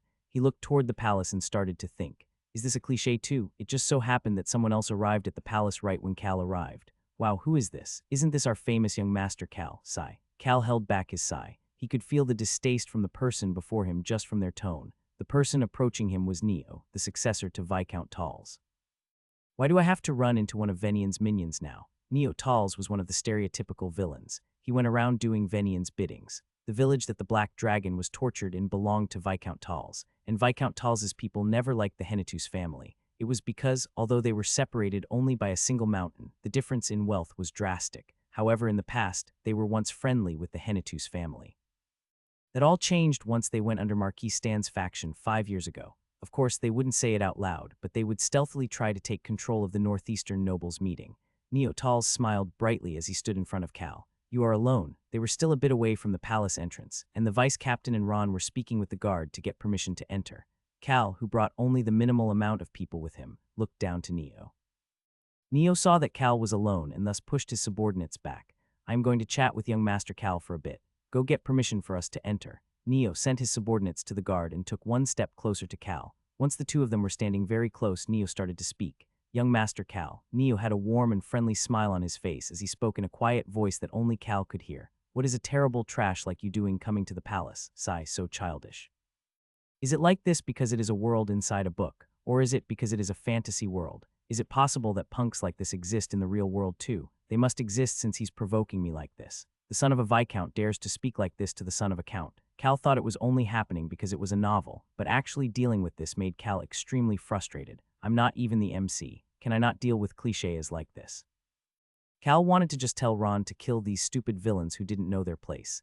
Cal just continued to look down at Neo. Neo's expression brightened even more. To Neo, Cal was a trash who just looked fine on the outside. For someone like Neo, who had to suck up to Venian the entire time he was at the capital, Cal was a good prey to bother. What, do you want to throw a bottle at me? Or do you want to hit me? Go ahead and try. He's just provoking me. He's doing it on purpose. He can't take any magic items into the palace, so he won't be able to take a magic recording device inside. That is why he's trying to rile me up out here. If Cal caused a ruckus here, it would be seen as a fight between a trash and a dignified noble. It would only be to Neo's advantage. That was why he was trying to provoke Cal to bring down the Henetus family name. Cal just sat there. He then heard a voice inside his head. It was the dragon speaking through magic. What a bastard. It reminds me of that bastard Venian. He is Venian's minion. Although Cal could not say that out loud, the dragon continued to speak in Cal's mind. Should I kill him? I don't think there's a need to do that. Cal shook his head to the dragon who was following him while remaining invisible. Seeing Cal shake his head made Neo provoke Cal once again, as it did not look like Cal was going to bite. At that moment, Cal's gaze turned to a new carriage that just arrived. Bang. The carriage door burst open as soon as the carriage stopped, and Eric Wheelsman got out of the carriage. Gilbert and Amaru were inside the carriage as well. Cal signaled Eric, who was rushing over with his eyes wide open, with his eyes while pointing to Neo with his index finger. Hyung Nim. Cal's sincere voice that called out to him, as well as the cold gaze in Cal's eyes, told Eric everything he needed to know. Get rid of him. The eyes of the calmly standing Cal were giving that message to Eric. Young Master Neo, it has been a while. Eric immediately moved in between Cal and Neo. Neo's eyes seemed to be defeated. He thought he had found a good prey, but it was now difficult to hunt this prey with Eric Wheelsman present. Yes, young Master Eric, I hope you have been well. Neo greeted Eric that way before also greeting young Lady Amaru and young Master Gilbert. He then saw them all standing in front of Cal and clicked his tongue. I guess they are protecting him. Even if he is trash, he's still on their side after all. Neo decided not to do anything after seeing the three of them protecting Cal. Eric noticed Neo's intent and slowly turned around to look at Cal. Neo's gaze turned to Cal as well. Neo then subconsciously let out a groan. Cal was quietly looking down at Neo with his arms crossed. Cal's eyes were extremely scornful. He had not said anything to Neo since earlier on, but his gaze and his body language said everything that needed to be said. Classless fool. It made Neo think about the gaze Venian used to look at him. Even though Neo was angry when Venian looked at him with such a gaze, he consoled himself by saying it was the look of a higher-ranking noble and let it go. Cal turned away after watching Neo's shaking pupils for a while and looked behind him. He heard the black dragon's report in his ear. There was a reason he brought the black dragon with him today. The voice recording magic is ready. Cal had asked the black dragon to record everything that happened today. Video recording required a lot of mana usage and was difficult to maintain for a long period of time, so Cal had to be satisfied with just voice recording.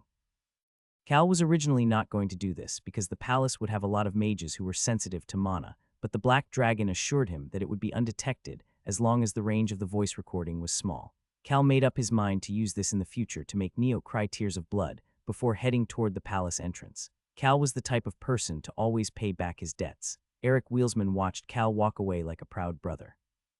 He was thinking that the letters he sent every day must have worked. On the other hand, Gilbert and Amaru watched Cal with curious expressions. Cal Henitus, the man who used to only wear flashy clothes, chose to wear a simple black outfit without any accessories. Even his red hair was clean and shining from the sun.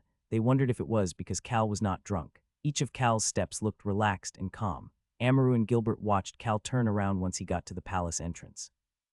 Cal's gaze that seemed to be beckoning them over was the most curious thing for them. Young Master Neo, I will see you inside. Young Lady Amaru and young Master Gilbert, let us go. Eric was watching Cal proudly, but Amaru and Gilbert had an even stranger sensation when the three of them stood in front of Cal.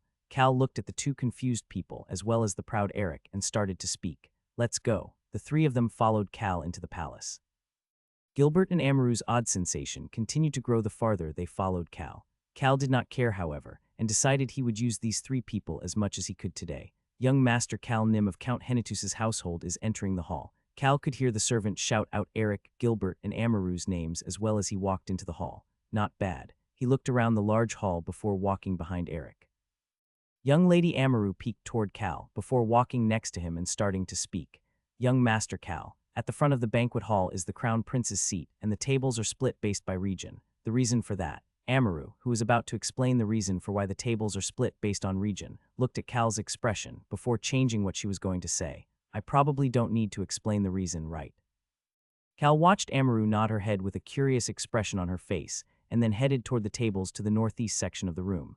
There were 5 tables inside the hall: northeast, northwest, southwest, southeast, and the center. They were all divided based on each of the noble factions. The Crown Prince is good at things like this. He controlled things in the background to make the factions compete with each other, while also forcing them to come together every so often. It was the Crown Prince's specialty, but the Crown Prince was very thorough about his own treatment as well. The Crown Prince's table was located to the front of all 5 of these tables, at a location that was about 2 steps higher than the rest. The second and third prince's seats are 1 step lower than his. 1 step lower than the Crown Prince's table was the table for the second and third princes. Even if this event was being hosted by the Crown Prince, it would be weird for the second and third princes to not attend a gathering of nobles. Since the Crown Prince was the one to host it, he made sure to show a gap between their status. He really pays attention to these tiny, useless details. The crown prince, actually, all of the people in those positions of power were really not Cal's type of people. Our table is closest to the entrance, as expected. Cal did not respond to Eric's bitter voice. The Palace of Joy had opened the eastern entrance as the designated entrance, and the northeastern region noble's table was the closest to the door. Although the northeastern region had a voice, they did not have a household that was strong enough to have a loud voice. Cal raised his hand to pat Eric's shoulder. It's great that our seat is close to the door. In addition, it is great that we don't have anyone we have to lower our head to at our seat. Other regions had strong people in charge, like Marquis Stan, whom the rest had to be respectful to and subservient. The other three people walking with Cal stopped walking. Cal also stopped walking after seeing them halt. Eric turned around to look at Cal for a while before finally starting to speak. Young Master Cal. Since they were in the company of others, Eric did not call Cal casually by name. I'm glad that my efforts seem to have paid off. Efforts? What efforts? Cal looked toward Eric with shock and confusion, but Eric turned back around and proudly walked to the table that was closest to the entrance. Eric did not know that Cal never read his letters and just shoved them to a corner of the room. Why is he like this? Young Lady Amaru shook her head at Cal's question. Gilbert showed a similar reaction. Cal then shrugged his shoulders and headed toward the table, but an announcement made him stop moving.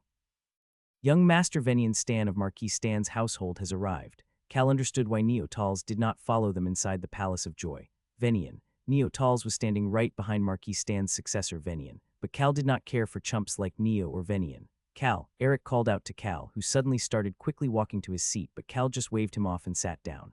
Ah, welcome, young Master Cal. Hello, young Master Cal. Cal gave a short response to all of those respectful greetings. Hello, good to see all of you.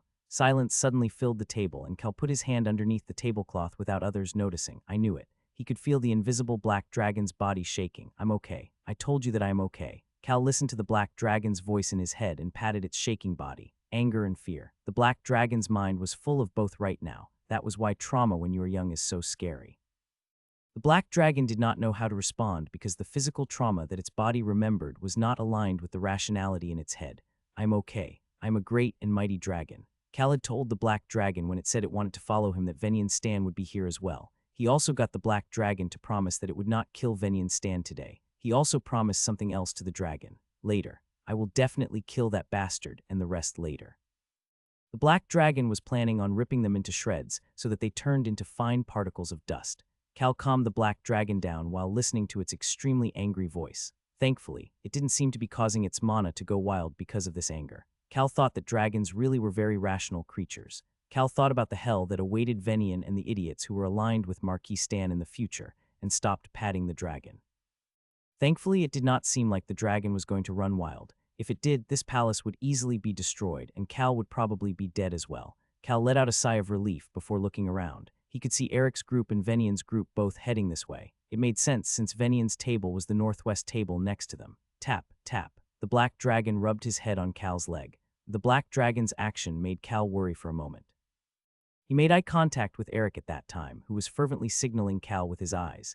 Stay quiet, be still. Cal just ignored the signals. He then debated how he could pretend not to know Venian. However, all of his contemplations were for naught as Venian greeted him first. Long time no see, young Master Cal. Venian Stan. He seemed to have gotten many more wrinkles since the last time they met, but he was still showing a gentle smile, fitting for a noble. However, Neotals was behind him looking extremely anxious. Cal smiled brightly and started to speak. Hello, young Master Venian. This is our first meeting since we met in Viscount Tals's territory last time. Venian's gentle smile became thicker, while Neo's face became completely pale. Marquis Stan was one of the 4 leaders in the kingdom's politics. The successor of such a person visited the northeast region. Not only that, it was to a low-ranking noble territory like Viscount Tals's territory. It was obviously showing that Viscount Tals was under the Marquis' faction. Naturally, the northeastern nobles all started to frown, and the other nobles in the hall started to pay attention as well. The northeast was a region without a leader right now. Correct. I went to visit my friend, young Master Neo, and was heading back home. Venian Stan did not care about the gazes that were heading his way. There was no problem for him to go to the northeast region. Venian was looking at Cal as if he was observing him, but his voice was still gentle. Yes, we said we would share a drink at the capital. We did indeed. Both Cal and Venian seemed very calm while chatting with each other. However, the people watching them could not be as calm. Cal looked toward Neo Tals, who was peeking at him and started to smile. Neo flinched while looking at Cal's smile. Ah, right. The day after I met you, young Master Venian, one of the Viscount Tals's knights came to find me. Cal started to speak to Neo with a very concerned expression. I heard the villa was ransacked completely clean. Is everything okay? Neo's shoulders flinched, and Cal could see the corner of Venian's lips starting to twitch. Did you hear about it, young Master Venian? I'm sure you have, since you said the two of you are good friends. Venian finally responded after a bit of time. He was speaking very naturally, but Cal could feel the anger inside Venian's words. Yes, it was very sad to hear. Yes, you don't know how shocked I was to hear about it while I was having my hangover drink. How could they ransack the place clean and not leave anything behind? They said you lost something very important, young Master Neo. The most annoying people in the world were the ones with loose lips, the ones with no tact, and the righteous. Cal was acting like all three right now. He was having so much fun. Cal warmly spoke to Neo. Young Master Neo, cheer up. We're bound to face such unbelievable situations at least once in our lives. Ah yes, I suppose so. Neo could not even look at Venian as he just haphazardly responded to Cal. You need to drink to forget about everything when something terrible like that happens. Young Master Neo, let's get wasted tonight. Young Master Venian, would you like to join us as well? Venian calmly observed Cal. He had lost the Marquis's trust since losing the Black Dragon. Venian was suspecting the organization that gave him the Black Dragon based on the knight's testimony and the evidence left behind, but he could not get rid of the suspicion he had for Cal's group, who happened to spend a night there at the same time. But he didn't have any good reasons to suspect Cal. That was why he had spoken to Cal to confirm one more time. If you drink and then wake up to have a hangover drink, all your bad memories will disappear. But seeing Cal Henitus continue to spew nonsense like before made Venian realize he did not need to confirm anything. Ah, it's disappointing, but I guess next time it is. Venian walked past Cal. As he did, he could hear Cal speaking to Neo. Your knight was extremely pale, young Master Neo. You should have prepared in advance for such a situation. How could you lose all those valuable things at once? Cheer up. You may not recover what you lost, but what can you do about it?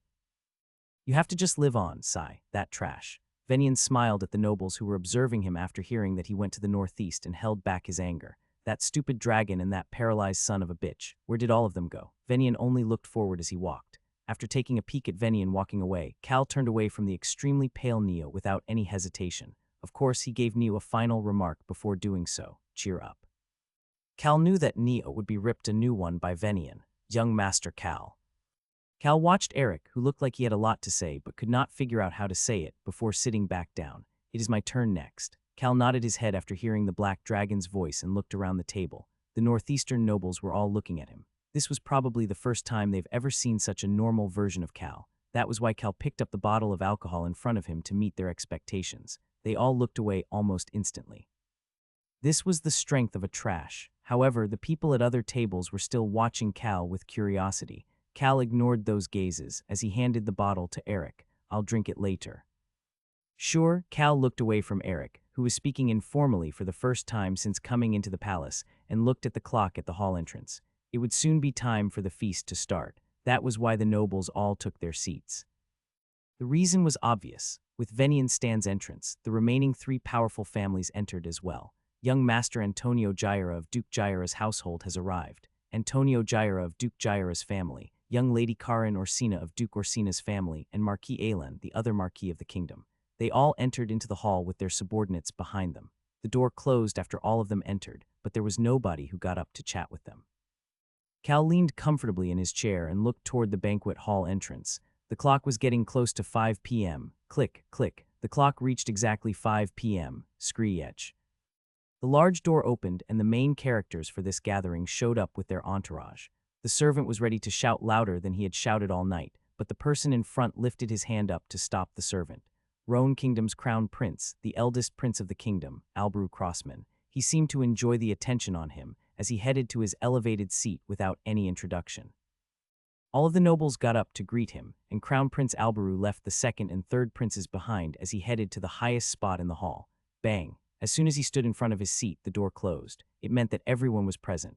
Crown Prince Albrew looked down at the second and third princes, as well as everyone else, and started to speak. This was somewhere where he did not need an introduction. Albrew looked down from the top.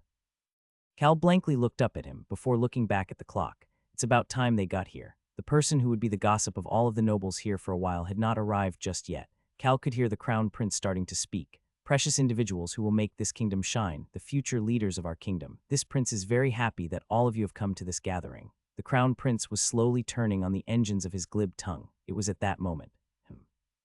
The crown prince turned his gaze to the entrance. The closed door was being pushed as if it was being reopened. He could hear some chattering through the gap that was created. Cal started to secretly smile. At that moment, a servant urgently rushed to the Crown Prince from a different entrance. "They're here," Cal was certain. At that moment, the Crown Prince seemed to be deep in thought for a moment, before he waved at the knight who peeked inside. Screech. The large door opened once again. Since it was after the Crown Prince, the servant did not dare call out the person's name, but there was no need to do so. Right on time, a wheelchair entered into the banquet hall. Taylor Stan, the paralyzed eldest son of Marquis Stan. He had arrived at the banquet hall with the crazy priestess Cage. At that moment, Taylor and Cage's gazes quickly moved past Cal without anybody noticing, but that was enough for the three of them. Bang. The banquet hall's door closed tightly once more. Taylor Stan was wearing luxurious and formal clothes, even though he was on a wheelchair, and there was a relaxed smile on his face. Priestess Cage was wearing the God of Death priestess robe. I guess they decided to flat out reveal their identities. Cal thought it was a wise decision. The temple of the God of Death may get a headache over it, but why would Cage care about that? What is this? A shocked and angry voice came from the northwest table. When Cal turned to look, Venian jumped out of his seat in anger as he glared at Taylor. This was a reaction you would normally never see out of Venian, and a reaction that went against the noble etiquette, but Venian was not in a state to care about etiquette right now. Cal looked up to the top of the platform. Crown Prince Alberu opened his arms and started to speak. I did not expect to see Marquis Stan's eldest son, Taylor Stan, and a priestess of the God of Death here. The Crown Prince seemed happy. Taylor showed his respects while still sitting on his wheelchair. I heard that there was an opportunity for the kingdom's nobles to meet with and discuss with your majesty. I do apologize for coming without an invitation. The Crown Prince Alberu had a smirk on his face. Cal could tell from that smirk that Alberu properly understood what Taylor meant by being able to have a discussion with the Crown Prince. I did ask for each household's representative, but if the household does not have a representative, there is no issue with who shows up. I guess you were probably upset that I only sent one invitation to the Marquis' household, Mr. Taylor. Just a bit, your majesty. Cal peeked toward Venian, a household without a representative. Although it wasn't official, everybody knew that Venian was going to be the successor to the Marquis. The Crown Prince's words were said to subtly take a dig at Venian. It was probably because Marquis Stan was close to the third prince. That is the weird part. Cal found that fact to be weird. Although Cal didn't care about it and didn't look into it, but even if the king cherished the third prince, it should not be easy to replace the Crown Prince. Even still, the Crown Prince was uncomfortable and wary of the second and third princes in the novel, and Marquis Stan was close to the third prince. The other factions all had a prince they supported as well. I guess there is something there. Naturally, that something was something that Cal did not want to know about. I do feel bad for making you upset, but I am glad that you look very healthy, Mr. Taylor. It has been a while since we last met. Taylor smiled and responded to the Crown Prince. Your Majesty, my legs may not move, but my hands, head, eyes, ears, mouth, and everything else are still very much alive. No, in fact, they have gotten even stronger, I see. Indeed, you are still alive. I have forgotten the fact that the strongest is the one who manages to live until the end. Cal could see that the Crown Prince was completely hooked. He then turned to see that Venian once again had a noble-like expression on his face, but he was still glaring at Taylor with a piercing glare. Cal found this situation to be quite entertaining. It will be fun to watch. The Crown Prince, Taylor, Venian, and the nobles of the different factions. It was fun looking at the expressions on all of their faces.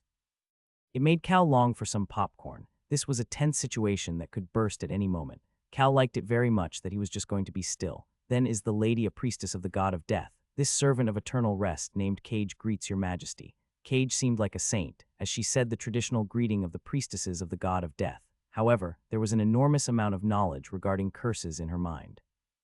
The Crown Prince received Cage's greeting before speaking to Taylor. Let us talk later. It is time for this gathering to start. I am not sure where to sit the two of you. The Crown Prince confirmed that he would make some time to chat with Taylor later. Cal peeked over to the northwest table. All of them were full of concern and anxiety. Neotal's was especially bad, as he seemed to be extremely anxious and fidgety. Cal started to smile after seeing Neotal's acting that way. Neo frowned and turned his way, thinking about how there could be such a stupid idiot who could not tell what was going on right now. Cal watched Neo's actions with a smile, before lifting his head up and turning to look in Taylor's direction. It was at that moment. Cal made eye contact with the Crown Prince. It was a coincidence. The Crown Prince Alberu was looking around to see where a good spot for Taylor and Cage may be, and Cal was turning to look at Taylor. But in the process, the two of them made eye contact. Cal had a bad feeling right away. Right here. I guess there's a good spot for you. The Crown Prince made up his mind, and Cal quickly realized where it would be. I guess this is the only possible spot. This was the only table without a high-ranking noble. Although there were families who chose to become subservient to the different factions, there was still a balance of power on this table. Furthermore, there was a household on this table that was the strong and wealthy enough that even the high-ranking nobles did not dare to poke at it. Mr. Taylor can sit at the Northeast nobles' table. There just happens to be some extra seats there. Gasp. Cal heard Neo's gasp and saw Eric's concerned expression as he turned his gaze to Taylor and Cage. It was nothing. We should work together with people who will make great contributions to the kingdom in the future. The Crown Prince said that as he looked toward the Northeast noble's table. Servants quickly rushed over to the table as Alberu started to speak. Can we fix up the seats a bit? Who could say no to the Crown Prince? Eric stood up and responded to Alberu. Of course, Your Majesty. Eric was able to act this way because he needed to talk to Alberu about investing in the northeastern shoreline and because he has refused to become subservient to another high-ranking noble. His actions made the other nobles on the table stand up as well, and the servants quickly worked to set up the table to include Taylor and Cage. It progressed without any problems. But Cal, who had been watching this from the side, started to notice something odd. Eric noticed Cal's expression and quickly came over with a concerned expression to whisper to Cal. Cal, remember, be still. Just be still. Cal ignored Eric's words and looked at his seat. The new guests were going to be seated next to Cal. This was probably decided by the Crown Prince as well. It's not like he can put them next to someone else's dog. Our family is the strongest of the remaining 4 households. The servants bowed after they finished fixing up the table before departing. Please sit. Alberu gestured to the group and Cal quickly walked over to sit back down. There was no chair to his side, however. A wheelchair soon came to fill that spot. Nice to meet you. Taylor greeted the northeastern nobles as he joined them. Cage naturally sat down next to Taylor. The two of them know, all 3 of them including Cal, pretended like this was their first meeting with each other. This is entertaining. Cal agreed with the Black Dragon's voice that was transmitted in his mind and looked toward the Crown Prince. Then, although it was slightly delayed, let us resume. The Crown Prince announced the start of the gathering. As soon as the Crown Prince finished speaking, the servants entered with plates of food for each table. An orchestra started to play background music from the back of the hall as well. This was the difference with a real feast. It was a mix of a feast and discussion, with moving between tables being natural. Young Master Cal, we plan to go greet the Crown Prince in a bit. Cal nodded his head at Amaru's statement and focused on the food on his plate, but his mind became a bit complicated. What is his intention? There was no way the Crown Prince just called the nobles together for no reason. He definitely had a reason. Cal had a few different ideas about what it may be. It might be because of the war in the Western Continent's southern region, or because he caught wind about the civil war that will happen in the Whipper Kingdom. The Whipper Kingdom was where Princess Rosalind was headed to, the kingdom with the magic tower. A civil war will soon break out in the Whipper Kingdom. A war would break out between the mages and the non-mages.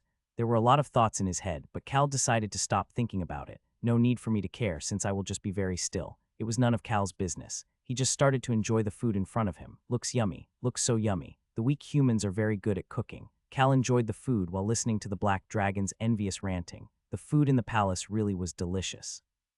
His hand subconsciously headed for the wine glass that the servant had left for him, but it quickly disappeared. Cal, just 5 minutes. Cal nodded his head at Eric's sincere plea and turned back to the food. The rest of the northeastern nobles quietly watched him. The Northeast was already in an awkward situation with the 10 families broken apart into different factions, but now, this magic bomb-like character, Taylor Stan, was a part of that table as well. People watched Cal, who could eat in such a tense situation, with curiosity. Cal could hear the Black Dragon's voice in his head. By the way, there are magic video recording tools all around this hall. Oh, Cal let out a gasp and started to smile. Anybody watching him would think he acted this way because he ate something especially delicious. I know at least one thing. Cal then felt like he figured out one of the Crown Prince's goals. First of all, the Crown Prince was watching the nobles. The second and third prince naturally know about this as well, which means this was something the entire royal family wanted. The corner of Cal's lips moved up just a bit. Eric, who became uncomfortable looking at that smile, jumped up from his seat. Amaru and Gilbert followed him up as well. There were already many nobles who went up to greet the Crown Prince. Cal slowly got up after seeing the 3 of them get up and lightly brushed his hair back as he started to speak. Shall we go? Cal stood behind the 3 nobles and headed up the platform to meet with the Crown Prince. Oh, our northeastern nobles. The Crown Prince welcomed the 4 of them with a bright smile. The Crown Prince had been shaking hands with everybody who came up to greet him. Alberu Crossman. His blonde hair and blue eyes made him look like a live version of a fairytale prince. The beautiful blonde hair was something that was unique to the Crossman family, the royal family of the Roan Kingdom. They called it the symbol of receiving the sun god's blessing. Your Majesty, it is great to see you. Eric Wheelsman greets His Majesty for the first time in a while. Yes, Mr. Eric. Don't we have something to talk about? Eric responded back to the Crown Prince, who brought up the northeastern shoreline investment issue with a bright expression. Yes, I have been waiting for a good moment to discuss it with you. I am also waiting for that moment. You are the intelligent young master of Count Wheelsman's family. The Wheelsman family is responsible for the entrance to the Northeast region and has been doing a very good job. How could I push that off? He's slowly getting into it. Cal quietly stood there while watching Eric, who was smiling at the Crown Prince who was slowly activating his glib tongue. The Crown Prince was praising Gilbert and Amaru as well. Interesting. Cal quietly watched it all until it was his turn. The Crown Prince reached his hand out to Cal, who slightly bowed his head. Cal had one goal while coming here today. I heard that Mr. Cal is a very free spirit. I'm sure this is because the artistic souls of the sculptures in the Hennetus territory have given you an epiphany. I feel like your free spirit makes your soul very pure. It was probably difficult to find praise for someone who was famous for being a trash like this. In that aspect, the Crown Prince was amazing. However, he had no choice but to talk good about Cal, as long as Cal does not do anything trashy in this gathering. The royal family wanted the Northeast under their control as well. Furthermore, there were no members of royalty who would despise someone like Count Hennetus, who ruled over his territory very well. That is why this preference for certain people will not impact the families. Cal sincerely grabbed the Crown Prince's hand as he started to use his own glib tongue. It was his turn now. The Crown Prince had blonde hair and was wearing a formal outfit. Cal had his red hair and a formal outfit as well. Both of them looked relaxed. Cal's calm voice filled the air. I also felt something after meeting your majesty today. I realized that in addition to our current son, His Highness, we also have you, the one who will shine over the night to watch over the citizens at night. It was a wonderful image for my eyes. Cal's voice was very calm and relaxed, and he looked very confident. Is that so? But the Crown Prince seemed confused for a moment before his expression returned to normal. Cal did not miss this change. Cal continued on in a sincere voice. Indeed, your majesty, I may not be able to sleep at night now that I have personally met you, the star in the mind of our citizens. Eric's jaws dropped, while Gilbert and Amaru could not help look at Cal in disbelief. Cal could see the Crown Prince starting to think. He felt like he had taken another step toward his goal of getting away from the Crown Prince. At that moment, the Black Dragon muttered something odd. Why did this weakling called the Crown Prince dye his hair with magic? It is at a level that only a great and mighty dragon like me would notice it. Did another dragon dye his hair? No, is it some other type of power? Shit. At this moment, Cal realized that he had learned another useless secret, that he could not even reveal the tiniest bit to anyone else. Is it a secret of a birth this time? Cal did not care to know about such things. Cal gently smiled at the prince and started to think. Don't know, I don't know. The black dragon kept on dragging on about asking why a dragon would ever use its magic for such an useless man and how he would never do such a thing, but Cal tried his best to not listen. His pupils are also dyed. This weakling is definitely plotting something. Weak human, be careful. If you stop talking, I think I'll be fine. This person is not weak. Weak human, be extra careful. You will die. Shit, Cal was frightened of this black dragon that was explaining useless things for the first time. At the same time, Cal's mind began to think quickly. The prince's mother was not the queen. She was a concubine, and she originally was a servant, one of the citizens who worked in the royal family. The third prince's mother was the current queen. The crown prince's mother is said to have had a questionable death when the crown prince was young. Cal started to naturally think about the true identity of the crown prince's mother. The prince was known to be average, but the dragon was saying that he is not at weak. In the novel, even Choi Han judged the crown prince to be normal, so what was he hiding? And how did the dragon find out? No, whether he hides it or not, it is not my business. Cal did not listen to the murmuring black dragon. Something must have been really interesting, as the black dragon continued to talk about the crown prince. Mr. Cal seems to be a bit like me. The crown prince was saying something, but Cal was too busy thinking about things, so he just casually responded, Your Majesty, such statement is the biggest honor of my life. The crown prince let go of Cal's hand as if he was nervous. Cal did not notice the nervousness and stepped back without a word, moving behind Eric. It was easy to use Eric as a shield when things got complicated. The crown prince observed Cal with curiosity before turning his gaze over to Eric. Eric started to speak with the crown prince once again. Cal watched him and started to think. There is a reason. There was a reason the crown prince was wary of the second and third princes. There was also a reason as to why the king's favor suddenly went to the third prince. He was able to guess it all. Is he not really his son, or is there a different secret to his birth? Cal's mind went to a drama that Kim Rock-soo saw while working at a restaurant after graduating high school. The crown prince Albaru Crossman was naturally the main character. Cal reaffirmed himself once more, be still. He would be still from here on. He made the decision to not find out about anything else. Cal thoroughly kept that promise. He did not drink any alcohol today, and that led to the nobles from other regions, who had never met him previously, approaching him to talk.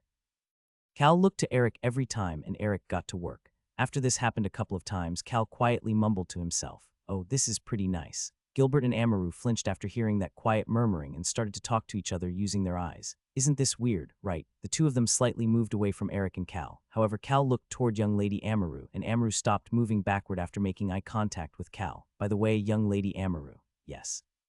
I heard the shoreline of your territory is extremely beautiful. Is it true? Of course. The cliffs overlooking the coast are very beautiful. Beautiful my ass. Cal thought about the cliff and about how it would be extremely difficult to earn the sound of the wind. In the novel, the Sound of the Wind was an ancient power that a member of the non-mage faction in Whipper Kingdom ended up finding. Although it might be strange that a person from the Whipper Kingdom ended up with an ancient power in the Roan Kingdom, there was a long story behind that as well. Anyways, that power originally went to a mage slayer, an extremely brutal fool who appears near the second half of the Civil War. He was already strong enough that he didn't really put it to much use. The magic tower will fall soon.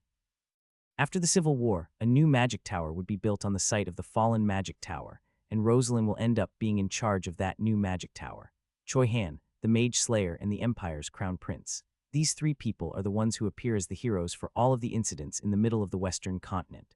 The novel also discussed how the queen of the Western continent's southern jungle ended up getting involved with the matter of unifying the South as well. Putting the secret organization that Choi Han constantly runs into aside, this continent will break its 200-year-long peace to start fighting for power. Cal looked toward Eric, who was dealing with everything for him, and looked at the clock. The feast would be over soon. Of course, the nobles were waiting for the conversation time that would happen after the meal. None of my business. It was none of Cal's business. Young Master Gilbert, I should be able to leave after the meal is over, right? Gilbert looked toward Cal, who was leisurely eating fruit like he was out on a picnic, and nodded his head. Yes, we plan to meet with the Crown Prince after the meal, but you probably don't plan to go with us, right? Right, what good will I do there? The three of you are more informed about the investment information. Gilbert's expression changed at Cal's words. He seemed to be a bit surprised. You read the document, a bit, Cal casually responded before looking back at the Crown Prince who stood up from his seat. He was about to announce the end of the meal. Cal did not find out the real reason behind today's gathering, but he was not disappointed about it. Not knowing meant there was no chance of him getting caught up in it. But Cal started to frown after hearing the Crown Prince's words. It was a pleasure to share this dinner with all of you tonight. I have prepared a simple wine party for those who may be interested, so please enjoy yourselves. I have also prepared a spot for all of you at the birthday celebration that is coming up. The Crown Prince Albaru said all of this with a rather pleasant expression. I hope that you will all be there to share in the joys of the day. Sigh. Cal held back his sigh. Although Albaru was saying he hoped they would all be there, it was pretty much forcing them to be there. I guess I'll be in the plaza when the bombs go off. Although it was to be expected, Cal did not like it very much. Then let us conclude this dinner. Cal stood up from his seat. The majority wanted to go to the wine party with the Crown Prince and the second and third princes, but those who were not approved to meet with the Crown Prince could not go, even if they wanted to do so. Cal peeked toward the wheelchair that was moving past him. Taylor passed by him and Cage, who was pushing Taylor's wheelchair, followed directly afterward and whispered in a quiet voice that only Cal could hear. See you later, our little brother. I said I didn't want to be their little brother. Cal's gaze clearly showed his feelings, but Cage just pretended to not understand and headed toward the Crown Prince while pretending to be a good and pure priestess. Young Master Cal, let me walk you out. Young Lady Amaru. Amaru approached Cal and offered to walk with him. Cal looked toward Amaru's green hair and calm yet sophisticated expression and casually asked, Are you worried I will cause trouble on my way out? Unfortunately, young Master Neo was heading back early as well. She was saying she was going with him in case Neo tried to start something again. Cal headed toward the banquet hall door without any other questions, with Amaru next to him. Two of them arrived at Cal's carriage without saying much and found Ron waiting by the carriage. Young Master Cal, good job today. Cal nodded his head at Amaru's words. It was hard, but you have to go back and work some more, young Lady Amaru. Amaru smiled and started to speak. It is because we need to get some good news. However, Cal could sense the despair in her voice. The northeastern coast was really a useless piece of land. It was a place filled with cliffs, with nothing else being interesting. Furthermore, the whirlpools around the cliffs were also a problem. The experienced people living in the territory knew how to avoid them, but it was a dangerous place for others. The sound of the wind is responsible for the whirlpools. Amaru and Gilbert would want to get some investment in this useless sea, no matter what. Cal looked toward Amaru, who spoke with a strange expression on her face. I believe we are capable of getting such results. Young Lady Amaru. Yes, young Master Cal. Cal thought it wouldn't be bad to give some help to Eric, Gilbert, and Amaru, whom he worked today like the beast people under his command. They still needed a balance of power in the Northeast Nobles meeting, and Amaru seemed like someone who would keep secrets pretty well. I believe His Highness will be pretty interested in this investment. I think so too. Amaru agreed with Cal's statement. It was because the Crown Prince remembered the issue, even without Eric bringing it up first. You discussed an investment for tourism, right? Yes, investing in tourism using the coastal cliffs. In Cal's opinion, it was completely useless. He approached Amaru and whispered in her ears, "If you are in desperate need of investment, I think it would be good for you to think about the value of the location of your shoreline in relation to the Whipper Kingdom and the other northern kingdoms." Excuse me. Cal shrugged his shoulders at the confused Amaru and added on, "Of course, it would be best if you kept what I just said to yourself." "I will remember your words for now." Cal was satisfied with Amaru, who seemed confused but kept her mouth shut. He got on the carriage and waved to Amaru. Amaru lightly moved her head to respond to his wave. Cal started to speak to Ron, who was closing the carriage door. "Let's go." "Yes, young master." The carriage soon started to move. Cal looked out at Amaru, who was seriously contemplating what Cal had said without heading back in, and started to think about the northeastern shoreline. The northwestern shoreline was made up of sandy beaches. In comparison, Amaru and Gilbert's territory's shoreline was complicated, with many small islands. Furthermore, they were also surrounded by sharp cliffs. Finally, there were only a few places where ships could safely be anchored. Of course, the fishermen there were veterans who would be able to avoid the whirlpool to safely fish without any issues. They only thought about tour and sightseeing because the peace had lasted so long. But the Crown Prince will know that the end of the peace was quickly approaching. Anyways, all I have to do is go get the ancient power before that mage slayer takes it for himself. Cal decided not to think about it anymore. That night, 2 reports were delivered to Cal as he headed back from the feast. We found 4 of the magic bombs. In the novel, there were 5 located in different places and 5 located on people. All of them were around the plaza. Show me the map. Cal reached his hand out to Choi Han. Choi Han had left the black dragon at the site of the magic bombs and had returned by himself. He seemed to have rushed back as there was sweat on his face. We found one, and then I ran around with the dragon in my arms to thoroughly look everywhere. We ended up finding 3 more in the process, but nothing more. I'm sure we need to look somewhere other than the plaza, but there were none in the places we've looked so far. No need to rush, since it will be safe until the day of the celebration in 2 days. But it is better to get rid of dangerous things earlier. Let's steal them in early morning of the celebration day. Excuse me, the magic bombs Cal knew about required the developer to send a signal to blow them up. However, for anyone at the Black Dragon or even Rosalind's level of magic, it was pretty easy to cut the connection between the developer and the bombs, even if it took some time to do so. That was how Rosalind was able to destroy the bombs on the people in the novel. That was the only way to make that bloodthirsty mage think everything is fine. Steal them. We are not going to destroy them. Cal handed the map back to the confused Choi Han and started to speak. Why would we destroy such useful things? Even if the bombs cannot be used, the densely packed mana inside was a pretty useful ingredient. I will use it for myself. Choi Han thought Cal's smile was pretty sneaky. Cal continued to speak to Choi Han, who accepted the map with a confused expression. Keep looking since there may be more. Check back multiple times to see if the location of the bomb changes as well. Choi Han and the Black Dragon will now need to stay hidden around the plaza and continue to investigate. It will be hard, boring, and extremely taxing on their minds, but it was not something Cal was going to do himself. Cal looked toward On and Hong, who just woke up from their nap and started to sleep. Time to pay up.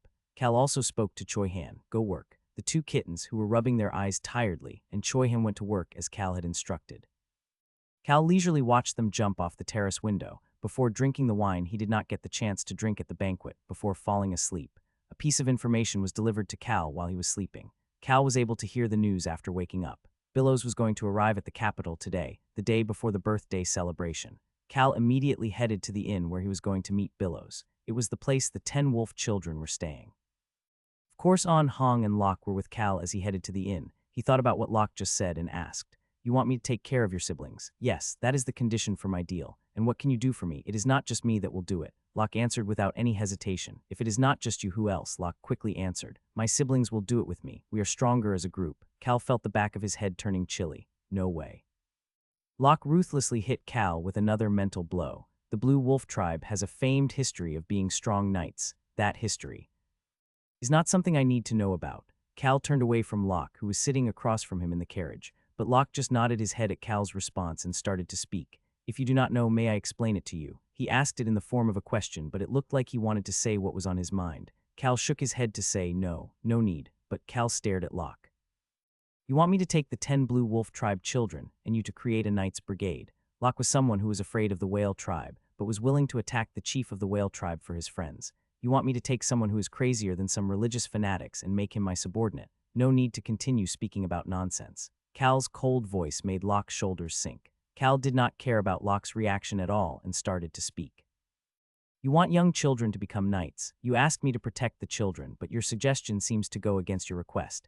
If Cal trained them into knights from such a young age, they would become a group of warriors who would be even crazier than religious fanatics. That was a terrible thought, but most importantly, what about their opinions? Why are you deciding for them? Cal asked the question to Locke, who had made the decision for all of his siblings. Locke had a blank expression for a moment, before lowering his head and apologizing. I'm sorry, no need to be sorry. Cal just casually responded to Locke, who slightly raised his head. But since I know what it is you want from me, I will think about what I want in return. Of course, he had already thought about what he wanted. He didn't need it now, but in about 3 months, an ancient power that could be used to make Cal money would appear in a dangerous mountain. It would exist for only 6 months, and someone like Locke in his berserk mode transformation would be best to climb that mountain.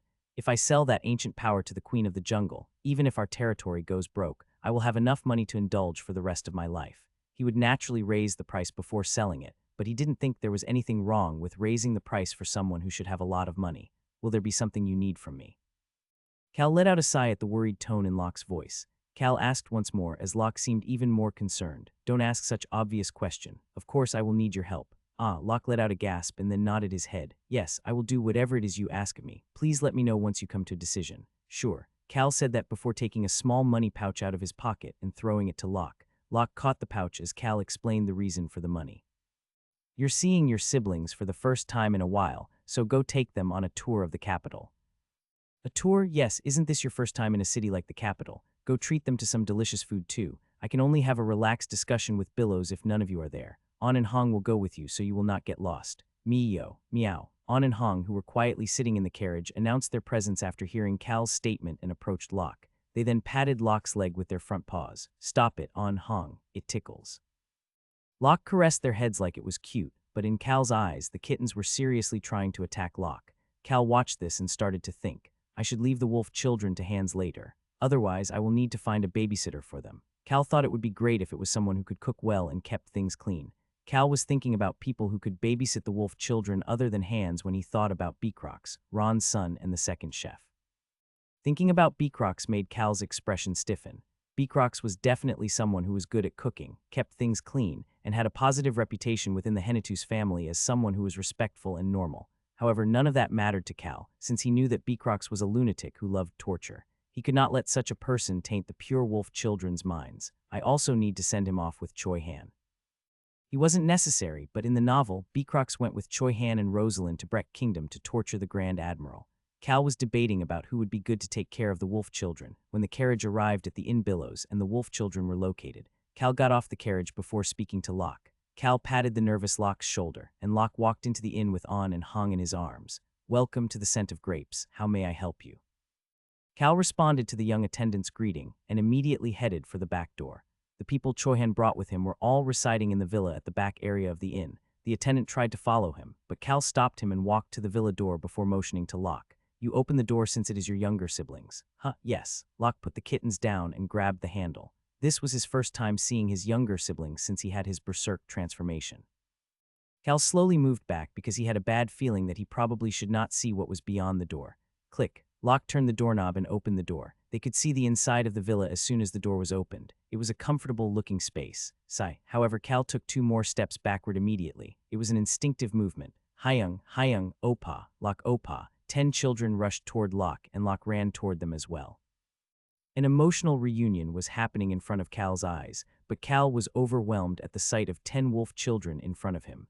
At the same time, there was someone that Cal was happy to see. Young master, long time no see, Billows. Cal had told Billows to go to this villa. Cal could see that Billows was nervous underneath his smile and looked to the person approaching them from behind Billows.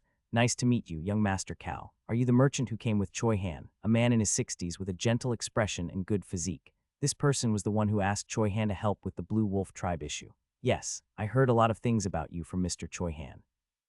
It is an honor to meet you, young master, an honor. It is nothing much to see the face of a trash like me. Cal reached his hand out to the man, and the man shook Cal's hand as he introduced himself. My name is Odious Flynn. Cal started to smile. Odious Flynn. He was someone who was a strong contender for the Flynn Merchant Guild's leader position, but gave up on it to start his own small guild. He was Billows' uncle. He was the person who connected Billows and Choi Han to each other, as well as the person who brought out Billows' hidden greed. He's even more devious than Ron. He acted like he owned a small merchant guild, but in reality, he was wearing a mask to rule the underworld. He was nice to some, but cruel and vicious to others. That was the type of person Odious Flynn was. Right now, the only person to know about both sides of Odious's character was Cal. Cal pretended not to know anything as he greeted Odious. "Flynn, you must be related to Billows. Nice to meet you." I was shocked as well. I didn't know Billows was the person young Master Cal knew. I have not seen Billows since he was a little boy, so I was very happy to see him again. I feel like I've had a lot of good encounters lately. Billows could not hide his complicated feelings while looking at Odious. Odious was someone who threw aside the Flynn Merchant Guild and went to live a simpler life. Furthermore, Odious was Billows' uncle, and the only person Billows had good memories about from his childhood. Well, he is a good person to Billows. Cal let go of Odious's hand and started to speak to Billows. "Let's go upstairs and drink." The villa was 2 stories with a small bar upstairs. Of course, Cal addressed Odious as well. "Choi Han and Rosalind will soon arrive, so the 3 of you can catch up. I understand. I hope that I have an opportunity to drink with you in the future as well, young Master Cal." Cal smiled and responded back, "Let's drink together sometime soon." Cal patted Billows' shoulder as Billows stood there with a complicated expression and tried to head upstairs. However, there were 10 children blocking his way. Cal looked toward the 10 children thanking him and started to think, what a headache. There were 10 children who all gave off an aura that made Cal believe they would be very strong in the future. Although they watched their parents, cousins, and other family members all be killed right in front of their eyes, their strong and firm pupils let Cal know that they still had their purity and a sense of gratitude. There were also none that were very young. All of them seemed to be between 10–13 years old. I guess they can have a training instructor rather than a babysitter. However, Cal decided he would not be the person providing them with a training instructor and waved at Locke to head out.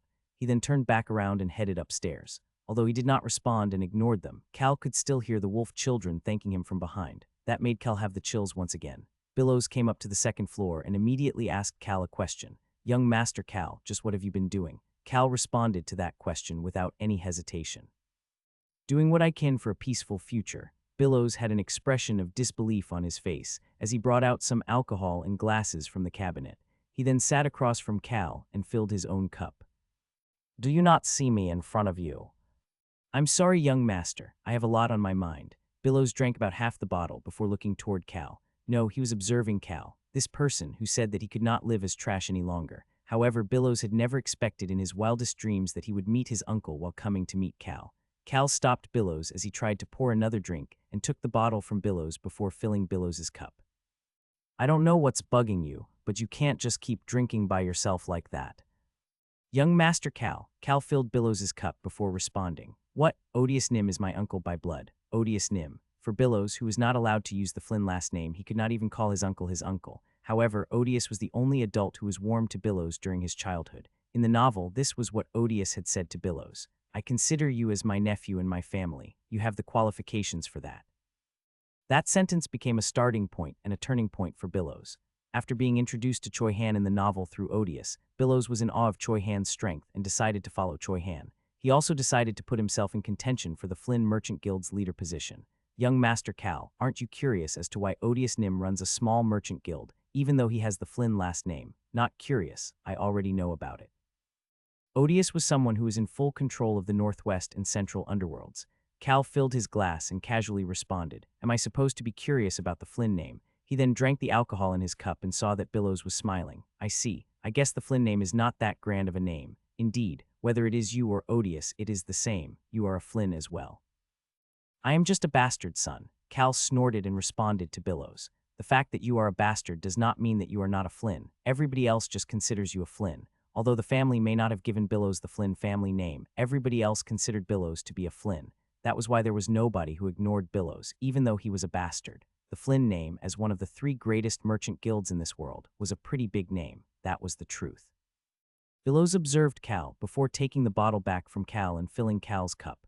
"Young master, what? I feel like you're very good at saying the right things. I am a bit talented in that. That is why. Yeah, just what did you steal with the things you borrowed from me?" Billows could see the smile on Cal's face as he said that. Cal picked up the full glass and leisurely answered, "I already stole one and will steal the rest soon." He had already rescued the dragon, and the others would happen tomorrow.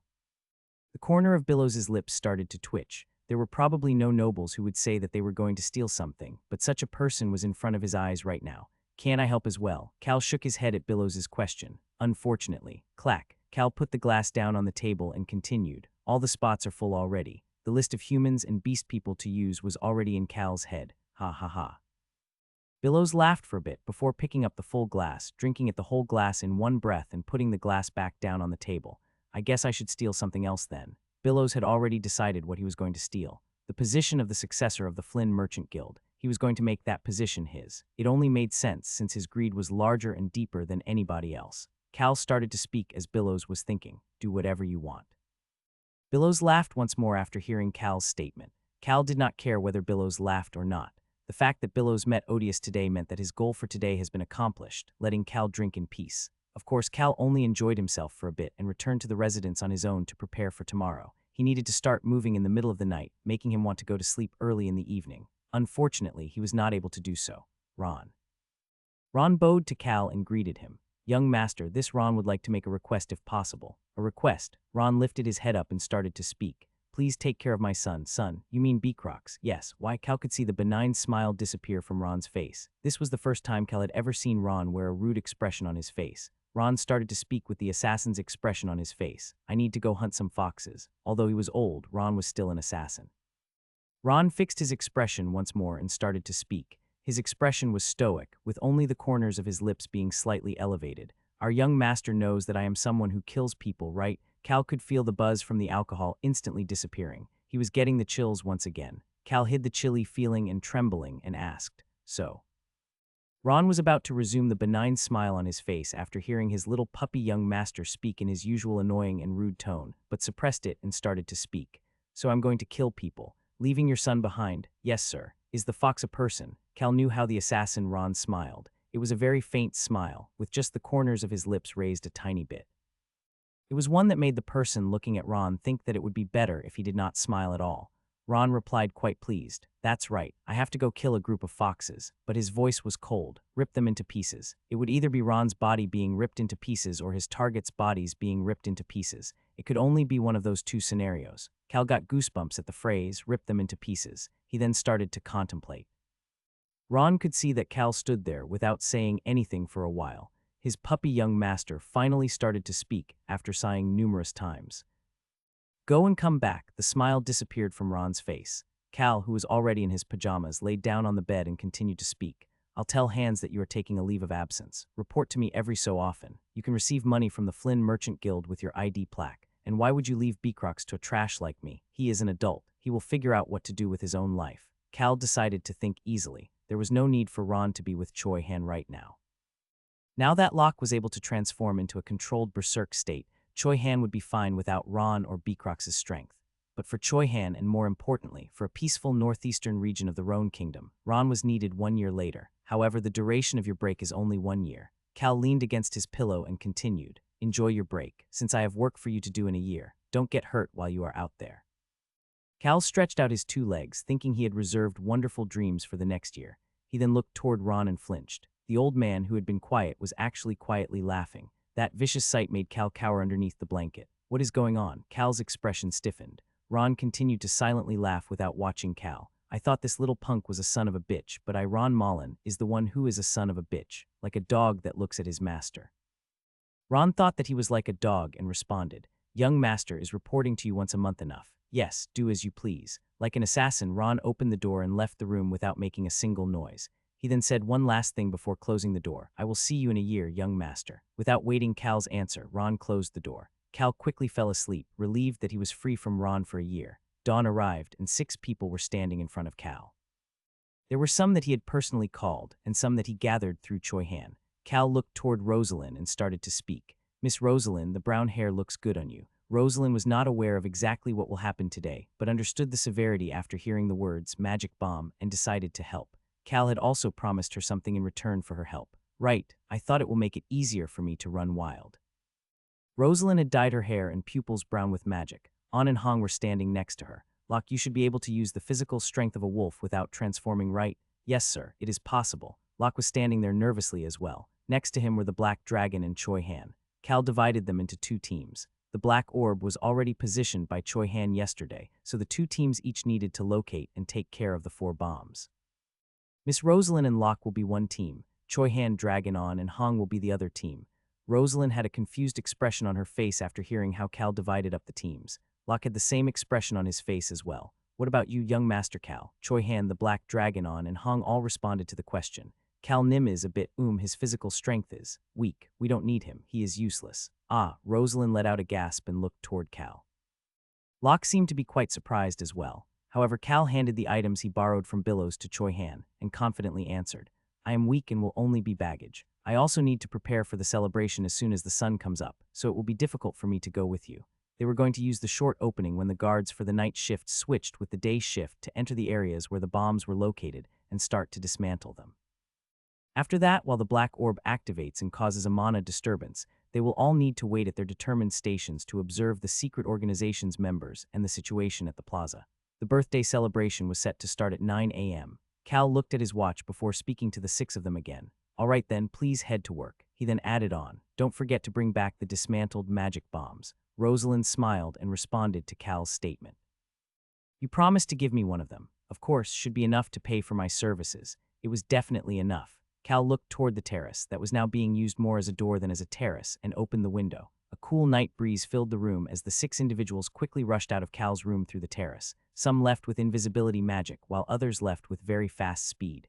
Cal watched them leave and thought to himself that they were all very strong. He was now left alone in the room. Wang. Cal slowly stroked the large shield and silver wings that appeared in front of him. Even if something unexpected happens, he would not die as long as he had this shield.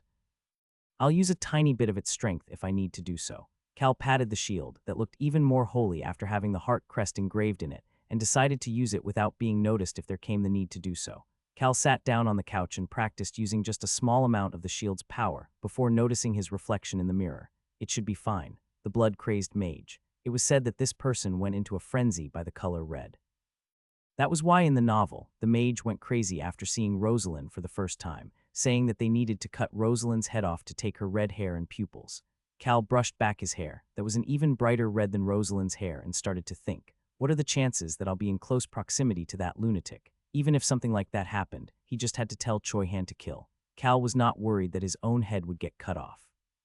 Cal relaxed and waited until Ron came to wake him up. Once Ron came at the usual time, Cal started to speak. Today will be your last day to serve me. I can do it again in a year. That sounded terrible to Cal. He was planning on sending Ron to Choi Han immediately upon his return in a year. Cal was excited that he was getting rid of 2 baggages today and started to speak with a light heart.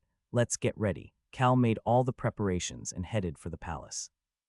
All the participating nobles were scheduled to move together. The Black Dragon was going to come to the palace to report on the progress. After all of the preparations were completed, Cal got on a carriage in front of the residence's main gate. It was not the Hennetus carriage. Instead, he was going to be riding with someone else today. Why did you want to go together? Amaru responded with a calm smile as Cal asked the question while getting onto the carriage. Amaru had reached out and asked Cal to go with her today. She got right to the point, since Cal did the same without even greeting her first. Young Master Cal, what do you think about our territory building a naval base? Cal started to smile. He had already received a letter from Eric letting him know that the tourism investment discussion did not go well. Eric said both Gilbert and Amaru were very disappointed. However, Amaru did not seem to be very disappointed. In fact, she seemed to have made up her mind about something else, something big. He looked toward her and started to speak. Didn't you already make up your mind, young lady Amaru? Amaru lightly nodded her head. Yes, I didn't think it was a decision I could make on my own, so I contacted my mother. I plan to discuss it with young Master Gilbert today as well. The creation of a new military base. Something like that was not easy to accomplish. The money wasn't the issue. It was more about the relationship between powers within the territory that complicated things, especially in times of peace like right now. That was why the crown would have their eyes on the northeast.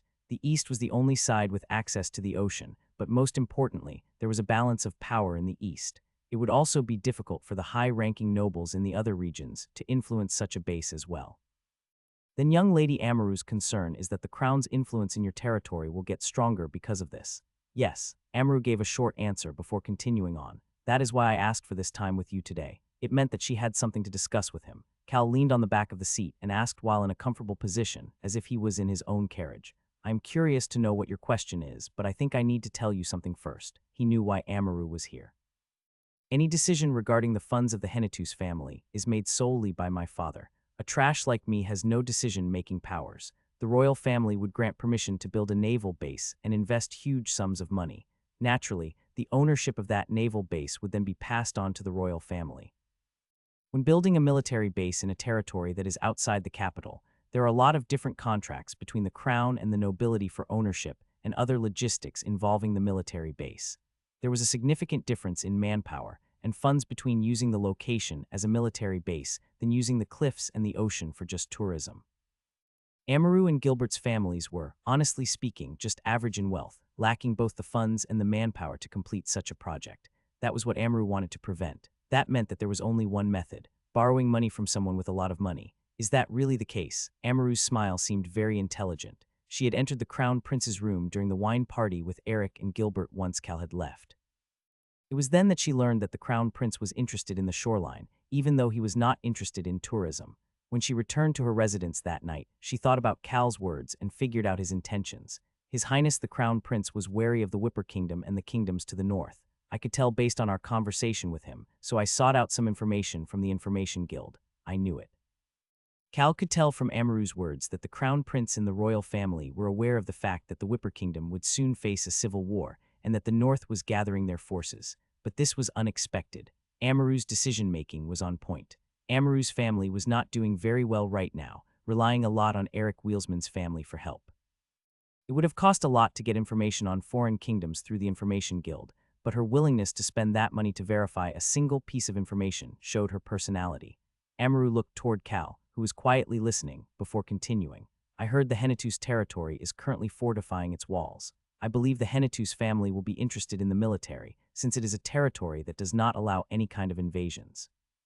Cal nodded his head at her statement and responded, I will speak to my father about it. We will also send an official request as well. Cal and Amaru looked at each other and smiled. Amaru hesitated for a while before continuing to speak. I am a bit worried because of the whirlpools, but there are paths that have been used for ages, and the whirlpool will actually serve as a defense to prevent foreign nations from invading. That is why I want to give it a go. Whirlpools. Cal prevented himself from smiling as soon as she mentioned the whirlpools. That whirlpools will soon be Cal's to utilize as he wishes. Wouldn't it be great to build a house on one of those cliffs and enjoy the sunset in the future?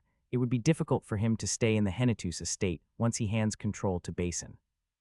Cal's plan was to hide in some remote corner during the war, and then head to Amaru or Gilbert's territory after the war was over to build a house on a cliff to relax while looking out at the sea. It would be a good location since it was pretty close to the Hennetus territory as well. Cal waved it off and started to laugh. However, Amaru did not believe his words at all anymore. Amaru, you need to be cautious when you don't have power. However, you need to be bold if you want to earn power. That was what her mother, the head of the Ubar territory, had said as she agreed on the naval base. Amaru was similar to her mother. That was why she worked to be bold, even while remaining cautious. This was her philosophy for dealing with people as well. It is enough for you to deliver our message for us. Amaru reached her hand out to Cal, and Cal shook it. She then let go before adding on, please come visit the Ubar territory next time. There are actually a lot of interesting places to see. I will go if I have the chance to do so. The sound of the wind. It will become Cal's fast feet, and at the same time give him control over a whirlwind that can be used for both offense and defense. Cal thought about the Ubar coast, where that ancient power was located. I hope that the opportunity comes soon. The carriage arrived at the palace as soon as he said that. Cal got off the carriage and looked around. The current time was 8 a.m. The staff would already be at the Plaza of Glory to prepare for the celebration. The Royal Knights will allow people to enter at 8:30 a.m., filling the plaza full of people. It will be a situation where it will be difficult for anyone to go in or out. The celebration will start 30 minutes after that, and Cal's group will start looking for the hidden picture starting at 8:30 a.m. Necklaces, bags, pendants. The magic bombs will be hiding in all sorts of shapes. Cal's group would find the people who have the bombs located on them. Well, it didn't matter if they didn't find them, since the answer will reveal itself. Oh, you're here. Cal received Eric and Gilbert's greeting before standing next to them with Amaru. Everyone came early. Of course, we will start moving at 8:05 a.m. Eric said that to Cal, while his eyes were sending Cal another message, be still today as well. Cal nodded his head while looking into Eric's eyes and reminded himself internally, I do not know anything. As soon as he thought that, the Crown Prince appeared in front of Cal. The nobles would follow behind the Crown Prince today. He then saw the person who arrived next to the Crown Prince and covered his mouth with his hand. It was because he could not help but smirk. Oh my lord, how is this possible? Eric's shocked gasp and the murmuring of the nobles filled the area. However, Cal did not care about any of that. Instead, he lowered his hand while looking forward. Cal made eye contact with the person next to the crown prince, the eldest son that had been pushed aside, Taylor Stan. He was standing on his own two legs next to the crown prince. Taylor stealthily motioned with his eyes once he made eye contact with Cal. At the same time, Cal could hear the black dragon's voice in his head. The black dragon had entered the palace to give the current report of the situation. I am here, Cal slightly nodded his head, and the voice continued. We are dismantling all of the bombs that are currently stationed in the locations we found. We will dismantle them completely at 8:55 a.m. as planned. Everything seemed to be going as planned. I will be heading back now since we are busy, weak human. Use your shield if it seems like it'll hurt. Cal could not hear the black dragon's voice after that. It seemed to have quickly returned to help the others. This black dragon surprisingly put all of his effort into his assignments whenever Cal gave him a task to complete. It made Cal want to keep ordering the black dragon around. There shouldn't be any reason for me to use the shield. Cal was thinking that he would not need to use the shield if things continued like this. All preparations have been completed.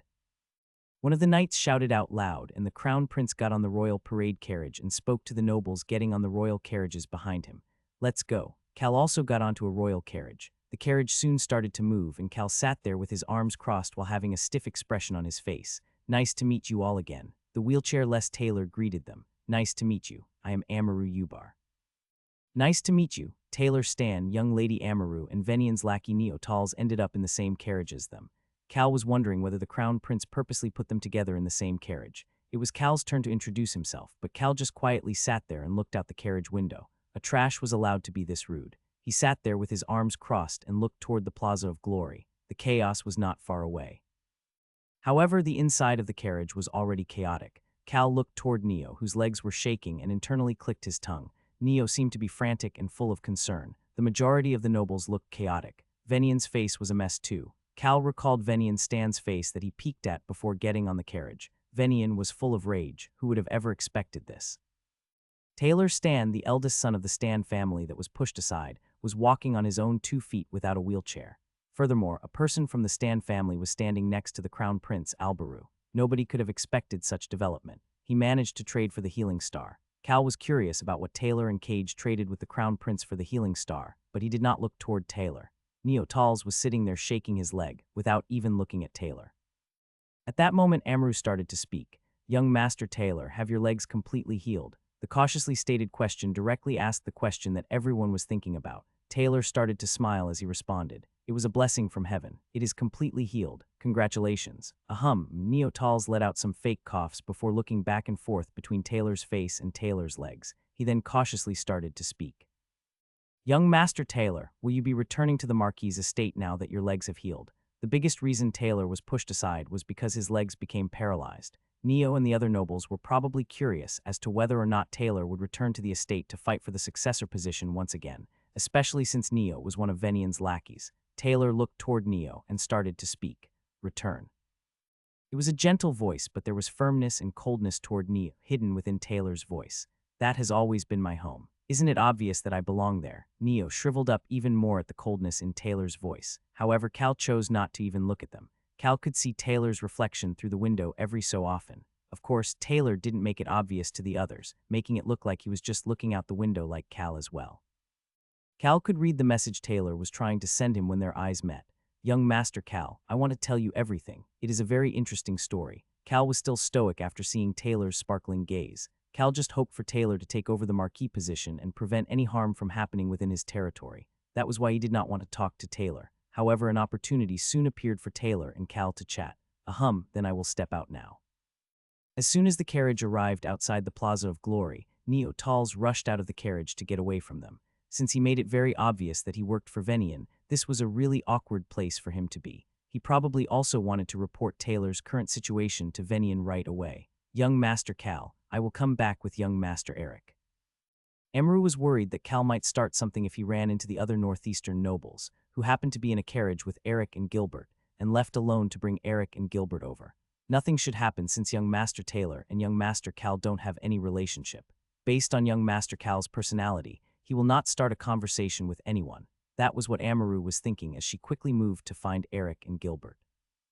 That resulted in Cal having to receive Taylor's bright smile. Finally, only the two of us are left. It was something Cal did not like to hear. He made that feeling completely visible on his face, but Taylor seemed to find that to be funny. Taylor quietly laughed before throwing a straight at Cal. I got my leg fixed by promising to become the head of the Marquis' estate. Did you promise your loyalty? No, I made a deal. Cal nodded his head. That's good. Congratulations on your healed legs. Cal then turned away from Taylor, as if he had nothing else to say. Taylor found that reaction to be very fitting of Cal's personality and took a small envelope out of his pocket and handed it to Cal. This is the contents of our deal. There is no need to give this to me. Cal had a stoic expression and Taylor responded. It'll be good for you to know, young Master Cal. He then threw another straight at Cal. Cage will be excommunicated. Is it because she does whatever she wants? It is. She is very happy about it. Cage was finally starting on the path of the crazy priestess. She will now progress like the excommunicated priestess who is seen as a brave priestess by others, like in the novel. That's good. Cal could see Taylor happily nodding his head at his words. Taylor then started to frown, like all of his emotions were crashing against him all at once like a whirlpool, and started to speak. This is just the beginning. We will be victorious. Right, young Master Cal. Why is he including me in their victory? Cal was curious about that, but decided to answer his question for now. You will be victorious. Taylor got up and looked down at his legs before saying goodbye to Cal and getting off. The three of us should drink together after our victory. The Hennetus wine is delicious. Taylor finally opened the carriage door at Cal's words and left. Cal immediately opened the envelope once he was alone. He then ripped it up, tusk. He lightly clicked his tongue and shoved the note deep inside his inner pocket. There really was a secret to the Crown Prince's birth. Cal shook his head and stepped out of the carriage. Cal turned his head at Eric's calling. He could see the full plaza of glory behind their shoulders. Young Master Cal, let us go. It is our turn to enter the plaza. In the novel, Choi Han was curious about these people, who had a spot higher than the normal citizens of the kingdom. Today, Cal was going to that same spot. However, he was still at the bottom compared to the royal family and the holy priests. Cal looked toward the bell tower at the entrance of the plaza. The bell tower had a giant clock on it. The current time was 8:25 a.m. It was time for the nobles and priests to enter. The knights started to prevent any more citizens from entering to create room for the nobility. Let's go. Cal pushed Eric and the others in front of him and started to walk. He could see all of the people in the plaza as he got closer. There were so many people that he couldn't even tell how many people were there. However, they were not completely stuffed like sardines. That was how large the Plaza of Glory was, and the fact that the crown was limiting the number of people helped out as well. In response, some people were in shops near the plaza and roofs of buildings nearby to try to get a glimpse of the king's celebration. Young Master Cal, is this your first time at the Plaza of Glory? Cal leisurely nodded his head at Gilbert's question. Yes, I briefly passed through on my carriage, but it is my first time seeing all of it. Cal looked around the plaza as he said that. The tea shop to the south, the inn to the west, a flower shop to the east, the top of the Ceramist Association building to the north. These were the 4 places Cal focused on as he looked around. The plaza is pretty large. Cal verified the locations the magic bombs were positioned. At the same time, he looked toward the fountain to the south. A young boy was waving a flag like he was trying to welcome the king. That young boy was Locke. Things are going as planned. Cal knew that Choi Han and the Black Dragon would be watching him right now and looked toward the bell tower. The current time was 8:30 a.m. We are opening up a path now. The knights closed up all entrances to allow the nobles to enter. At the same time, Cal snapped his fingers. Snap. It was a simple gesture that nobody would question. Locke disappeared as soon as it happened. It was time to find the hidden items. Of course, it wasn't necessary at all. The answer will appear at 9:01 a.m. However, it was easier if they knew the answer in advance. Furthermore, since Cal didn't need to move, it was fine to look for these hidden items. Everybody please take a seat over here. The seats were arranged with everyone's names posted in specific seats. The king and the royal family was not at the plaza just yet. Even the crown prince, who came with the nobles, was not out yet. Cal arrived at his seat and started to frown. We seem to run into each other a lot, young Master Cal. That does seem to be the case, young Master Taylor. It was the same as during the feast. Cal sat down next to Taylor and looked down at the people below the platform. He then looked toward the bell tower. He recalled the story in the novel. The single location that Choi Han managed to find a bomb in the novel was not one of the locations this time. There were already many changes to the story. However, at least there should not be anyone who dies by the crumbling of the buildings. Unlike in the novel, the mana disturbance tool was buried underneath the bell tower. The current time was 8:40 a.m. Cal turned to his left after hearing Eric's voice. Cal, be still, okay? Hyung Nim. Eric became nervous after hearing the tone Cal used to call out to him.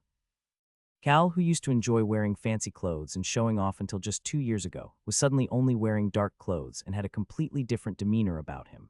I will be very still today. I plan to do nothing at all. Eric was captivated by Cal's voice and subconsciously nodded his head. Cal seemed to be satisfied with this reaction as he laughed and looked at the clock again. 8:45 a.m. He could hear the Black Dragon's voice. The dragon was looking at him as Cal expected. 15 minutes left. Dragons were really capable of everything. There was nothing their magic could not accomplish. Cal praised the black dragon internally as he got up from his seat. The stars of the Crossman family, our royal family, are now entering. Only one entrance to the plaza was open at this time. The crown prince was in the lade, the second and third prince flanked his sides, and the other princes and princesses walked in behind them. A group of individuals with beautiful blonde hair entered the plaza. This was the royal family that was blessed by the sun god, the pride of the Roan kingdom. Woo woo woo woo woo woo. The cheering of the citizens filled the plaza. It was so loud that it felt like the ground was shaking. Cal remembered the words of the black dragon. The crown prince's hair and eyes are brown. Brown was known as the most average color hair and eyes. Cal looked toward the royal family and lightly clapped. And then it was finally 8:50 a.m. His Highness, King Zed Crossman, the son of the Roan kingdom, is now entering. Woo woo woo woo woo woo. The healthy 50-year-old king appeared in the plaza in his parade carriage. Cal was watching the king before moving his gaze away to another spot in the plaza. He could see a flower pot on top of the Ceramist Association building to the north. The current time was 8:55 a.m. They dismantled it. Cal started to smile. Rosalind, the black dragon on, and Hong will now hide within the crowd in the plaza. King Zed was slowly heading toward the plaza from far off in the distance.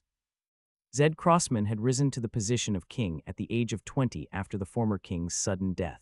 He utilized this time of peace to his advantage, killing off all of his siblings to solidify his position of power. The fanfare for the king was still very loud. King Zed passed through the plaza entrance and headed to the highest platform. Cal just calmly watched this all happen. There was a special platform for the king in front of the bell tower. The king and the queen waved to the crowd before walking up to the platform. The queen stood in front of her seat as King Zed went up to the magic vocal amplifier. Cal looked at the clock again. Current time was 8:58 a.m.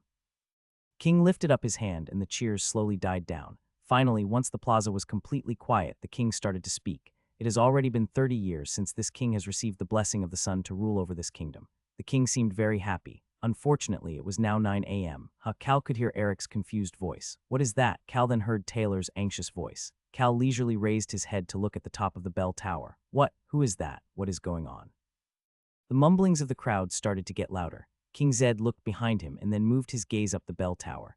Cal looked at the top of the bell tower and started to smile. King Zed started to shout, "Who are you?" The knights and mages headed to the bell tower. The citizens started to get nervous about what was going on. They had no choice. A person appeared on top of the bell tower, and then more people in black attires started to appear on top of the buildings nearby as well.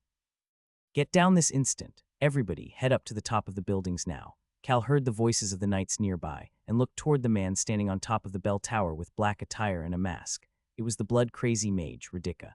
I was worried this would be different than the novel as well. If Radika did not show up, he would have needed the black dragon to reverse the flow of mana coming to the mana bombs in order to locate the hidden Radika and allow Choi Han to kill him. Cal was relieved that he would not need to do that and remembered the description in the novel. Radika's hand became covered in a red-colored mana. This punk was unique, in that people could see the color of his mana, even though he was a mage. He then swung his hand and announced as he had in the novel, "Should be fun, should be fun." A chilling voice that sounded like metal screeching against one another filled the plaza. Then, the red mana shot out to different spots in the plaza. That moment was exactly 901 a.m. Ooh. A vibration started from underneath the bell tower. Beep. Beep. Magic devices started to go off in multiple locations. The red mana that was flying toward the detonation devices inside the magic bombs suddenly lost strength and started to spin aimlessly in position. It was the result of the mana disturbance. Then, it happened inside the plaza as well. Beep. 4 spots started to ring in the plaza. Found it. Cal's quiet voice was drowned out by the alarm of the magic devices. Someone within the area of those 4 alarms would have the magic bomb on them. As Cal expected, the magic bombs had an alarm to sound that there was an error. Cal could see Choi Han, Rosalind, and Locke heading toward the 4 locations. 10 minutes. Even if they could not manage to dismantle the bombs in 10 minutes, they had plenty of time to move the bombs to the mountain in the rear to make it go off without hurting anyone. It was possible because of Rosalind and the Black Dragon. Found 1 human. Cal started to smile after hearing the invisible Black Dragon's report. The 10 minutes had just started. Cal could see Choi Han grabbing someone as the Black Dragon made his report. It was the person the Black Dragon determined to be in possession of the magic bomb. Cal could see the necklace on the person's neck. That must be it. Cal could see Choi Han ripping off the person's necklace. At the same time, Cal's body was jerked. Someone had pulled Cal's arm. Cal, it was Eric Wheelsman. Cal slowly looked around him, starting with the top of the bell tower. Ha ha ha ha. The blood-crazy mage Radika was laughing. Wheeing. A loud noise appeared alongside the noise of scratching metal, combining to create a terrifying screech. Your Highness, please get to a safe spot. The royal knights and some mages were next to the royal family and the king in order to help them escape. Cal first looked toward the crown prince. His hair was still blonde. Was it not magic using mana? Did another dragon dye his hair? Or is it a different type of strength? This originally had, but that doesn't seem to make it show. Cal remembered what the black dragon had said in the past. Cal decided to stop thinking about it and continued to look around. Half of the remaining royal knights and mages were working to calm the crowd and find the mana disturbance tool, while the other half was rushing toward the secret organization. Radika, who had been laughing for a while now, started to speak. This is annoying. With that, all of the secret organization members other than Radika started to launch long-range attacks. Spears, daggers, and throwing knives, all sorts of attacks started to pour down upon the knights. Boom, wee-ing. Beep, Cal found it very loud. At the same time, the black dragon continued its report. One more human, and another, 904 a.m. This was the third person so far. Cal, we should go as well. We should go. Young Master Cal, hurry up. Cal looked toward Eric, Amaru, Gilbert, and Taylor. They had all quickly gathered around him. Eric was looking around with a chaotic expression on his face. Cal followed his lead and looked around as well. What are you doing? Hurry up and let us go. Let us out right now. The nobles were fighting to get out of the plaza as quickly as possible. Of course, there were a couple calm ones as well. However, it was different underneath the platform. Why are you blocking the exit? Open up a path. The citizens were screaming for the knights to open the door and rushing toward the exit. The knights and soldiers shouted back at the citizens. Please calm down. Please wait just a moment. You expect us to wait in a situation like this? Get out of our way. Are you crazy? The nobles are trying to leave right now. Let us leave as well. Cal looked for hands being raised in the air in the midst of that chaos. What are you doing? Chohan pulled a bag off of an old man's shoulder and thrust his arm into the air. This was the third person. Cal turned his head to look around at the people around him. The door for the nobles and priests was already open, with many nobles and priests quickly heading out as fast as they could. It looked more peaceful because there were fewer people than the gate for the citizens down below, but it was still chaotic with each person trying to get out faster than the other. That was why. What a mess. It was a complete mess. Eric was frantically pacing around, so Cal put his hand on Eric's shoulder to calm him down. He then held onto Eric's shoulder tightly. Hyung Nim. Cal continued to speak once the pain snapped Eric out of his chaotic state. Calm down. Eric calmed down after seeing Cal's calm demeanor. He then looked around. The knights were fighting against these unknown assailants while the royal family was in the process of escaping. The citizens looked to be in a state of chaos. As Eric absorbed all of the events going on around him and turned back to look at Cal, Cal started to speak. That is more like you. Cal shrugged his shoulders and turned away. Gilbert and Amaru had come back to their senses after hearing what Cal had said to Eric and were looking at Cal as well. Even if they tried to head for the nobles' exit gate right now, they would just be swept up in the chaos. The head families of the other regions were busy gathering their people and calming them down while trying to figure out a path of escape. Gilbert watched some of the other nobles before looking around. The other nobles from the northeast region were headed toward them. They were all looking at Eric, but Eric and Gilbert were looking at Cal. What the? Cal looked toward Taylor. Taylor was different from the others. Taylor's concern right now was that the citizens' gate was still not fully open. The gate was opening very slowly, most likely so that they could control the flow of people running out. Taylor was a very altruistic and good person. That was why he was more worried about the citizens than himself. Cal looked toward Eric and started to speak. Eric had the qualifications to be the leader of this group, after all. Let's go. After hearing Cal's words, Eric nodded his head and led the northeast nobles to the gate. Cal looked at the clock. 908 a.m. The mages were busy getting rid of the mana disturbance. The mana disturbance tool was going to run out in a few minutes. It only lasted this long because there were a lot of people in the plaza adding to the chaos. One more removed. Now it was 4. There were just 2 more remaining. 2 minutes. Cal thought that they should have enough time. Radika's red mana balls were still spinning around in the air. The moment the mana disturbance tool stops working, those mana balls will immediately head for the magic bombs and detonate them. Cal looked at the clock on the bell tower before starting to walk. The black dragon made another report at this time. That is all. What, young Master Cal, what is wrong? Taylor, who had been walking next to Cal, looked at Cal with confusion, but Cal did not have time to focus on him.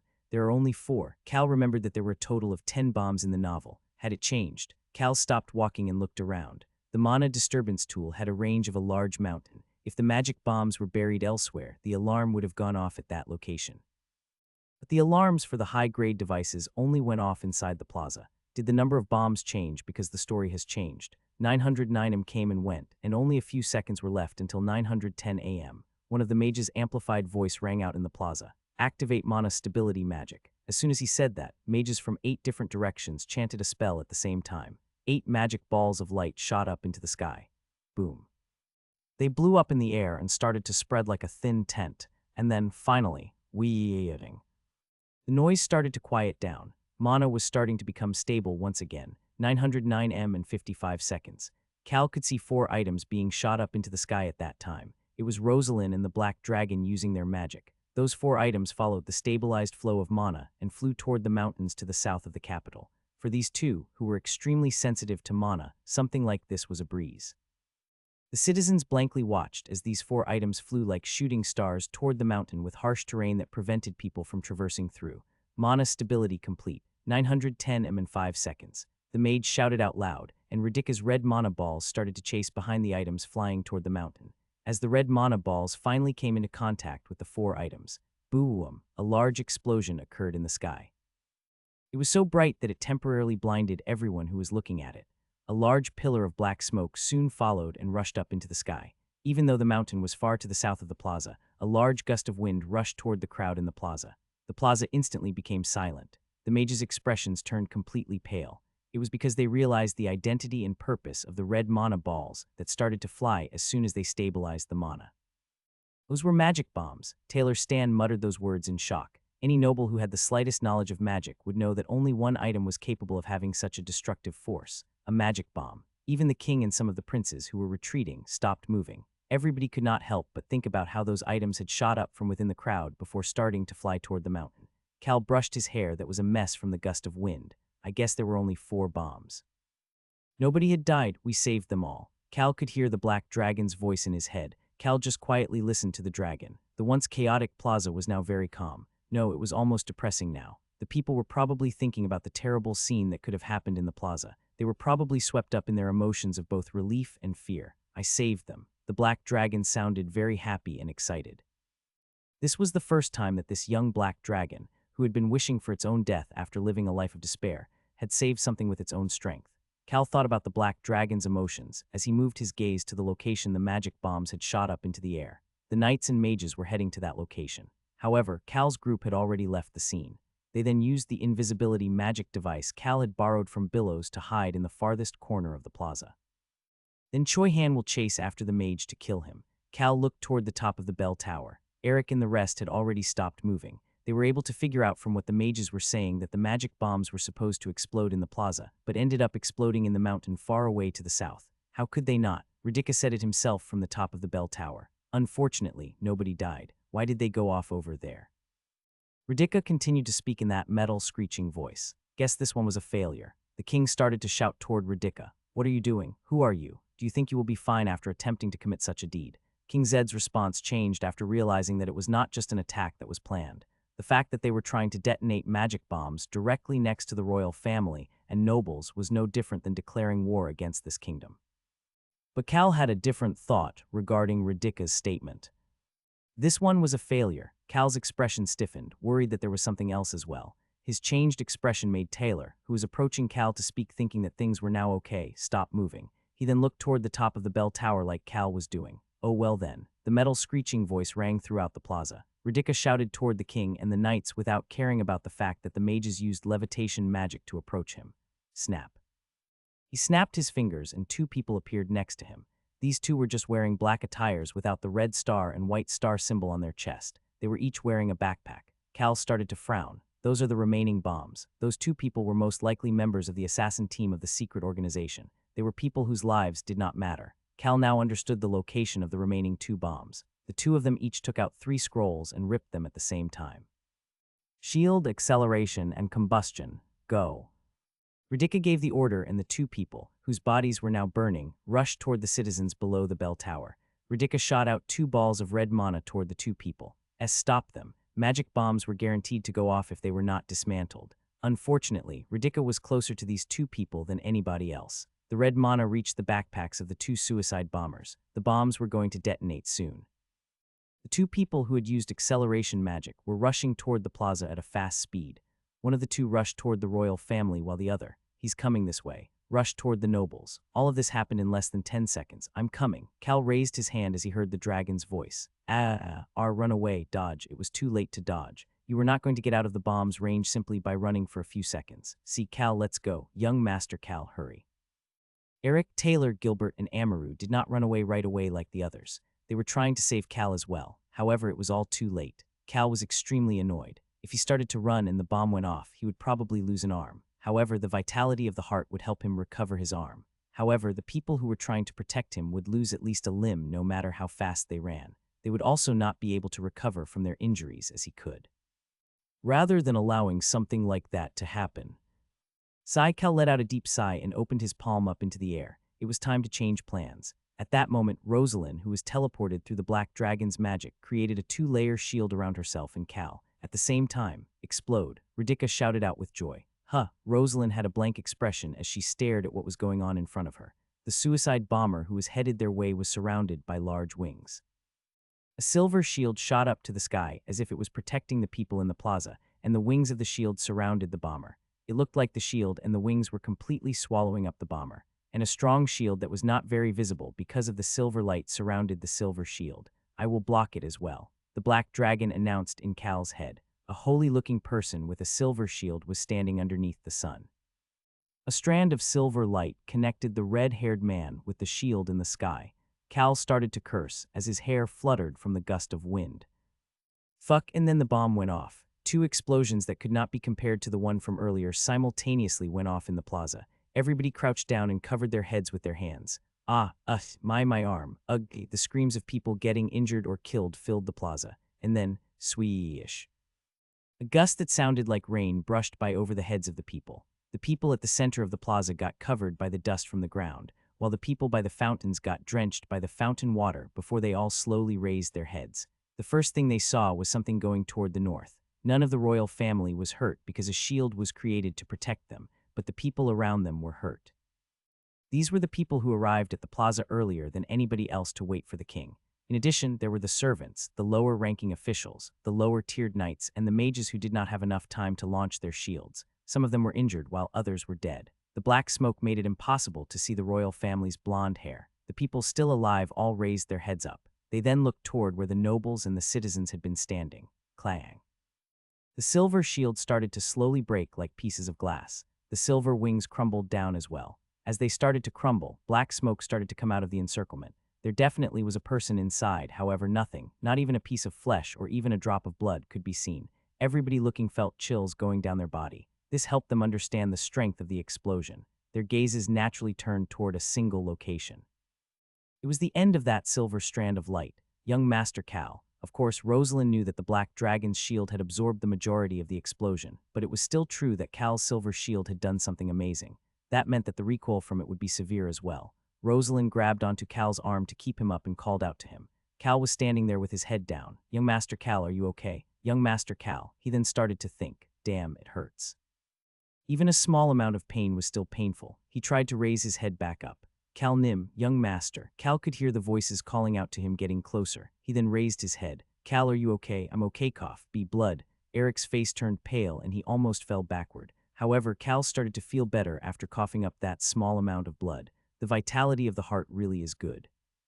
The pain in his body disappeared, and his body started to settle back to normal at a very fast rate. In fact, Cal's body became healthier than ever as the vitality of the heart started to go to work. A refreshing feeling that was similar to the feeling he had when he was able to sleep peacefully because Ron had gone on vacation surrounded Cal. He then slowly closed his eyes and started to feel his body. Arms and legs are still attached. My palm was throbbing a bit earlier, but even a paper cut hurt more than that. My body is healthier than ever after that single cough. Cal felt like he understood why the heroes never threw the ancient powers away, even if they were not very useful. There were benefits to using these ancient powers. Using it hurt less than he expected, and now he was feeling great. Cal started to smile in satisfaction. As he did that, the people surrounding him became a mess. You think this is funny right now? Stop laughing. Cal opened his eyes after hearing Taylor's shocked and sorrowful voice. He had opened his eyes after checking his body and realizing that everything felt great. However, the sun was shining too brightly that he had to squint. Stop trying to open your eyes either. What's going on with him? The black dragon continued to yap away in his ear. Weak human, you cannot die. You are too weak. If you die, I will destroy everything. I will kill everyone, destroy everything, and once everything is gone, including your corpse, I will kill myself as well. The black dragon seemed to be concerned, but the words coming out of its mouth were pretty vicious. Cal started to frown from the content of the black dragon's words. Young Master Cal, we will call a priest over. I will go with you. Amaru and Gilbert said that before rushing toward the priest who was entering through the gate. They did not care about their messed up dress and suit. Seeing them rushing forward like that, Cal did not have the courage to say that nothing was hurting. Doesn't hurt to be checked out. I also need to pretend to be hurt. It was great for Cal if the priest showed up. Eric Wheelsman was standing next to Cal and glaring at the other northeastern nobles nearby, as well as the other nobles from other factions, to prevent them from approaching. Cal was not looking at this, as he was looking at a discussion that may create some more chaos. Please get out of my way. No way. Civilians are not allowed inside. Civilian, who came up with crap like that? Choi Han was talking to the knight in charge of the nobles with a cold gaze in his eyes. Cal had told Choi Han not to come forward, no matter what. Cal started to frown and waved away Choi Han, who had gone against his order. Choi Han saw Cal's reaction, so he bit down on his lips before bowing his head. I apologize. I told him not to come forward, but it's not something to apologize about. Cal then saw Locke, as well as On, and hung on Locke's shoulders, behind Choi Han. Cal smiled to signal to them that he was fine, and turned away from them as they all seemed completely lost. Young Master Cal, are you okay? Cal nodded his head at Rosalind's question and wiped away the blood at the corner of his lips. Yes, I am absolutely fine. Cal's movement seemed normal as he wiped away the blood that was as red as his hair. However, Rosalind had just seen what Cal had done. Could a princess like her take the same action? She quietly started to mumble to herself. I really can't figure you out. However, she just silently stared at Cal once he turned to look back at her. Cal's expression became serious. It was because he realized that she was not looking at him but past him. He then followed her gaze and turned around. Ah, the blood-drinking mage. He was now floating in the air as he looked down on them. I never expected something like this to happen, but this is pretty fun as well. The blood-crazy mage Radhika said that as he looked toward the royal family. The mages once again used levitation magic, and even the capital's guard rushed over to aim their arrows toward Radhika. Radhika then turned his gaze toward the nobles. He made eye contact with Cal and then noticed Rosalind next to Cal as well. Although her hair was dyed brown right now, Radhika should recognize Rosalind, whom he saw at the Blue Wolf Village. The metal screeching voice rang through the plaza once again. Wow, so many different colors of blood that I like. Many of the mages launched attack magics toward Radhika. Attack. It was not visible because of the mask, but Radhika's eyes curled up like a crescent moon underneath. I want to put them in my display case. Cal's expression stiffened and he accidentally let out his thoughts. Is he crazy? Usually, crazy characters like this end up dying quickly. Cal thought about that and looked toward Choi Han. Choi Han nodded his head and disappeared. Naturally, Choi Han was moving to capture and kill that mage. However, Choi Han was not moving toward Radhika. Radhika looked toward the king as the magic attacks were about to hit him and started to speak. Then see you next time. He then disappeared. Not only that, he took everyone who came with him as well. This bastard's specialty was teleportation magic. There was no way for the people attacking him to know where they went. However, the novel mentioned where Radhika teleported to after disappearing from the plaza. Choi Han, On, Hong, and Locke all headed there earlier. If that really is where Radhika and the secret organization members teleported to, they will most likely die by Choi Han's hands. I'm just worried that Choi Han will go berserk. That was why Cal had sent On, Hong, and Locke with Choi Han. The three of them would be able to help Choi Han remain rational. Choi Han was weak against young and weak existences. Cal stood up from the seat. The king was heading back up to the podium, and the people in the plaza started to chatter once again. The villains had disappeared, but they left behind a cruel sight. The king was heading to the podium to try to calm the crowd. I will do my best to get revenge for this cruel and terrible incident. That is why I want all of you to follow the orders of the crown and focus on calming yourselves and getting rest. We will push this celebration back. Cal turned away from the king to look at Rosalind. Originally, she was supposed to hide her presence today, but she had revealed herself for Cal. She probably stepped in because the black dragon cannot reveal himself. Rosalind started to smile after making eye contact with Cal. She then mouthed a word to respond to Cal's gaze. Secret. Cal started to smile as well. She really was someone who was on the same wavelength as him. Cal had given the 6 people in his crew some instructions before the day began. First, the dragon and the beast tribe trio would not have their identities revealed, no matter what. That was the most important task. Second, even if Choi Han and Rosalind end up being recognized, they will just say that they happened to be here by coincidence. This was only possible because the crown had no way to know about the magic bombs hidden in different locations in the plaza, and because there was no way to prove the identities of who got rid of the bombs that were shot up into the air. Third, they will not cause each other harm. Cal and Rosalind knew what they both had to do from that single moment of eye contact. That was why Cal brushed the dirt off of his clothes and fixed it up. He then started to smile toward the person walking toward him. Young Master Cal, are you okay? The priest was huffing, as if he was dragged over here by Amaru and Gilbert. Rosalind stepped back and Cal pushed his hand out to the priest and started to speak. It hurts a lot. Please take a look. Cal then noticed that the Crown Prince was heading toward him. The Crown Prince would definitely recognize Rosalind and probably already saw her two-layered magic. He would then question the relationship between Cal and Rosalind. In a situation like this, it was better to suck out everything he could from this situation. That was why he started to speak in a voice that was loud enough for the priest and the nobles around him to hear. It really is hard to protect something. If I had to reveal my card and use my ancient power, I should take anything and everything I can from this situation. It was not Cal's style to sacrifice himself just for fame and no material gain. Cal found money to be better than fame and believed it would be better to be rich than to be a hero. Ah yes, yes indeed. I saw your silver shield, young Master Cal. You did something marvelous. The priest took a gulp and grabbed Cal's hand to inspect him. The priest's words made the nobles around Cal look at him with curiosity and doubt. Cal Henitus, the man who was known as Trash, had revealed such strength. This fact was a very big shock to everyone. Then there were his actions just a few moments ago, where he protected people against the explosion before falling down while spitting out blood. But now he was standing there as if nothing was wrong. The nobles were observing Cal, and because the king had left, many of the citizens were looking toward Cal as well. They could not forget about that silver light.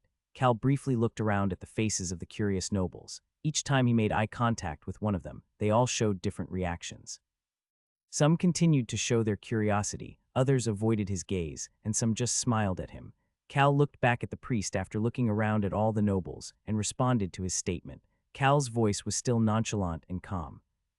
I guess this is your first time looking at an ancient power. Ah, the priest let out a gasp. Ancient power, a relic of the past you could only gain from fortuitous encounters. Each of them were said to have unique skills and strength. I see. A familiar voice started to speak from behind Cal and put a hand on Cal's shoulder. Cal knew that he had arrived. Your Highness. Cal turned around and made eye contact with the Crown Prince Albrew Crossman. He then realized that this moment was similar to what he had read in the novel, the hero of the Plaza Terror incident. In order to deal with the complaints from the citizens about their safety and the fact that the royal family and nobles were trying to run away, the Crown Prince had turned Choi Han into a beacon of hope. The person who created the hero Choi Han in the novel was Crown Prince Albrew, the man in front of Cal right now. Cal realized that the moment he was expecting was here as soon as he saw the look in Prince Alberew's eyes. He had expected this to happen from the moment he used the ancient power and had quickly formulated a plan in his mind. Cal was planning to use this situation to his benefit from this moment onward. The Crown Prince also realized that Cal was very similar to him. Mr. Cal, Prince Albrew hugged Cal with half shock and half admiration on his face. Anybody could see that the Crown Prince was so full of admiration that he showed a reaction that he should not have shown as a prince. In that moment, Cal heard Crown Prince Albrew whisper in his ear in a voice that only Cal could hear. Mr. Cal, you and I share the same style, right? Of course. Alberew's voice was a bit tense at finding someone like him. I will make sure there is nothing annoying and reward you handsomely. What do you think in that case? Cal lifted up his hands and smiled as he hugged Prince Albrew back. He then started to speak. Your Highness, it was nothing. I only did what any citizen of the kingdom would do. The young dragon's voice echoed in Cal's mind. Something is very odd here. The dragon who saw all of this happen was young but pretty sharp. Cal finished his fraudulent hug of admiration before heading to the palace. Although healing and investigation was the purpose of heading to the palace, since it was like this anyways, Cal was thinking about taking at least a pillar of the palace for himself as he walked with the Crown Prince. Naturally, the Crown Prince's face was stiff. Cal was about to get in a carriage with the Crown Prince. The Crown Prince was asking Cal for a performance until the end. Naturally, the carriage Cal was on was the Crown Prince's carriage that was urgently brought over to the plaza. Mr. Cal, please get on first. For today, you deserve this honor. The Crown Prince had a smile on his face that was completely different from his stiff expression from earlier. The Crown Prince knew that other people were now watching and needed to keep up the act. How could I do that? I cannot get on the carriage before you, Your Highness. You are the star that shines down on citizens like myself. Human, is your head okay? Cal just ignored the Black Dragon's question. The Crown Prince patted Cal's shoulder and started to speak. Pat, pat. The Crown Prince was patting his shoulder quite hard. It is an expression of my respect for you. Go ahead. If that is the case, this lacking citizen will get on first. Crown Prince Albrew was the only one from the royal family who was still at the site of the terror incident. He stayed at the plaza even after the rest of the royal family had gone back in order to command the knights to take care of everything and to show care for Cal. Next to him was Cal Henitus, the man of the hour and the one who will remain etched in the people's minds about this incident. The sight of the two of them standing together was like a beautiful painting, and it made people think highly of both of them. Cal got onto the crown prince's carriage and peeked to the side. The nobles were near the carriage, with the citizens being right behind them. Cal lightly gestured with his eyes to say goodbye to Eric, Gilbert, Amaru, and Taylor before smiling to Neo Talls, who was blankly staring at him. Neo Talls flinched after seeing Cal's smile while Venian, who was standing next to Neo, stiffened up. It was not just him. All of the high-ranking nobles were observing Cal. How could that trash gain such a power? No, how could that trash act in such a way? They were all sending him gazes that seemed to imply those statements, but Cal ignored them and continued to stare at Neo until Neo flinched and turned away. I guess I can get rid of one of his evil minions. That was what Cal was thinking as he got on the carriage. His smile then disappeared as soon as he was inside. Crown Prince Alberu entered behind him and then ordered his servant, "Treat the lady over there as a VIP." Alberu was, of course, talking about Rosalind. The carriage door started to slowly close and Cal made eye contact with Rosalind before the door closed completely. Rosalind's smile seemed reliable. Click. The carriage door finished closing and Cal leaned back on the chair.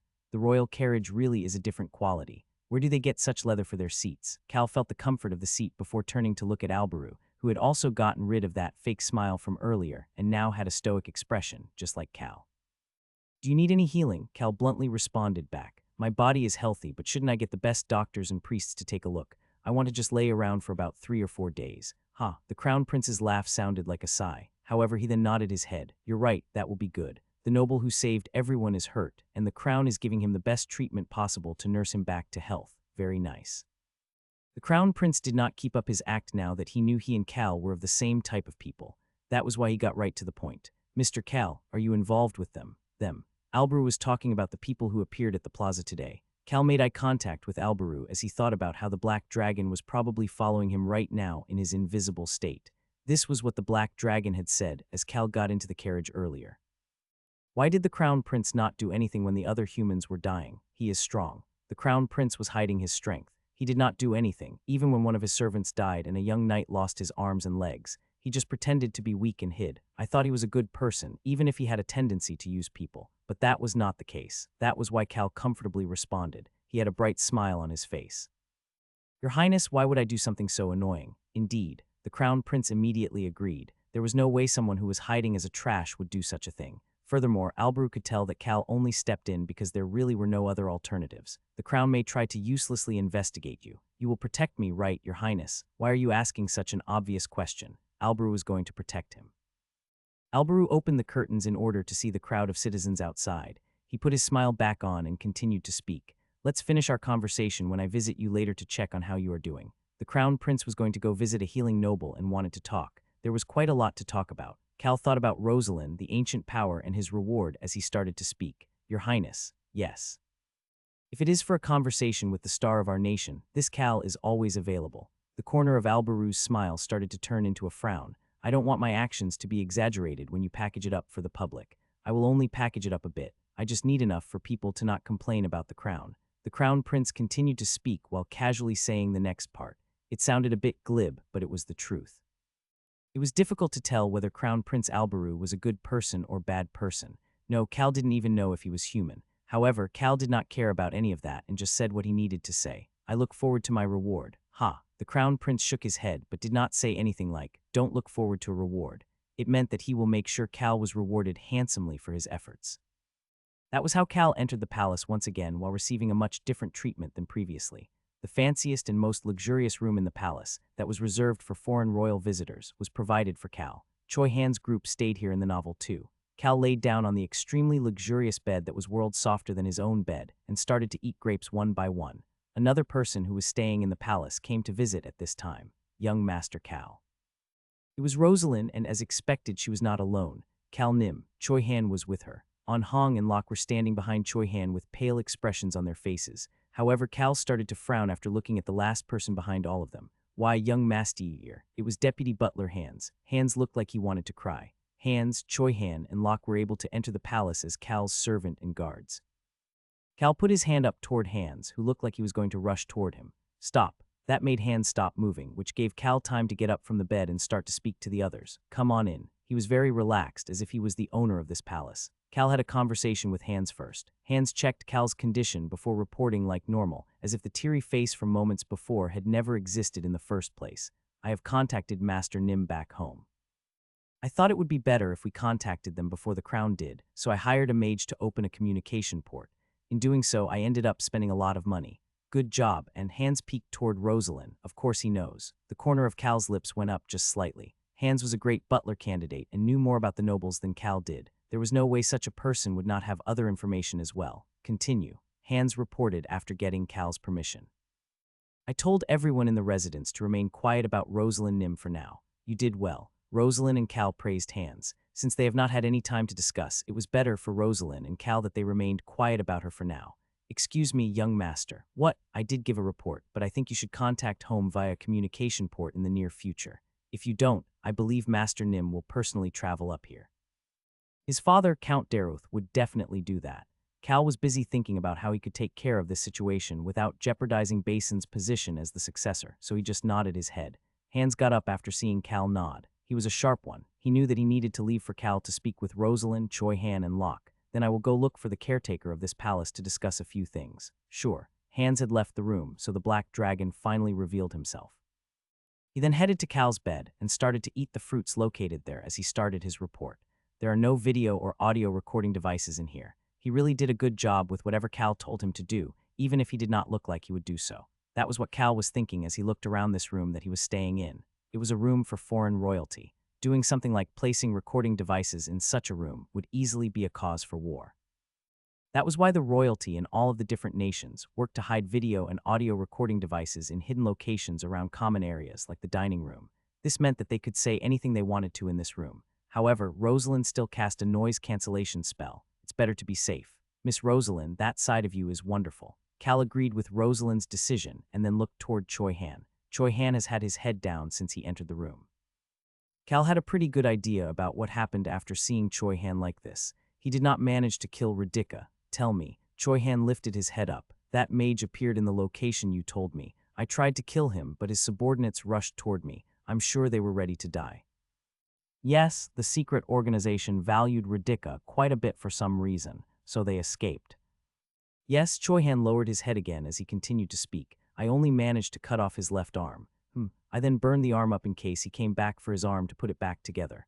His left eye should be injured as well. Isn't that a death sentence for a mage? Mages needed to cast magic with both hands for their mana to be balanced. Losing an arm would end up affecting that quite a bit. Cal looked toward Choi Han with a stiff expression. Choi Han was standing there with his head down and fists clenched. I was supposed to kill him. I'm sorry, no need to be sorry. You did well. Cal looked toward Locke, An and Hong who were sitting next to Choi Han. An and Hong did not move toward the black dragon like usual. They were stiff in Locke's arms. Locke was looking at Cal with a desperate gaze. Did he go berserk? Cal looked toward Choi Han and asked. His subordinates. I thought it was better to kill them, so I took care of them. That made the red kitten Hong rub his face on his sister An's body. Choi Han had used his black aura to completely get rid of them without any traces. This was the first time Hong realized that you could melt a person with aura. It's best to be thorough to prevent any future issues. You didn't break any buildings or anything like that, right? Cal was worried that Choi Han went berserk and destroyed some other things. Harris Village and the Blue Wolf Tribe incident were both traumas for Choi Han. Cal was worried that he would go crazy when seeing the people who caused those traumas standing right in front of his eyes. If he goes berserk, I may end up having to clean up the mess. Since Choi Han was staying with him, Cal would need to clean up the mess. However, Cal did not want to do such a thing. Yes, of course. As Cal Nim mentioned, I made sure not to damage anything around the area. The kittens remembered what Choi Han said to the subordinates as he killed them. All of the important people in my life were killed or almost killed by you, including today. The buildings were not damaged, but the look on Choi Han's face as he melted the secret organization members alive was quite scary. He did not go berserk, however, that made it scarier. An and Hong finally moved toward the black dragon to get a sense of relief by the dragon's side. The strongest, cutest, and nicest individual in this room was this black dragon. Cal observed the kittens heading to the bed before speaking to Choi Han. I see you worked hard. Cal's words made Choi Han look up at him. Cal looked at Choi Han and everyone else as he continued to speak. Choi Han's tightly clenched fists loosened up a bit. Rosalind looked at Locke, Choi Han, and the kittens that were wagging their tails before finally landing her gaze on Cal. An odd sense of cohesion surrounded her. The black dragon started to speak at that point. You worked hard too. This made Cal start to smile as he nodded his head. Indeed, I worked very hard. That is why I will be rewarded. and the time to have their first discussion about his reward soon arrived. You can head out now. Yes, Your Highness. Crown Prince Alberu sent out the priest who just sat there filling the time without doing any actual treatment on Cal before turning to make eye contact with Cal. Cal had an expression of awe that the Crown Prince came to visit, until the door closed and Alberu started to speak. That expression of yours is giving me the chills. Cal returned to his usual relaxed expression. Alberu seemed to find that more bearable as he sat on a chair next to the bed Cal was laying on looking like a patient. I have said that you are currently resting. I said that you got up at the plaza even though it was difficult so that you could help calm things down like a proper noble. Alberu started to smile before adding on, since you revealed that you possess an ancient power at the plaza, I played along and said you have a defensive ancient power that is not very strong. That is what you wanted, right? And Cal pretended to contemplate as he responded back, a young noble who is weak but stepped forward for the kingdom. It's nice. Indeed, Cal preferred it this way that people thought he was not very strong. It wasn't a lie, he really was weak. By tomorrow, any information about rumors about you and the current situation will be delivered to you through your butler. Make sure to take a look. Prince Alberu was definitely treating Cal differently than he had treated Choi Han in the novel. He didn't have even an ounce of a warm smile and just had a stoic expression. It was as if he was dealing with someone he didn't want to deal with because he needed to do so. That was how Cal wanted it to be. Cal made eye contact with the crown prince who was staring at him. Prince Alberu started to frown after seeing Cal's relaxed demeanor and started to think for a bit before he finally said what was on his mind. By the way, this extremely hesitant attitude made it seem like he was expecting something. Cal just waited patiently as this was rare to see from the crown prince. While Cal was waiting, the black dragon who had woken up from his nap underneath the bed started to talk to Cal in his mind. Now I am certain, he is not human. The crown prince asked his question at the same time. You are human, right? What was going on? A straight and a hook landed on him at the same time. Cal suddenly wished he really was hurt. Prince Alberu could see that Cal Henitus suddenly had an expression of disbelief as Cal answered back. I am human. It was an expression that seemed to be asking why the prince was asking such a stupid question. Alberu subconsciously let out a sigh. Sigh. Right, of course you're human. Cal could see Alberu point at both of them before continuing to speak. You and I are both human. The black dragon spoke into Cal's mind at that moment. That is a lie. He is not completely human. Little dragon, can you please stop? Cal was having a difficult time maintaining his composure. However, a critical weakness existed between Cal and the black dragon. The black dragon could talk to Cal whenever he wanted to do so, but Cal was unable to talk back to the dragon. It was a one-way communication. It was his fault for lacking any magic skills. This is my first time seeing a race with such an atmosphere around them in this great dragon's 4 years of life. The dragon's 4 years of life. The black dragon had only seen himself humans and the cat tribe and wolf tribe members he recently met. The crown prince was not any of those species. Cal started to speak toward the crown prince who was looking at him. Of course, is there much to being human? We're all human if we live amongst each other. Cal made up his mind to forget about what the black dragon had said. Prince Alberu quietly looked toward Cal before starting to speak. You are right. There really isn't much to being human, however, but Cal was wondering if he could stop hearing these words. Prince Alberu started to speak to Cal as he was contemplating. I thought I was mistaken at the banquet hall, but there are some weird smells around you. Smell? Cal responded with shock. I just showered. The crown prince opened and closed his mouth a couple times without saying anything after hearing Cal's retort. Cal could see the wrinkles on Alberu's forehead from frowning. He looked like he was contemplating something. However, he erased any traces of it from his face and got to the point of the matter. I don't think there's a need for two people who are similar like us to try to sugarcoat things. So, what do you want as your reward? Alberu crossed his arms as he asked Cal. The reason Alberu had come here so late had to do with dealing with the aftermath of the incident, but it was also because he had to look at the files regarding Cal Henitus. However, there was nothing on Cal. Well, there was something, but it was useless. Famous in the Northeast for being trash. Completely pushed out of the successor position 2 years ago, but shows no complaints about the decision. No signs of trying to cause issues in the home. Just said Cal Henitus was trash who liked to fool around and drink. That was worse than having no information. The Cal in front of Alberu was not trash. For example, take the way he responded to the prince's question. Your Highness, can you please explain what I will need to do for you first? There was no way a trash would ask something like this. Alberu answered honestly. I want you to not say anything to the nobles. That was the hardest thing. That was why this was the crown's request to Cal, and why they were willing to wager Cal's reward with it. Today's events were embarrassing for the crown, and they could not let this affect their position of power. That was why he was asking Cal for this, and he was able to ask Cal this because Cal was part of the Henitus family that was not part of any faction. I also want you to praise the crown every so often if you are asked. including speaking about your very understanding nature, Your Highness, of course. One corner of both Alberu and Cal's lips started to go up as they started to smile. Their smiles were pretty similar. Since it is an ancient power, isn't what you revealed today the extent of your power? Of course, it is useless for anything else. Cal shrugged his shoulders at Alberu's inspecting gaze even though he was the one to answer. Based on what Cal read in the novel, Crown Prince Alberu knew more about ancient powers than most people. Now that I think about it, the healing star was given to him by his mother. Cal recalled this memory that suddenly popped into his mind. The Crown Prince had asked what he wanted as a reward. The tone of Alberu's voice made it sound like he would probably agree to anything, yet Alberu seemed comfortable. What is it that you want? Something for your family? My agreement to invest in the northeastern shoreline, or settling the battle for power in the northeast? That was why Cal responded back comfortably as well. None of those belong to me, Your Highness.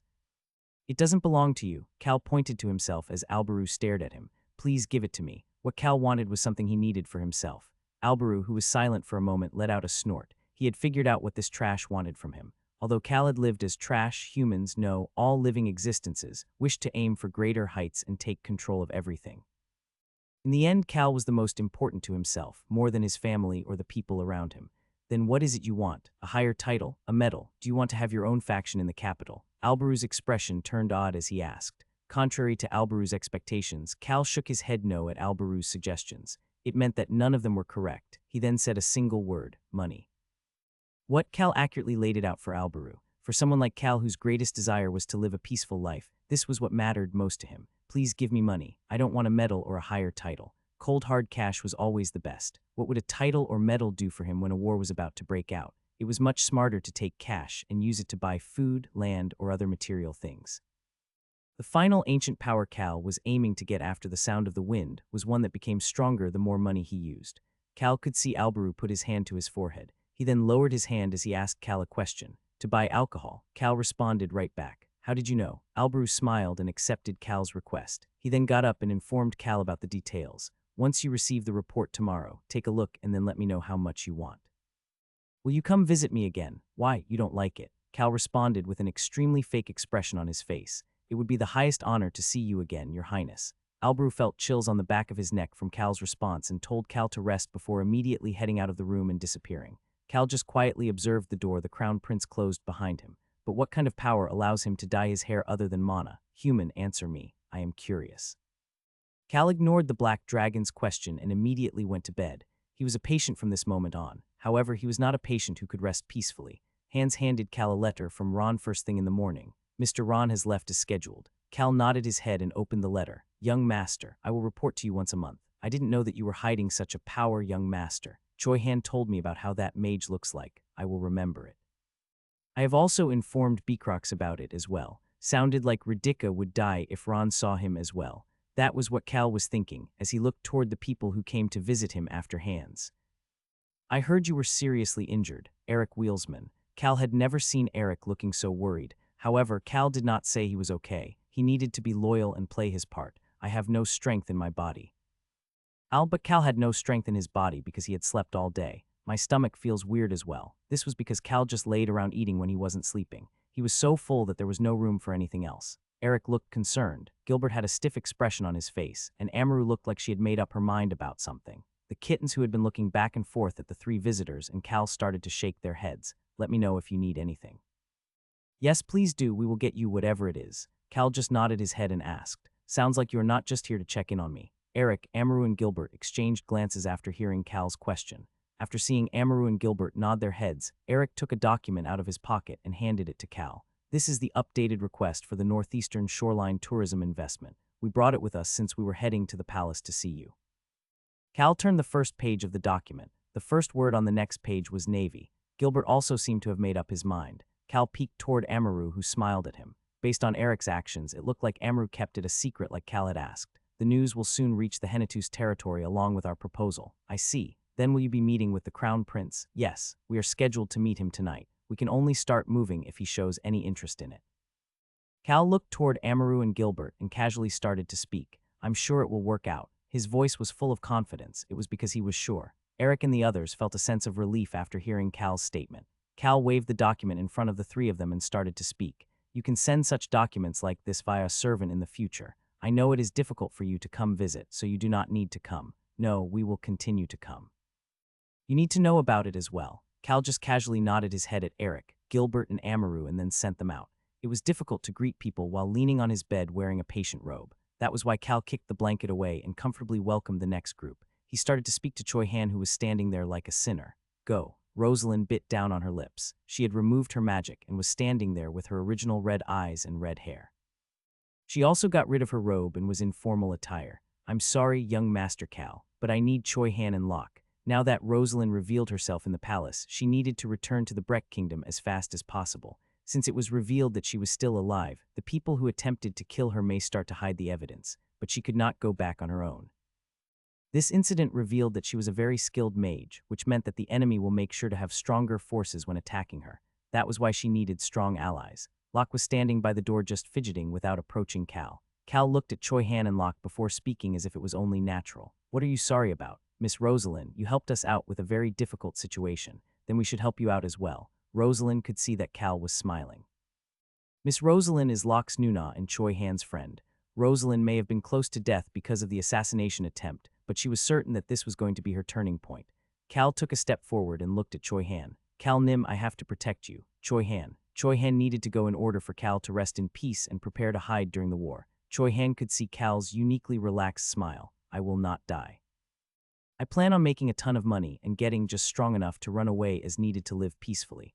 I'm going to do everything I can to live as long as possible.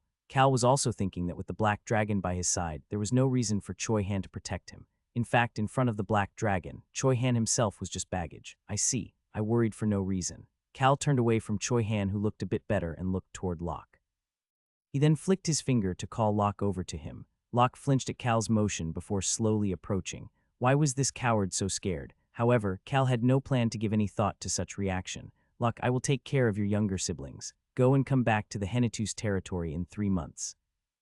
Excuse me, what is the excuse me for? Did you forget about our deal? Cal thought about how he was going to use Locke as Locke blankly stared at him. He then handed Locke a map. It was a map of the Northeast Territory that he got from Hans, Hennetus. Come to the one that's marked like that. I will be there with your younger siblings, so you must come back.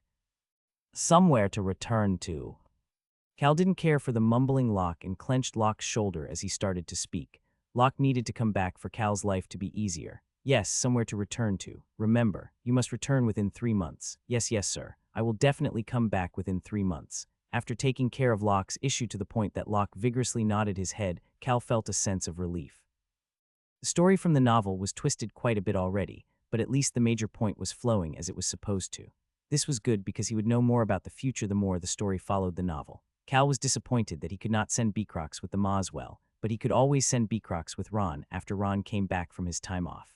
Cal laid down on the bed with a more relaxed heart than ever before as he proceeded to look at the people around his room.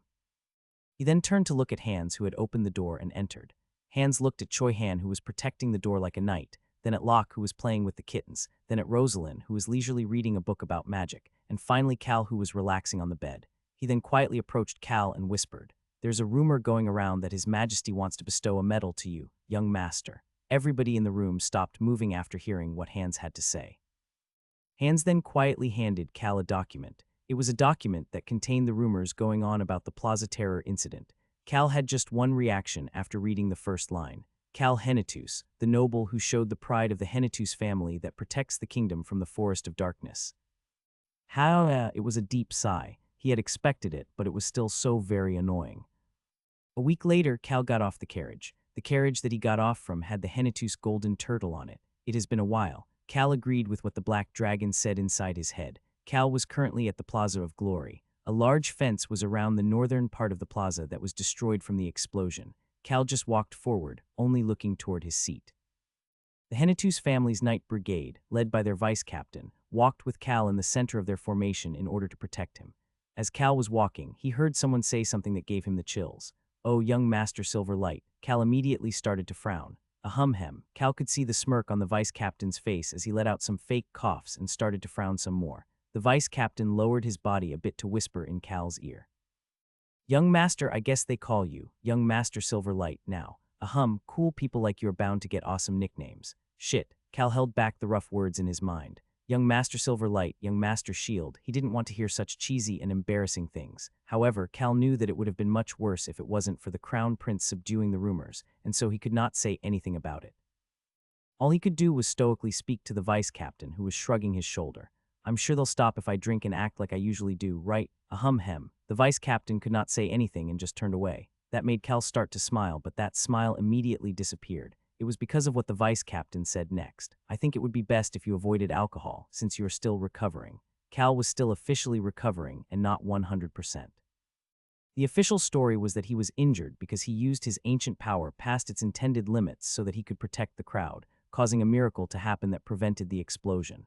That miraculous story naturally originated from the Crown Prince. That was why the staff at the Hennetus residence was busy protecting the injured Cal. It was not just the staff at the capital. Cal thought about his father, Count Daruth, who was planning on coming up to the capital a few days ago. This was what Daruth had said through the video communication. Cal, did you see the faces of those bastards? Your dad will kill them all for you. How dare they do such a thing to a person who cannot even swing a sword? Even though Daruth knew Cal had earned an ancient power, the fact that even Cal's younger sister was better than Cal at swinging a sword made Daruth consider Cal to be weak. The reason the Hennetus family does not take action is not because we are weak. Remember this, Cal. We have not taken any actions until now because we are strong. Nobody shall take any actions against you like this in the future. That was what Countess Violin had said while calming Count Daruth down. But that must have been the truth, as no nobles sent any messages or came to look for Cal once Cal left the palace and returned to his own residence. Even Eric and company did not show up. That made it easy. Cal had used that free time very efficiently. Cal, who had been looking forward as he walked, could see the knight and soldier guarding the entrance. Ah, young Master Cal, do you need to verify my identity? The knight shook his head at Cal's question and respectfully opened the entrance. Cal had to enter alone from here on. The people who were allowed to enter this time was significantly less than during the birthday celebration, but Cal was the exception. Young Master Cal Nim, please enter. Yes, sir. Cal thought that the knight was probably overworked, so he patted the knight on the shoulder as the knight bowed and vigorously responded to him. He then walked in, not knowing that the knight was watching him walk in for a very long time. Cal continued to walk at a leisure pace. The Plaza of Glory. The king planned to respect the fallen and give medals to certain people for their actions during the Plaza Terror incident today.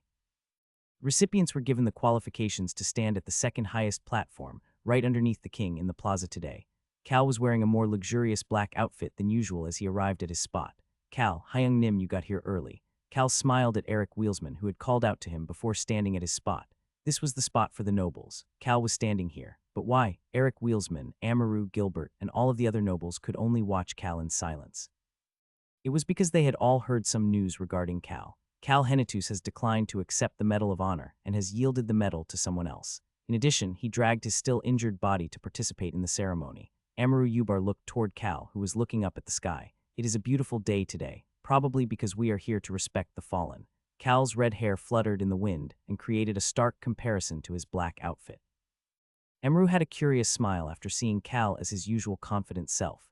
It is probably because of you, young Master Cal. Me? Cal looked toward Amaru with confusion. Amaru responded back with a calm and warm smile. Cal found that reaction to be odd, but still said what he needed to say. You are leaving today, young lady Amaru. Yes, I believe you are heading out tomorrow. I will see you at our Ubar territory. Cal was going to visit the Ubar territory after the ceremony. Yes.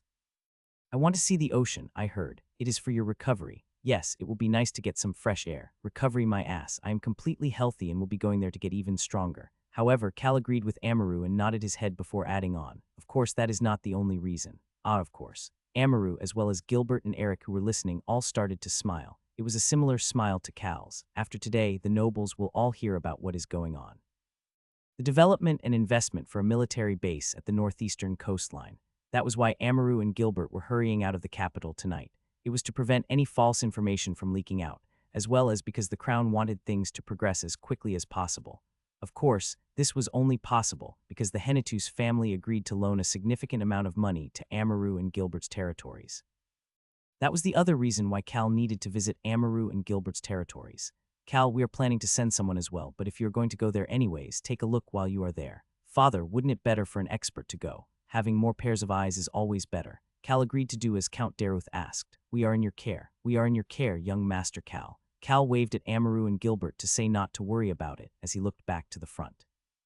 King Zed had arrived. The memorial and medal ceremony then started. King Zed spoke in a loud voice that was stronger than ever. There still was a large number of people in the plaza, but the atmosphere was completely different. It was very quiet. We are gathered back here today to show that we will not cower under fear. King Zed called out to the crowd once again. It was a warning to the enemies, as well as something to rally the crowd.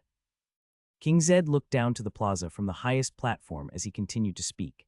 It looked like King Zed had made eye contact with Cal at that time, but Cal hoped that it was not the case.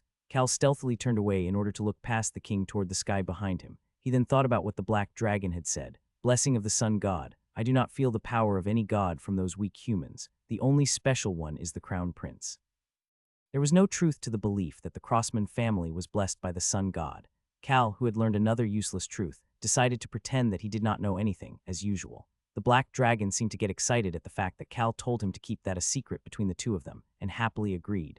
In that regard, we will now hand out the medals to those heroic individuals. King Zed started the medal ceremony, and everyone went up one by one to receive their medal.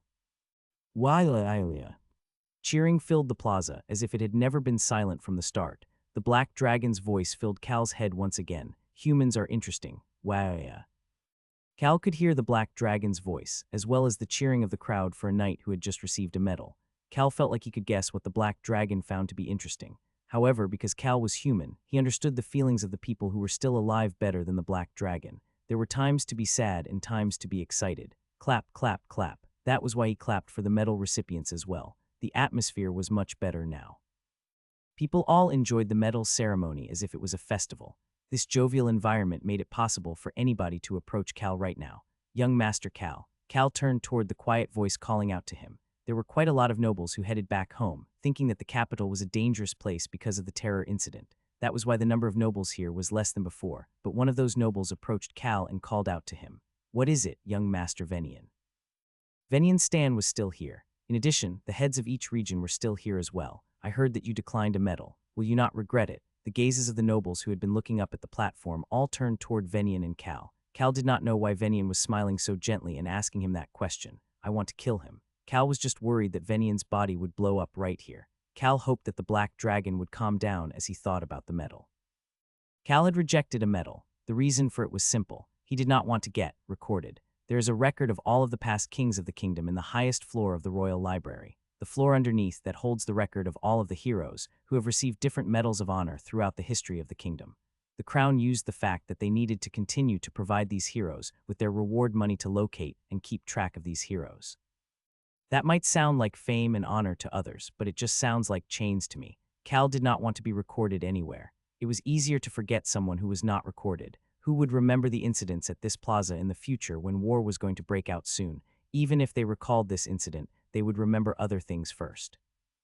The fact that he knew this was part of the reason Cal had decided to step forward during the terror incident, as well as the reason he wanted to avoid getting recorded. Cal started to smile as he looked toward Venian and started to speak. What would I regret? Cal had nothing to regret. He had received a handsome reward, and most importantly, it is enough that we managed to survive. He was able to live without getting seriously injured. That was the absolutely most important truth for Cal. No, for Kim Rock-soo. The area around Cal became silent. Venian spoke after a while so as to break that silence. I see, yes, I am also very shy. I'm too shy to go up there to receive a medal. Venian's expression turned odd. However, Cal just shrugged his shoulder and turned around to clap for another person who was receiving a medal. The black dragon was debating how to kill Venian quickly and simply, before he looking at Cal and the people around Cal and shook his head. There were too many people looking at Cal right now. Both the nobles and the people down below were looking at Cal. The black dragon thought things would get very complicated and annoying for Cal if he killed Venian right now, so he decided to act like Cal and be still, very still, as he watched the ceremony. This concludes today's ceremony. However, this king will not forget this moment. I will remember it day after day in order to not forget the valiant heroes. The ceremony ended with the king's final remarks. Sweesh. A rough wind that sounded like rain brushed through the plaza. Cal brushed back his messed up hair. The crown prince had said that Cal did not need to come to the memorial today. However, Cal still showed up. It was because he knew the weight of someone's death. He finished his own memorial of sort and put his right hand to his heart. This alerted Eric, who started to speak. Cal, did you overdo it? Does your heart hurt? Cal looked toward Eric in disbelief, and Cal's confident gaze made Eric awkwardly smile as he slowly backed away. Eric seemed to be very embarrassed. Cal smiled at Eric's reaction and patted his chest 2 times. He could feel the golden plaque in his inner pocket as he did that. It was the reward he had received from the crown prince. The Crown Prince is more generous than I expected. The golden plaque gave Cal 2 opportunities to purchase anything, regardless of the cost. It didn't matter whether he bought 2 slices of bread or 2 mountains. All that mattered was that he could only use it twice. Cal was going to use these 2 opportunities very effectively in the future. I'm sure that the Crown Prince was thinking, how much can you really spend as he gave this to me? Either that, or he gave it to Cal to see just what Cal could manage to buy with it. Too bad he was wrong. Cal started to smile. There were a lot of unique things you could buy in the world, as long as you knew how to buy them. What are you planning now, weak human? Just be careful. Cal ignored the concerned comment of the black dragon, who had seen the smirk on Cal's face. Cal looked around where he was standing and made eye contact with a lot of people. However, he trusted that these gazes would disappear once he left the capital. That was why Cal, who had finished preparing to leave early the next morning after returning to his residence, handed the black dragon a piece of steak along with 3 other items. The black dragon clutched the plate with the steak on it as he asked, "What is this for?" The 3 items were all the magic bombs with the detonation devices removed. The compressed mana still existed in these bombs. For now, Cal was planning on using just one of these 3 bombs. A mischievous smirk appeared on Cal's face. Destroy a whirlpool. Cal was planning on overturning Roan Kingdom's northeastern sea without anybody knowing about it. It was possible because neither the mermaids nor the whale tribe should be at the northeastern sea right now. Originally, Cal did not plan to destroy the whirlpool. He was planning on taking care of it using the indestructible shield and the vitality of the heart. But that was when I didn't have the black dragon. There was no reason for him to work hard when he had the black dragon. Cal stuffed the black dragon on and hung with a ton of food before sending out these beasts that averaged 7 years of age and greeting his first guest. I do not know what you stole, but you did something big. It was Billows. I guess I am a bit famous these days. Billows shook his head at Cal, who did not seem to be injured at all. He could see Cal starting to drink while claiming to still be injured. You indeed are famous, young Master Cal, but is it okay for you to drink? There's no reason for me to lie in front of you. Billows smiled as he filled Cal's empty cup. He then handed a magic box over to Cal. Cal had returned the other items to Billows through Choi Han. Cal caressed this new box of items as he looked toward Billows. Cal had already decided how to use the first of the 2 opportunities to use the golden plaque. He decided to buy some time. Cal decided to buy some time for the moment when the Northern Knights, a dangerous existence for not just Roan Kingdom, but also the Breck Kingdom and the other mid-northern kingdoms, started to head south. To be more specific, other than the Northern Knights, there were also the Empire at the center of the Western continent, the Mage Slayer, and the Queen of the Southern Jungle. Cal decided to buy some time to get away from all of them. It would be one thing if he was on his own, but now there were others he needed to care for. Billows, do you deal properties too? I don't, but I do know about what is going on lately. Billows really was a merchant. He received information very quickly. The Western continent is on the verge of blowing up, and that is a great time for merchants like myself to make money. Merchants will run toward anything that will give them a profit. Billows liked Cal, who understood merchants a lot. He also liked that Cal didn't beat around the bush and got right to the point. The Whipper Kingdom will become a mess soon. I'm sure you are already expecting it. Billows nodded his head. The non-mages and mages could no longer coexist in the Whipper Kingdom. That is why I'm trying to figure out what I can use to make money in that chaos. Young Master Cal, what do you think will be the most profitable investment there? Cal easily answered Billows' question. People. The mages will lose the civil war and the magic tower will be destroyed. Then what would happen to the remaining mages? All of the mages were not going to die at the end of the civil war. The Whipper Kingdom was the Western continent's greatest supply of magic devices. There were many mages who stayed far away from power and politics, but there will be nowhere for those types of mages in the Whipper Kingdom after the Civil War. In the novel, Crown Prince Albrew Crossman was going to target this issue. As for the destroyed magic tower, Rosalind was the highest-tier mage who decides to create a new magic tower in a different location. Billows was a very sharp person. You're thinking that the mages will look for a new home. Cal did not give Billows a direct answer. The mages needed to lose in the Whipper Kingdom. That was the only way for the Whipper Kingdom to move to a better future. However, Cal did not put much weight onto those things. What he wanted was something else. The Western continent's greatest supplier of the highest-grade magic devices. Cal needed the things that will remain after the Civil War. Immediately let me know once the magic tower is destroyed. May I ask why? Cal shrugged his shoulders and lightly responded. You'll find out when it happens. The magic tower. Cal was planning on purchasing it. The magic tower will be filled with irreparable broken magic devices after the Civil War. Cal also knew the method to purchase this magic tower. Albrew also will not be able to do anything about Cal's actions. I'm looking forward to it. Klee nodded his head in agreement. He was looking forward to it as well. Buying the magic tower will buy him some time. It will give him time to protect himself from danger. It will be very expensive, but not like it is my money. Billows saw the evil smirk on Cal's face and his expectations went up. Then I will contact you when it happens. Okay, I look forward to it. Cal said goodbye to Billows, his first guest. He then greeted his second and last guest. Well, the second guest more so rushed into the room. Cal looked toward the terrace window that was open, before flinching at the existence that rushed in through the window. What is this? A clay doll the size of his palm climbed in through the window. An and Hong jumped into Cal's arms in fear. It was because the expression on the clay doll was terrifying. It looked more like a zombie than a doll. The black dragon spoke into Cal's head with magic as usual at that time. I feel the power of a god. Ah, Cal blurted out someone's name. The crazy priestess. Cage. Once he did that, the clay doll that did not have any eyes or ears but only a mouth started to speak. I knew you would recognize me, young Master Cal. This doll is connected to me. It is a single-use item that can only listen and talk. She really was skilled enough to be called a necromancer. Cal looked toward the black dragon. The black dragon was talking into Cal's mind, but did not turn invisible. It seemed to have figured out right away that it could listen and speak, but could not see. Just how strong is this dragon? Cal suddenly questioned the black dragon's strength. However, the clay doll started to speak and prevented him from thinking about it for a long time. We are leaving the capital today. I'm sure young Master Cal does not like us contacting you like this. Correct. Absolutely correct. However, Taylor said he had something he wanted to tell you. Young Master Cal, when I go take back my position, no, when I am one level higher than my original position, I will return to pay you back for your help, is what he wanted me to tell you. There was no need to tell me. I know. Cal looked into the empty eye sockets of the ugly clay doll. Even still, Taylor and I both need somewhere to share the news when we get what we desire. Do whatever you want. The clay doll started to smile at Cal's words before it started to melt. An and Hong dug even further into Cal's clothes in order to hide after seeing the doll melt away. Then please be healthy, young Master Cal. The clay doll disappeared without leaving any traces behind. The black dragon stared at the empty spot where the clay doll stood for a bit before looking toward Cal. Then is that when I can get my revenge? Once Taylor Stan returned to power and became the master of Marquis Stan's estate, the current Marquis and Venian will both need to face the wrath of this black dragon.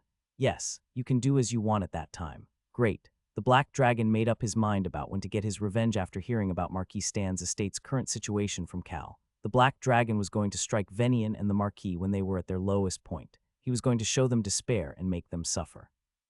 The black dragon flapped its wings happily. It really was a vicious creature. Cal heard the black dragon mutter its revenge plan in his head and treated it as a creepy lullaby as he went to bed.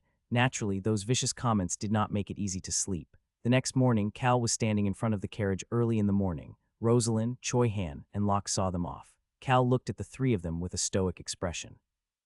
Cal Nim, if you think you see that mage bastard, please tell the dragon to kill him right away. All you have to tell him is to blow his head up so that he is not useless like me, who is only able to cut off an arm. Choi Han was spewing vicious things from early in the morning. I will definitely get stronger and come back, so make sure you listen to the young master while I am gone. Think seriously about the thing I told all of you last time. It is for your future. We all need to get stronger now. Locke was surrounded by his 10 younger siblings and telling them what was on his mind. Rosalind was whispering with the black dragon inside of the carriage, and it was so quiet that even Cal could not hear. Dragon Nim, this is the textbook on Roan Kingdom's alphabet, and this is the one for the continent's common language. Absolutely. Dragon Nim is great and mighty. I pray that you come up with a cool name for yourself. I will ask for him to come up with a name for me. I'm sure Cal Nim will know what you mean by asking him. HMPH. Cal didn't know what they were talking about, but he stared at Rosalind, who was watching the black dragon with a satisfied smile on her face and started to frown. He then turned toward Choi Han and started to speak. Choi Han was still going on about what Cal should do in order to stay alive without him. Cal Nim, your rate of survival goes up if you blast anything away in one hit and then run away. Also. Enough with the nonsense. Cal stoically continued speaking to Choi Han, who immediately shut up. Just make sure you don't get hurt. Yes, I will make sure to do that. Cal didn't want to see Choi Han's innocent smile anymore, so he got onto the carriage. Rosalind got off as soon as Cal got on. Cal felt the weight of the invisible black dragon, as well as An and Hong on his lap as he looked out the window toward Hans. Let's go. The staff, who were all outside the residence to see them off, bade Cal goodbye. Cal did not understand why these staff members would delay their work and come out to see him off. He told them it was fine, but they all still wanted to come and see him off. Young Master Nim, please return home safely. It was our joy to serve you, young Master Nim. We look forward to seeing you again in the future. What terrible nonsense. Cal had no plans to ever come back to the capital. He just casually waved at them and then closed the carriage curtains. That action was the signal to go. Cal's group had 2 more carriages than when they arrived, as they left the capital and headed to the northeast. Ubar. Cal was headed to the sea that was filled with whirlpools for hundreds of years. Sniff, it smells salty. Is this the sea? The red kitten Hong looked out the open carriage window and sniffed the air. Cal nodded his head as he received a small round item that the black dragon handed to him. This is the condensed mana from the bomb. The black dragon nodded his head at Cal's question and responded, yes, we can make a new magic bomb now. Cal became jovial at this confirmation and opened the carriage window wide. The cool sea breeze entered the carriage as he looked out toward the northeastern sea. There were many islands visible in the ocean. The northeastern sea had quite a number of these small islands. The silver kittenon was also quite excited. Oh, look at that sharp cliff. The sharp cliff brought forth both awe and fear as they were riding across a path created on top of that cliff. Cal looked toward the Cliff of Winds, the most beautiful sight in the Ubar territory. There were many small islands next to that cliff. Between the cliff and the islands were multiple raging whirlpools. Those whirlpools were the culprit behind why the seas of the Ubar territory were so dangerous. The Mage Slayer ends up landing on one of those islands after being shipwrecked by the whirlpools and ends up finding the sound of the wind. The Mage Slayer was known for being an intelligent barbarian. He was even stronger than Locke, the Blue Wolf Tribe member and the future Wolf King, and held the title of the strongest individual in the Western continent. Mage Slayer's name was Tunka, known as Tunka the Tyrant. I just need to get it before he does. If things went as it did in the novel, it was still too early for Tunka to come here. Cal was thinking that there was no chance he would run into Tunka as he looked out to the sea with satisfaction. This journey would be smooth as long as he avoided Tunka. Cal, who had been looking out the window with satisfaction, could see something far in the horizon. Cal rubbed his eyes a bit, but it was still the same. Isn't that a whale? A pod of large whales were shooting water into the air as they crossed through the northeastern sea to head north. Cal suddenly had an ominous feeling and clenched the magic bomb ingredients in his hand. The whales tended to live in the northern sea. This was true for the whale tribe as well. It was only during the war with the mermaids that the whale tribe came down south. I'm sure that's just a group of whales passing by. Tons of whales head north. Absolutely no way, right?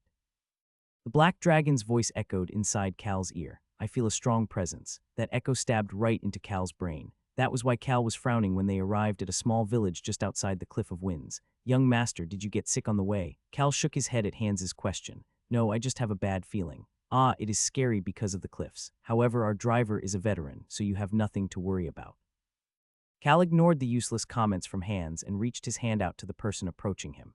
Long time no see, young lady Amaru. Hello, young master Cal. Amaru had her uniquely calm smile on her face as she welcomed Cal and crew. This was a small seaside village in the Ubar territory. This small village that had nothing special and allowed the residents to live in peace and quiet until now was suddenly busy with visitors. The village was quickly changing every day.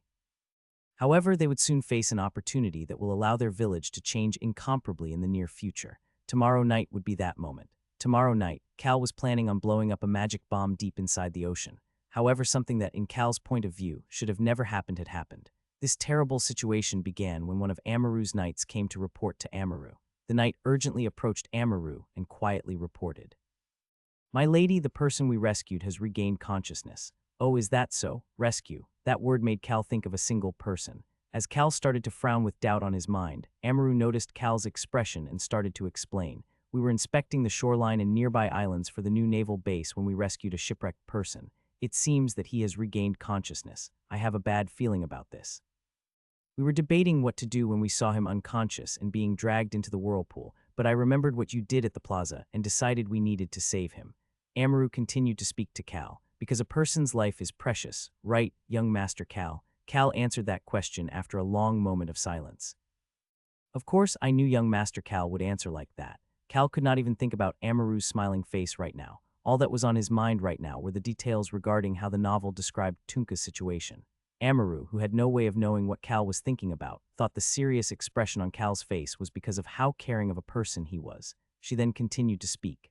Based on his outfit and physique, he seemed to be someone from the Whipper Kingdom. It was definitely Tunka. Cal's face turned paler as Amaru continued to speak.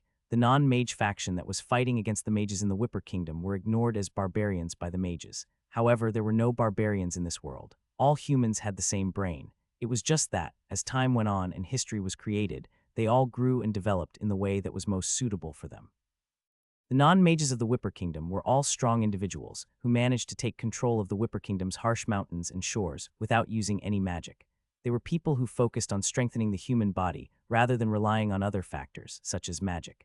They were rebelling because they wanted to destroy the current Whipper Kingdom that was made only for mages to have easy lives and return it to its original form. The citizens of the Whipper Kingdom were on the side of these non-mages. Foreigners may think that the barbarians were trying to take over the kingdom, but they were not barbarians to the Whipper Kingdom's citizens. They were just free people. They used instinct to take down this kingdom of logic. The problem is that Tunka is extremely stupid, an intelligent barbarian. There were some who said that, but in Cal's opinion, Tunka was just a simple and stupid person who just happened to be very strong. And stupid people were the scariest type of people. This was because you could not talk to them. Young Master Cal, you do not have to worry about that person. He seemed to recover very quickly. Cal laughed it off after hearing Amaru's words. I'm not worried at all. In fact, I'd prefer it if he continued to get treatment for a long time. Cal's hope was that Tunka would remain in recovery until he left. Amaru, as well as the knights who were with her in the capital, all looked toward Cal with warm gazes. Cal did not have time to pay attention to such gazes. He had enough of a headache trying to figure out why Tunka arrived here so early. Young Lady Amaru, could you please show us to our rooms? Of course. You are still not at full strength yet, right? Yes, I am still hurt. Oh no, let's hurry then. Cal only had a single thought in his head as Amaru started to walk quickly with a serious expression on her face before slowing back down to Cal's speed. Billows may be a Flynn and is extremely talented, but how was he so sure about the Civil War? How did he find out so early? It was because Cal had read the novel that he knew about Billows' abilities. However, Billows was still ostracized as a bastard son right now. There had to be a limit to his information gathering. That meant that the fact that Billows knew about it meant that the story was changing. The Civil War must be happening earlier than in the novel. If Cal thought about it that way, everything made sense. But what would have brought forth the Civil War? However, Cal did not think long about this question. The fact that Tunka was shipwrecked meant that his ship was destroyed by the mage's attacks and that he had returned from the north after gaining strength. That meant that even if it was moved up, the story itself did not change. The strength that instilled fear in the mages, the peak of human potential when it came to physical strength. Tunka survived through the sea, mountain, desert, jungle, volcano, and glaciers with just his physical strength alone. Tunka had survived through nature and its harshest elements. There was no way that mages, who use mana, a power that is drawn from nature, could defeat such a person. Maybe a dragon can kill him. A dragon could probably still kill Tunka with a single hit. Cal said that he needed to rest as soon as he arrived at the residence and sent everybody out of his room before looking up at the ceiling and starting to speak. Hey, what is it, human? The black dragon revealed itself. Cal started to seriously speak to the dragon. Stay by my side without going anywhere for a while. Cal had realized something through the situation with Choi Han and the black dragon. If he tried to avoid Tunka, he could instead end up with even more baggage. He needed to prepare for that moment. I will do whatever I want. The black dragon snorted and turned away from Cal. However, the way the dragon's wings were flapping let Cal know that the black dragon would listen to him. He was saying one thing, but his body was saying another. Cal felt much better after telling that to the black dragon. Cal then looked around his room. It was a residence that the head of the Ubar family had built a while ago in this small village. It doesn't really fit with the rest of the village. This luxurious room did not fit with the village they were in. That meant that Amaru's mother, the head of the Ubar territory, already had plans to develop this area when she originally started the construction of this residence. That vision was finally becoming a reality 10 years later. It probably took a while to draw in Gilbert's family and get the protection of the Wheelsman family. Cal was scheduled to meet with Amaru's mother before leaving the Ubar territory. She was going to come from the city with the Ubar family's main estate around that time. Cal thought about that meeting for a bit before moving to stand in front of the window. He could see the entire village through the large window, as well as the Cliff of Winds. The Cliff of Winds. For hundreds of years, the water in front of the cliff was ravaged by a whirlpool, causing headaches for the Ubar citizens trying to head out into the sea. But there was a reason Amaru's family still considered this area to be important. There were 2 other villages that were by the sea, but this village was at the center of the 3. The shoreline that was in the shape of a crescent moon had this village in the center with 2 cliffs on either side, making this the only village that made it easy for boats to set out. Furthermore, islands of different sizes were visible from the village, making it a pretty sight as well. It would be a great location for a military base. Cal was scheduled to go to the smallest island tomorrow morning. The sound of the wind, that was the source of all of these whirlpools, was located right next to that island. Tunka had said the following about the sound of the wind in the novel. It is a quiet but chaotic power. It was exactly what Cal was looking for, a power that would allow him to quickly and quietly run away while causing chaos for the strong. Cal started to slightly smile in anticipation of tomorrow morning. That smirk soon changed to a full-on smile that was full of satisfaction. Young Master Nim, Uncle Beecrox made this seafood just for you. Uncle is very excited about the sea, right? Cal Nim, please eat a lot. Cal looked at the 10 wolf children bringing food to his room with satisfaction. He had told the others that they were Locke's cousins and that they all lived in the same village when their families were killed by bandits. Cal's smile became even thicker. It was not because he liked the 10 of them. Cal's eyes were focused on Beacrox, who was bringing trays of food behind the children. Ron's son, a chef and a torture expert, that was Beacrox. He usually wore clothes without any wrinkles nor even a speck of dust. It was the same right now. However, he had serious bags under his eyes. Please eat, young Master Cal. Cal thanked Mies, the 12-year-old who was the eldest of the 10 wolf children, before picking up his fork. Young Master Nim, we want to work. Lok Hyung told us we cannot leech off of you. The wolf children, with Mies in the lead, had rushed into his carriage during their journey and asked him to put them to work. That was when Cal had them start assisting Beacrox. We think it will be better if we train with the knights, but we will still do our best. The 12-year-old Mies was confident and calm, unlike Locke. He was also very aware of the strengths of the wolf tribe. That was why Cal was even more adamant about their helping Beacrox in the kitchen. You are still children. It is still too early to do something dangerous like training with the knights. Help Beacrox with the kitchen stuff. You really are like Lok Hyung mentioned. Yes, we will do our best. The children who said that they will work hard really did work hard. Maybe that was why, but Cal couldn't help but smirk at Beacrox, who seemed to get more tired each and every day. Beacrox just stood there while the wolf children set up the table and then headed out. Uncle, are you not coming? The wolf children were bright and pure. They called Beacrox uncle and treated him like family. I'm coming. The children headed out first after hearing his comment. All of them were dressed cleanly and had their hair well kept, as if they never lived in a remote village before. It was inevitable with Beacrox's style. Now that I think about it, he would be a really good babysitter. Cal avoided Beacrox's gaze, thinking that Beacrox would come at him with his cooking knife if he knew what Cal was thinking about. Beacrox was living as a clean and respectful chef right now. He could not be cold to the wolf children. All he could do was glare at Cal every so often. Cal watched Beacrox pick up a fork and knife and start to leave the room as he started to speak. Yes, sir. Click. Beacrox left the room and closed the door behind him. Cal looked at the door and started to speak. I don't know why he is trying to do his dad's job while his dad is gone. There was no reason for Beacrox to bring the food to him. However, Beacrox was slowly doing Ron's work at any chance he got. Sadly, this prevented Cal from being able to enjoy the gap left from Ron's departure. The wolf children or Beacrox always showed up to take Ron's spot. Cal looked toward the corner of the room next and continued speaking. Come eat. Cal's meal buddies On Hong and the Black Dragon rushed to the table and started to eat. Cal looked out at the sunset over the ocean as he leisurely ate his dinner. The next day, hello, nice to meet you, young Master Nim. Cal exchanged greetings with an old man. This was a fisherman who had roamed across this Ubar Sea and battled against the whirlpool for tens of years. This old man, who was known as the greatest veteran of the Ubar Sea in this small seaside village, had a very tan skin that represented just how much time he spent out at sea. Just trust me, I will safely take you to the central island. Amaru, who was next to Cal, nodded her head and added on, right.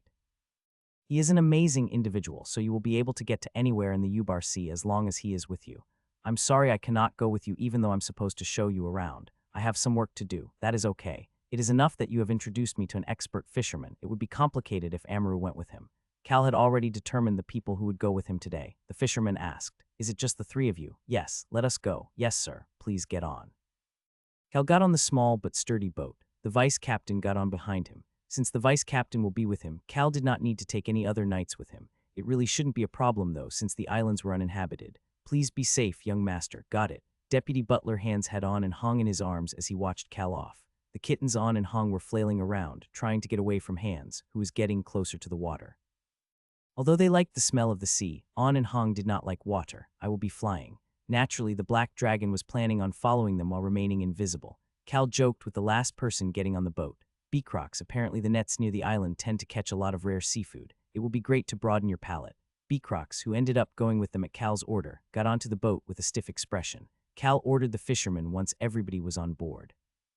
Let's go, yes sir. The fisherman, the captain of this small boat, started to row with his son. In this whirlpool-filled sea, neither a large ship nor acceleration magic was important. It was safer to be with an experienced fisherman and rely on their years of rowing experience. The boat may rock quite a bit, so please hold on tightly, the old man casually announced as the boat departed. Cal started to curse soon after they left. Shit, the boat was rocking.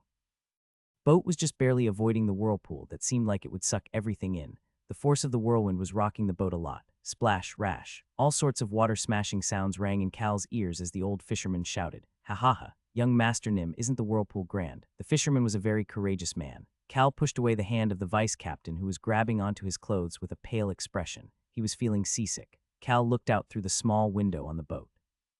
The color of the violent water was not transparent at all. It was white and blue as it reflected the bottom of the sea, and became a darker and darker shade of blue as it got closer to the center of the whirlpool. You'd probably die if you get caught in it. Cal thought about the new magic bombs in the magic box back in his residence. He then turned his gaze toward the front and looked toward the smallest island of the cluster of islands in front of him.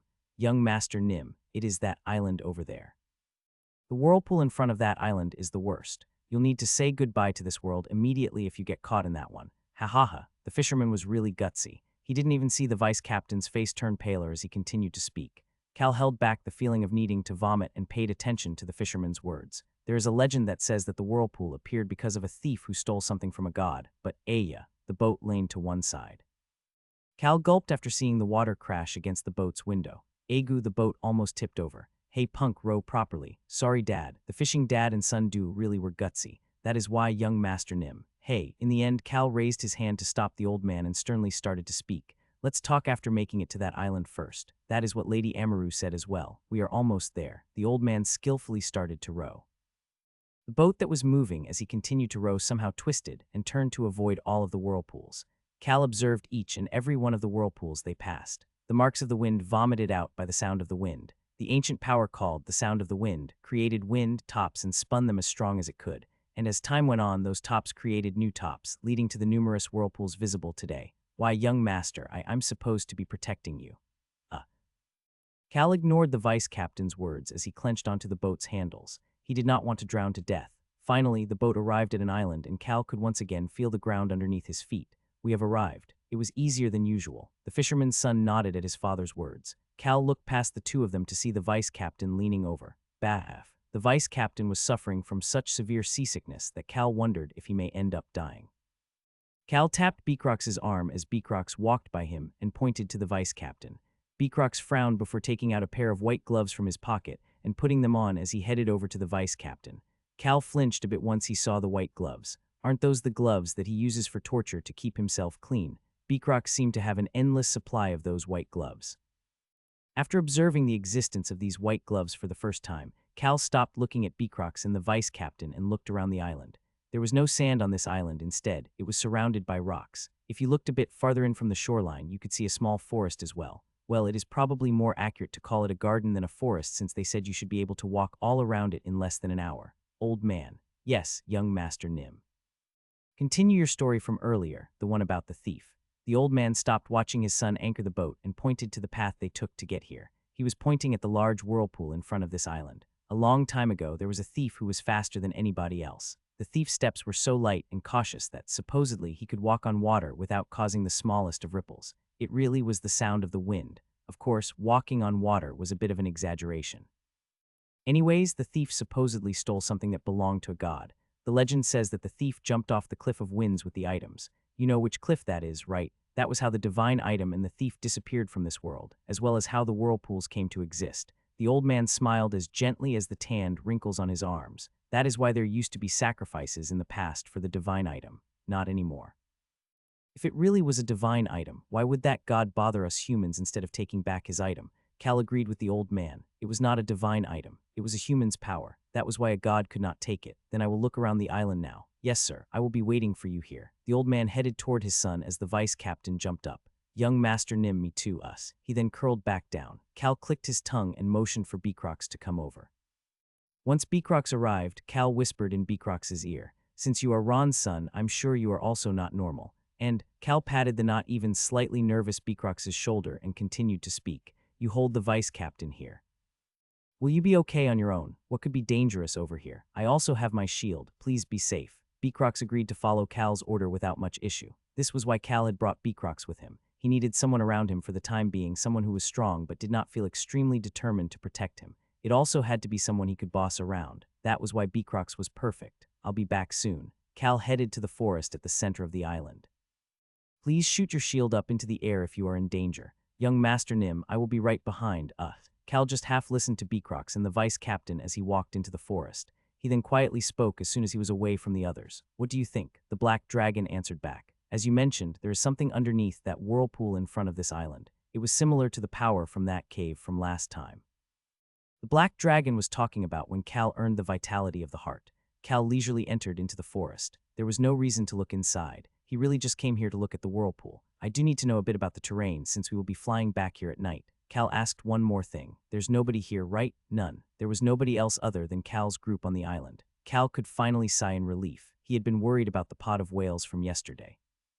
But there is a corpse. What? Cal instantly froze up. He started to frown and looked up into the sky. The black dragon removed his invisibility and appeared in front of Cal. When I looked down on this island earlier, there were 3 corpses on the other side of the island. Corpses were completely out of Cal's expectations. Cal took 3 steps back toward the boat. He had a bad feeling that something unlucky would happen if he continued to walk toward the other side of the island.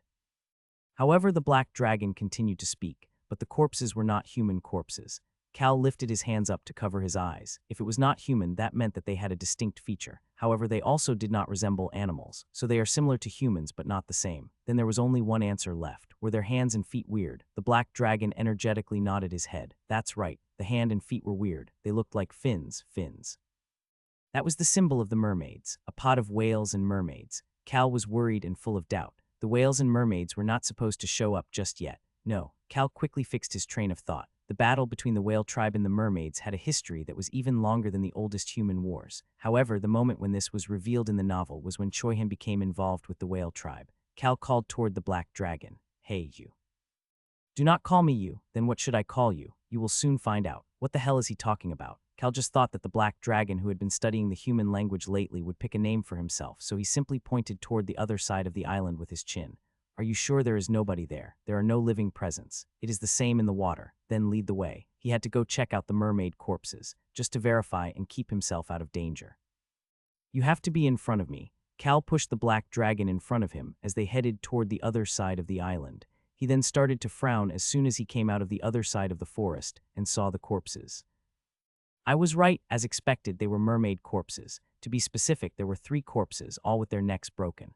Furthermore, their legs and arms were twisted as well. Cal frowned even more after seeing the appearance of the mermaids with his own eyes instead of just as text in a novel. The corpses were completely dry as if they were mummies. However, the mermaids really did look different from humans. There were fins on their hands and feet, while their skin seemed to be covered in scales.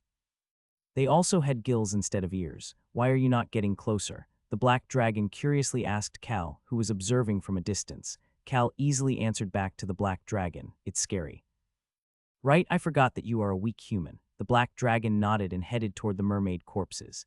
He then started to mumble to himself. It seems like they were flattened to death. They also seem to have died not too long ago. Furthermore, I can see some red blood underneath their fins. I think they were in a battle. It was a whale. A whale definitely killed these mermaids. The whale tribe had a small population, similar to the dragons, but they were the strongest existence in the ocean. That was how they were able to protect the ocean world from the mermaids. The mermaids wanted to create a kingdom inside the ocean. However, the whale tribe did not accept sharing their territory with others. It was because they were a species that needed to migrate along with the weather. The whale tribe is small in number, but they are too strong for the mermaids to do as they please. However, the mermaids suddenly started to get stronger. Mermaids started to get stronger, putting the whale tribe in a difficult situation. That was when Choihan appeared and assisted the whales. At least that was the contents of the novel by the end of Volume 5. Cal told the black dragon that they should head back and turned away from the mermaid corpses. Can we just leave them like this? Yes, a mermaid corpse will not dissipate on land instead. It will just dry out almost entirely. In order for it to dissipate, it needs to be underwater.